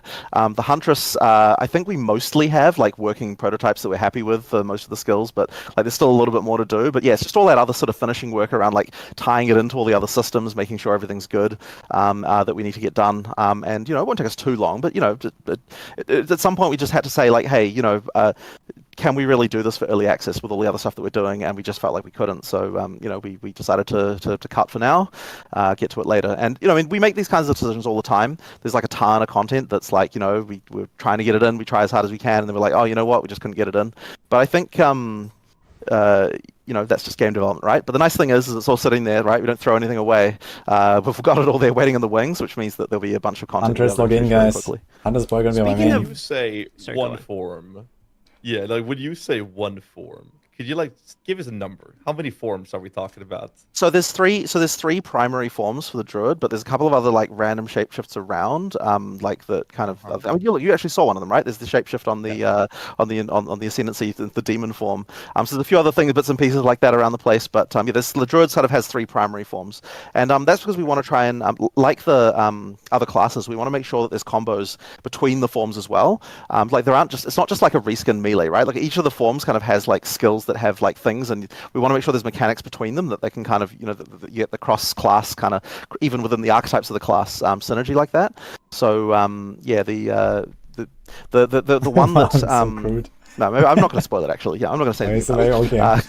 Go on, spoil it. You're more than welcome to. So this is probably a good time to ask this thing, because you're talking about you know, the additional classes here. Does that mean we can basically expect changes to the passive skill tree? Because obviously there's the 6 starting nodes now, so when you add the other classes, there's going to be new branches, I'm assuming, added for each one of these classes at this point, or were they going to double down on previous ones? So yeah, well, look, I'm sure the passive tree will receive massive renovations all through early access. Like, I just have no doubt of that. Raven form. He said 3 forms, every time we change anything, huge passive tree changes are a result. And it's taken a long time to iterate to even the point we are now, and I'm just sure there'll be more. And like the thing is until you really play it like properly, you just don't even know what's missing. So you know, actually, one other thing I might mention, just because I don't know if it's like hugely well known, but the starting area of the tree for each class actually changes. There's actually 3 variants of the starting part of each tree for each class. So effectively, we actually did this first when we were playing the Witch and the Sorceress. So effectively, if you're a witch, you get 1 variant of the starting area, and if you're a sorceress, you get another variant. And then if you're neither of those 2 classes, then there's a 3rd variant that can go there, so that all the other classes, when they go there, they get slightly different stats again. The reason for that is because the initial reason we did the Witch Sorceress thing is because there's this problem that you have with where players, when they see a node that's got multiple things on it and one of the things does not affect them, people just really don't want to allocate a node like that, even if the values on it are the same as what they otherwise would have gotten. So when we first did this, when we had 1 variant for everyone, the Witch Sorceress nodes were like plus 8% or whatever minion and spell damage, right? And we found that sorceresses, even though a sorceress would otherwise get just 8% spell damage, sorceresses would just not take that because it's got this minion thing on it and they don't want that. So by having the trees be separate, it just sort of prevents that problem immediately. And the other thing it kind of also was just like, when we realized that we could swap those two out, we're like, well, hang on, we might as well have a third variant as well for other players, because that will mean that there are some times when we have like balance things that are a bit annoying, where like we can't make a node for a class in the starting area. How do we get the different variants though? I don't get because that would mean that other classes would all be incentivized to go there and take it, because it's like too powerful, if you know what I mean. So effectively with that, we can like balance the because it's relatively close to get to the adjacent classes area. So effectively you can sort of just balance that so that it like kind of works a little bit better. So there's not going to be anything in the starting areas that you like don't like stats you just can't otherwise get, right? It's not going to be like that, but it's just more about like tweaking numbers and a few cases like the Sorceress and Witch where we just have to make sure that, you know, for new player clarity, we can make sure that it's like just the stuff they're going to want and not the stuff for the other class. But as you get out of that, then they all become the same. But yeah, as I said, we'll be making a lot more changes as we go through too. That was a very in-depth answer there. I actually didn't know about the changing of the starts. That's yeah. What triggers the change of the starting tree? Exactly, you know, I got to ask because you said classes and content coming to the game. I am a notable Blight enjoyer. So you know I'm going to ask. Can we hope? Can you tease me with anything? Give me some copium that, you know, maybe Blight can come to Path of Exile too at some point here. Well, I will say this. Blight Ascending, is a relatively easy league to add compared to some others. So when we're looking at leagues of like, here are some leagues that we can put in like relatively easily, that is one of the ones that would be relatively. It's gonna be like that backup league. Simple for us to do. Obviously, one of the reward system it previously had has now been moved to a different thing, which means that Blight will need a new reward system, and we've got ideas for what we can do about that. But we've got monsters we can use for it. We've actually got a bunch of environment art from Act 5 that would suit Blight perfectly well. I'm not sure if. No, have we shown any of that? No, I don't think we have. All right, yeah. Well, anyway, there's some stuff that we can use very easily. So it's the kind of thing that we could do relatively easily when we're looking to add new leagues to the game. So I'm just hearing Blight login. That's what I'm hearing when you're saying. Okay, well that's good. That's good news. I'll pass it off to Gazi because I've been asking a bunch of questions related to stuff I just personally wanted to know. Oh, that's fine. Later on in this podcast, we're going to hit the minion rant section, so don't worry about it. I'm sure we do, Gazi. But we can start with a classic simple answer question, and it is, how many Ascendancy points are we going to get in total? Here we go. So same as PoE 1, it's 8 points. So effectively, you've got the last... the 3 you can get throughout campaign. PoE 1. 3 sets of 2, I should say. So 6 points throughout campaign, and then the last one. Okay, so it's the same. 8 points. All right. The other question we have here is PoE 2 looks like there's a significant amount of ways to increase power on maps. How does the juicing compare to PoE 1 for endgame mapping? Now, we saw a lot of it in the reveal, but could you elaborate on it? Well, so first things first, we definitely want to make sure that juicing is still what exactly right? is this about with the split? Before we did our whole endgame push, is very similar to PoE 1, no? In recent times, I think that would have been a big problem that we would have had, where there wasn't enough ways to juice maps. But I don't know that you'll be able to get to quite the level that you can get in PoE 1. Certainly, we want to make sure that it's big though, and like it's honestly. It's a little bit hard to say because, you know, the way that this can go down, I mean, look, we think we can know, like, all the things, but you never really quite know exactly how it goes until you get, like, masses of players, because trade is a huge part of the economy for how juicing works. Like, it's like, okay, so we've shown people how you can overlap tablets and towers and all these sorts of things like that and, like, get all these packs. But the question is the sustainability in a trade league such that you can, like, do all of the juicing mechanics that PoE 2 has to offer at the same time continuously? And I don't actually quite know the answer to that because, as I said, it's really a trade economy thing that you need to be able to say what they can do. And the juice is substantial if you can get everything all at the same time. The question is, can you do that every map or can you do that only some of the time? And I honestly can't say until the trade sort of starts to happen. I think it's going to come down a lot to just play and for us to just find out, like, you know, like once we hit that trade economy, we actually start playing. What does it feel like? Is it working well? But the thing is, we still want you to feel powerful, and part of the feeling of power actually is pack size, right? Like you need to have enough pack size so that, because when you've got a bunch of AoE abilities, obviously the more things they hit, the more damage you're effectively doing overall. So like the more pack size really is like a way to make a player feel powerful, and so that's why we need to have ways of juicing pack size, and we've got ways of juicing pack size in the game, but then. Cool. We also have to be a little bit careful because, you know, that is what can lead to things getting completely out of control and then just you can't understand what's going on in the combat and things just completely fall apart. So, as I said, we have to be careful, but I think it is still substantial. Like you still need to feel like a god. So, you know, I think the juice will be high, but I do believe it should be lower than PoE 1, at least by a little bit. That's fair. On the topic of power and juicing things up.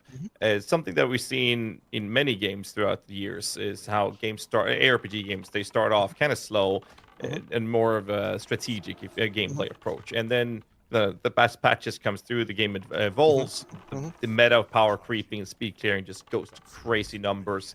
And then everyone's upset when they're then toned down or the number squish is happening. So I guess the follow-up question would be, what are the plans? Because I'm very confident there are plans to manage severe increase in power creep moving forward, so you don't end up in that category where you're one-shotting the entire screen. I think that we just have to be careful. And honestly, I would say that in PoE 1, we've shown that we can... I mean, look, PoE 1 obviously did get pretty crazy, but at the same time, like, we had a lot of years, where things kind of weren't like that. And I think that effectively, I believe we can still maintain that. Our numbers don't scale as fast as some games do, and they don't go quite as exponential, which means that we're not going to have to be worrying about trillions of damage or anything like that. And like, I mean, it can be. So I don't think we're going to have to ever do a number squish or anything like that. Like, we've never really felt like the need to worry about that. Yeah, I mean, it's just a matter of keeping on top of it. And there are certain people in the company who just, are just very careful about stuff. So I mentioned Rishi a couple of times. Like, he's kind of the one who does most of the work for the item system and so on. So he is definitely a force of conservativeness when it comes to when it comes to like making sure that things don't go crazy. And so that's really good to have, because it means that like me and Mark are often the ones being like, no, numbers high, and he's like no, keep them low. So I think together with that, we kind of come to some kind of medium ground where we don't get things too out of control. Yeah, as I said, I think that it's just a matter of just being careful. One nice thing that we also have is with the league format that we have is that we get to add power, and then at the end of the league we get to decide, like, was that too much? Can we take some of this away? Do we want to keep it? That kind of stuff. Like, that's a very important tool. So we kind of never really, like, it means we don't have to commit to things in the same way that the game that didn't have a league type process does. Because the expectation from players, and I think this is almost sort of a community thing, the expectation from the community is not necessarily that all the content that we add is going to stay added. And I think that's a really important factor to have an understanding of in a game community, because it just gives us so much more ability to like make decisions after testing them. It's funny, like, I say that as if, you just test all of your stuff on the players, but I mean, to some extent that's true, and because you never really know. Like, you can do all the testing you want, but you never really know until the community actually get a chance to play with it and you see what kind of stuff comes out of it. So yeah, I mean, on some level, we really are testing the stuff on the community, and it has to be that way. I just don't know of a way, like, no matter how many QA testers we throw at it, I don't think we could find every single possible level of power that can come out of something like that. So yeah, like, it's just nice that we have the ability to say, you know what, this thing here, we're going to put it back in, there's a new hardcore server on OnlyFans, which is like the streamer guild where everyone is. It's really this is also here, Tai, Karn, Steel, and so on. Kind of a random question I have due to the use. A lot of people. You mentioned this in I think it was the Ziggy Q&A afterwards, but that the early access server is going to be maintained. So meaning you're going to have leagues, separate, but then the OG one will go back there, and that is going to be separate from like the Eternal Core server as well. Like, there will be an early access one. So a question for you I have then is, the early access characters, one, I'm assuming you can still play them, etc. on the server, and two, can you still create characters on the early access server afterwards, or are they kind of grandfathered in and make sure you have all the characters you want for the server? I think we probably won't allow you to create new characters there, just because I think that even just if you're a new player and you're like, oh, you've got place. I mean, I suppose what we could do is allow you to create characters there if you've already got one there. That would be an option. But I kind of don't really think we need to do that. Like, as I said, the main reason we're doing that is just because if you're someone who's like not even really paying attention to what's going on, and you're just like, you've got some level 20 character and you're like, I just want to keep playing the game, right? Like, we don't want to disrupt that person's life too much. So I think that's why we don't want to just get rid of all that stuff completely. Yeah, I mean, the thing is, though, that, like, if you're playing a high-level character, almost certainly your build is going to be bricked in some regard, right? Like, there'll be some element of it that got modified or something like that, But then, of course, you'll also have, like, legacy items, which will be kind of presumably funky, assuming that we have to modify balance, which no doubt we will have to do. Yeah, like, you'll have all that stuff too. So, I mean, look, there's just no reason to delete the data, right? Like, we're not going to make an effort to make sure that everything is, like, is still works, like, in terms of your builds and everything, but we're also not going to do anything something that we don't have to do in terms of deleting it either, right? Like we might as well just let it be there. So you know, and it's also just like nice to have like, oh, here's this character I got, you know, back in the day. Like it's nice to just have that around. So yeah, I agree. You know, That's kind of cool. Of that. So yeah, like keeping that early access stuff around. So speaking of builds getting bricked, if I reference one of the interviews we actually did on here, is you had mentioned Righteous Fire as an example when we were talking about cosmetics and MTX, and you were saying that it's fundamentally getting changed. And I was hoping to ask for Pox here. Shout out to Pox. Can we get any information related to Righteous Fire or where that is going? I was kind of wanting to follow up with. Why did I know that Pox question is going to come? So it's not an early access right now because it's on a class that is not. It's one of the skills for a class that's not going to be an EA. So we get that a little bit later. But it is going to be in. We have a prototype of it, and you know we've got it working a way that we're happy for it to work. But yeah, unfortunately, just not an EA, or at least not an EA at the start. Right when we add the character, it'll come in. It's going to be in significantly changed, or it is very it is very different. Okay. But it's still fundamentally, you know, it's still fundamentally a thing where you're lighting yourself on fire and there's fire damage around you and that kind of stuff, right? It's just that, you know, like the exact mechanics from a stat point of view. Like, if you looked at it on the screen, you'd be like, oh yeah, that's Righteous Fire. But if you look at the stats, it's like works quite differently. There we go. Thank you. I had to ask for Pox. Fair enough. Speaking of bricking, a very common question. I believe this was shown in the reveal, but bricking the Atlas, as you can, if you die in a map, you can't do it again. So in the start, what happens when you brick? If you brick all the start maps? Yeah. So we have the ability to effectively restart your Atlas. If you completely cut yourself off, you can do that. I don't remember what way to do that, but it certainly came up when we were first talking about it. There just has to be some way to allow you to effectively restart your Atlas from scratch if you need to. I would hope that most people don't do that. I should hope that you manage to survive it. Like you know, so there's 4 connections to the starting point. So you'd have to die 4 times in a row in order for that to happen to you. And then if that happens, it'll automatically re-roll the Atlas, so you can kind of just try again immediately. But yeah, hopefully not too many players have to do that and run into that issue. But yeah, I mean, look, we wanted there to be consequences for failure, right? We wanted to, so it's like, oh crap, you know, now I have to find another way around. Like the web of connections is dense enough that usually there'll be some other way around to get to something that you want. But bear in mind, there won't be too many, right? Like if you then die in another one of the entrances to get to some piece of content, that could definitely cut you off. So you know, there are some consequences for death. Like very interesting. You know, it's an interesting concept for sure. And with that in mind, it obviously means that things like the experience penalty at low levels, certainly we don't need to be as worried about, because you know there's consequences just from the death itself in the Atlas.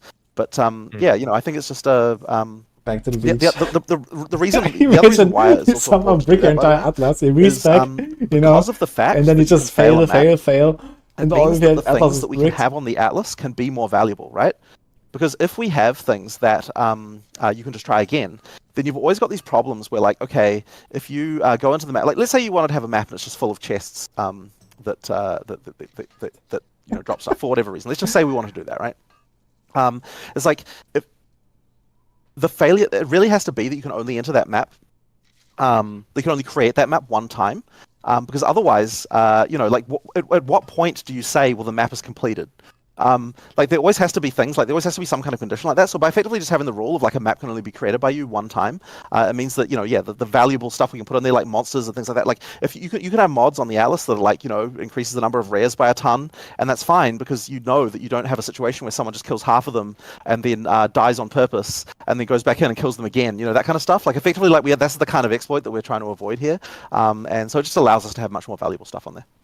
We do, by the way, have a bit of this problem in campaign that we have to worry about, like because, you know, you can respawn at checkpoint at any time, and so we have to be really careful about this stuff because, you know, I mentioned before that at the end of dead ends you'll get rare chests. Well, if you can set it, like we had an exploit before we fixed it, where, like, you know, if you get a checkpoint that's close to a rare chest, because it's at a dead end, you can die on purpose, respawn at the checkpoint, just open the chest again and again.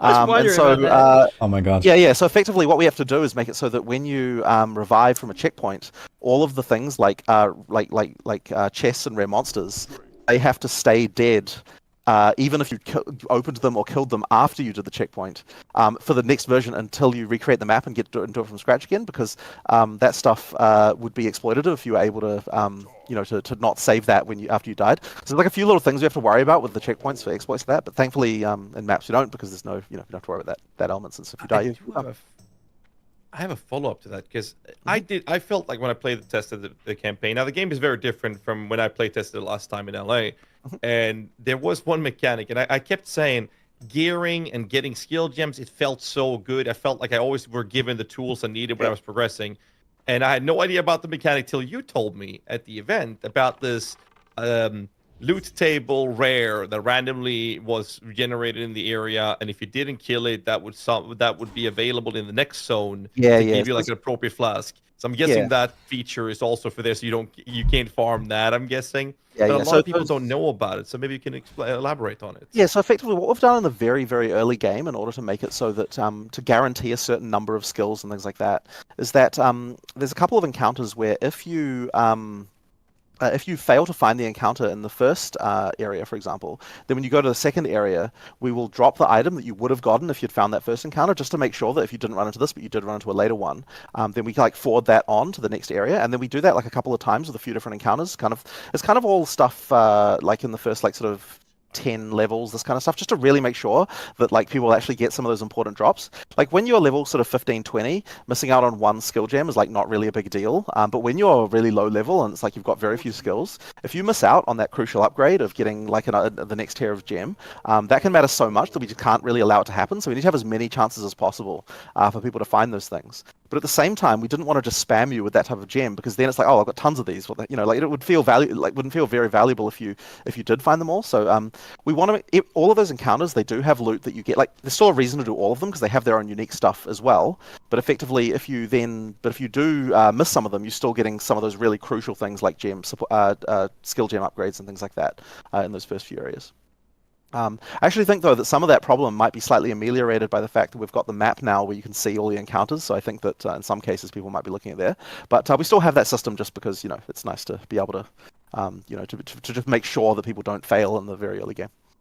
So speaking of the map, I got just a couple of questions related to the map. One is when we're talking about breaking the map and not being able to go to certain areas if you fail too many.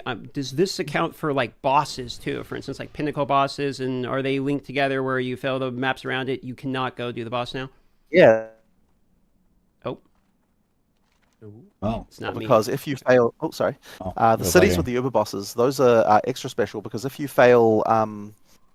If you fail one of those, if you fail to kill the lieutenant, then the boss will disappear from the Uber boss will disappear from the center of the city as well.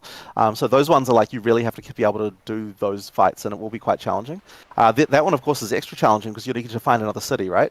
That one's going to be something that I think will be quite challenging.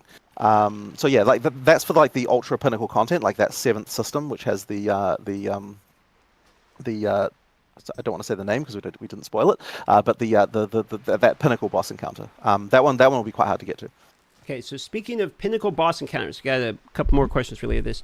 Are the bosses? I hear there's what you said, tier 1 through 4, correct? You're talking about in terms of loot drops and things like that. I think I've talked about this before. In terms of difficulty ramping, I don't think that we got clarity on whether or not you can modify these maps. Meaning, can you further modify the? Sorry, you're talking about different. Okay, so you're talking about the trees at the end where you add the difficulty. Yes, exactly. Yes. Yeah. So yes, there's 4 tiers. Yes, that's correct. And so beyond that, can you modify the bosses? Only for the highest tiers. Are the bosses static and you modify on your tree only, or are the bosses almost like maps? You know how you can modify invites, for instance, from PoE 1. So can you further modify these? Let me think about that. So generally speaking, not. So I'm pretty sure the Breachstone can't get mods. Can Simulacrums get mods? I don't know. I'm not actually sure. Is this Simulacrum considered one of the Uber Ultimatum ones? The Ultimatum ones can. Because those ones have that extra mechanic for modifying him. I'm actually not entirely. So look, what I'll say is in general, it's not it isn't the same for every league. For each league, we can decide what we want to do there. But generally speaking, for those 4 in-game things, the main thing you're going to be doing is modifying the difficulty using the tree like that. And that difficulty scaling, So I guess like wave 30 is probably both like, bosses again, or can something even like modify that. things like how skills work and like the number of minions that a boss might summon and things like that. Like there's all sorts of stuff like that. Or maybe but it isn't stuff. random what you're doing there on the tree. So for the pinnacles, it really is just kind of mostly just that difficulty change. Okay, got it. I think the reason people were asking is they were wondering if like there's a hardest baseline challenge where it's like this is sort of a baseline you can use on can you clear the hardest content. So people were wanting some clarity on that. For the pinnacle boss, it definitely is the case. Okay, thank you very much. So another question I was kind of wondering when I was looking at the map, I noticed you use the example of like the paradise, for instance, you get the bonus experience, and that is obviously on the beach because it's tropical. So I'm assuming the uniques are zoned out to the biomes that you have specifically, and if that is the case, since the biomes are determining maps, do these unique maps also have drops associated with them? Essentially where I'm going with this is, are certain biomes going to help you target farm certain types of items? Absolutely, and we want to do even more than just what you were saying with the unique maps. Like we have just certain like this map has got this theme, and therefore it can drop this more of this item and stuff like that. Like we absolutely, and the thing is, this is one of the great things about the new way that the Atlas works, is that with the previous Atlas, we couldn't really allow for target farming in that same way. Or when we did, it was always a problem, like with div cards and so on, where, I mean, obviously we modified div cards so you can move them around now, but generally speaking, it was the case with the old Atlas that if we made it so a map had something special, then everyone would just play that map continuously forever. So with the new system, we effectively can say that, it's okay to have wild variance in between, the value of certain things, because, you're limited by having to find more of it. And if you happen to know that the thing that you want spawns in desert biomes, and then you're using towers to find those desert biomes, and then you're looking around, okay, like finally really cool. I'm just going to go through all the deserts. You can absolutely do that. In the case of Untainted Paradise, that one requires being on the border of the water and a forest. So only forests next to ocean, I believe, will cause that map to spawn. And then we can do other things like that as well. Like we can have special spawn conditions about when you get this and this, that's when this can spawn. And so that's like a way that we can kind of fiddle around with the rarity. But also, if players learn these things, then they can know what to look for when they're exploring the map, as far as finding that stuff as well. So that can be a bit fun. So I'm assuming that's going to influence things like racing, it's etc. Nice. But another question I had then is, does that mean that the people's individual map, because you said it's infinite, it's generated, etc. So does that mean each person has a completely random, different starting point? Like for instance, maybe I'm more prone to find Tainted Paradise, sooner than a different person. I mean, it is certainly true that you can roll well on certain things. There's nothing limiting the fact that you could find 5 Untainted Paradises near where you started and another person couldn't, right? But I think the law of averages will just mean that in general, it kind of ends up averaging out to the same kind of thing. Sure.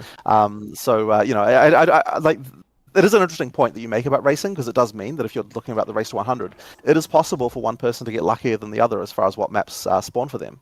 But then by the same token, it's possible for someone to get lucky on what items drop for them or some other 1 million things. So the longer you play effectively, the more the law of averages happens, and the more kind of it just comes down to play skill rather than randomness.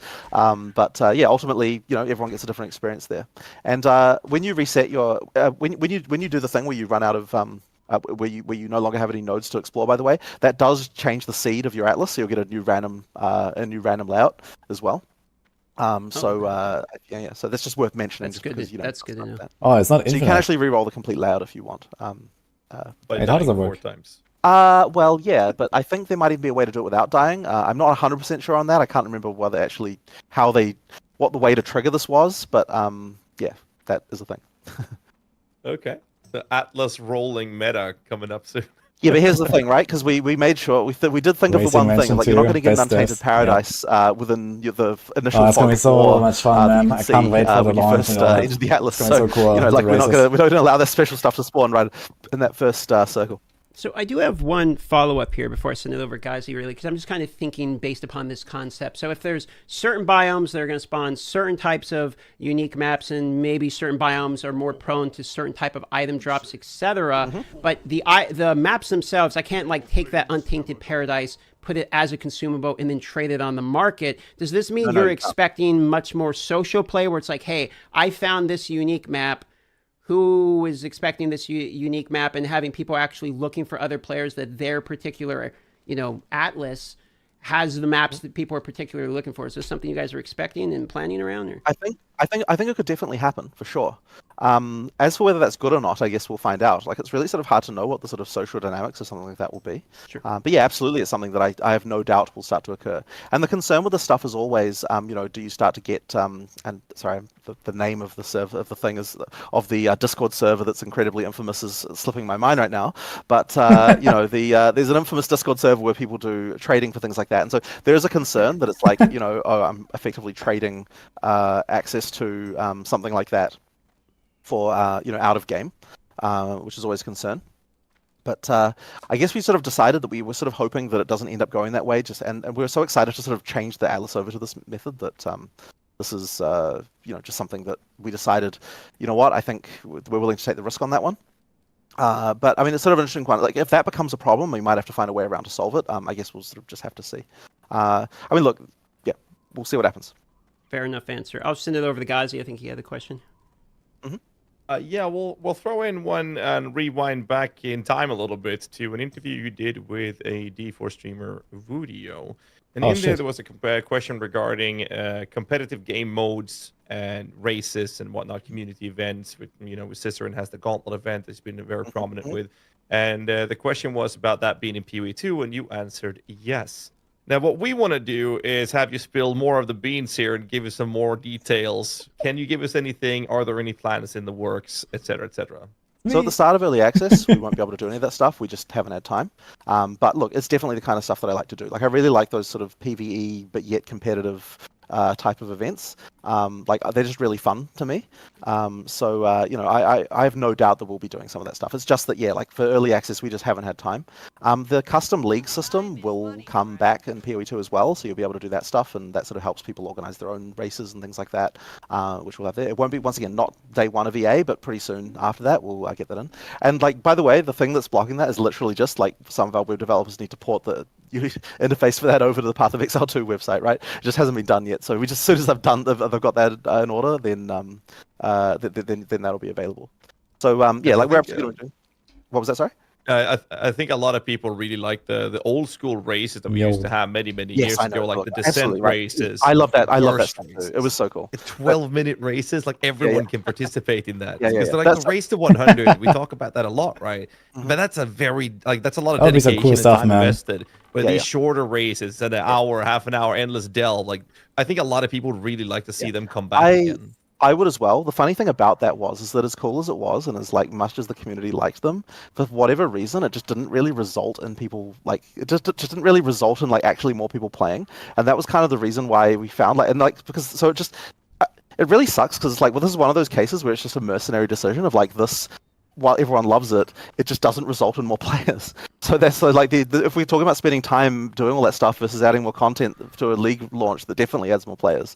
Unfortunately, it just had to go to the leagues. But the thing is that it was just really cool, and so like if I had some spare designers up my sleeve, then I would 100% get them working on this because it's something that is just super awesome.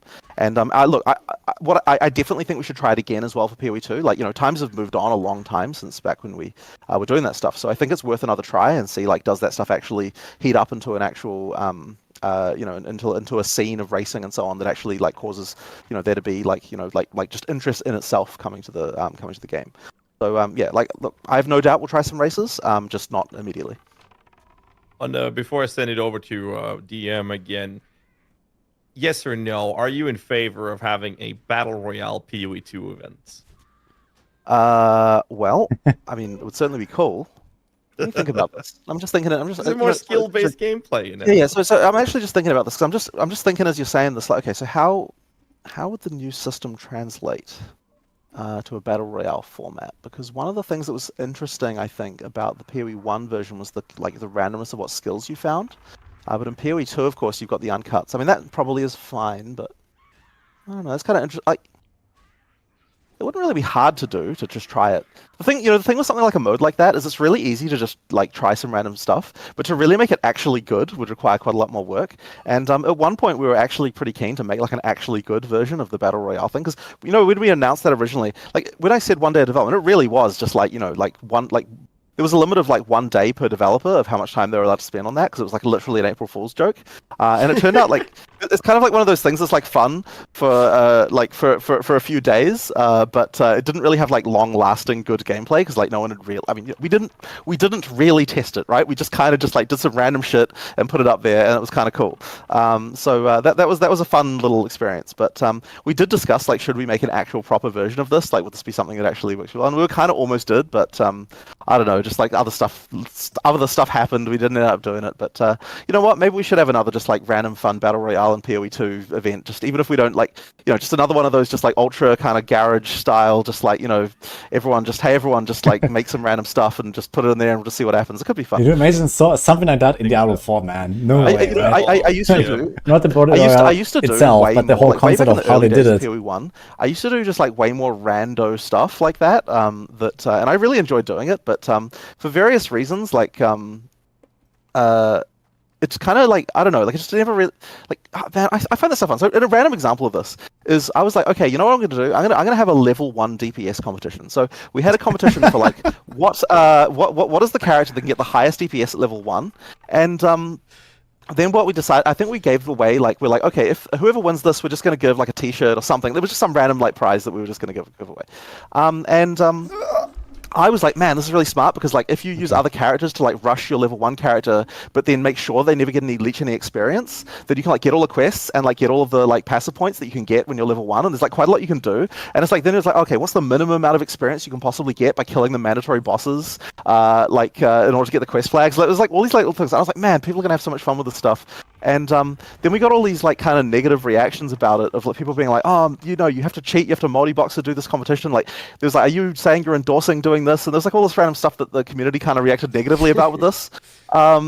Because I guess they were kind of feeling like, like some guy who's like willing to spend all this time and like find the best level 1 item is going to be the one who wins it. And it's like, well, yeah, that was kind of the point, right? Like I was hoping that a bunch of people would, like some random like total basement dwelling people would be like, I'm going to spend like frickin' a week on this and like find like what the best possible way with like all these steps is going to be, and then that person will get a prize, right? Like it's just a completely out there thing.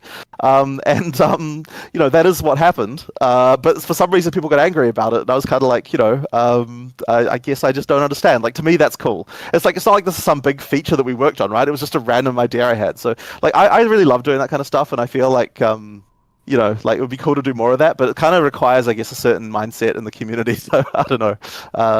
Like there's always this worry whenever you do something like that of like, why are you wasting time on this when you could be doing some other thing, right?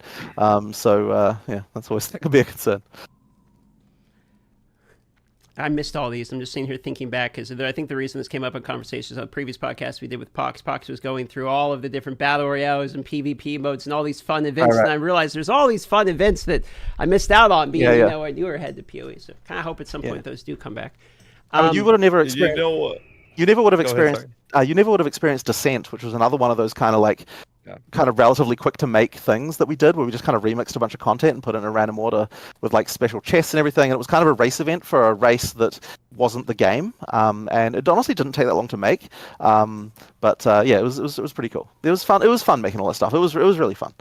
All right, well, +1 for... It was incredibly enjoyable. Well, what you missed, the best one was like I remember you guys put the BR into a Twitch Rivals, and it was it was massive. It was hilarious. Well, +1 for minigames coming in the future. Something that I didn't... Maybe I'm just dumb, but I didn't see it in any of my early play tests. I didn't see it in any of the interviews or any of the footage you guys showed. Gym quality is obviously a thing. We have like Gym Lean Legionnaire, for instance, showing you a +12. Yeah, gym quality I've not seen anywhere. Not support was a besides Legionnaire. But how do you actually do that? From my I didn't see any gym colors anywhere, so I'm curious to know what's going on with gym quality and the impact that you're hoping gym quality will have in the game. Yeah, so effectively what we've done is we made gem quality a late game thing, because so it's kind of an end game that you get it. It's not restricted to any one system or anything like that, but it's just something that starts dropping in end game only.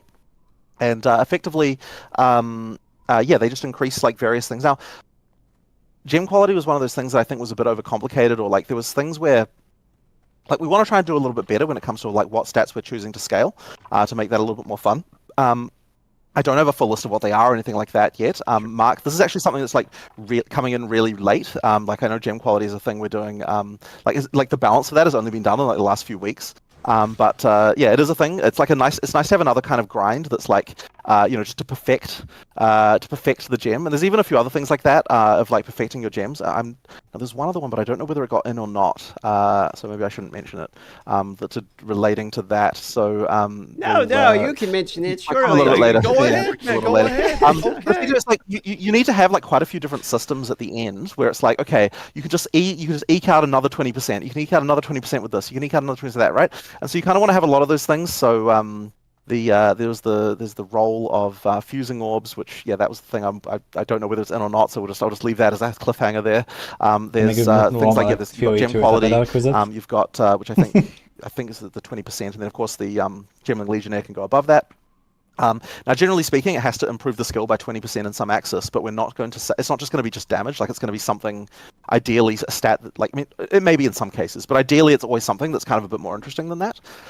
So that's the hope anyway. And because of the fact that it's not just damage, that means that we can have it be something that's sort of end game only. And it's going to be harder to get than most other things because regular quality items you can get by salvaging. From other items that drop with quality, but I believe that gems don't drop with quality, so every single point of that is going to be hard earned using a GCP, a Gem Cutter's Prism. That'll kind of be one of those just final grinds at the end game of like getting all of those, getting enough of those. So maybe the Gemling Legionnaire. I think that should be just getting just one of those extra things. That answers that. So speaking of skill gems, there was one other skill gem that we saw teased one time and then wasn't talked about again, which was mounts in particular. Also is going to the Ranger, right? We saw the Ranger, but two questions here, which is, are there more than just the Roa mount, and are mounts more than just Ranger? Can I be expected to be a Titan double-fisting two-handed maces swinging off the back of a Roa? Unfortunately not. Okay. So the Rangers are the Roa, I should say, is a Ranger. Well, no, I mean it's not Ranger only, but the bonus that it gives is the ability to wait, is that Force Gaming here? Without slowing down. So only bow. Well, only like arrow skills are ones you can actually fire off the back of a Roa. So anyone else could ride it, but it's not going to give you any advantage to do so because it's just like the main thing you're getting is the ability not to slow down with arrows. It's not like some larger system really. It's just like a thing we made for that, and we just thought it was cool. And because the thing is, we don't want mounts to be like faster. So the reason why it's faster for the Ranger is because she gets to not slow. She just effectively gets to not pay the penalty of slowing down while shooting. But we don't want mounts to just be faster than running in any case, because if we do that, then it's like the whole different gameplay consequence and like that we don't want to have to deal with. So effectively, that sort of limits the number of things we can do with a mount like that. Now, I think it'll be cool later to do more mounts for more things. Like I'm sure there's ideas that you could have that would be cool. But at least for the time being, that's the mount we've got. It also looked kind of janky. To be fair. I am hearing, for the sake of roleplay cosmetic Andy, I do get to at least sit on the mount and walk around in town or something like if you that. Want. Okay. Sure. And we could probably make some cosmetic mounts as well that were the same in that same vein, I suppose. Nothing's stopping us doing that. So that might be fun. I mean, on that topic, I'll pitch you this idea. Obviously, I want some royalties. So I like my skeletons to, when I mount up, to fall apart and the bones of the skeletons to form a skeletal horse. And when I dismount, I wanted to form the skeletons again. Okay? Noted. Thank you. You will get exactly one cell. It will be Gazi behind the mount. That would be so cool. Moving on to assembling things question. It's crafting related. Yeah. So I don't want to spend too much time on this because the crafting is very different, but it's what we're going to see a lot when we play. But I will ask a couple of questions about it. So let's start with essences. Now, we are confirmed to be able to use essences multiple times where they guarantee a modifier. What we've seen is making a normal item into a magical item, guaranteeing one modifier. We've seen essences making a magic item, a regaling essentially, to turn into rare with a guaranteed second modifier if we want to. So I guess the first question is regarding essences. Is this a guaranteed specific modifier, or is it a 1x speed modifier or 1x attack modifier? Yeah, so it is listed as it's one of a group, but in many cases, that for a given item type, there's only one mod of that type that could spawn anyway. So effectively, like in those cases, it's completely guaranteed. But there's a few cases where it could be one of a couple of mods. But generally speaking, for a given item type, it will just be one mod. And the main reason why we did it that way, even though mostly it's just a single mod anyway, is because we didn't want to have the thing where you've got the giant list where for each item type it's like, here's what mod you're going to get, and like it's kind of annoying. So we just wanted to say like it'll give you a mod of a certain group, and then that way you can sort of know what you're going to get from that. Yeah, effectively, generally speaking though, you're going to know what you're going to get from that mod, except for like a couple of specific cases, I think. Okay, on the follow-up there, we talked about that earlier with the wiki in-game to search for monsters. Talked about that a little bit earlier. I guess another question in similar fashion would be for crafting. Is there any idea or desire or even plans to give us the tool to look at the tooltip in-game of seeing these are the modifiers that can be applied to this item to avoid, again, having to go to third-party sites and tools? So we actually were going to have, so I'll give you some, okay, so at the event that you even went to, DM, there was probably, you might have noticed the crafting bench that we still had in that version. And that actually got cut. And so what that was going to be was not only was it a crafting bench, but also it effectively served as your as your encyclopedia of mods, because you could see when you put an item in there exactly what mods could actually go on it, because the user interface not only sort of had the crafting thing, but it also had kind of like the like here's the mods that can spawn, and like sure some of them are grayed out because you can't you can't craft them on this item, but you could at least see what they all were. So we actually kind of were working towards something like that, but the problem was that the crafting bench had all sorts of issues, which I mean I could go into if you want, but like but suffice to say the feature got cut, and so now we currently don't have something like that. And that's a bit of a shame, because I do think that being able to see that stuff in game is good, and like we were actually doing something useful with that. So it's possible that we might bring something like that back a little bit later. Like we did a bunch of UI work to kind of get this to be the case. And I do think that it's good to have that stuff in game. It's just that we don't currently have that for mods. That's a bit of a shame. Not to dive into. I mean, that sound. You want to go ahead? Sorry. I was going to say, not to dive into the reasons for the cut of the crafting bench as much as to, do you still expect it to come, or is it a decision like we shouldn't have this in the game as much as like it's not ready technically, there's bugs or something, it's like a to be determined, or is it like nah, firm decision?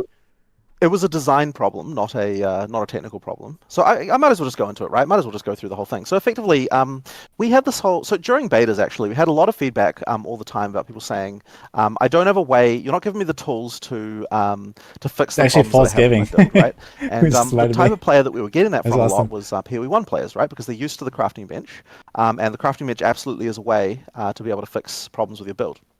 So the first way that we I'm trying to think back. So the problems that we had with the crafting bench is it kind of trivialized certain mods, and the issue the designers often have is like, okay, effectively what it does is, because the mods you can get from the crafting bench are kind of like, they're not top tier, but they are kind of good enough, I guess. So it meant that effectively a rare item was only 5 mods plus a crafted mod, and that sort of reduces the amount of power you can get at the top end on some level, or like the level or the degree to which randomness can cause an item to be good relative to the average item, which some people would say is a good thing, right? And some people would say is a bad thing. But the point is, there was always this contention around this, right, with the designers and so on. So that was like sort of one of the issues. And so then the other issue was just the way the costing was. I think it was just like, I can't remember exactly what we were unhappy about with that, but effectively we were unhappy about that. So we came up with another design. And the first design of it was, what we're going to do is we're going to say that whenever you get an item, you can salvage a mod off an item that will destroy the item, and then you'll get some kind of juice of that mod, or like maybe some kind of essence or something like that. Like, effectively, you'd get some kind of amount of like something for that mod, and then you would build up to the point where you can then put that mod on a piece of gear. So we tried this out, and the problem that we were having is that if we tried like 5 different ways that this could work in terms of like how it could work, and generally speaking, there was always this fight every single time of like, if we make this like easy enough so that players can easily do it, then the designers start to get unhappy about the fact that items are becoming too trivial, like we're not happy about this, like all these sort of issues like that. And if we make it so that the players, so that the designers are happy, then the players are like, this is just busy work and it takes me forever and I have to salvage all these items, you're making me make decisions, and there was like all sorts of things that the like players were just not very happy about. Like, it just didn't feel fun to actually use. Like I actually was never really happy with it in terms of just the user experience of using it. So we had built this whole thing, and like we balanced it a whole bunch of different ways, and then I think we were a bit too close to the issue, because the other thing that was happening through all of this was like, like Mark often was like, oh, what if we just didn't have the crafting mix? Like, can we just not have it? Like, the item system does work. Like, there's all these complaints, but but maybe we just don't need it. And I know that Rishi as well was kind of like, yeah, I prefer. He was like, I prefer not to have it, but then like if it works this way, then I am okay with having it. And it's like, no one was happy. You know what I mean? Like, and this is not a good thing. When you've got a system like that. So eventually, I don't mind no crafting bench, honestly. I think it's not a bad move. As I said, I was a little bit too close to the issue, because I was like, we can't launch into early access without a crafting bench, because the crafting bench is just a thing that PoE players expect, and like if we don't have a way for players to feel like they've got a way to solve problems, what if you just say this is not a feature we're going to have? Then people are going to crucify us, right? Like, it's a really big issue. Easy. And eventually, and I don't remember who I think it was Rishi even who might have suggested this. He basically just said, hey, because that's right, because at one point I was like, what if the crafting mix just added an extra mod, so it didn't affect the existing mods? You could just add an extra mod, even if you've already got the mod on the item. If it just adds an extra mod, then it would solve the problems, because it doesn't like interfere with the randomness of the other mods, but it also lets you solve your problems, so like there shouldn't be any issue, like sort of, and that we were kind of like, yeah, that'll solve the problem. But we still had the problem where people weren't really enjoying actually destroying and salvaging mods of items. Like adding the extra, like here's another thing to think about, in the item system was just something that people just wasn't fun. So then Rishi said, okay, well, you're talking about adding an extra mod to all items. Well, we already have the socket system that we created for Ultimatum, for the VAL orbs. Because at the time what that did is it could add one socket, but you didn't have existing sockets on items. So it was like, what if we just allow sockets to spawn on items? We have a currency that lets you add sockets, and we just also have just common runes that have just like the standard mods. And this took basically no effort to implement, because we already had the stuff for sockets. We already had like basically everything we needed, and it pretty much exactly was filling the function that the crafting bench was supposed to fill. But yet it didn't have. But yet it feels fun, because you don't have to have this busy work of having to salvage mods, like salvage mods all the time. So effectively, it was just a way better solution. And as soon as we tried that, it's like, designers are happy, players are happy, everyone's happy. So it was just immediately just way better. So yeah, but it does mean that we just don't get that nice encyclopedia of mods that we had before. So I mean that still exists, right? Like we could put that in a moment's notice. We have the system. But what I'm thinking is maybe we can find a way to get something of that nature in later on without it requiring as much busy work. So one thing we discussed was like, well, what if we had this as an endgame thing? Because like at endgame, you wouldn't have as much of that tension problem of like, because in order to make the balance work for the amount of juice you need for a mod to work both at early game and at late game, the kind of balance you need to do is like kind of annoying with like massive exponential scaling factors and like stuff like that. That was a one thing's like maybe it would work if it was an in-game only system. So I guess that's a bit of a ramble, but effectively all that is to say, we've got this sitting in the wings. We could theoretically bring it back. The problem is a design issue, not a technical issue. It's just like we're never happy with how it played. And so yeah, maybe one day we can make a way for it to work. I appreciate you going into the detail on it, because it's actually like it's really cool to hear the thought process behind it instead of just hearing it's not going to be in the game. Like actually hearing the process of how you came to it. I appreciate the answer. Go on, Gazi, you're going to say something. Sorry. I do think about like the whole idea with the crafting bench. So we're not going to have a crafting bench. It's being replaced by sockets featured. I think it's pretty fair the way that approach is. It seems to solve the situation. But we also have the idea of microtransactions, of bench micros that needs to be supported in PoE too. So I think that for now at least, I believe that the salvage bench, obviously it's like way less of a big deal, but the salvage bench, you can still have that in your hider, you can still retheme that how you like. And then if we do add the crafting bench back, then you'll just be able to reskin that as well. There are also a couple of other things that are basically benches, so effectively you'll be able to reskin those using crafting benches that you've already bought. So long as they're in the game, then you have that. So effectively that's what you get for now. I do understand that it's like a little bit weird, because the bench is not like the salvage bench is not as big of a deal as what the crafting bench was in PoE 1. So like you could argue that the reskin has less value in that sense, but it's still a thing you can put in your hideout and still use in that way. So we still have the compatibility there. But think of it this way, like it might be a far-fetched idea, but like think of the crafting bench if you put in your item in that you want to craft on, and then implement the feature like Rogpog crafting. So you have a menu, say, hey, I want to use the Chaos Orb. You click on that one, it will tell you this is what's going to happen to the item. Then you have to click craft. Now if we have a proper use of the crafting bench, it features from PoE1 to PoE2. I think people would like that with the idea of like showing the modifier that can apply to the item. It's like one of the things PoE2 so far is doing a really good job at is preventing us from utilizing third-party tools and sites to the extent that it is, and that could be a step in that direction. Again, just spitballing here. Sure. But I want to move on to another part of this question because otherwise we're going to sit here for another couple of hours. And it is about metacrafting. We saw the omens allowing you to have the metacrafting approaches. So this question is from Empyrean, so shout out to him for this, by the way. The question is, can we use multiple metacrafts at once, so multiple omens at once for a craft? Right. I believe that you can't, but I could be wrong about that. But my understanding is it's one omen at a time. Yeah, that does... I think they would probably get too powerful if you're able to use more than one at once. I guess you haven't seen the whole list yet, but effectively, yeah, one at a time is the main idea with that.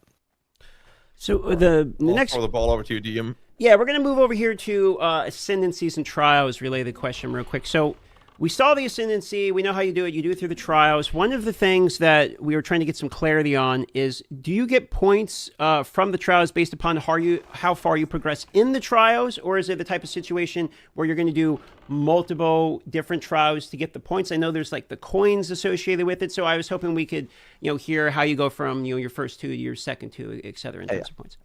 So effectively, as you get higher level coins, for example, if it's coins in the case of Sanctum, so as you get higher level coins, there's like certain level breakpoints where new floors open up.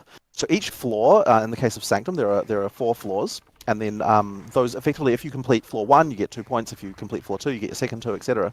But the extra floor only becomes available once you get a coin of a high enough level, and it says on the coin like how many floors you're allowed to do based on that coin. So that means that you can't ascend a second time as soon as you get there. Like you do have to get to a coin from a slightly higher level. And the same is basically true of ultimatum as well. So effectively, it'll say on the ultimatum how many rooms you're able to do, and thus and basically for that one, it's the number of bosses. So after you've killed the first boss, you get 2 points. If you killed the second boss, you get 2, and then the third boss, you get another 2, and then the final challenge at the end, the 4th boss that have you that content. If you're able to kill that one, then you get your 4th set of points for that. So effectively, in both cases, there are 4 bosses that you can kill, and effectively, once you've defeated, the second set of them, then you get more points and so on and so forth. Now, I think you alluded to this earlier, but just to further clarify, Atlas progression can be done in a group as well as Ascendancies. Can you do those in a group? So when you go to do the ultimatum, etc., you can... Yeah. So yes. Everyone will be able to ascend. Everyone will be able to ascend if you go in a party. For the Atlas, the Atlas state is only one... Like it's one person's state, but obviously everyone's getting rewards and so on from that. But but in terms of actually exploration, only one person is getting that exploration because they've all got separate atlases. So it effectively has to be that way. I'm assuming the Atlas modifiers go off the person who opens the point, whose party it is. Yeah. So effectively that person. Yeah, exactly. Okay. Guys, you want to go? Yeah, we'll move over to the next one. We're going to go a little faster so we don't waste your time either or occupy too much. We're getting towards the end here. Just a couple more. Yeah. So we saw a lot of skills being involved for specific weapons in the reveal. We saw them open up an uncut skill gems. It was swords, maces, and flail. So the questions first is, are there more new types or different types of weapons to come? And can we hear a bit about those? We'll start with that. So effectively, all of the on that list, it does have the full list of all the weapon types. Now, I should mention that the weapon types for classes that are sort of designed for classes that we're not releasing yet, we're not giving the skills for those out either at the moment, and that's just because effectively the weapon set of skills there is the class, and then if we're doing that, we'd also have to do all that other work as well. So effectively, there would be no point if we did that. And that does actually mean, by the way, that swords are not dropping in PoE 2 right now because there's no sword skills for them, so there's no point in having them do that. So effectively, yeah, like the ones that we've announced, like those set of ones that's what you're getting at the moment, and yeah, as throughout early access, we'll add some more. But effectively, that we do have that list on the side, so you can see what they'll all be, and we'll talk more about like the specific play style of each of those weapons as we get through it. But I will say one thing is that the skills that you get on each weapon type, I do want to make sure that if each weapon type feels very different from one another. Like I would say that in PoE 1, that like the difference between an axe and a sword is like not really that important, and I kind of want to make sure that like it feels like the skill set you get for each one is more distinct, and you know, and thus the playstyle is different. So yeah, you'll obviously see more about that as we add the more classes. Fair enough. But you said that there were all of them there, and in the playtest that I've been part of, we've seen both wands, scepters, and staves, but there were no skills related to those three. Is that something we're going to see in the future? So the wands are kind of like, you know, part of the occult line, and each wand has its own skill on it. So there's actually a bunch of skills on those wands, and yeah, as you play through the game, effectively those will be part of your set of skills as well. And then scepters have so there's actually two lines of scepters. There's the ones that are more minion focused, and those either give you minions or things that support minions. And then there's the ones that are kind of designed to be more, more for a different class. So there's another class as well that uses scepters commonly. I actually don't know whether or not any of those scepters are in the game currently, but effectively there's like kind of a line of scepters that are designed. They give you spirit, but they're more not so much about minions. They're about something else. Templar so, question mark? Yeah. It's pretty obvious, I suspect, but pretty obvious. But effectively, so you've got that as well. So and then you've got the staves, which also have their own set of things as well. So effectively, there's actually quite a lot of skills that are represented there that you don't see in those lists because they're kind of separate. And actually, one thing I should mention that maybe wasn't obvious is that anytime something says it grants a skill, that skill is supportable with support gems. So like in the in the presentation, if you saw an Ascendancy class and that Ascendancy class node says grant skill and then some skill, you can support that skill with sockets on your character. So like that time stop, for example, like that's a supportable skill. You can put things on that, and stuff like that. So that's actually kind of one of those things that's not entirely obvious from just looking at it. Fair enough. We'll move over to the next question, which is with life not on the passive tree. Shout out to Criparian for this one. Are some characters still going to potentially be significantly tankier than others as they are in PoE 1? Yeah, I guess for sure, like Juggernaut and stuff is just like the class energy, right? Of being tankier. Mind of a matter versus life stack and armor evasion, etc. Yeah. So I mean, you can still absolutely get life, you know, from gear, but the main way that the tree is going to allow you to get tankier is effectively other effects like to do with defenses, right? So, you know, armor evasion and so on. And there's quite a lot of stats around modifying those and doing different things with those. I think there is a lot of scope for that kind of thing, and I think it's more obvious to a new player that if you want to be defensive, then go for all this armor or evasion or whatever nodes. Like the whole breakdown of like some X% needs to be life or whatever, I think was confusing before. So effectively now, you know, if you want defensive to be more defensive, allocate those defensive nodes, and you should be doing fine. We do want to make sure that you can feel a lot more defensive than some other characters for sure. Yeah, I mean, I guess there's not a huge amount more to say about that. Effectively, yeah, just effectively, yes, we want to have the ability to control a lot of defensiveness from the tree. I'm going to rapid fire a few questions related to warrior ascendancies here. So one of them that got shown during the LA presentation, not put a whole group to stop? or actually Open World Games video, and then has been kind of spread around Reddit, etc., is effectively the rucksack is back. So you have the Titan, it says plus 20 inventory space. There's been some questions related to quality of life being something that you get as an ascendancy point related to only a particular ascendancy. So could you elaborate on the decision behind this? I guess there's not really a huge amount to say about it. Like Mark was the one who was like, yeah, we should probably do this, and you know, like he'd probably be a better one to answer that question. But he was kind of like, you know what, I think we'll try it out, right? If it doesnn't work, we'll just change it. Just true of anything we do. So you know, yeah, I don't think there's some big deep philosophy around this. It's just kind of like, you know, hey. You know, sure. For context, I think the reason people are asking is like, well, I want plus 20 on my class. You know, it's type of questions here.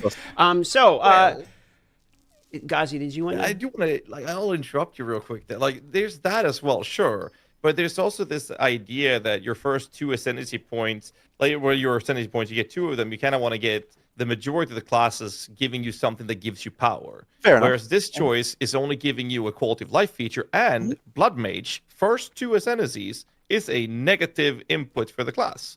So I was curious about the decision making. Right. So okay, well, I'll go into the Blood Mage one at least. So one thing I should mention about that is that it does allow you to overcap your life by double, which is something that I didn't mention in the video, but it's kind of important, right? So effectively, if you're picking up those orbs, then you can get to double the amount of life that you normally have. So yeah, Mark actually pointed out. Yeah, Mark actually mentioned that I forgot to mention that upside in the in the thing. Yeah, I remember that. Yeah, that's kind of an important element as well. They spent like life on spells, and there was no upside of it. Yeah, but so I kind of look. I know what you mean about the one with the inventory space keystone. Ascendancy node. So yeah, I understood, right? Like I totally get where you're coming from with that. Okay, so I'm going to move on to the next Ascendancy node. So during the footage, speaking of the footage of the presentation, I'm sitting there and I'm super hyped about Warrior. I'm going to play Warrior. I play Warrior in all 3 tests. I want maces, seeing the giant splits, all looking good, right? Oh, shit. So then they show the Warrior class of the Ancestral Spirit. And the footage shows a monkey who gets summoned. He pounds his chest and he runs into a tree. He just runs away. Yes, I know. And this came up during, like, we saw that so late as well. So, okay, one thing I think you guys should understand is the fact that, like, okay, you probably assume that this video was ready like a week ago. Well, let me tell you, we were rendering it out the night before.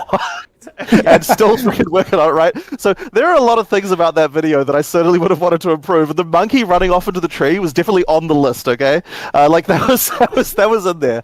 That was certainly not lost on us. Unfortunately, we just didn't get time to fix that. To be fair, but yes, I know what you mean. It didn't look good. Yeah, well, I'm not so much trying to roast you about the monkey. It's like everyone wants to know what the monkey do. Like there's a monkey, but what does the monkey do? Is there any chance I could find out? I mean, I don't actually have the finer details on this one. It's I actually don't know. I would have to ask Mark about that one. He's the one working on that. Fair enough. So there's a monkey. Yeah, I know. But the thing, but it was not lost on me though. That one thing, like it was. Yeah, honestly, like people. Yeah, it came in hot, that presentation. Let me just say that. All right. So it does more than runs away. Yes, it does more than runs away for sure. It's going to be attacking. It's going to be doing stuff. It's just, I think, just AI failed.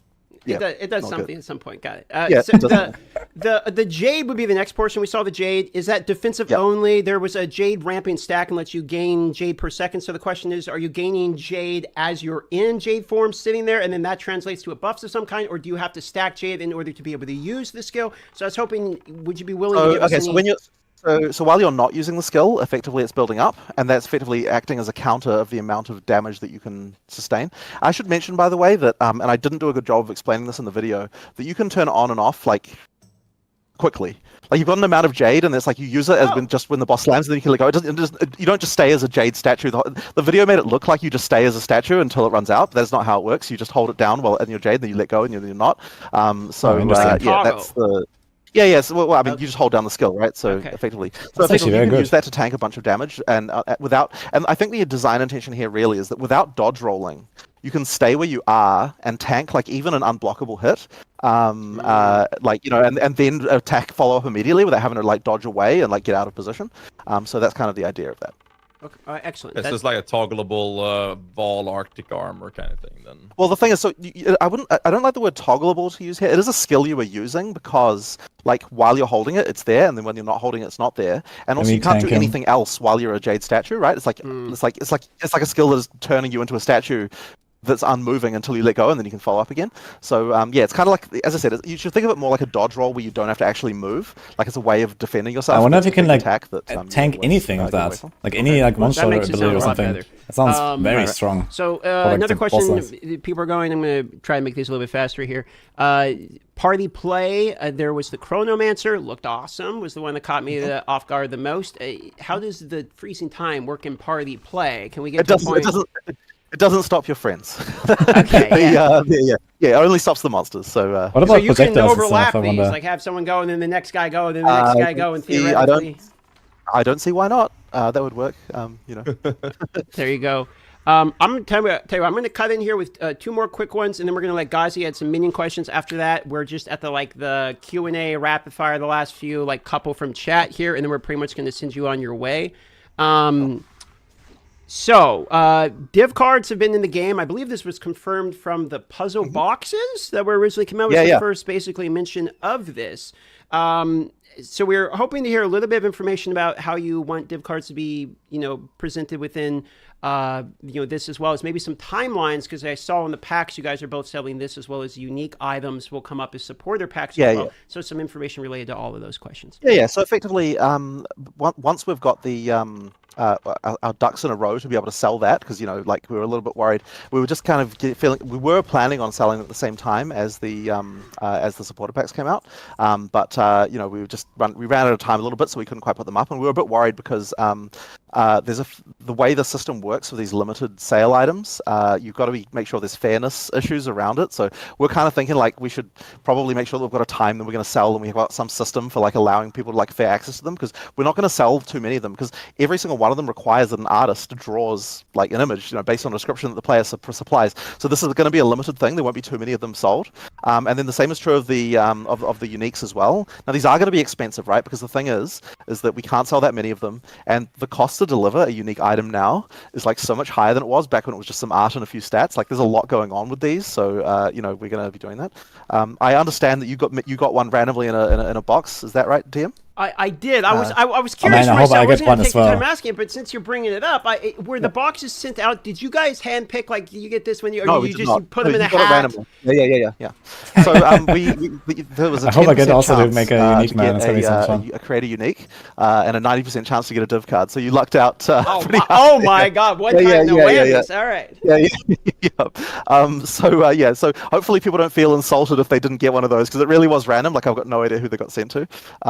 But anyway, what was it? Oh, that's right. So the div cards, yes. So the div cards designed, they've actually got a bit of a new design as well, a fresh coat of paint, but they do fundamentally work the same way that they worked before. The nice thing is that because of the way the Atlas works now, it's much more reasonable for us to make the drop rates, you're not going to be able to, since you won't be able to just grind a single map again and again and again, we can kind of make it them better in terms of how often they drop when you find a given map and things like that. And it's just nicer for us to be able to spread them around the Atlas like this. So I think that'll make the div card experience quite a lot cooler. I think hopefully it's just a fun time, right? We like doing this community stuff. It's just fun to have the players involved and things like that. So, that'll be fun. And of course, the uniques are another whole can of worms. There's always a lot of back and forth with the community members about how OP it can be and all that sort of stuff like that. It's definitely always a thing. So it'll be interesting to see how well you can work with our designers on that one. All right. I'm still waiting for my box. It's stuck in customs. Oh, I'm sorry about that. Yeah. Sorry about that. No, it's not your fault. It's Sweden's postal service is horrible. Right. It's terrible. Yeah. So at this point, pretty much, I think we cut Ghazi loose to ask his minion-related questions. I think he had a little list of these here. A little list. I try to keep it short. I hope everybody's comfortable. Minion so let's guys? Just dive right into it. If we label this as the Ghazi minion rant, it is short, though, mind you. We can start with the footage we watched earlier from content creators had the demon form from the Infernalist. When you popped it, all the minions disappeared. In the footage in the reveal, you had minions. Yep. We need some elaboration on this. Yep. So this is actually something that I think probably does need some addressing, because right now, since the demon form is a shapeshift form, it means that your weapons are no longer equipped, which means you don't have your scepter. And I need to talk to Mark about the balance of that, because I think that's probably not correct. This is just one of those things that needs probably some specific stuff. So I'll talk to him about that, and we'll make sure that we sort something out. Because that demon form is obviously intended to be used with minions. It has it's got specific stuff. So I'll talk to him, and we'll see about that. That was happening there for sure. But yeah, as I said, I think it needs to be addressed. The next question is: I know you love this. A lot of people don't, but I know you love it, and it is the Animate Guardian. Mm-hmm. Will we see it? Will it work differently? Not an EA, but we'll see. We'll see about that. No. Okay, there is something. No, you know what? It's not an EA, so I won't talk about it. But there are some other things that kind of take some of the design space of that you'll see later on. But there are some stuff. I just think that it didn't quite make it. I'm pretty sure it hasn't made it yet, so we won't have, Thanks, man. Have that. Arthur Wolf, hey man. So we obviously have the spirit being the reservations resource for both minions and auras. So could you elaborate on the power balance approach that you have, the mindset for minion players when it comes to reserving your spirit? Like, how are we supposed to incorporate auras, or is it just meant for us to just not have any auras? They're supposed to be for minions. So a couple of things I'll say. One of them is that on some level, you do have to make some decisions about, like, do I want more aura? Do I want more minion? My hope is that there'll be some tension there, where, like, in some cases it'll be more of one, some cases it'll be more of the other. However, I will mention that you effectively have an aura on a stick with the scepter, because the scepters have a bunch of traditional aura mods. So effectively, that's what the expectation is usually, that if you're playing a pure minion build and you're not wanting to actually hit yourself, then you'll probably want to go all in with all of the sort of aura mods on the scepter, and that will allow you to kind of get that kind of gameplay there as well. So that would be the intention there. Yep. Speaking of scepters, I know we talked about this in LA a few times actually, and that's regarding weapon swapping. When you have a scepter in one hand and now you're weapon swapping to a non-scepter set. So the intention the temple is really cool to flail, man. Flail and shield and stuff looks very nice. So if you've got one scepter that is like really good, then you can effectively lock that in place so that no matter what you're swapping your other hand to, you can keep that, like you can make sure that you've still got your scepter. But I believe that feature isn't quite in yet, and I don't know if it'll make it for early access or not. It might do, or it might not, depending on whether we get time to do it. I do want to follow-up question on that. Follow-up question on that is, let's say you have a scepter, like that gives you X amount of more skeleton warriors. Yeah. And you're weapon swapping to without scepters. Now, obviously, the warriors goes away. But if the scepter gives you spirit that you have reserved for minions, in what order, what minions will be then disappear when you're then switching to a set that gives you less spirit than you were reserving? Good question. Now what? Okay, so. Now the answer to this is tricky. Okay, because there is another user interface that isn't going to make it for early access that will much more clearly let you configure this, because that interface has a separate column for each weapon set you have, and you can put up and down the minion counts per weapon set in one grid.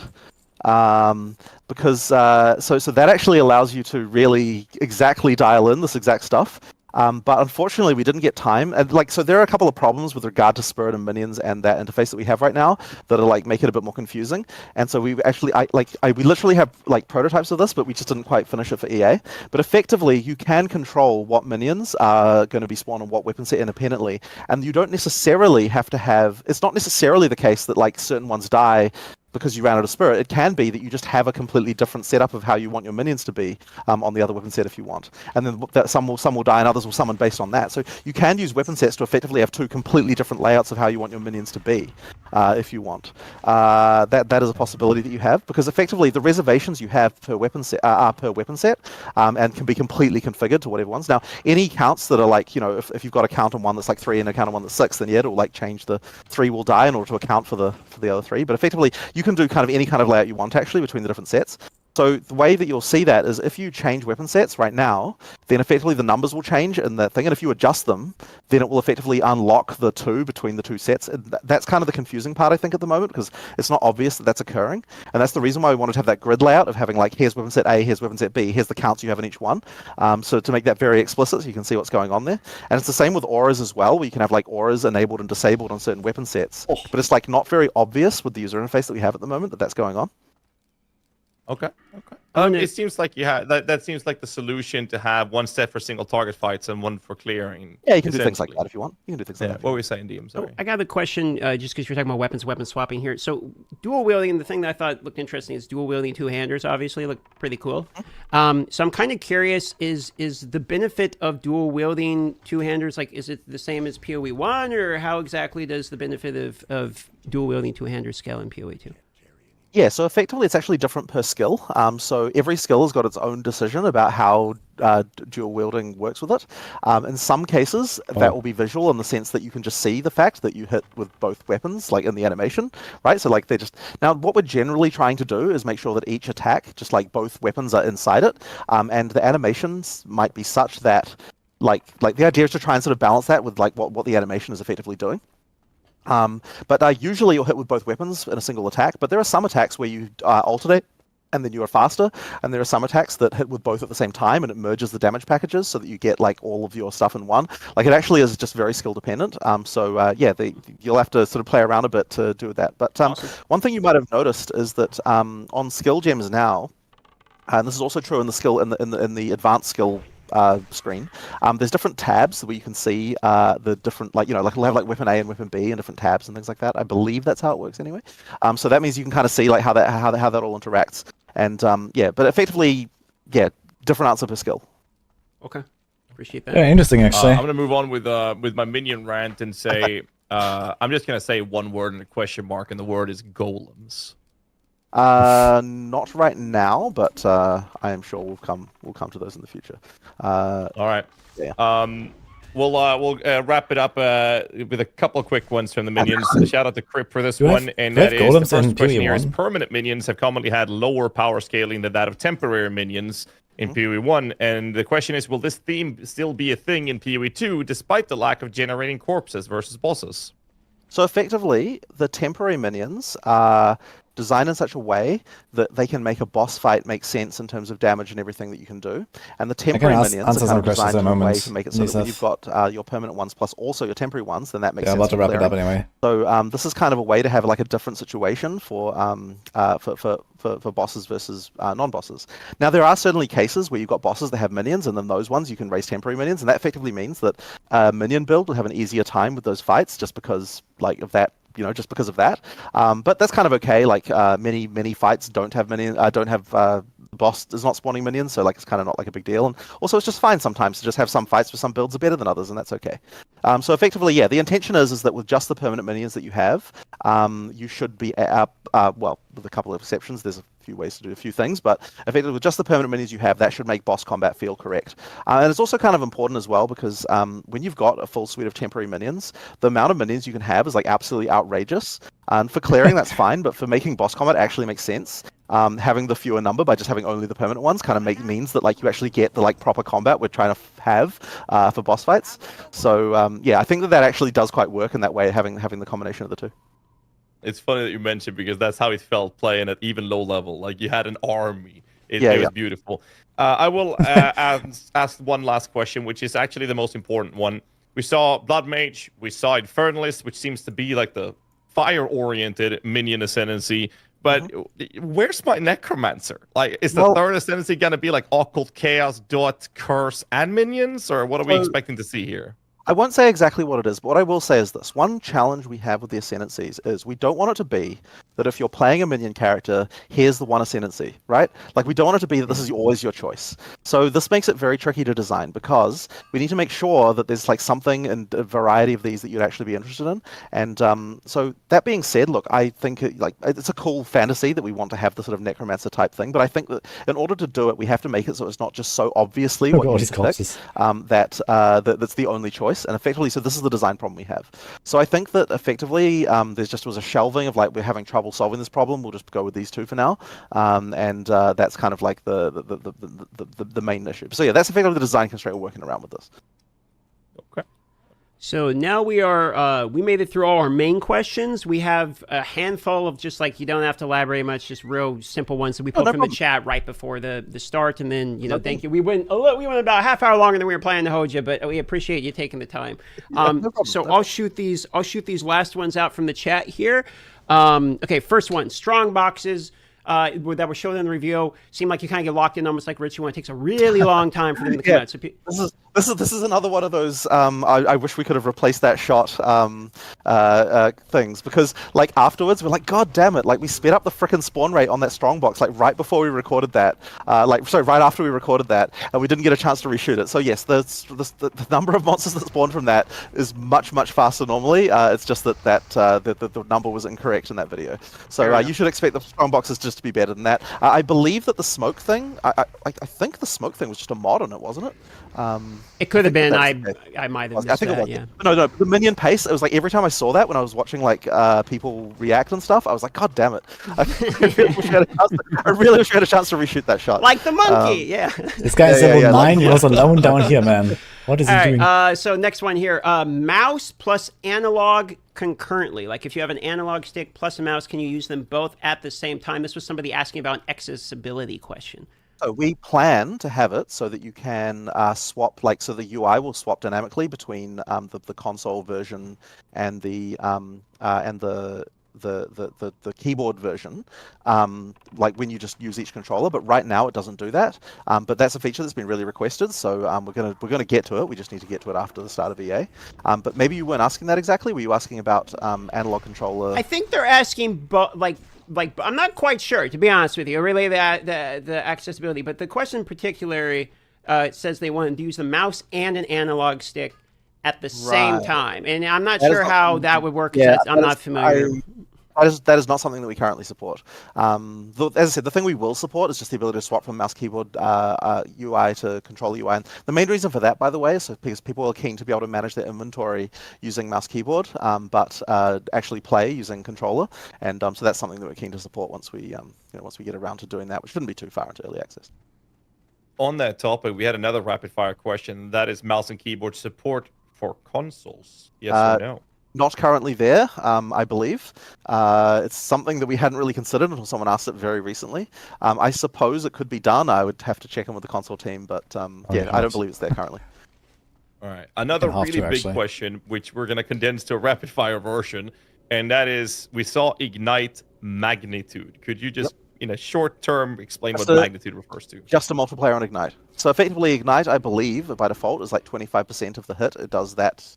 Oh geez, how exactly does the math work? Well, anyway, the bigger the hit, the more Ignite damage you get, and then Magnitude effectively allows you to scale the Ignite, just a multiplier.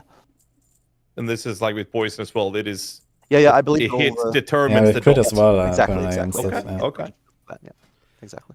We had a few questions related to separate clients and being able to play both games at the same time. So let's say people will be able to want to play PoE 1 and PoE 2 at the same time. I'm assuming trading or something like that, you know? They will be. You can do that. It's actually a bit weird. There might be like a few slight oddities when you do that with regard to when you change microtransactions and stuff. But it does work. It's something you can do. Okay. Ultra wide resolution. For instance, I have a 49-inch monitor. Ultra wide resolution PoE 2. How's that looking? So you can do up to. So hang on, how big are what's the ratio of those big ones? I believe that the widest monitor usually gets like 29 by. It's a weird, it's a weird one. So whatever that number is, that's the big ultra wides. Yeah. So we do allow you to go up to that. If you go wider than that, it'll start to add black bars. I will say though that like QA are not routinely running around with one of these, so there can be cases where you get like pop-in, like maybe a few cases. It should generally work, but you just might get a few visual things. Just like I've noticed cases, for example, where it's like the level is not quite big enough. So if you stand in one corner, you might see off the edge of the level very slightly. Like in a few cases, like there's a few kind of like weird things around, but in general, it works fine. You know, it's just that it's kind of not something that we've been like going out of our way to fix little art issues in when there are issues. Sure.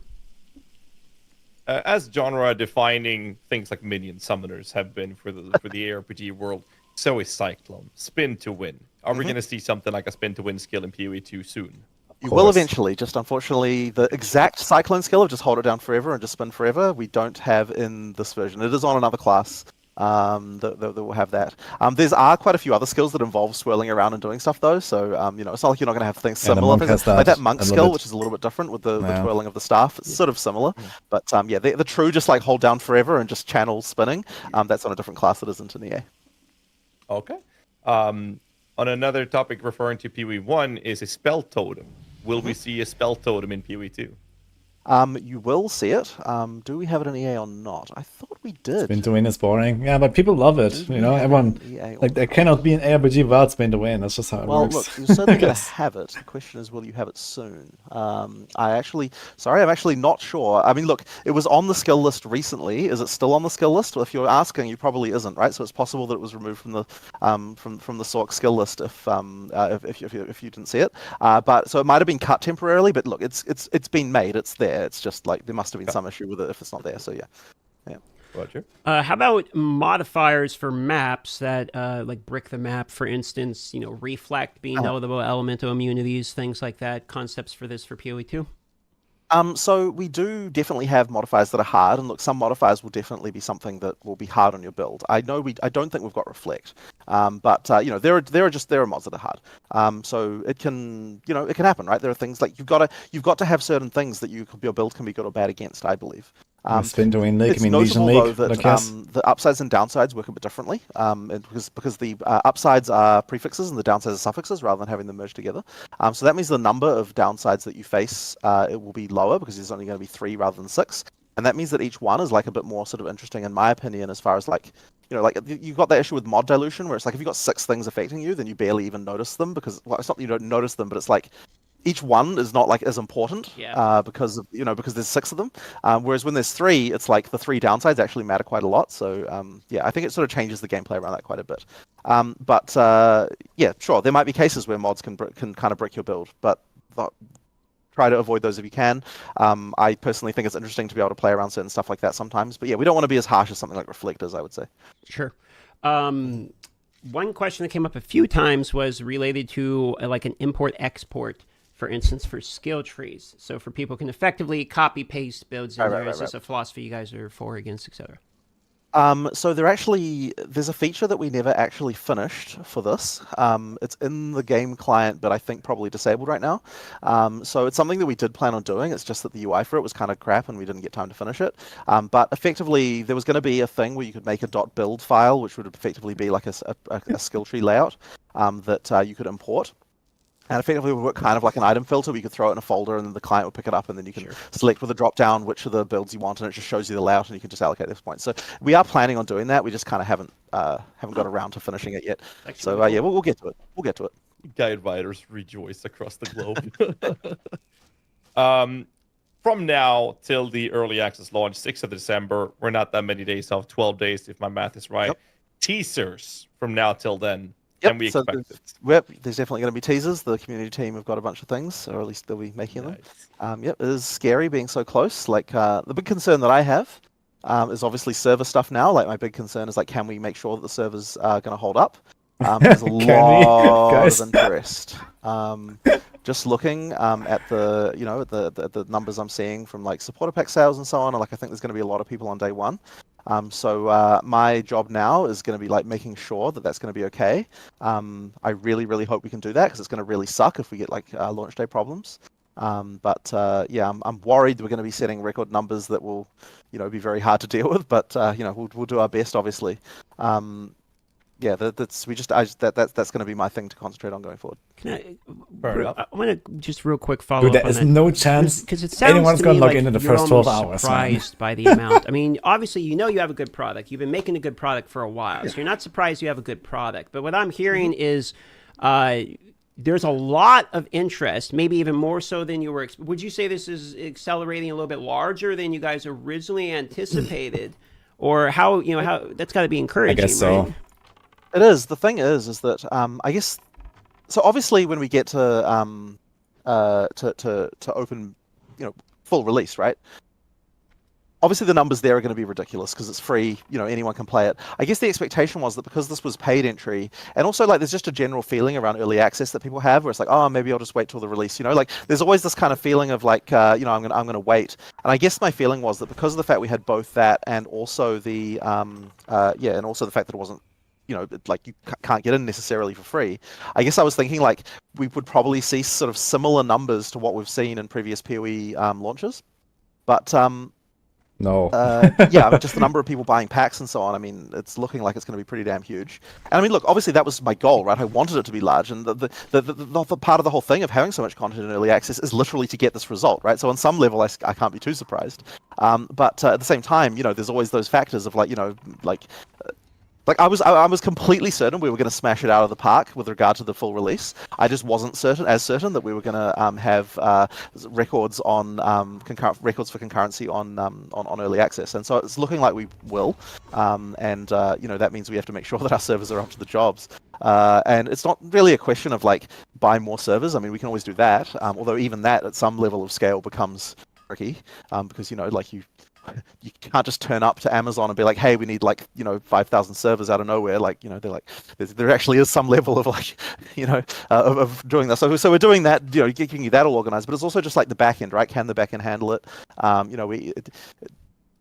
We have to write load testing stuff to kind of make sure that we can try to simulate it, but then your simulations will never quite match reality. You never quite know, will it actually work? So we're doing our best basically to try and make sure that's the case. But I think we could see a pretty significant amount of people turning up for early access, looking like it's going to be very popular. Can't wait. Really? Last rapid fire question we have right now is it going to be equip popular? gear, even Guys. though the gear piece itself makes you fulfill the attribute It's going to requirement. be way more than 500k, I There's think. actually one more question after this. But you know what I'm talking about. Let's say you have a pair of gloves, they have 20 decks, and if you unequip that you can't equip the skill gem or whatever, can you just switch that with another pair of glove with dexterity without that being a problem? You can switch. How many days? 12 days. When you already meet the requirements on both. You can swap them between, and that will not break anything. But currently, if you have a piece of gear that will support itself, like if you have a piece of gear where equipping it would give you enough stats to support it, unfortunately, it doesn't currently let you do that. You have to find a way to get the decks first, and that is annoying. And we are planning on fixing it one day. We just haven't gotten around to it. It's just very tricky to implement. It seems like it's simple, but the problem is that to actually do it completely correctly, because there are stats that affect like that. I'm trying to think of one out of the top of my head, but it's like, if you have a stat, for example, that says something like this, that it doubles your dex, then immediately it's not just a question of adding one and you actually have to effectively work out okay, what would the stats be on my character if I were to equip this thing, including all the changes that would occur from all the different mods on this thing. And then after you've done that, then it's like, well, now I've done that, a fake simulation of that. Now I need to do that for real. And so it's like it's just a little bit tricky to actually organize doing that. So we will get to it one day because it's a feature that I'd love to have. But currently it doesn't work. So the last rapid fire question we have, and I'll send you on out, is people were asking many times about DLSS support. Yeah, we have that. There you go. That answers that question. Yeah. One thing I will say about it, though, just one detail, is that just to get a little bit technical here, because I used to kind of do engine programming stuff. The motion vectors we have, I don't think are as high quality as some games have, and we're using one of the DLSS profiles that's kind of supposed to be okay with that. It just means that some of the motion reconstruction may not be as good as you get in some games. I think it's pretty reasonable, but honestly, I'm not a huge fan of DLSS myself anyway. I prefer the raw frames. I'm just that kind of guy, I guess. But we have support for it, and it works well. It's certainly the performance improvement that you're hoping for. It's just that the motion vectors for things because we're really spell heavy, right? And so spells are like all of those alpha transparent effects. That's the worst thing for upscaling.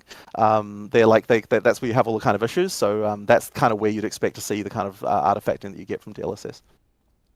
All right. Well, that's it. We won't take any more of your time. We'll just take those questions and go. Thanks for going, twice the length, really, that we expected to be here. 2 hours. Got a lot of good information.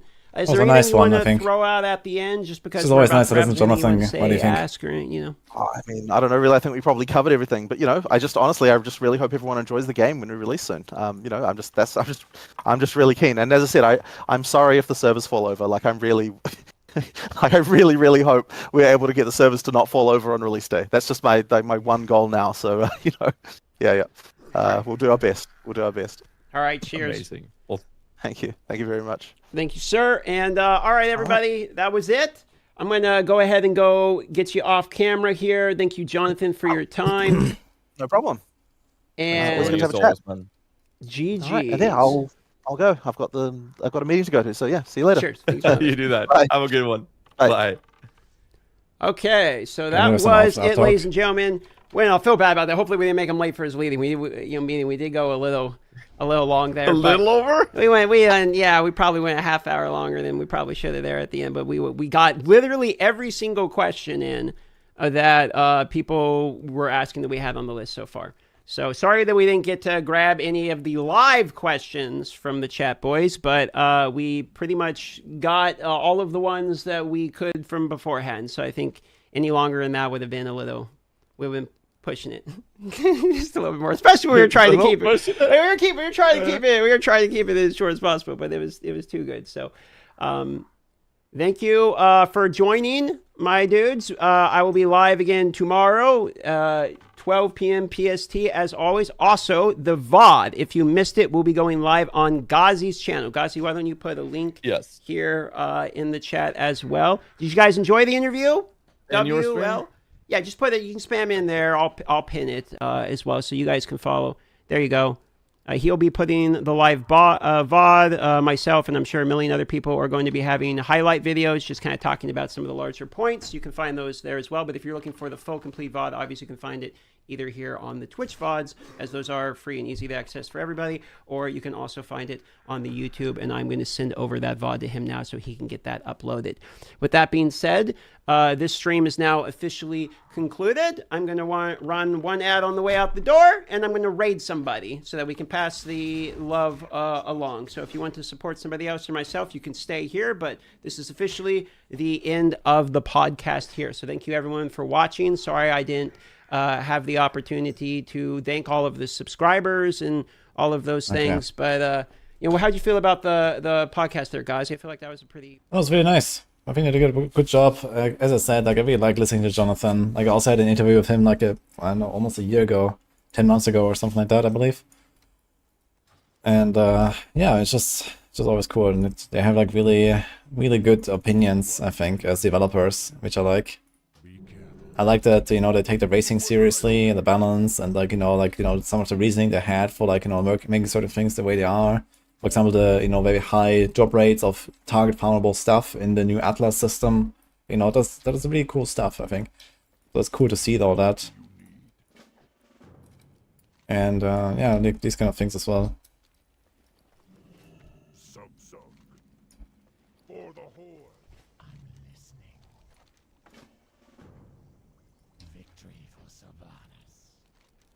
So that's nice. Anyway, we can close this now.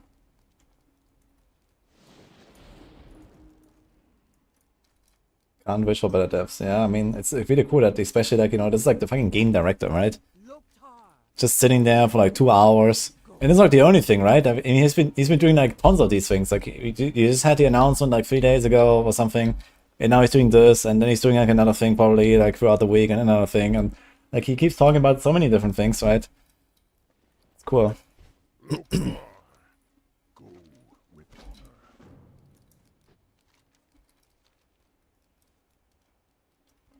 Criticism is just like Jonathan too. It's always a blast to watching an Inside Spirit 1 design for service. Yeah, for sure. And Jonathan, has he been there since the start as well? Is he like one of the like actual founders? I guess so, or at least close to that, right?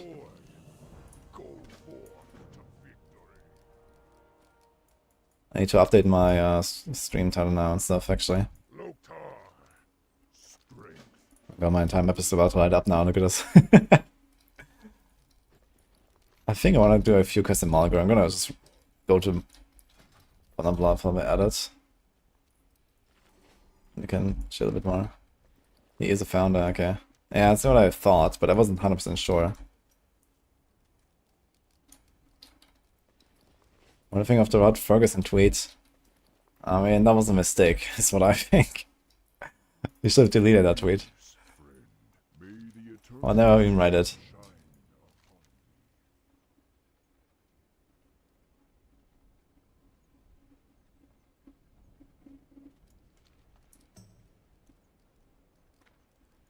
Have I ever planned on playing Guild Wars 2?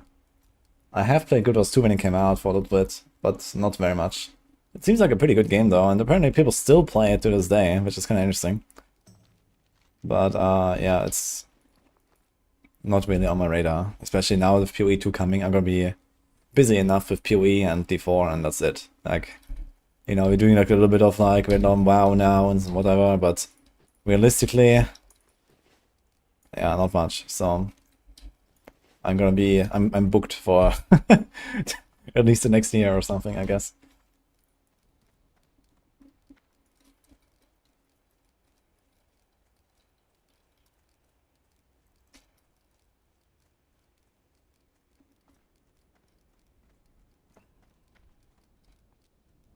I need to change my stream category and stuff still finally.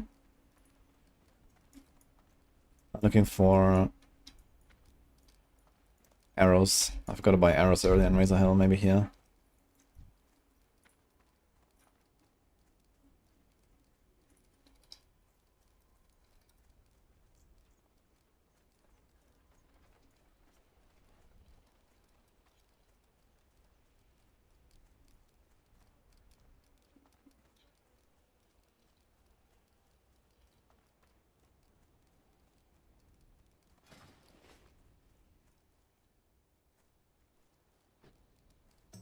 You see Alan's tweet about getting his PvE 2 Twitch drops? Ah, no, I did not see that. Oh shit. What? What did he say? What do you need?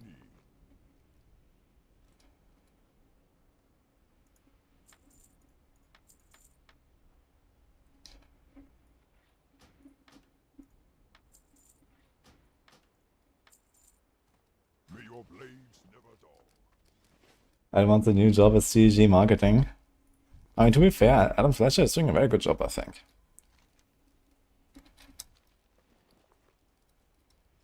Like, especially like speaking as someone who has a bit more insights on this and stuff, you know, since I'm like in touch with him quite often and these kind of things. I think Adam Fletcher is doing a pretty good job.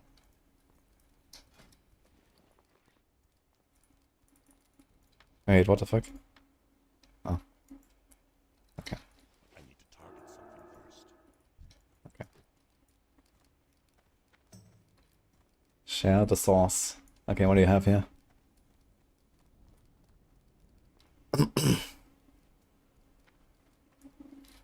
What?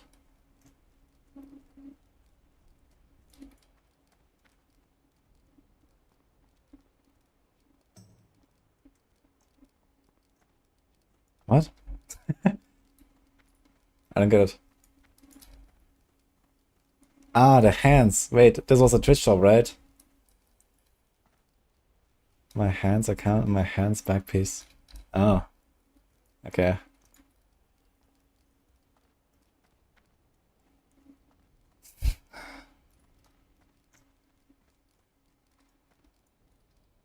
Yeah, okay, I see.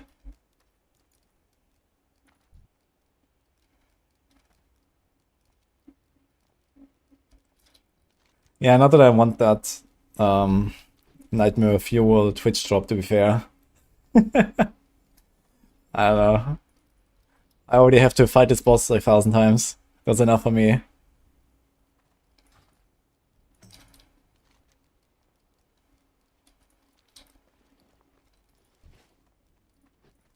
You gotta be careful, yeah.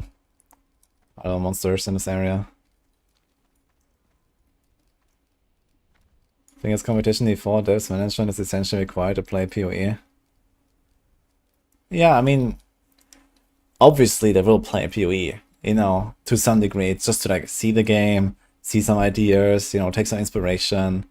Like, I'm 100% sure that most of the PoE devs have also played Diablo 4 at some point, you know, just because.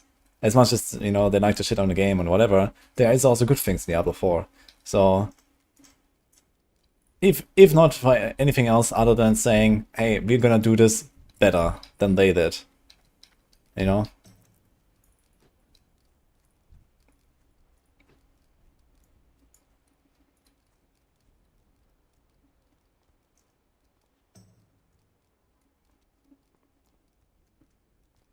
GG got us.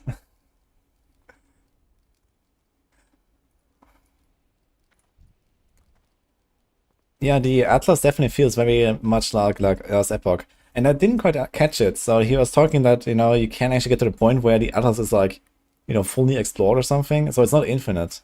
And then it resets at some point? Or is that it only resets when you actually, you know, close all of the paths and you're like die in every map and then that's it or something?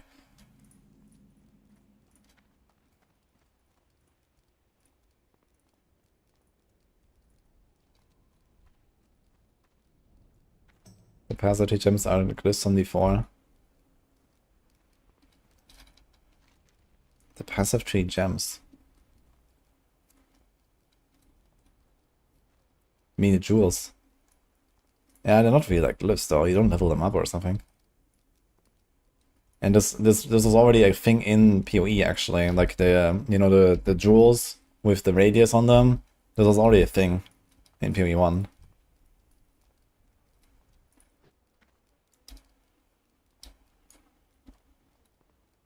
You can reset if you bricked it. Yeah. Yeah, I just wonder if like you're actually supposed to go like infinite in like all directions kind of.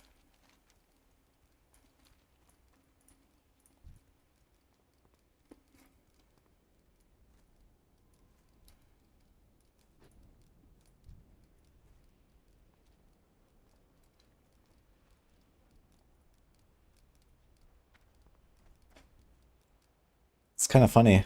You can see the on the bottom right, you see like 1353 most deadliest creature in Azeroth. Average victim level 14.4. And the talking giraffe is level 18, the other one is 19. And it's neutral. So it must be like low beasts that are like 5 levels below this giraffe, attacking it and dying to it. Which is kind of hilarious. And that's the average level.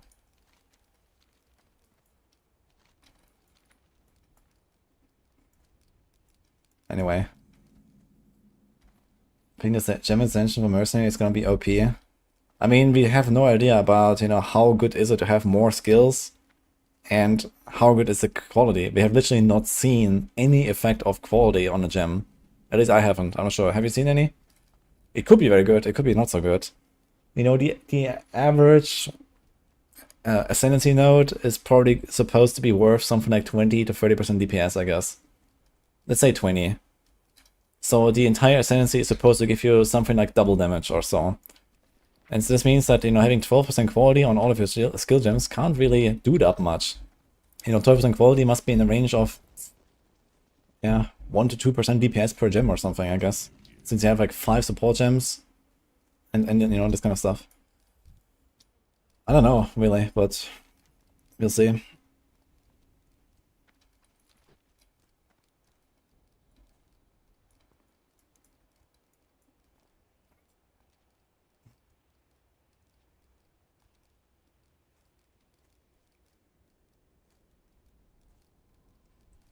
You get the fun of ha ha ha, they fall bad, but at this point I've seen it so much, it actually gets me mad just on the frequency of people being toxic. Yeah, there's just like a large number of people that, I don't know, maybe they tried T4 when it came out, and of course it was a much worse game than it is now, and they just like have their opinion and they're never gonna backpedal, and that's it, and it's always gonna be a part of this D4 bad, haha. And, then, there's like also, certain streamers enforcing this and so on, right? It's just what it is. There's also plenty of reasonable people that are like, yeah, I mean, this is a different game for a different kind of player base. And this is basically what it is. And that's totally fine, I don't think there's anything wrong with that.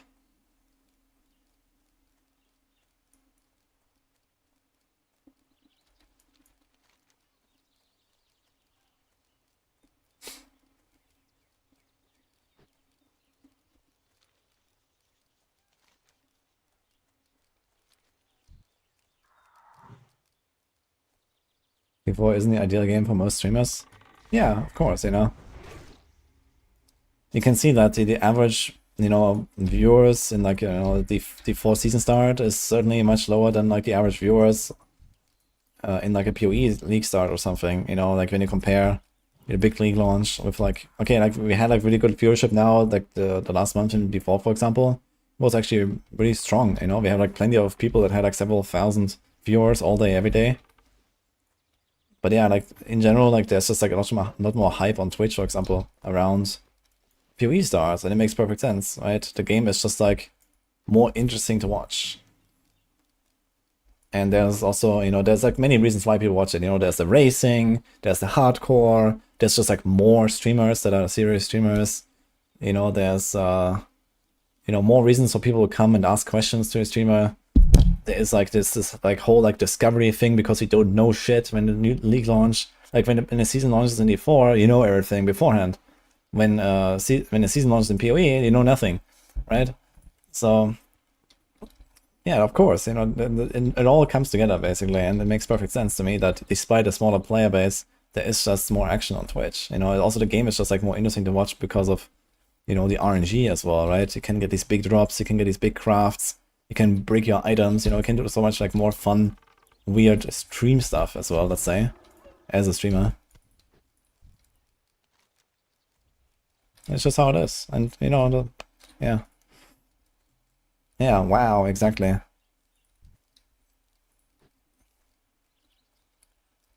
But either way, I mean, I still continue to do Diablo 4. I mean, not for the, you know, next near future. I mean, we're gonna play the PDR, of course, you know, I have to see the next season, I have to make my build guides and so on. I have 3 days to do so. That's gonna be fun. But yeah, in the end, I'm in PoE mode now, right? And everyone else is in PoE mode as well. It's just how it is, you know. D4 has been out now for 6 weeks. It's kind of like the same old deal. You know, we're waiting for the next thing. And of course, playing like an entirely new game is a whole different story than just playing another season. In D4, for example.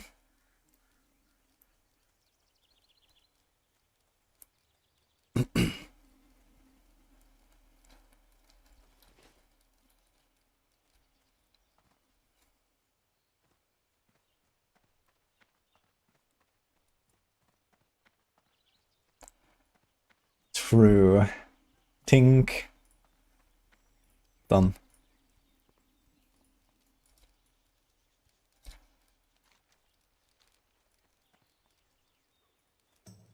Why is Scorpion not a cat? I haven't found a cat yet. Mostly. I guess I'm gonna get one in Barrens, like one of the Savannah Stalkers or whatever they're called. I'm not gonna go down to the Echo Isles and get a tiger there and then go all the way up and, you know, level it and whatever, so I just took one that has my level and it's doing a job for now. I actually kind of want to get to level 12 before we enter Thunder Bluff, but we can also do like 1 or 2 quests while we're at it, yeah. I guess there's actually no chance I'm gonna find the Demon's Guard Clerk, but maybe get lucky.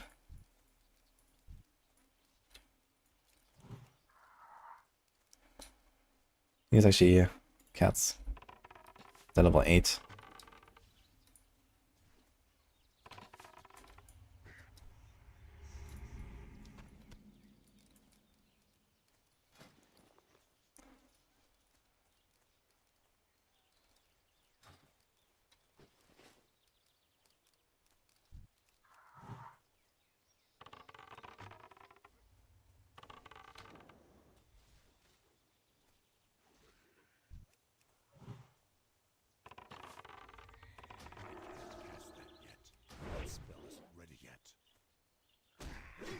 We wake up in 5 hours. Uh-oh.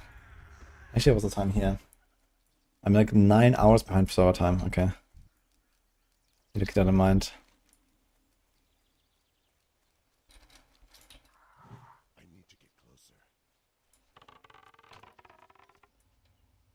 Night, Zapki. I guess sometime this week I'm gonna do my Ori and the Blind Forest stream. Definitely before the PDR. And I wanna like put it off indefinitely.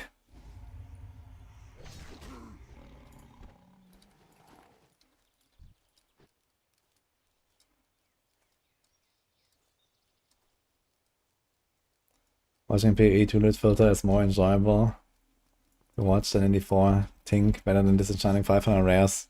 Yeah, for sure. I'm not sure why they stick to this whole, like, you know, drown you in random bullshit loot. And then you just have to, like, scrap it all. I don't like that system at all.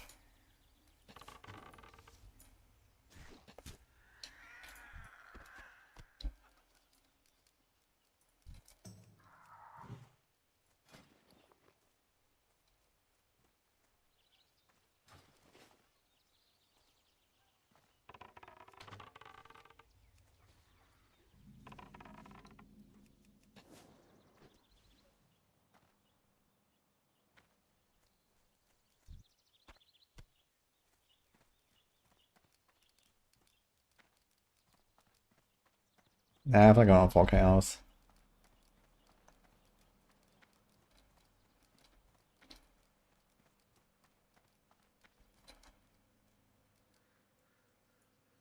You paid 60 bucks for a season pass that removes the weighted affixes on drops and enchanter. What do you mean? You don't like that? But what about the satisfaction? When you hit... wait, you don't hit it. Never mind.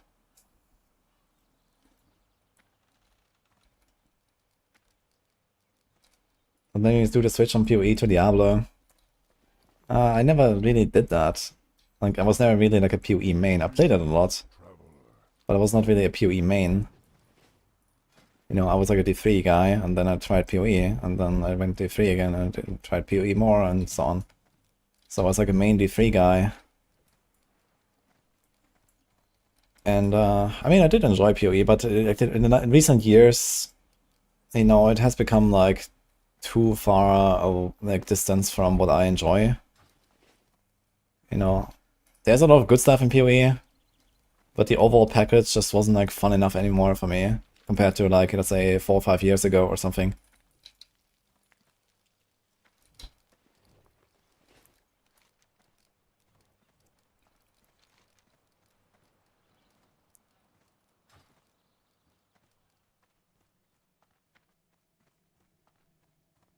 The players that discover bugs, not report them, hope they don't get fixed and make a build around them. Yeah, cool. Some people actually do that, I think. I wouldn't be surprised. Should get a dungeon quest, I guess, over here.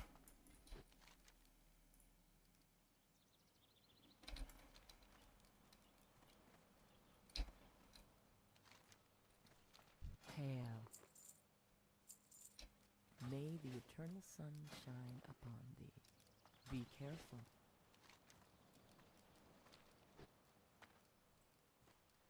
D2 is the best Diablo ever coded.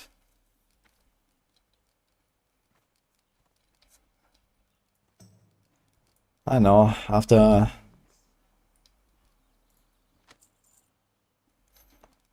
Goodbye.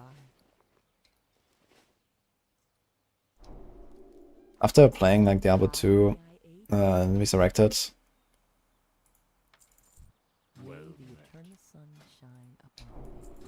I did enjoy it for a little while and stuff, but it was just not really like a long-term thing for me. How may I aid you? Farewell. Does not work.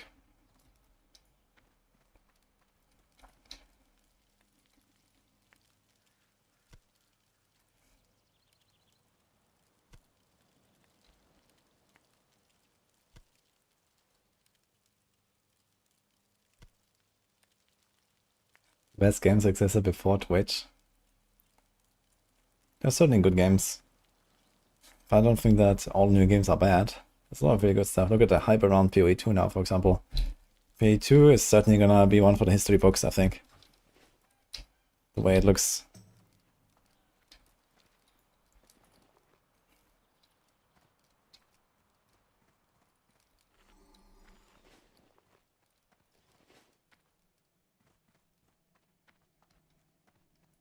It's worth to play the DLC campaign. The DLC actually improved a lot on the game, I'd say. Should try it out, I'd say. Especially if it's just in like PoE waiting room anyway.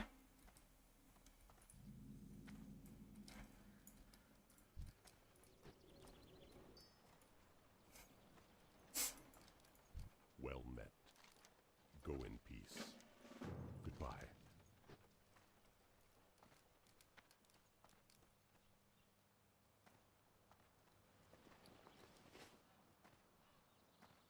Gonna be blasting? I'm gonna be blasting, yes. I'm gonna do a big blasting when PoE comes. I mean, we did a big subathon for D4 launch, and now we're gonna do something similar again. Another subathon again, I guess, but, you know, all day, every day. It's the plan. I will start with Mercenary, most likely. But we'll see. Monk can be really strong too. Monk is really fun. All of these, like, fast, agile classes is kind of what I'm going for anyway.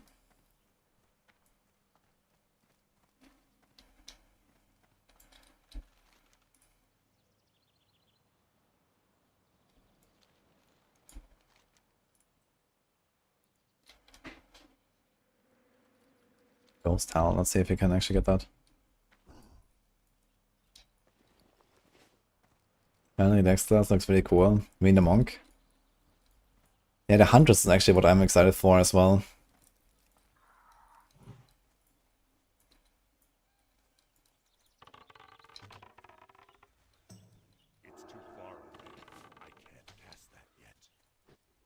Man, look at these guys dying all the time, man. This devlog filling up here.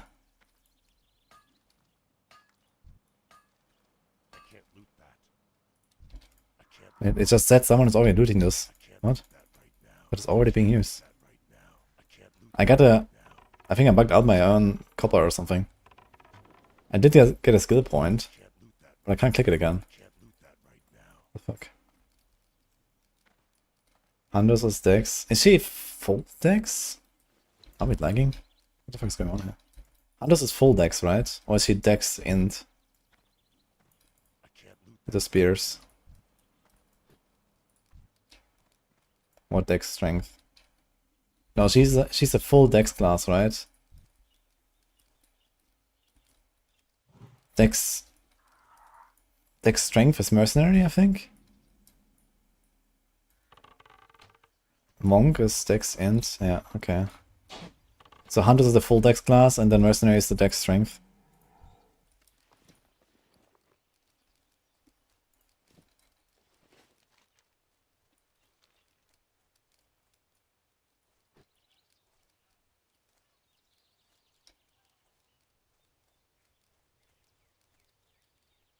I don't know how I do it with a kid. Will you still be able to blast 24/7 in a couple of years?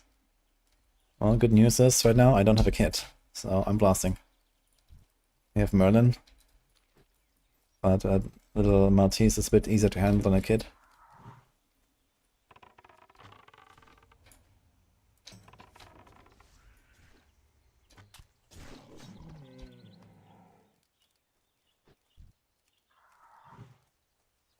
Kid will farm pit in D4 while I'm blasting PoE. Easy. I log in, got like plus 20 paragons. Easy clap.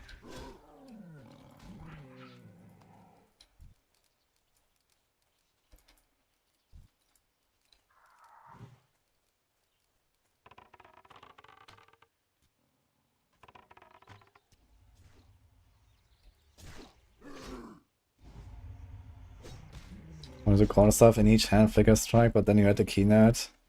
Yeah, it's only for specific weapon types. You can do the dual wield. I think it's only axes, maces, and swords, right? So you can't do like, you know, weird stuff like 2 staffs, 2 crossbows, 2 quarterstaffs, like all the stuff doesn't work. Hello. What are you looking for?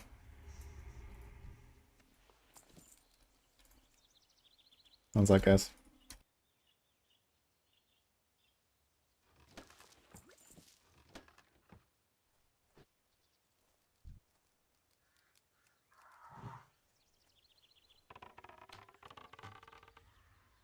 It's too far away.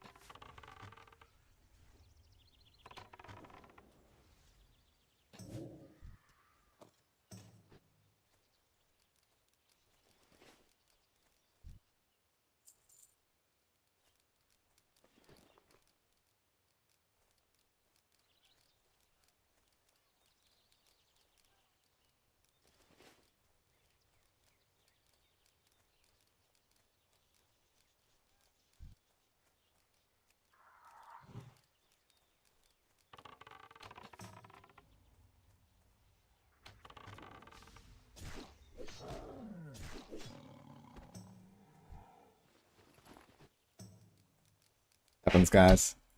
I'm back.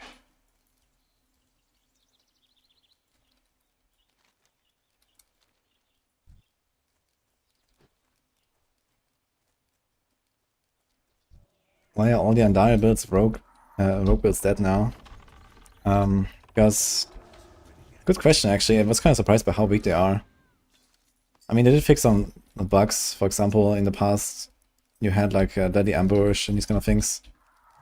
And just the runes generally benefit crit builds more. So I guess that kind of contributes to that. Victimize was reworked to work differently now and buffed again and these kind of things.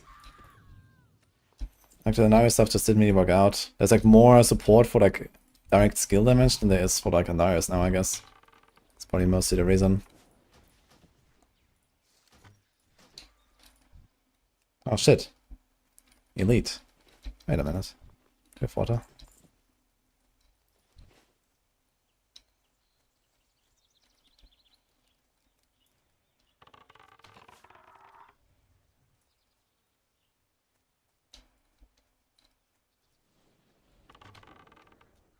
Is this gonna go down? I think so.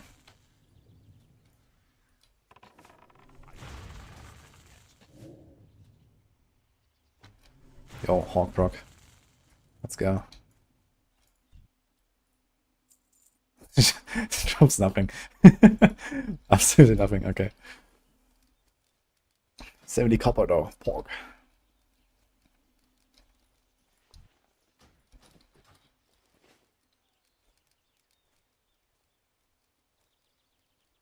Starforge unique stored in PoE. Wait, what about Starforge? You're caught up with OTK streamers and Starforge. Ah. Yeah, I've been sponsored by Starforge for like a year now or something.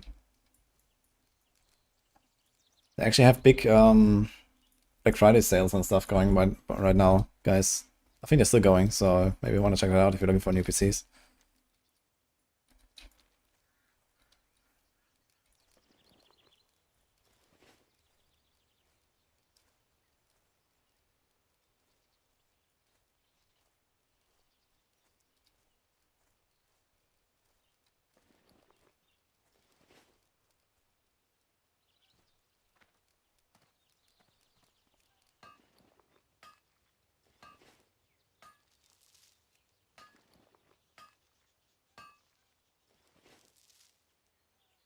I know, they're always stopping white items. But later on it's gonna get better. They're gonna top green items and stuff. It's just nice to kill a rare monster. Late. I was actually blasting this guy down super fast. Like we have a pet now, we're actually really strong right now. This is like where Hunter really picks out the pace. Like it was so slow going from like level 7 to 10. And now we have the pet and can kaboom.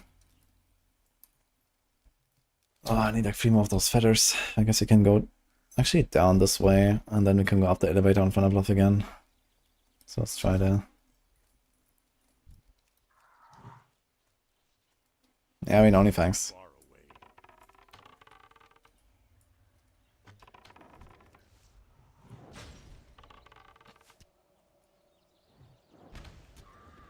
.68 crit auto shot, alright.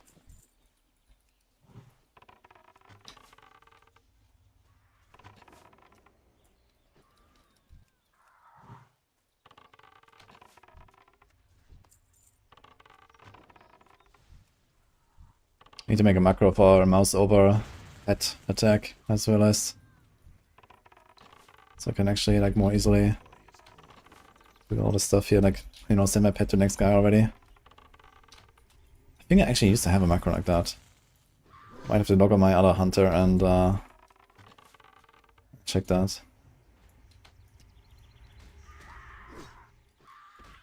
Can do that tomorrow though.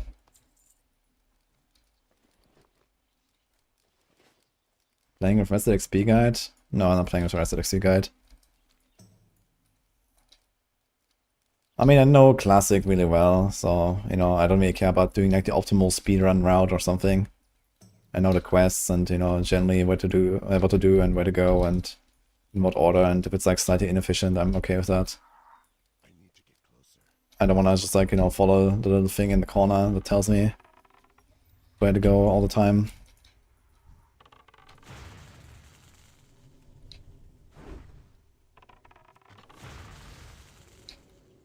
I really need to learn 200 weapons, actually.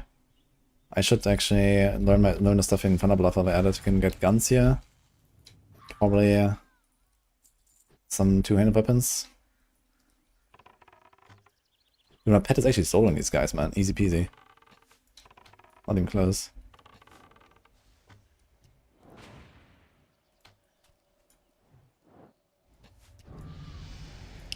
You hate PoE, you're playing D2 hardcore now. You like hardcore even in D2, then PoE would be a pretty good game, or PoE 2 at least. I think PoE 2 will definitely feel reasonably close to D2. You can kind of recognize, at least the design philosophies a little bit in what they have been previewing in PoE 2. Might want to check it out.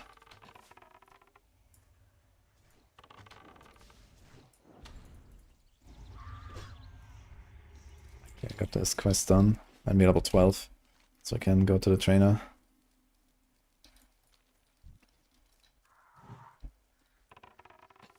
Come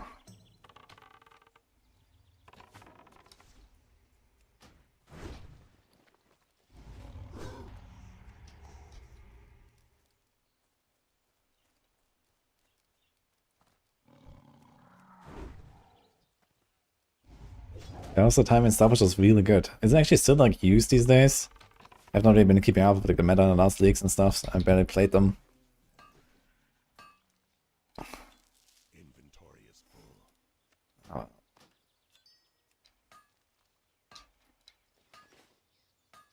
But then I ended up playing retail last time. I played it a little bit during Dragonflight. But yeah, not much more than leveling. And I guess the same goes for... what was before that? Shadowlands. And then this same goes for... what was before that? Battle for Azeroth I played a little bit, actually. Also doing a bunch of Mythic Plus there and so on, but also not really too much. But yeah, I have not been playing WoW too much, really, the last few add-ons. Kind of similar to PoE, like a few years ago I kind of like stopped most of WoW and PoE stuff, was mostly focusing on Diablo stuff. And then, you know, some other things here and there, like Last Epoch and such. I was still thinking about maybe playing some Last Epoch. What do you guys think about doing some Last Epoch before PoE comes out?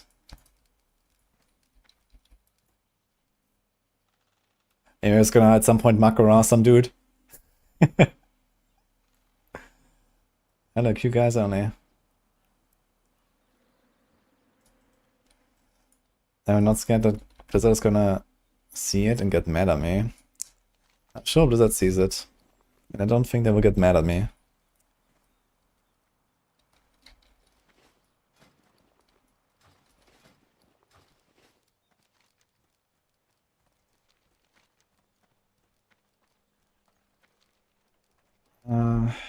Actually, where is the weapon master? Let's check. Blizzard is not gonna get mad at me. Peace, friend. I didn't trash talk Blizzard or anything like that. Why would they get mad? Be careful.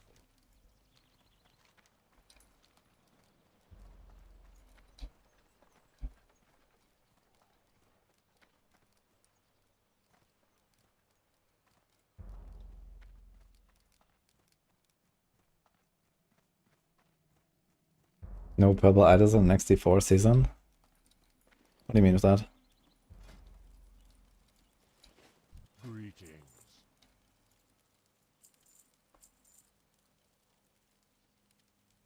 Go. Can I fish here with like level 1 fishing? I wonder.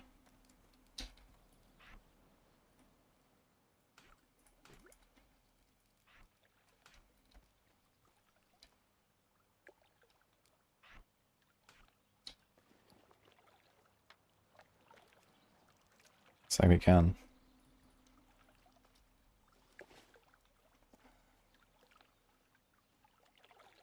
You're talking about like new mythic items next season? Or what? I mean, who cares? First of all, they can fix the existing ones, like Shadow WoW is useless. Fish got away, unlucky. I guess it's not the best place.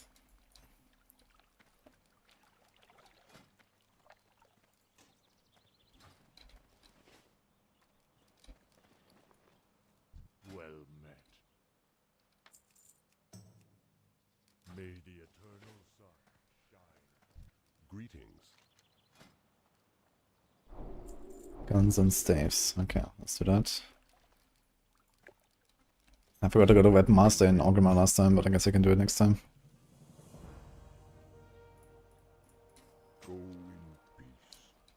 And I barely have any money now to buy the other stuff, I just realized.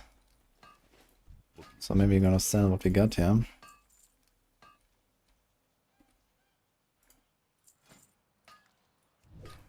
Can do these real quick and go to the bathroom, guys. Okay.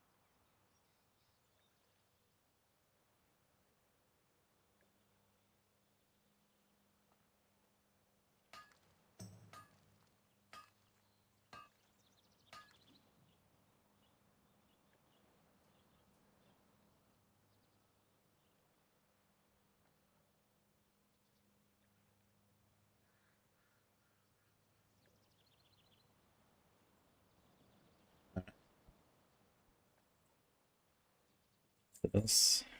We can probably move something into our stash as well, since we're here. I have almost 20 silver, is that enough? What about these carpet stingers? Then we have 20. Bog.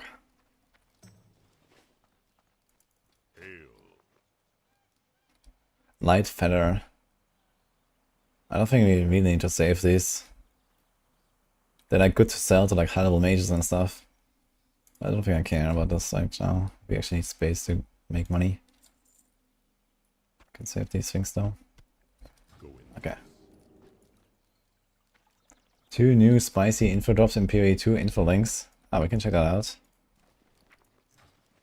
Give me a second.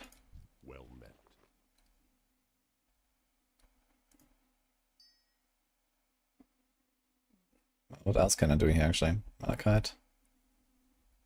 Really sticky glue. Let's just say I won't need this anytime soon. Cobium.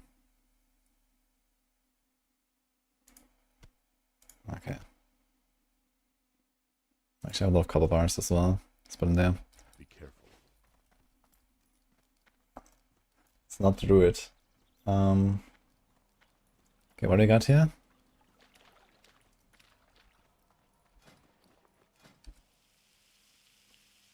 This? Mature content. Wait, what? Swan link. Bandits like reward in PoE 2 from Hamburg. Wait, where's that coming from? Grants regenerate 1.5 per second. Regenerate. Increase attack and cast speed.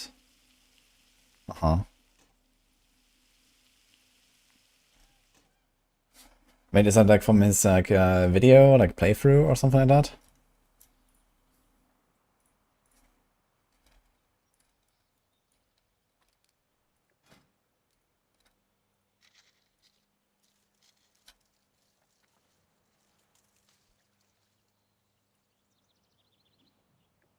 I hope not, but I'm not gonna be surprised if Blizzard just gave up on Diablo 4.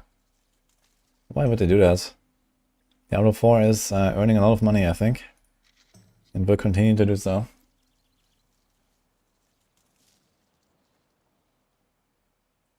Yeah, just report and powder, there's nothing I can do.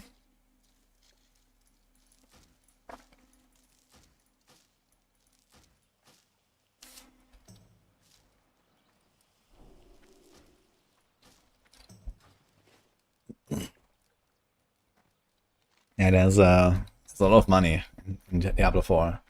They're not gonna let that go anytime soon. I mean, you know, just like story-wise, we're probably gonna get at least another 3 expansions or something, you know? That's kind of like the minimum they already committed to, just because of how they're developing the story. So, what are you gonna do? Hey, Shibola. I'm about to finish it tonight though. I'm not gonna do much longer. But I'm gonna like turn in all the stuff and then we can get started in the Barons next time. Where's the Hunter dude? Pet trainer? We can check that out as well. Oh, I never got Growl actually. And Growl doesn't even cost anything.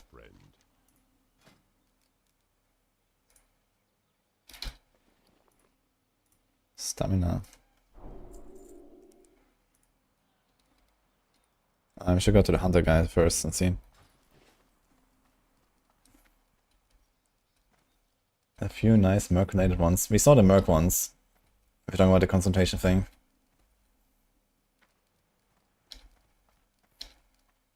It's 3.4 GHz enough for WoW Classic. Oof. It is, I'd say. Mint pet is actually big. Here's distracting shot. I need wing clip. Okay, we're gonna leave out distracting shot for the start, I guess. Although I would like it actually. Costs 20 mana though. Yeah, let's do this. Let's do this. I have to get the other one next time.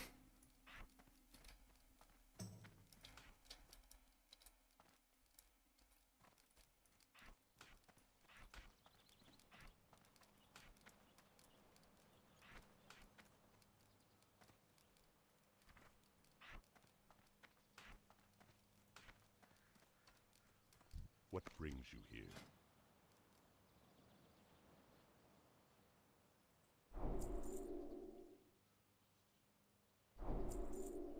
Nice. I have 19 coppers left. In fact, I'll not be able to book the fucking Flight Master from Crossroads to Orgrimmar, I think, as well as because I want to turn in these 2 quests. But I guess I can do it later.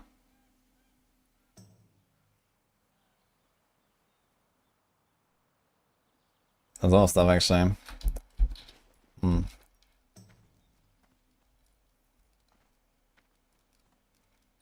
Can sell these. Maybe it's enough.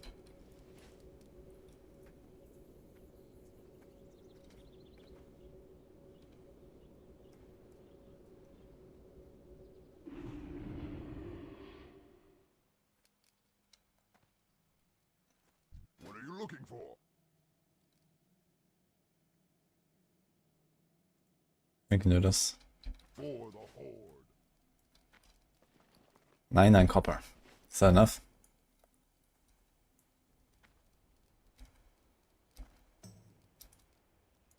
What do you need? I need 110. Okay, we can do this.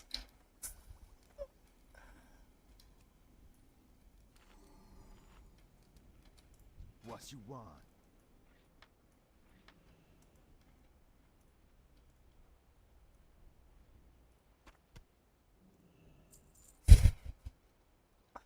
See ya later. Blood and thunder.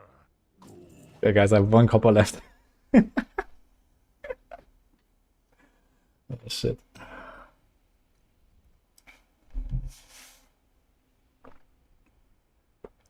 It's like driving manual was automatic. I don't know all day how good manual feels. People still drive auto because it's easier. Dude, I don't like driving automatic very much. Actually. I guess it is what it is.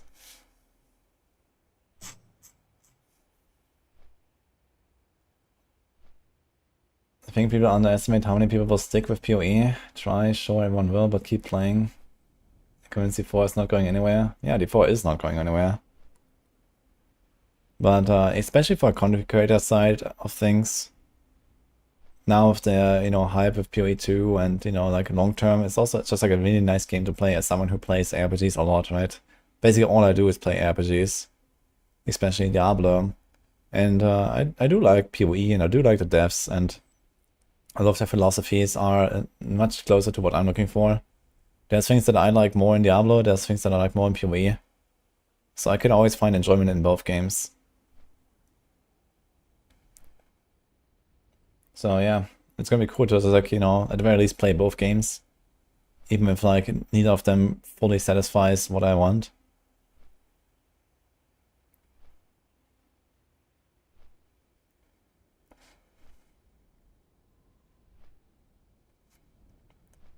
But yeah, with like, a lot of the stuff that PoE 2 is doing, it is actually taking away from the negatives that I found with PoE 1 a lot.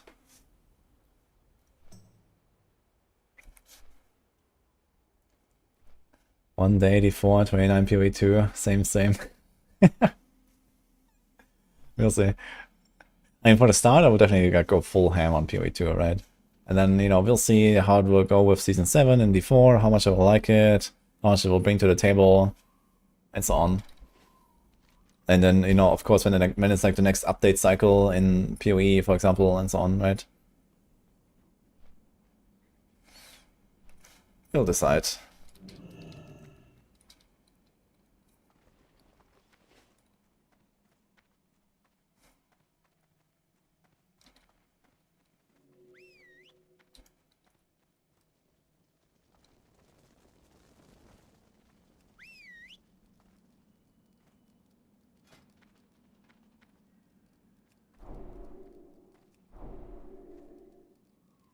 Does it cost 6 now if I do this?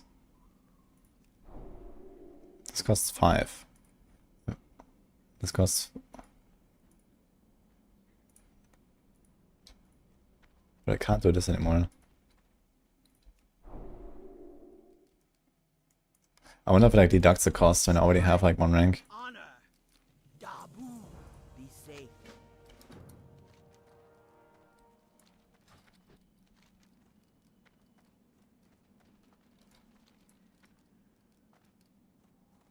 In on the ground floor, PoE 2 sounds like a better idea.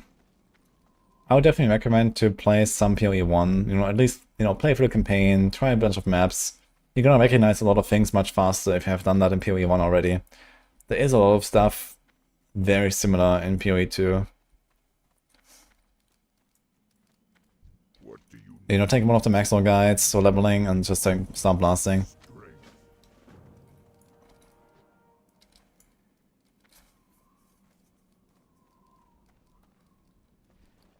I'm planning to make some videos in the next days as well about, you know, getting into PoE basically.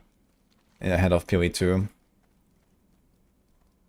Like, not necessarily like, you know, PoE 1 guides, but there's a lot of stuff that you can show in PoE 1 already with how it works in PoE 2, which is like an advantage there.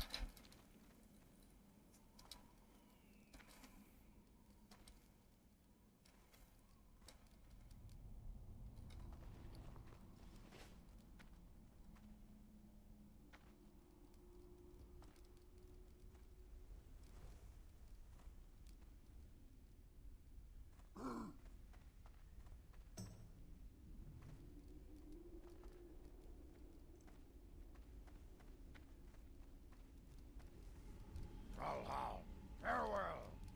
Victory.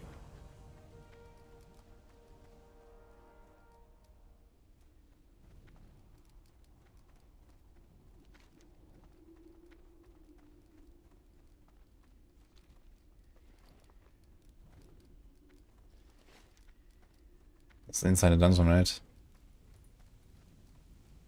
Okay. Can't do this yet. Level 12 is a bit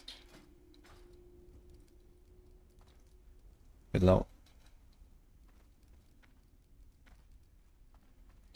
Blast not, there is no try.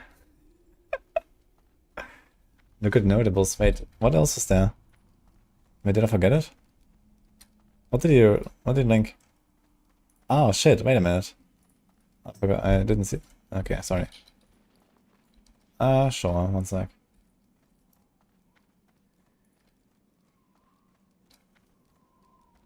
Dodge roll cannot avoid damage. Take 30% less damage on hits while dodge rolling. I mean, dodge roll does not avoid damage in the first place. Like, what is that about exactly, actually? These are Ascendancy notables, or what? 40% reduced damage, health skills deal 200% increased damage. No, these are skill tree notables, okay. 50% increased weapon swap speed. Nice. Grenade skills have +1 cooldown use. Oh my god. 25% increased cutting strike threshold. That's pretty big, I saw. Glancing blows. Block chance is doubled. You take 50% damage from blocked hits. Okay, we knew that. But that's just a notable now. That's interesting. What is it you wish? Welcome to Orgrimmar. Have you come to serve the Horde? Nice. Grenade skills fire an additional projectile. That's pretty cool. 10% increased attributes. Okay, grenades have 20% chance to activate a second time. There's a lot of grenade stuff here. That's pretty cool stuff. Wait, where's all that coming from? Life leech effects are not removed when unreserved life is filled. Also increased damage by 1% chance to block. Also pretty strong.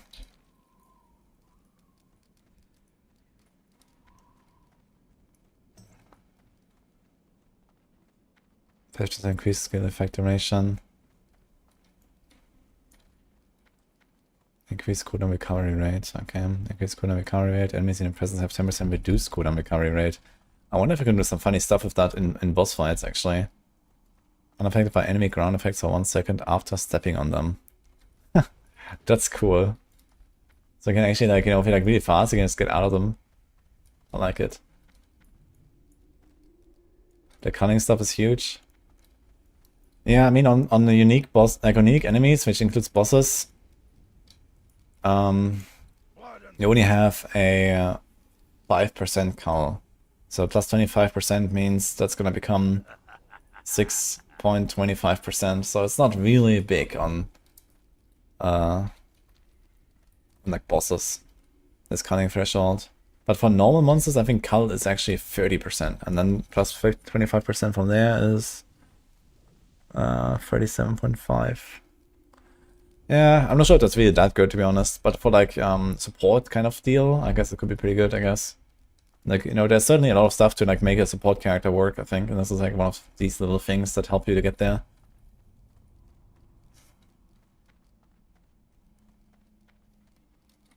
Yeah, I guess it becomes relatively strong with stuff like the mercenary with the decimating strike. Because it's generally cut the fight shorter. And it's already a shortcut through the decimating strike, so that's fair. Was there any group play synergy in PoE like in E3? Oh, you have no idea. Group play in PoE is ridiculous. But the thing is, it's relatively complicated. It needs like a lot of dedication, a lot of preparation, and you know, yeah, it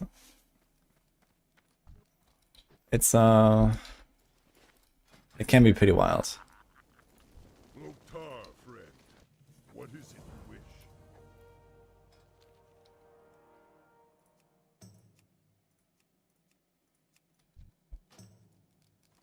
Can't just reach level 40. Have you come to serve the Horde? He's also in a guild, he's online right now. He just reached 40. He's playing Orc Warrior.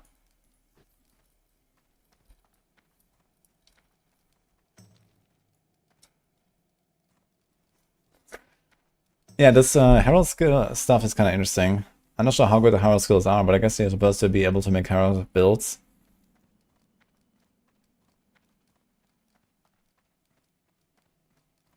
You take 30% less damage on hits while dodge rolling. It's also kind of nice. Glancing blows could be interesting, especially if there's like, you know, extra effects of blocking. Like, you know, you like, what is that shield called in PoE 1 where you get energy shield when you block? I think it's Aurora.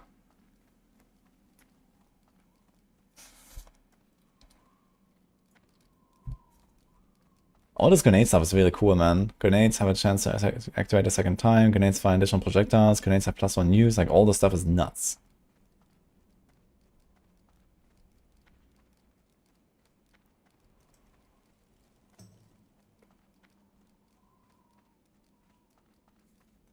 I'm pretty sure that in PoE 2 we're also gonna see that group play being pretty crazy.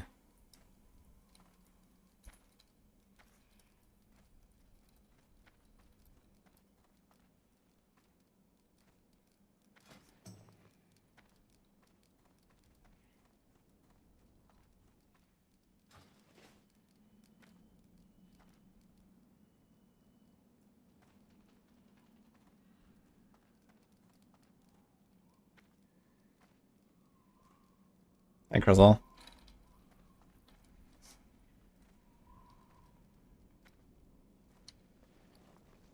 Okay, go back to Crossroads.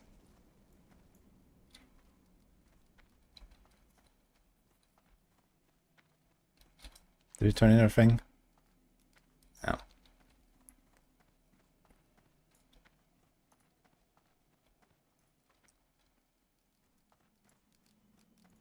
Blood and thunder for the Horde. Pretty still. Ugh.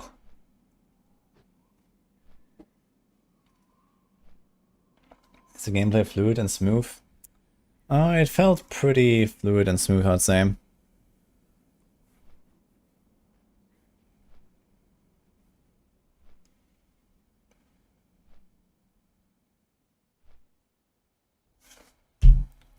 Like, I played a bunch, and okay, like, you know, you don't have much attack speed and cast speed and stuff at the start, but that's gonna improve, you know, later on you're gonna have more.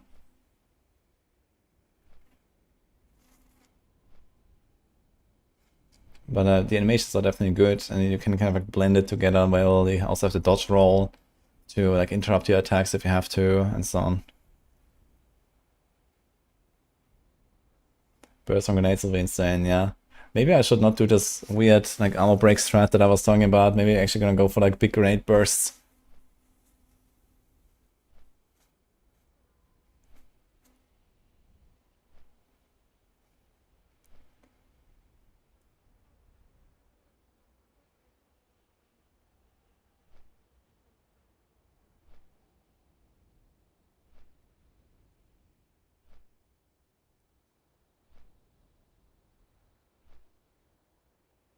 Okay guys, I think I'm gonna go now though.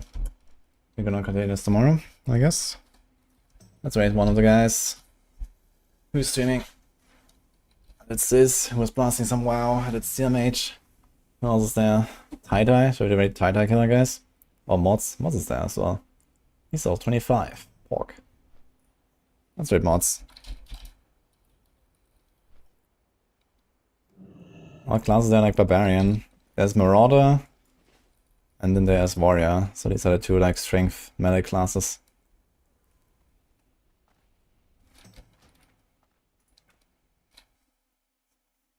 Alright. Thanks again, guys. Hope you enjoyed it. I'll be back tomorrow. A good one.